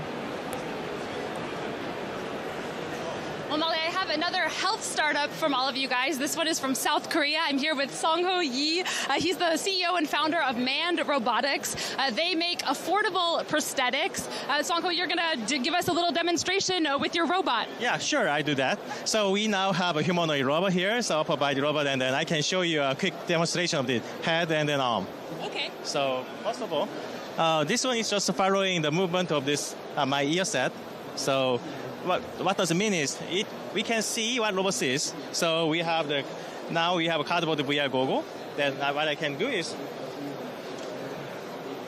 something like that. Yeah. Okay, so you're controlling the robot with your own head, and then what about the hand? So we have the sensors here. So that this is the shoulder movement sensor, and this is the elbow and the hand. So I can do this movement. Just on twist. Yeah. So can I grab your mic? Yeah, so as we can see with the baguettes, he's able to hold things, and so he's going to grab our microphone. Yeah. Maybe I can do this. Go ahead. Yeah. Ooh! There you go. So he's holding it. He's got the microphone. There it is. So he's strong and solid grip. Can he give it back so we can continue the interview? Thank you so much. Yeah. Amazing. So can you explain how your technology works? Yeah, actually we have our own self-contained robot finger. It is used for the hand actually, and we have an elbow and shoulder for the case of the amputation. So above elbow amputees, they need like a 2 degree of freedom elbow joint so that they can use it for their life for in case of amputation above elbow. And it's the same way we have a shoulder joint as well, and that can be used for the robotics as well. So, but we are mostly focusing on the prosthetic device. Maybe I can explain over here. Yeah, so he's going to show us a little more. Basically, they can do entire arms, but also just hands, or also even a single finger. Song-ho, why don't you show us that one? Yeah, you can see here. So can you see here? Yeah.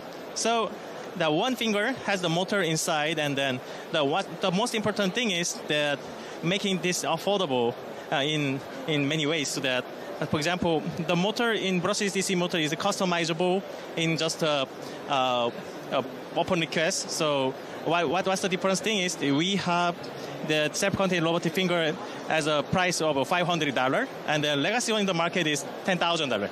So 20 times less expensive if you compare with the legacy one in the market. And that's what makes your prosthetics different from other prosthetics on the market. It's the price point. Yeah.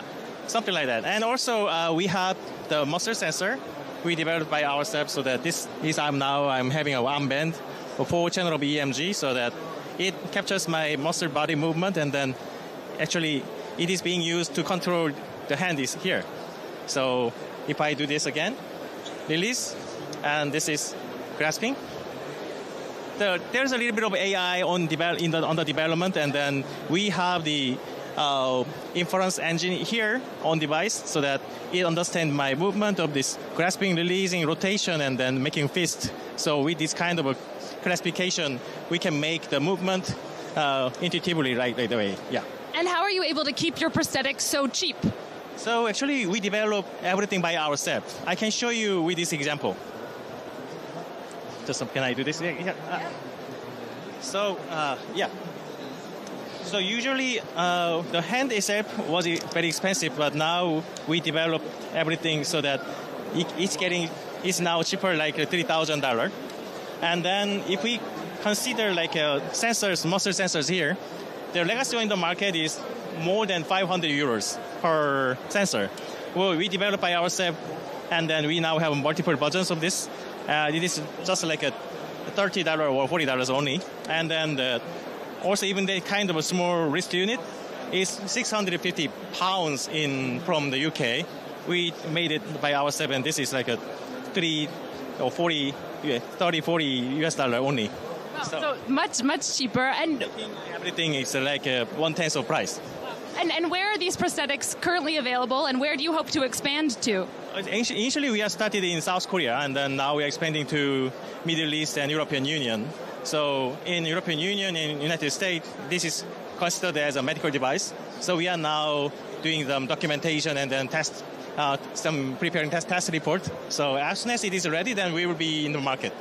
And what's your goal at VivaTech then? Is it to look for European partners? So yeah, we are looking for the regional partner, because the hand itself we can produce by ourselves, but the socket side should be manufactured or customized by each people.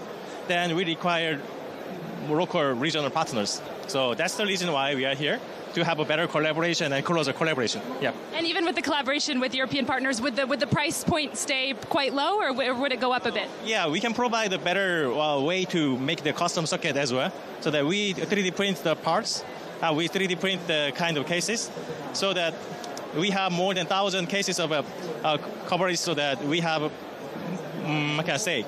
a lot of knowledge there, so we can train the local people how to reduce the cost for the customization as well.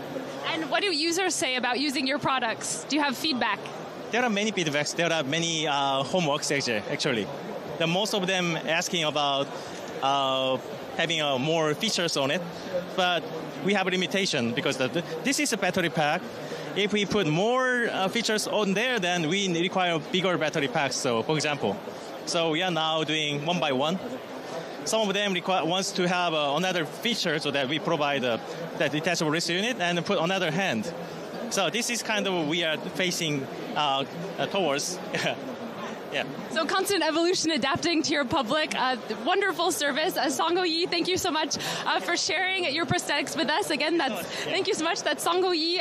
He is the CEO and founder of Manned Robotics, making prosthetics affordable. Molly, that's just another one of the very many health technology startups here at VivaTech, trying to help people improve their daily lives. Excellent. All right, Allison, thank you very much for that update there from the exhibit floor. Fascinating stuff. Well, it's time now. We're going to bring things back here, and we're going to dive into Canada's thriving tech ecosystem. This in the VivaTech debate.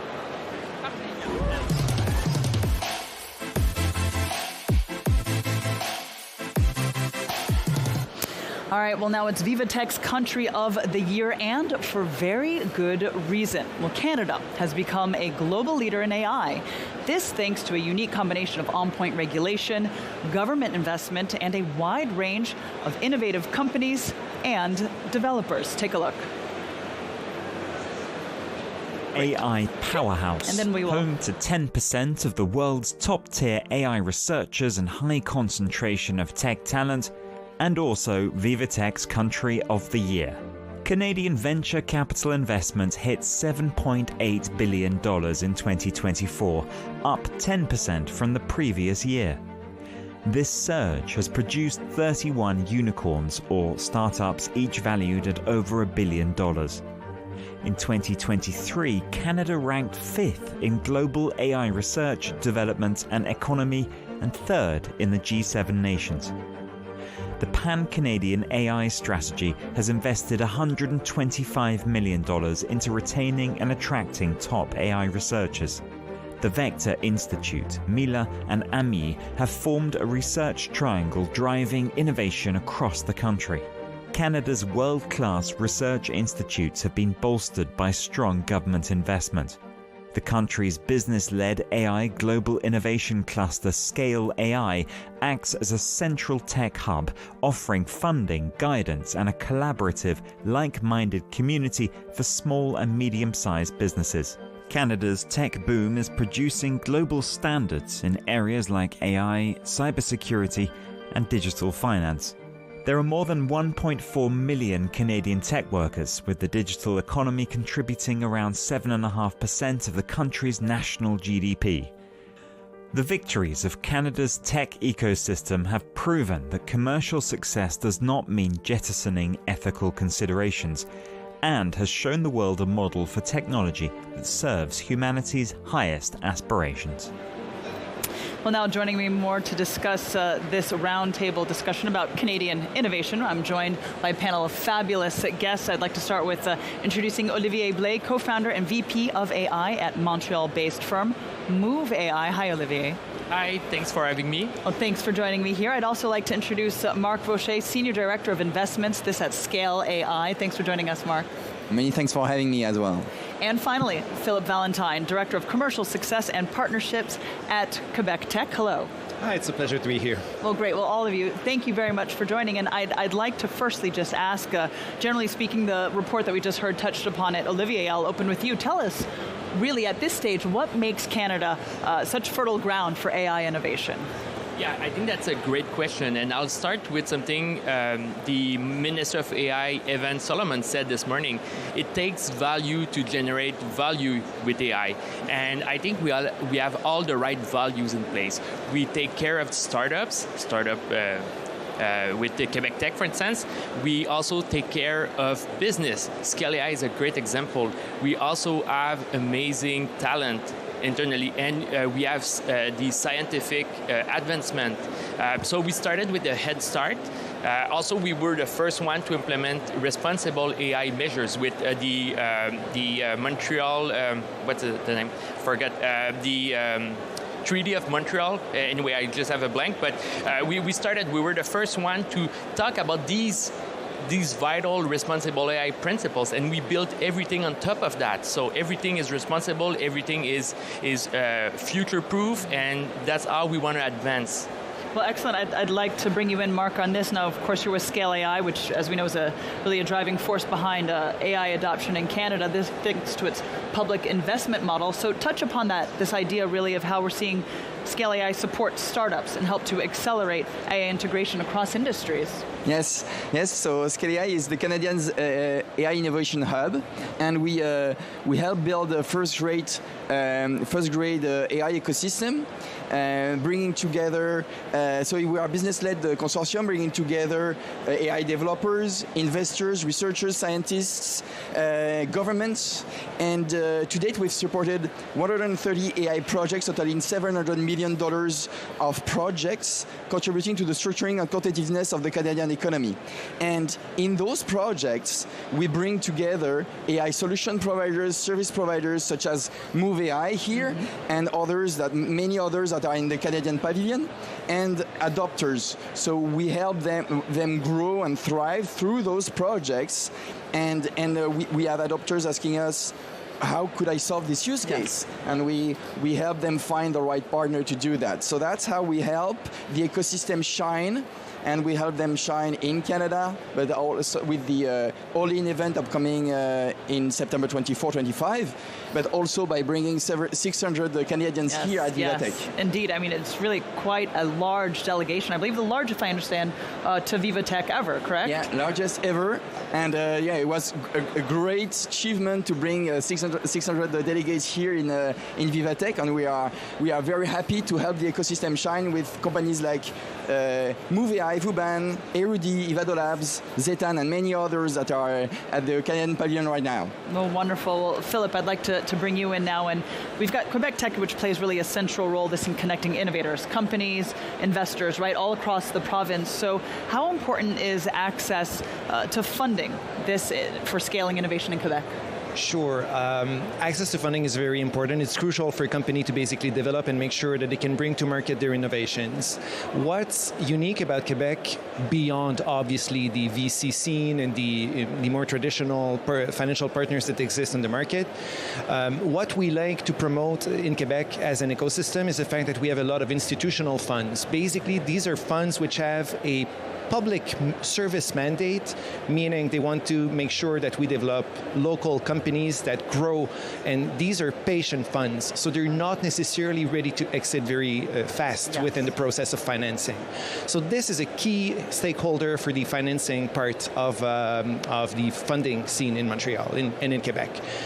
What's also very important to note in terms of funding is the role of the government through agencies such as the Pension Fund in Quebec, which is called CDPQ, as well as Invest Quebec. They play a major role in structuring some deals for companies.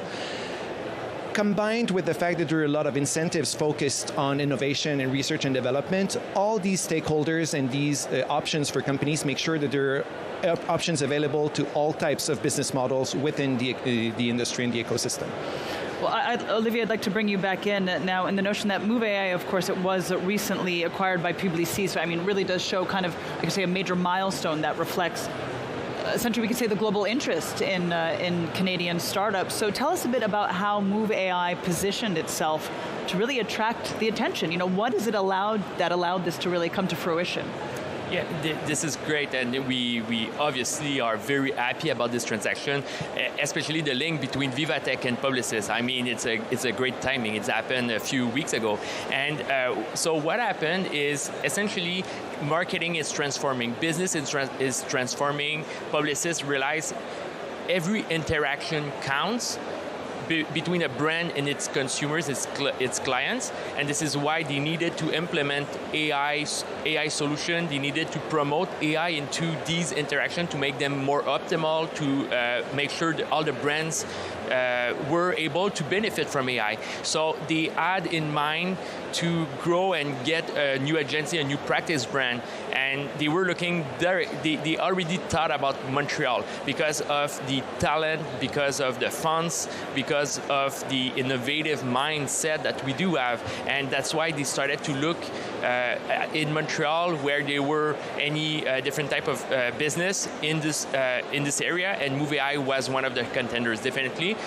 Also, something that's a little bit different from what we see in France is that in Montreal, in Canada, we have a lot of AI consulting businesses. Here, it's going to be usually the bigger Capgemini of this world, these bigger the consulting companies, and they do $1 million project. At Move AI, what we do is we create momentum with smaller increments of value, smaller projects, and this is something it was really driving Publicis, because that's how it works. That's how you democratize AI. Indeed, exactly. Getting kind of more bang for your buck, but in smaller impactful moments. Yes, exactly. You create a momentum because it's really important. It's hard to get adoption in AI. A lot of people, they will spend millions of dollars, they will get no adoption, so AI would be essentially useless. So you need to create this adoption. I think we have a good recipe, and this is what we sold to Publicis, and since then it's great. We have great discussion and a good network to build upon. Oh, wonderful. Well, congratulations for that big change for Move AI. Mark, I'd like to ask you, we talked then a bit about funding with Philip. In your view, tell us how we're really seeing public funding complement private investment in advancing the innovation strategy. Yeah, with pleasure. The prosperity of an economy is everyone's responsibility, both private and public sectors. And because of the Canadian government firmly believes in AI as an economic engine, it chose early on to invest as a nationwide AI strategy. In fact, Canada was the first country ever to adopt such a policy back in 2017. You touched to that earlier, Olivier. And since then, we have been significant public investment to support that vision. And Scale AI is a perfect example of the government's commitment to helping Canadians companies adopt and commercialize AI by reducing the risks associated to such investments.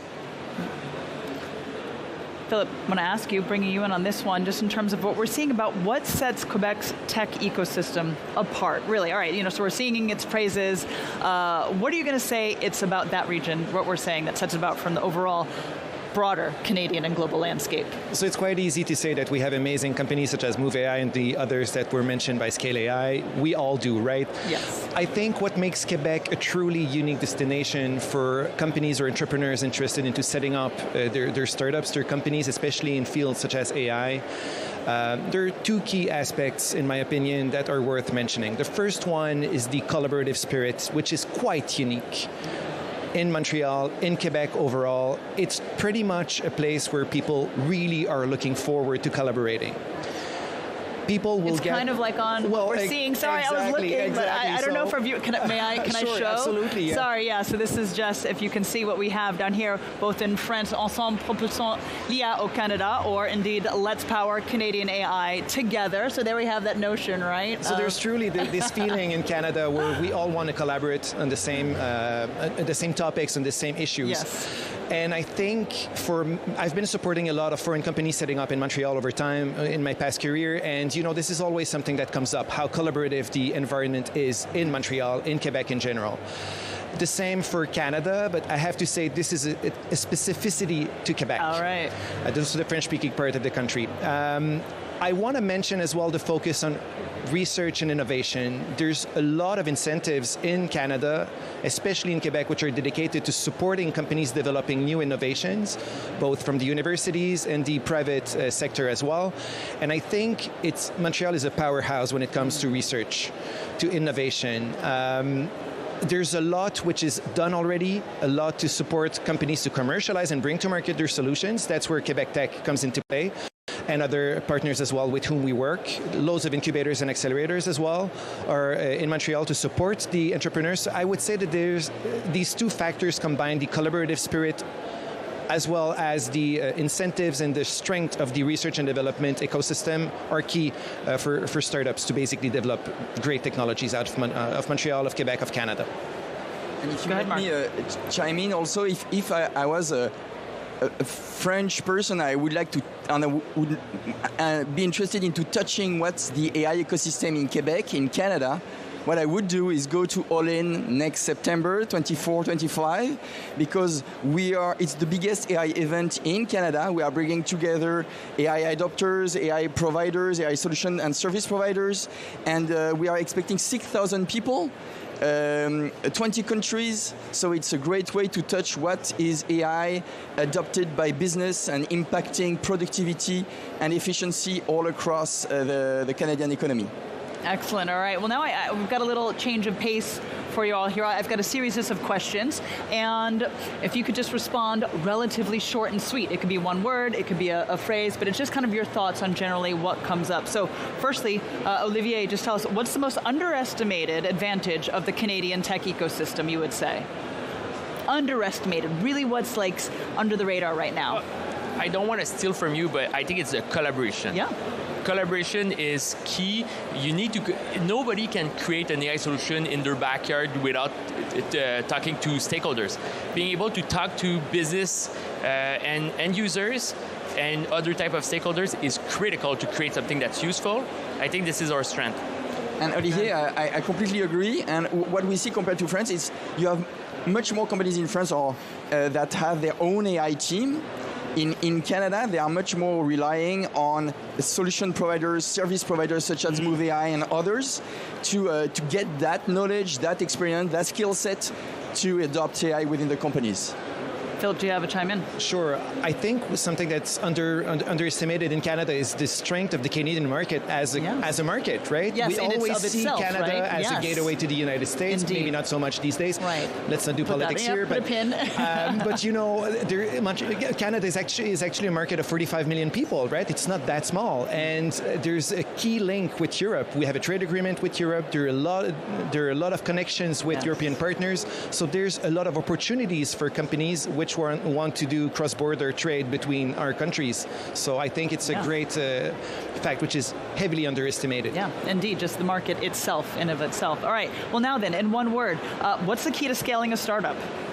One word. Of course, we know there's multiple things in a recipe. If you guys had to create a recipe, each of you gets to put in one ingredient. Well, sorry, one sentence? Oh, okay, all right, fine, if you have to. I heard once, if you're not ashamed the first time you show your product, you waited too long. Oh, yes, indeed. All right, so the notion of get it out there. Yeah. It's not perfect right in the beginning, but it's okay, right? Because that's how you grow. Okay, excellent. Olivier? Yeah, I like this one, but I'll take another one. Focus. There's so much happening right now, it's really important to focus and deliver something out the door, because you can be easily distracted by what's happening out there. It's a key fact which people very often overlook is to adapt to other cultures and to make sure that your solution and your team is actually aware of cultural differences, because that's a key aspect of having success when you want to go abroad, when you go international. Excellent. All right, well then, what would we, excuse me, getting my words mumbled. What would we say is the biggest myth about AI in business today? It's all about Gen AI. Great. All right. Yeah, let me tell you, I've already said that word plenty of times today, let me tell you, and I know that's our audience has certainly been hearing it, because of course it is everywhere. Okay, interesting. That's a good take on that. Anyone else? The agents cannot do anything and everything. It needs to be, we need to work on it. It's not perfect. Yes. But a lot of people, they say, agentic, these agents, they can do anything. That's not true. You need to work on them. Yeah, I think, the AI buzzword has been overused a little bit. So sometimes focusing back on what AI actually is will help companies basically explain a bit better how they implement AI. And one small addition, it's all about the business use case. True. Yeah, okay. All right, well then, let's see. If you could give one Canadian startup, I know everyone's, in different fields, but one to watch, really, that you would like to kind of highlight and bring up if you can. If not, no worries. Also, I understand, Move AI? No, I know, that's what I was trying to say. I was like, okay, present company. Maybe I'd like to talk about Cohere. Cohere is a great generative AI company, a great LLM company based in Toronto. Yes. They're a company to watch. They're progressing, they're advancing quite quickly. Okay, excellent. I support a lot of AI companies, so I won't provide any specific names, but there are two organizations in Quebec which can support companies developing AI solutions, and they're called Ivado and Mila. They're both research institutes connecting directly with private companies to basically support them in innovation projects. So these are key stakeholders within the ecosystem to support companies. I'd like to mention maybe one poster child that went through our Next AI, our Canadian our AI incubator, then CDL, our Creative Destruction Lab, its Montreal-based accelerator, and then Scale AI, which is R&D. It's a successful company also to look at. All right. Again, I understood, of course, present company. That's what I was going to say. Present company, of course, excluded. Just silly, expanding the spotlight then again on the thriving ecosystem. Gentlemen, thank you very much for joining me here. Olivier Blais, Marc Vaucher, and Philip Valentine. I appreciate you guys coming here to discuss Canada. Thank you. Thank you very much. Merci beaucoup. Merci. All right. Well, the news continues here, but we are going to take a quick break. You're watching VivaTech News. All right. That was excellent.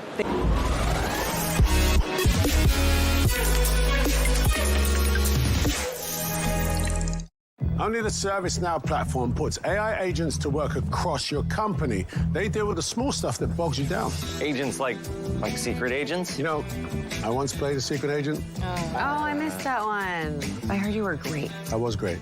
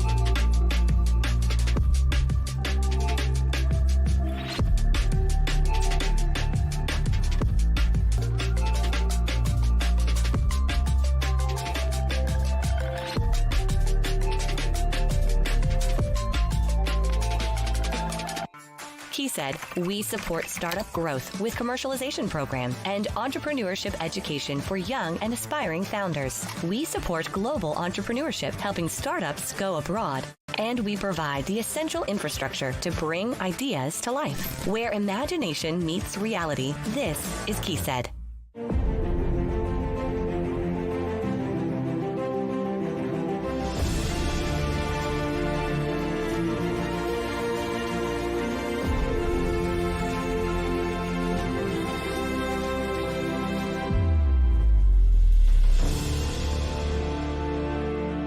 Explore the new frontiers of innovation at VivaTech. Witness the tech breakthroughs redefining what's possible. Scale faster, partner smarter, and see what's next for your business.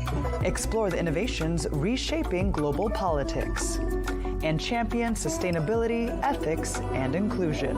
All at VivaTech 2025.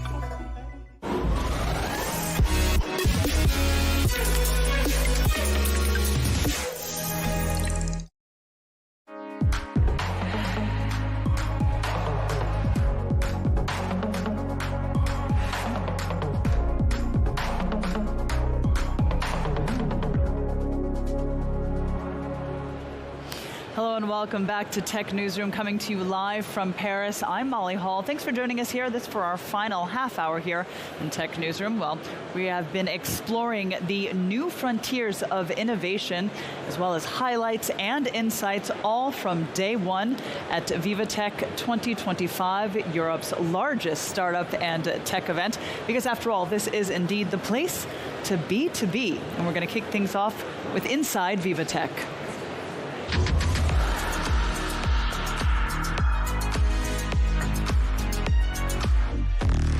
All right, inside VivaTech now, and we're going to hand things over to Will Hildebrandt, who I see is standing by with what it looks like is not one, but two, but I believe three guests standing by. Will, go ahead, take it away. That's right, Molly. Now, one of the things we say is you have to earn trust, you can't buy it, but what if you could scan it? Now, that's the innovative technology of the Vray AI technology. It deals with trying to find counterfeit goods, whatever they may be. I'm joining with the co-founders of Vray AI technology. We're going to begin with you, Hugo. Tell us a little bit about why you started this. So the three of us lived in China for the past 10 years, so we know how terrible the problem can be. And in particular, I have a very close relative whose mother took a counterfeit medicine. No, I can speak freely about it because she has no sequels anymore. But back then it was really terrible. And that was really the wake-up call for us that something had to be done about it. Yeah, this is life-saving technology, potentially. Totally, yeah. Thilo, can you give us a demonstration of how it works? Sure. So the web is very simple. It is a web app, and you just open an app, everybody can download it, and you take a photo of the product. Here we can demonstrate it on Lacoste polo shirts. So I take a photo.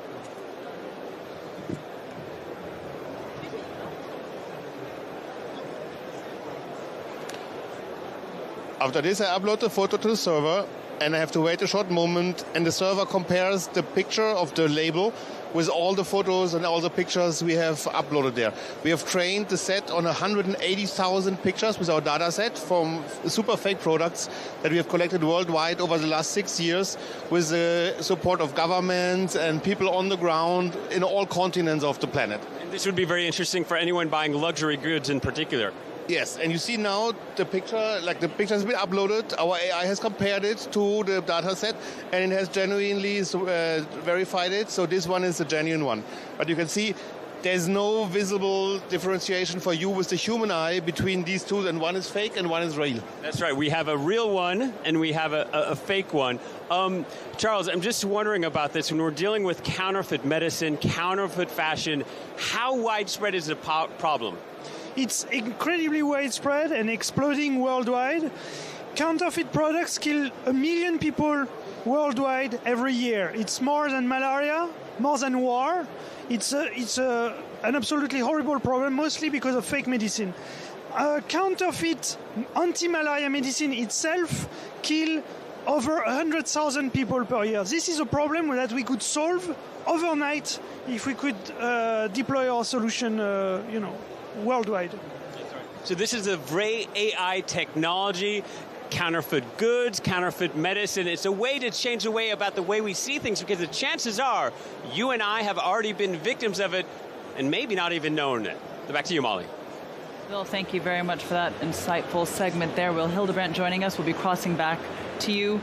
Maybe not today, we'll see, but certainly tomorrow for day 2. All right, well, back here I'm joined on set by our Tech Trends editor, Rudy Rutenberg. Rudy, now we've got this afternoon at VivaTech featured some of AI leaders on stage. Of course, you've been following what we've had on stage, and this has included Amazon's head of artificial intelligence, Rohit Prasad, as well as Meta's chief AI scientist, Yann LeCun.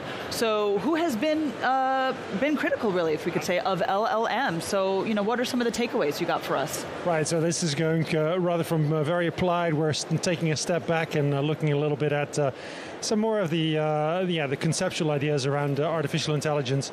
Now, Rohit Prasad has been hired, or he's put in his position to put together an LLM. So an interesting comparison to LeCun, who's been critical, or at least he sees uses for LLMs, so large language models, but thinks they might be a dead end. And I'll explain a little bit about that. But so Prasad was very much believing that there's still runway for LLMs, so there's still a use case for them, even though he does agree that AI, the next step for AI is what's called world models. Because if you look at what LLMs do, they don't have any inherent understanding of what the world looks like. Everything is based on what they've learned, what they've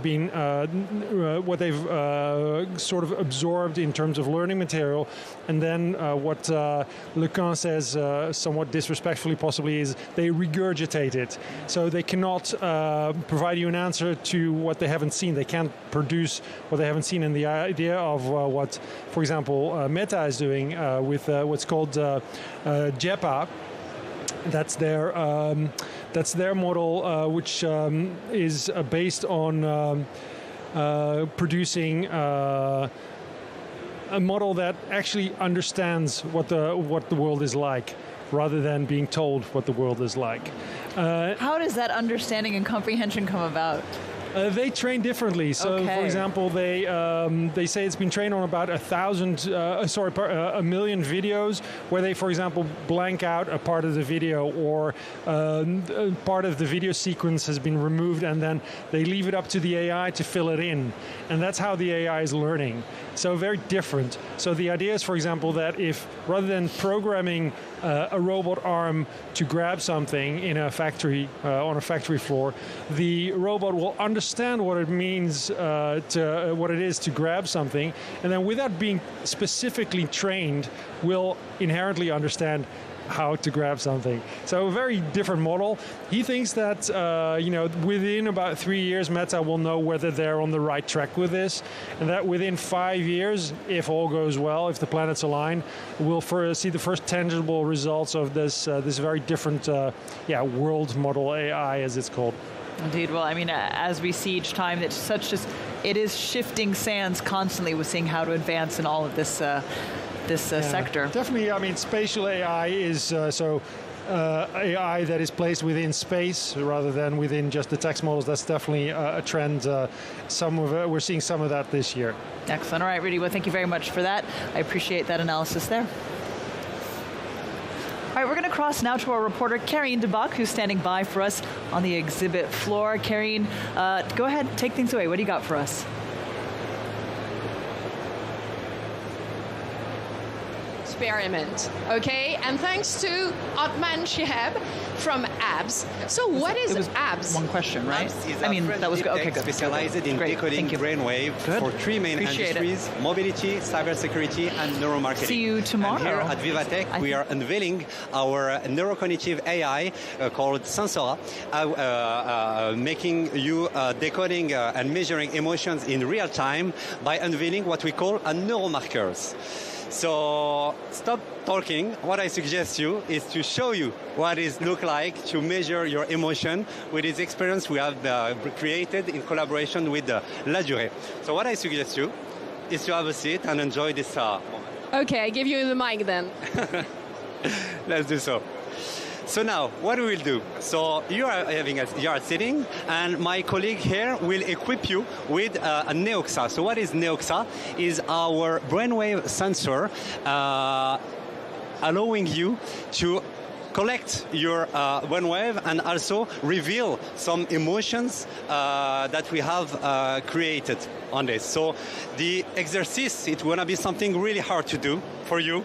Just telling you, you will have to brace, to chill, and to eat a macaron on this. So it's quite complicated. So here you have a list of macarons. Which one would you like between chocolate, vanille, and Antoine and Marie Antoinette? The chocolate. Okay. So I'll let you, my colleague, give you the macaron. And once I will tell you start eating, you will start eating. So just wait just 2 seconds while we make sure that the sensors are well connected with you. And after that, you will just have to bite it and enjoy the moments. And in live, we will be able, in real time, to measure and reveal the emotions generated. So now, you can eat it.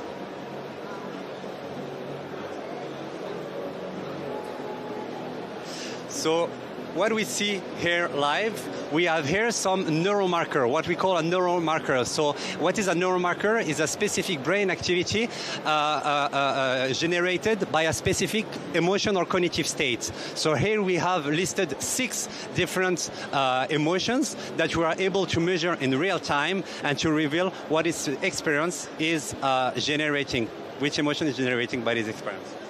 Yeah, what real world application for this technology? Different one from different industry, but today what is generating a lot of demand is in the luxury on a retail brand. Why?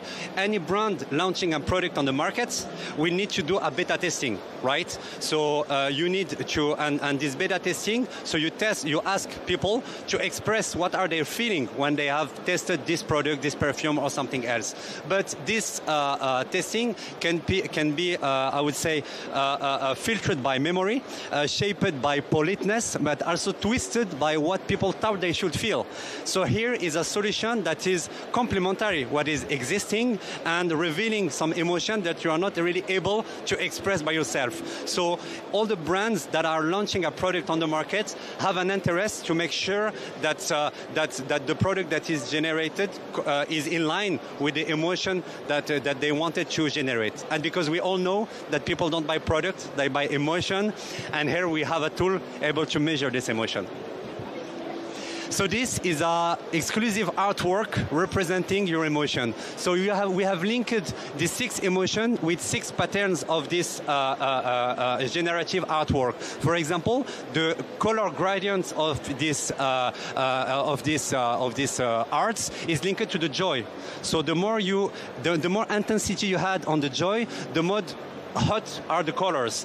The same for other sensors. For example, the comfort that you represented is represented on the linearity, and also on the bubble and on the sphere that are here. So each artwork is unique, as each emotion felt is unique. You're welcome. It was at Abs. Thank you, and Molly, please do try this at Abs. It's perfect. Thank you. Back to you. Wonderful. Well, that certainly was beautiful to see, actually, I have to say. Karine, thank you very much for sharing with us your inner emotions and mine. Wonderful. All right. Well, it's time now for VivaTech on set, and I'm joined by JD Nitlesh, managing partner of the venture capital firm Iris. Hi, JD. Hi, how are you? Doing really well. Thank you very much for taking the time to join us here on VivaTech. I'd like to first just find out a bit more about Iris. Really tell us what areas are you focusing in when it comes to investment? So Iris is a pan-European venture and growth firm that's been existing for quite a while. We focus on 3 simple things. Number 1, we dedicate ourselves to very vertical technological assets. So we focus on bricks that can become the infrastructure of their markets within the next 2 years. AI applied to fraud detection in the insurance space. Shift Technology, now a huge company working with all insurers worldwide. Kiriba, cloud applied to managing cash management for large corporates, which we sold last year for $3.2 billion. LeanIX, software that allows B2B companies to spot the applications and changes, which we sold 2 years ago for $1.2 billion to SAP.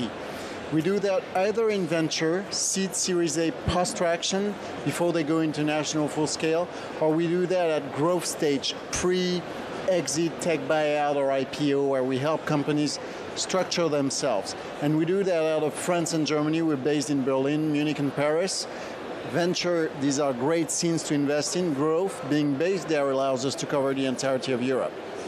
Oh, I'd like to ask you just a little bit in terms of your current take on how we're really seeing just the climate change for startups over the past few years, and the notion of really like this shift that we've seen in one way, kind of moving from like resilience replacing hyper growth, or the swapping one animal for another. We've got unicorns. They're okay. We all love unicorns, but actually we're looking for camels, the lowly camel. Really, what have you seen in terms of the shift? It's a great question, and actually it's funny that it's a talk of the day today at VivaTech. I've been asked that question a lot. It's simple.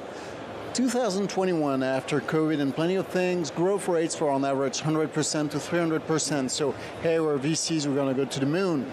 And after 21, guess what? Inflation, war, complicated economy.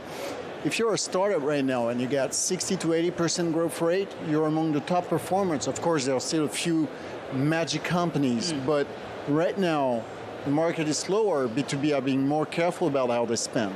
So that profile, coupled with the fact that lots of companies raised money in 21, 22, when valuations were sky high, has changed the paradigm. In 21, you were raising money 20 times the revenue you're going to do next year. The next year, you're raising money 4 times the revenue you make this year. So guess what? Every euro you spend in 22 is just to catch up with the fact that your valuation is going to be divided by 4. Yeah. So all in all, companies have had to learn to work with the money they had, make sense out of it, be longer, not because they develop less, because the market's slower and they can take more time developing their asset, making sense of how their technology truly provides leverage, how they can become very competitive on the market. This is good. We believe that scarcity is a much better driver for innovation transformation than affluence of money. So companies have grown slower, have been more careful on money, but guess what? We still have amazing companies growing. Last year we exited Kiribati for $3.2 billion. Just a week ago we sold SurePay, which we financed in 21, a spin-off for Rabobank to Carlyle, because these are good companies. So tech buyout is very active. Usually it's a consecration that you have a lasting company, and the fact that companies have become more frugal is just the sense that they're trying to be more like companies, making money, being relevant to their investors and customers, as opposed to, hey, we're going to burn money until we're high in the sky. For us, it's just making sense of the market. Indeed, all right, so it's very much this notion of perhaps growing slower, but growing smarter indeed for the long haul. True. So then I'd just like to ask you before I let you go, you're very busy here at VivaTech, you got quite a few things going on with Iris. Tell us, what do you got for your time here?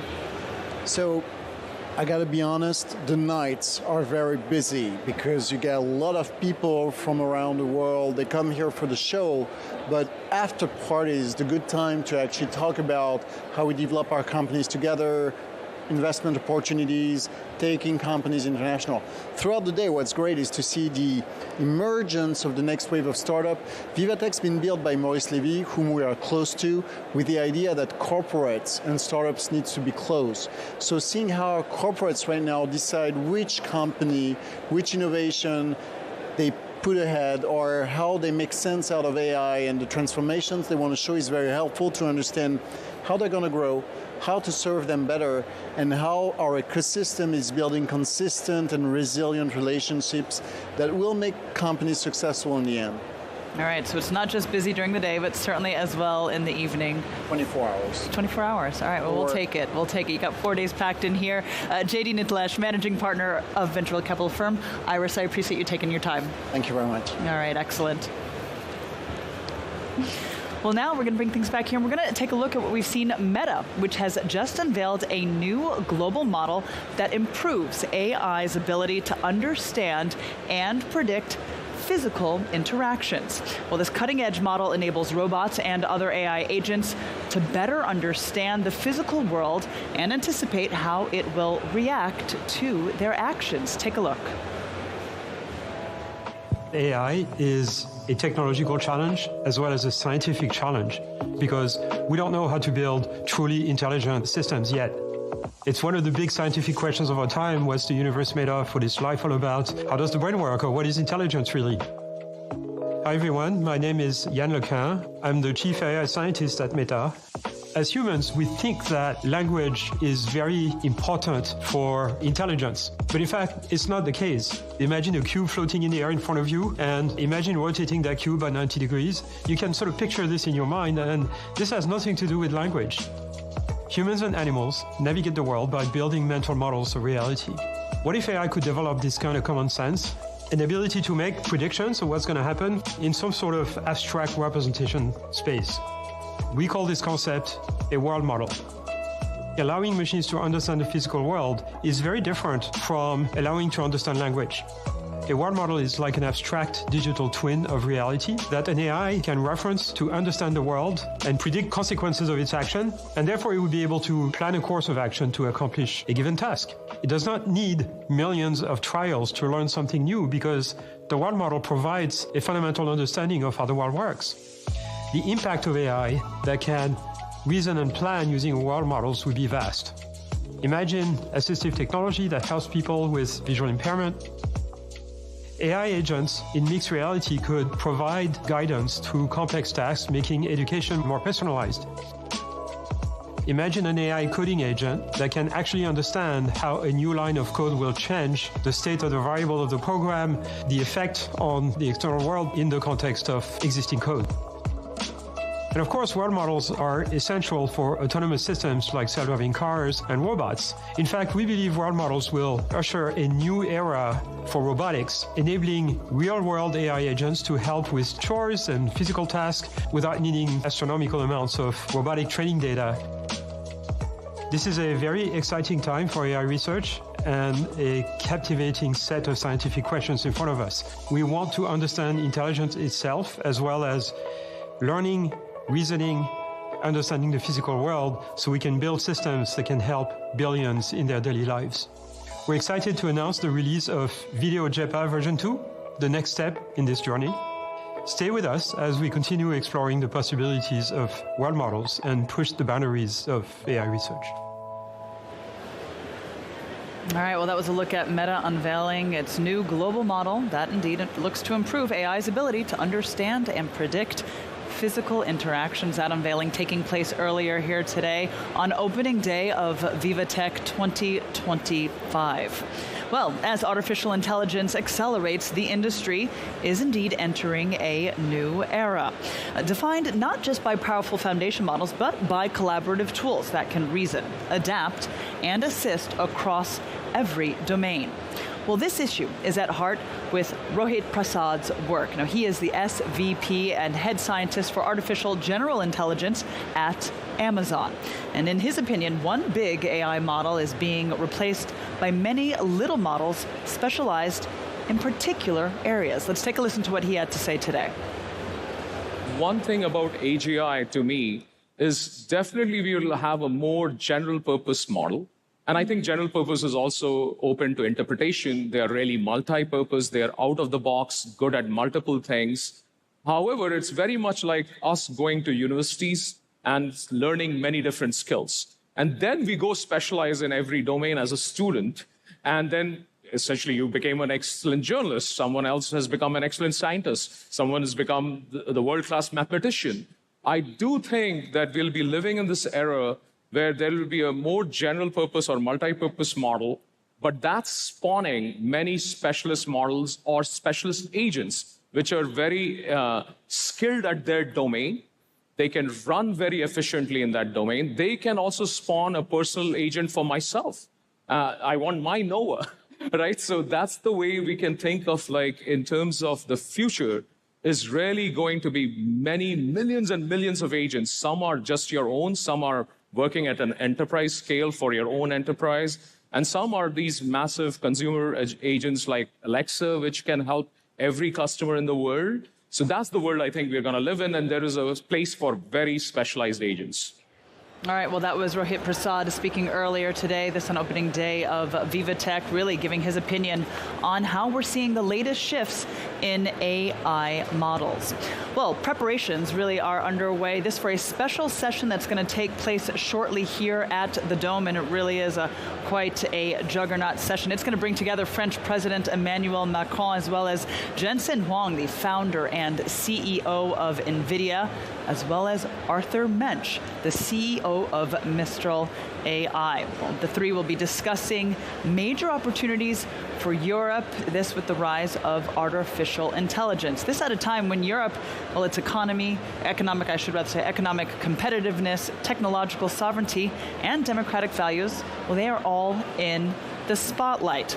Now, this session, it's going to consider pathways that can help to increase investment, that can help adapt regulatory environment, and deal with the fragmentation of the European market. And certainly, of course, it's not just Europe that will be the focal point. Of course, French President Emmanuel Macron will want to center it as much as possible on France. And I do believe, indeed, that we can cross over. I believe we're getting some live images, at least of the Dome, where we can see as things are setting up over there. If we can dip in, let's see if we can dip in for a moment.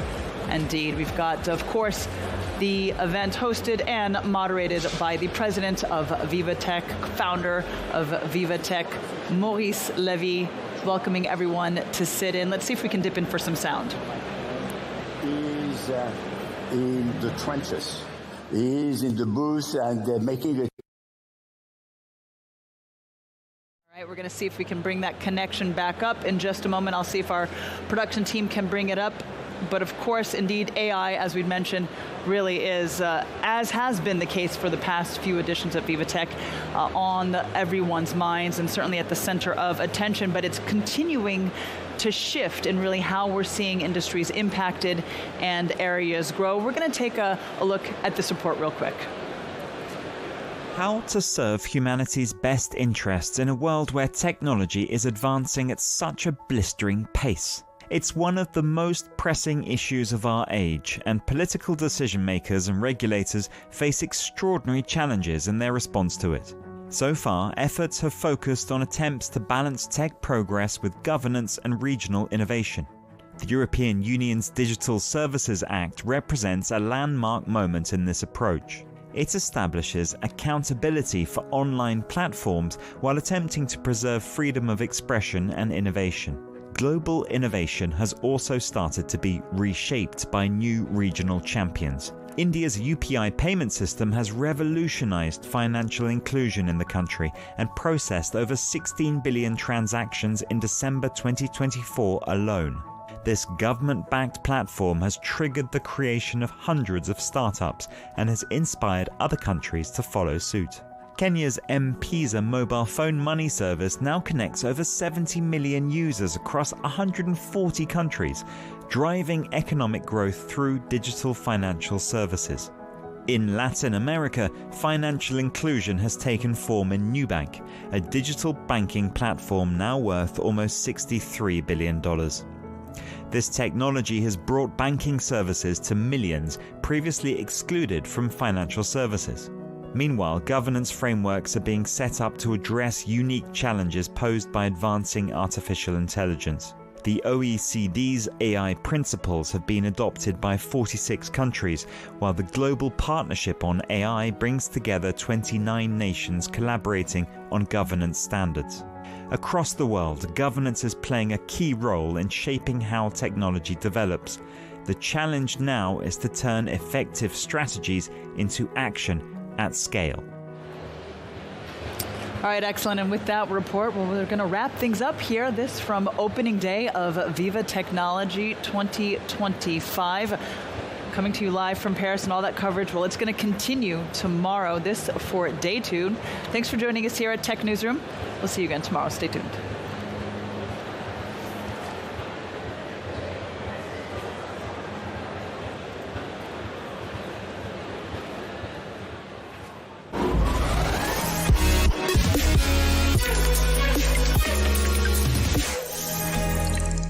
If you're neurodivergent, the internet can feel overwhelming. So we created the TD Accessibility Adapter, a free tool for all.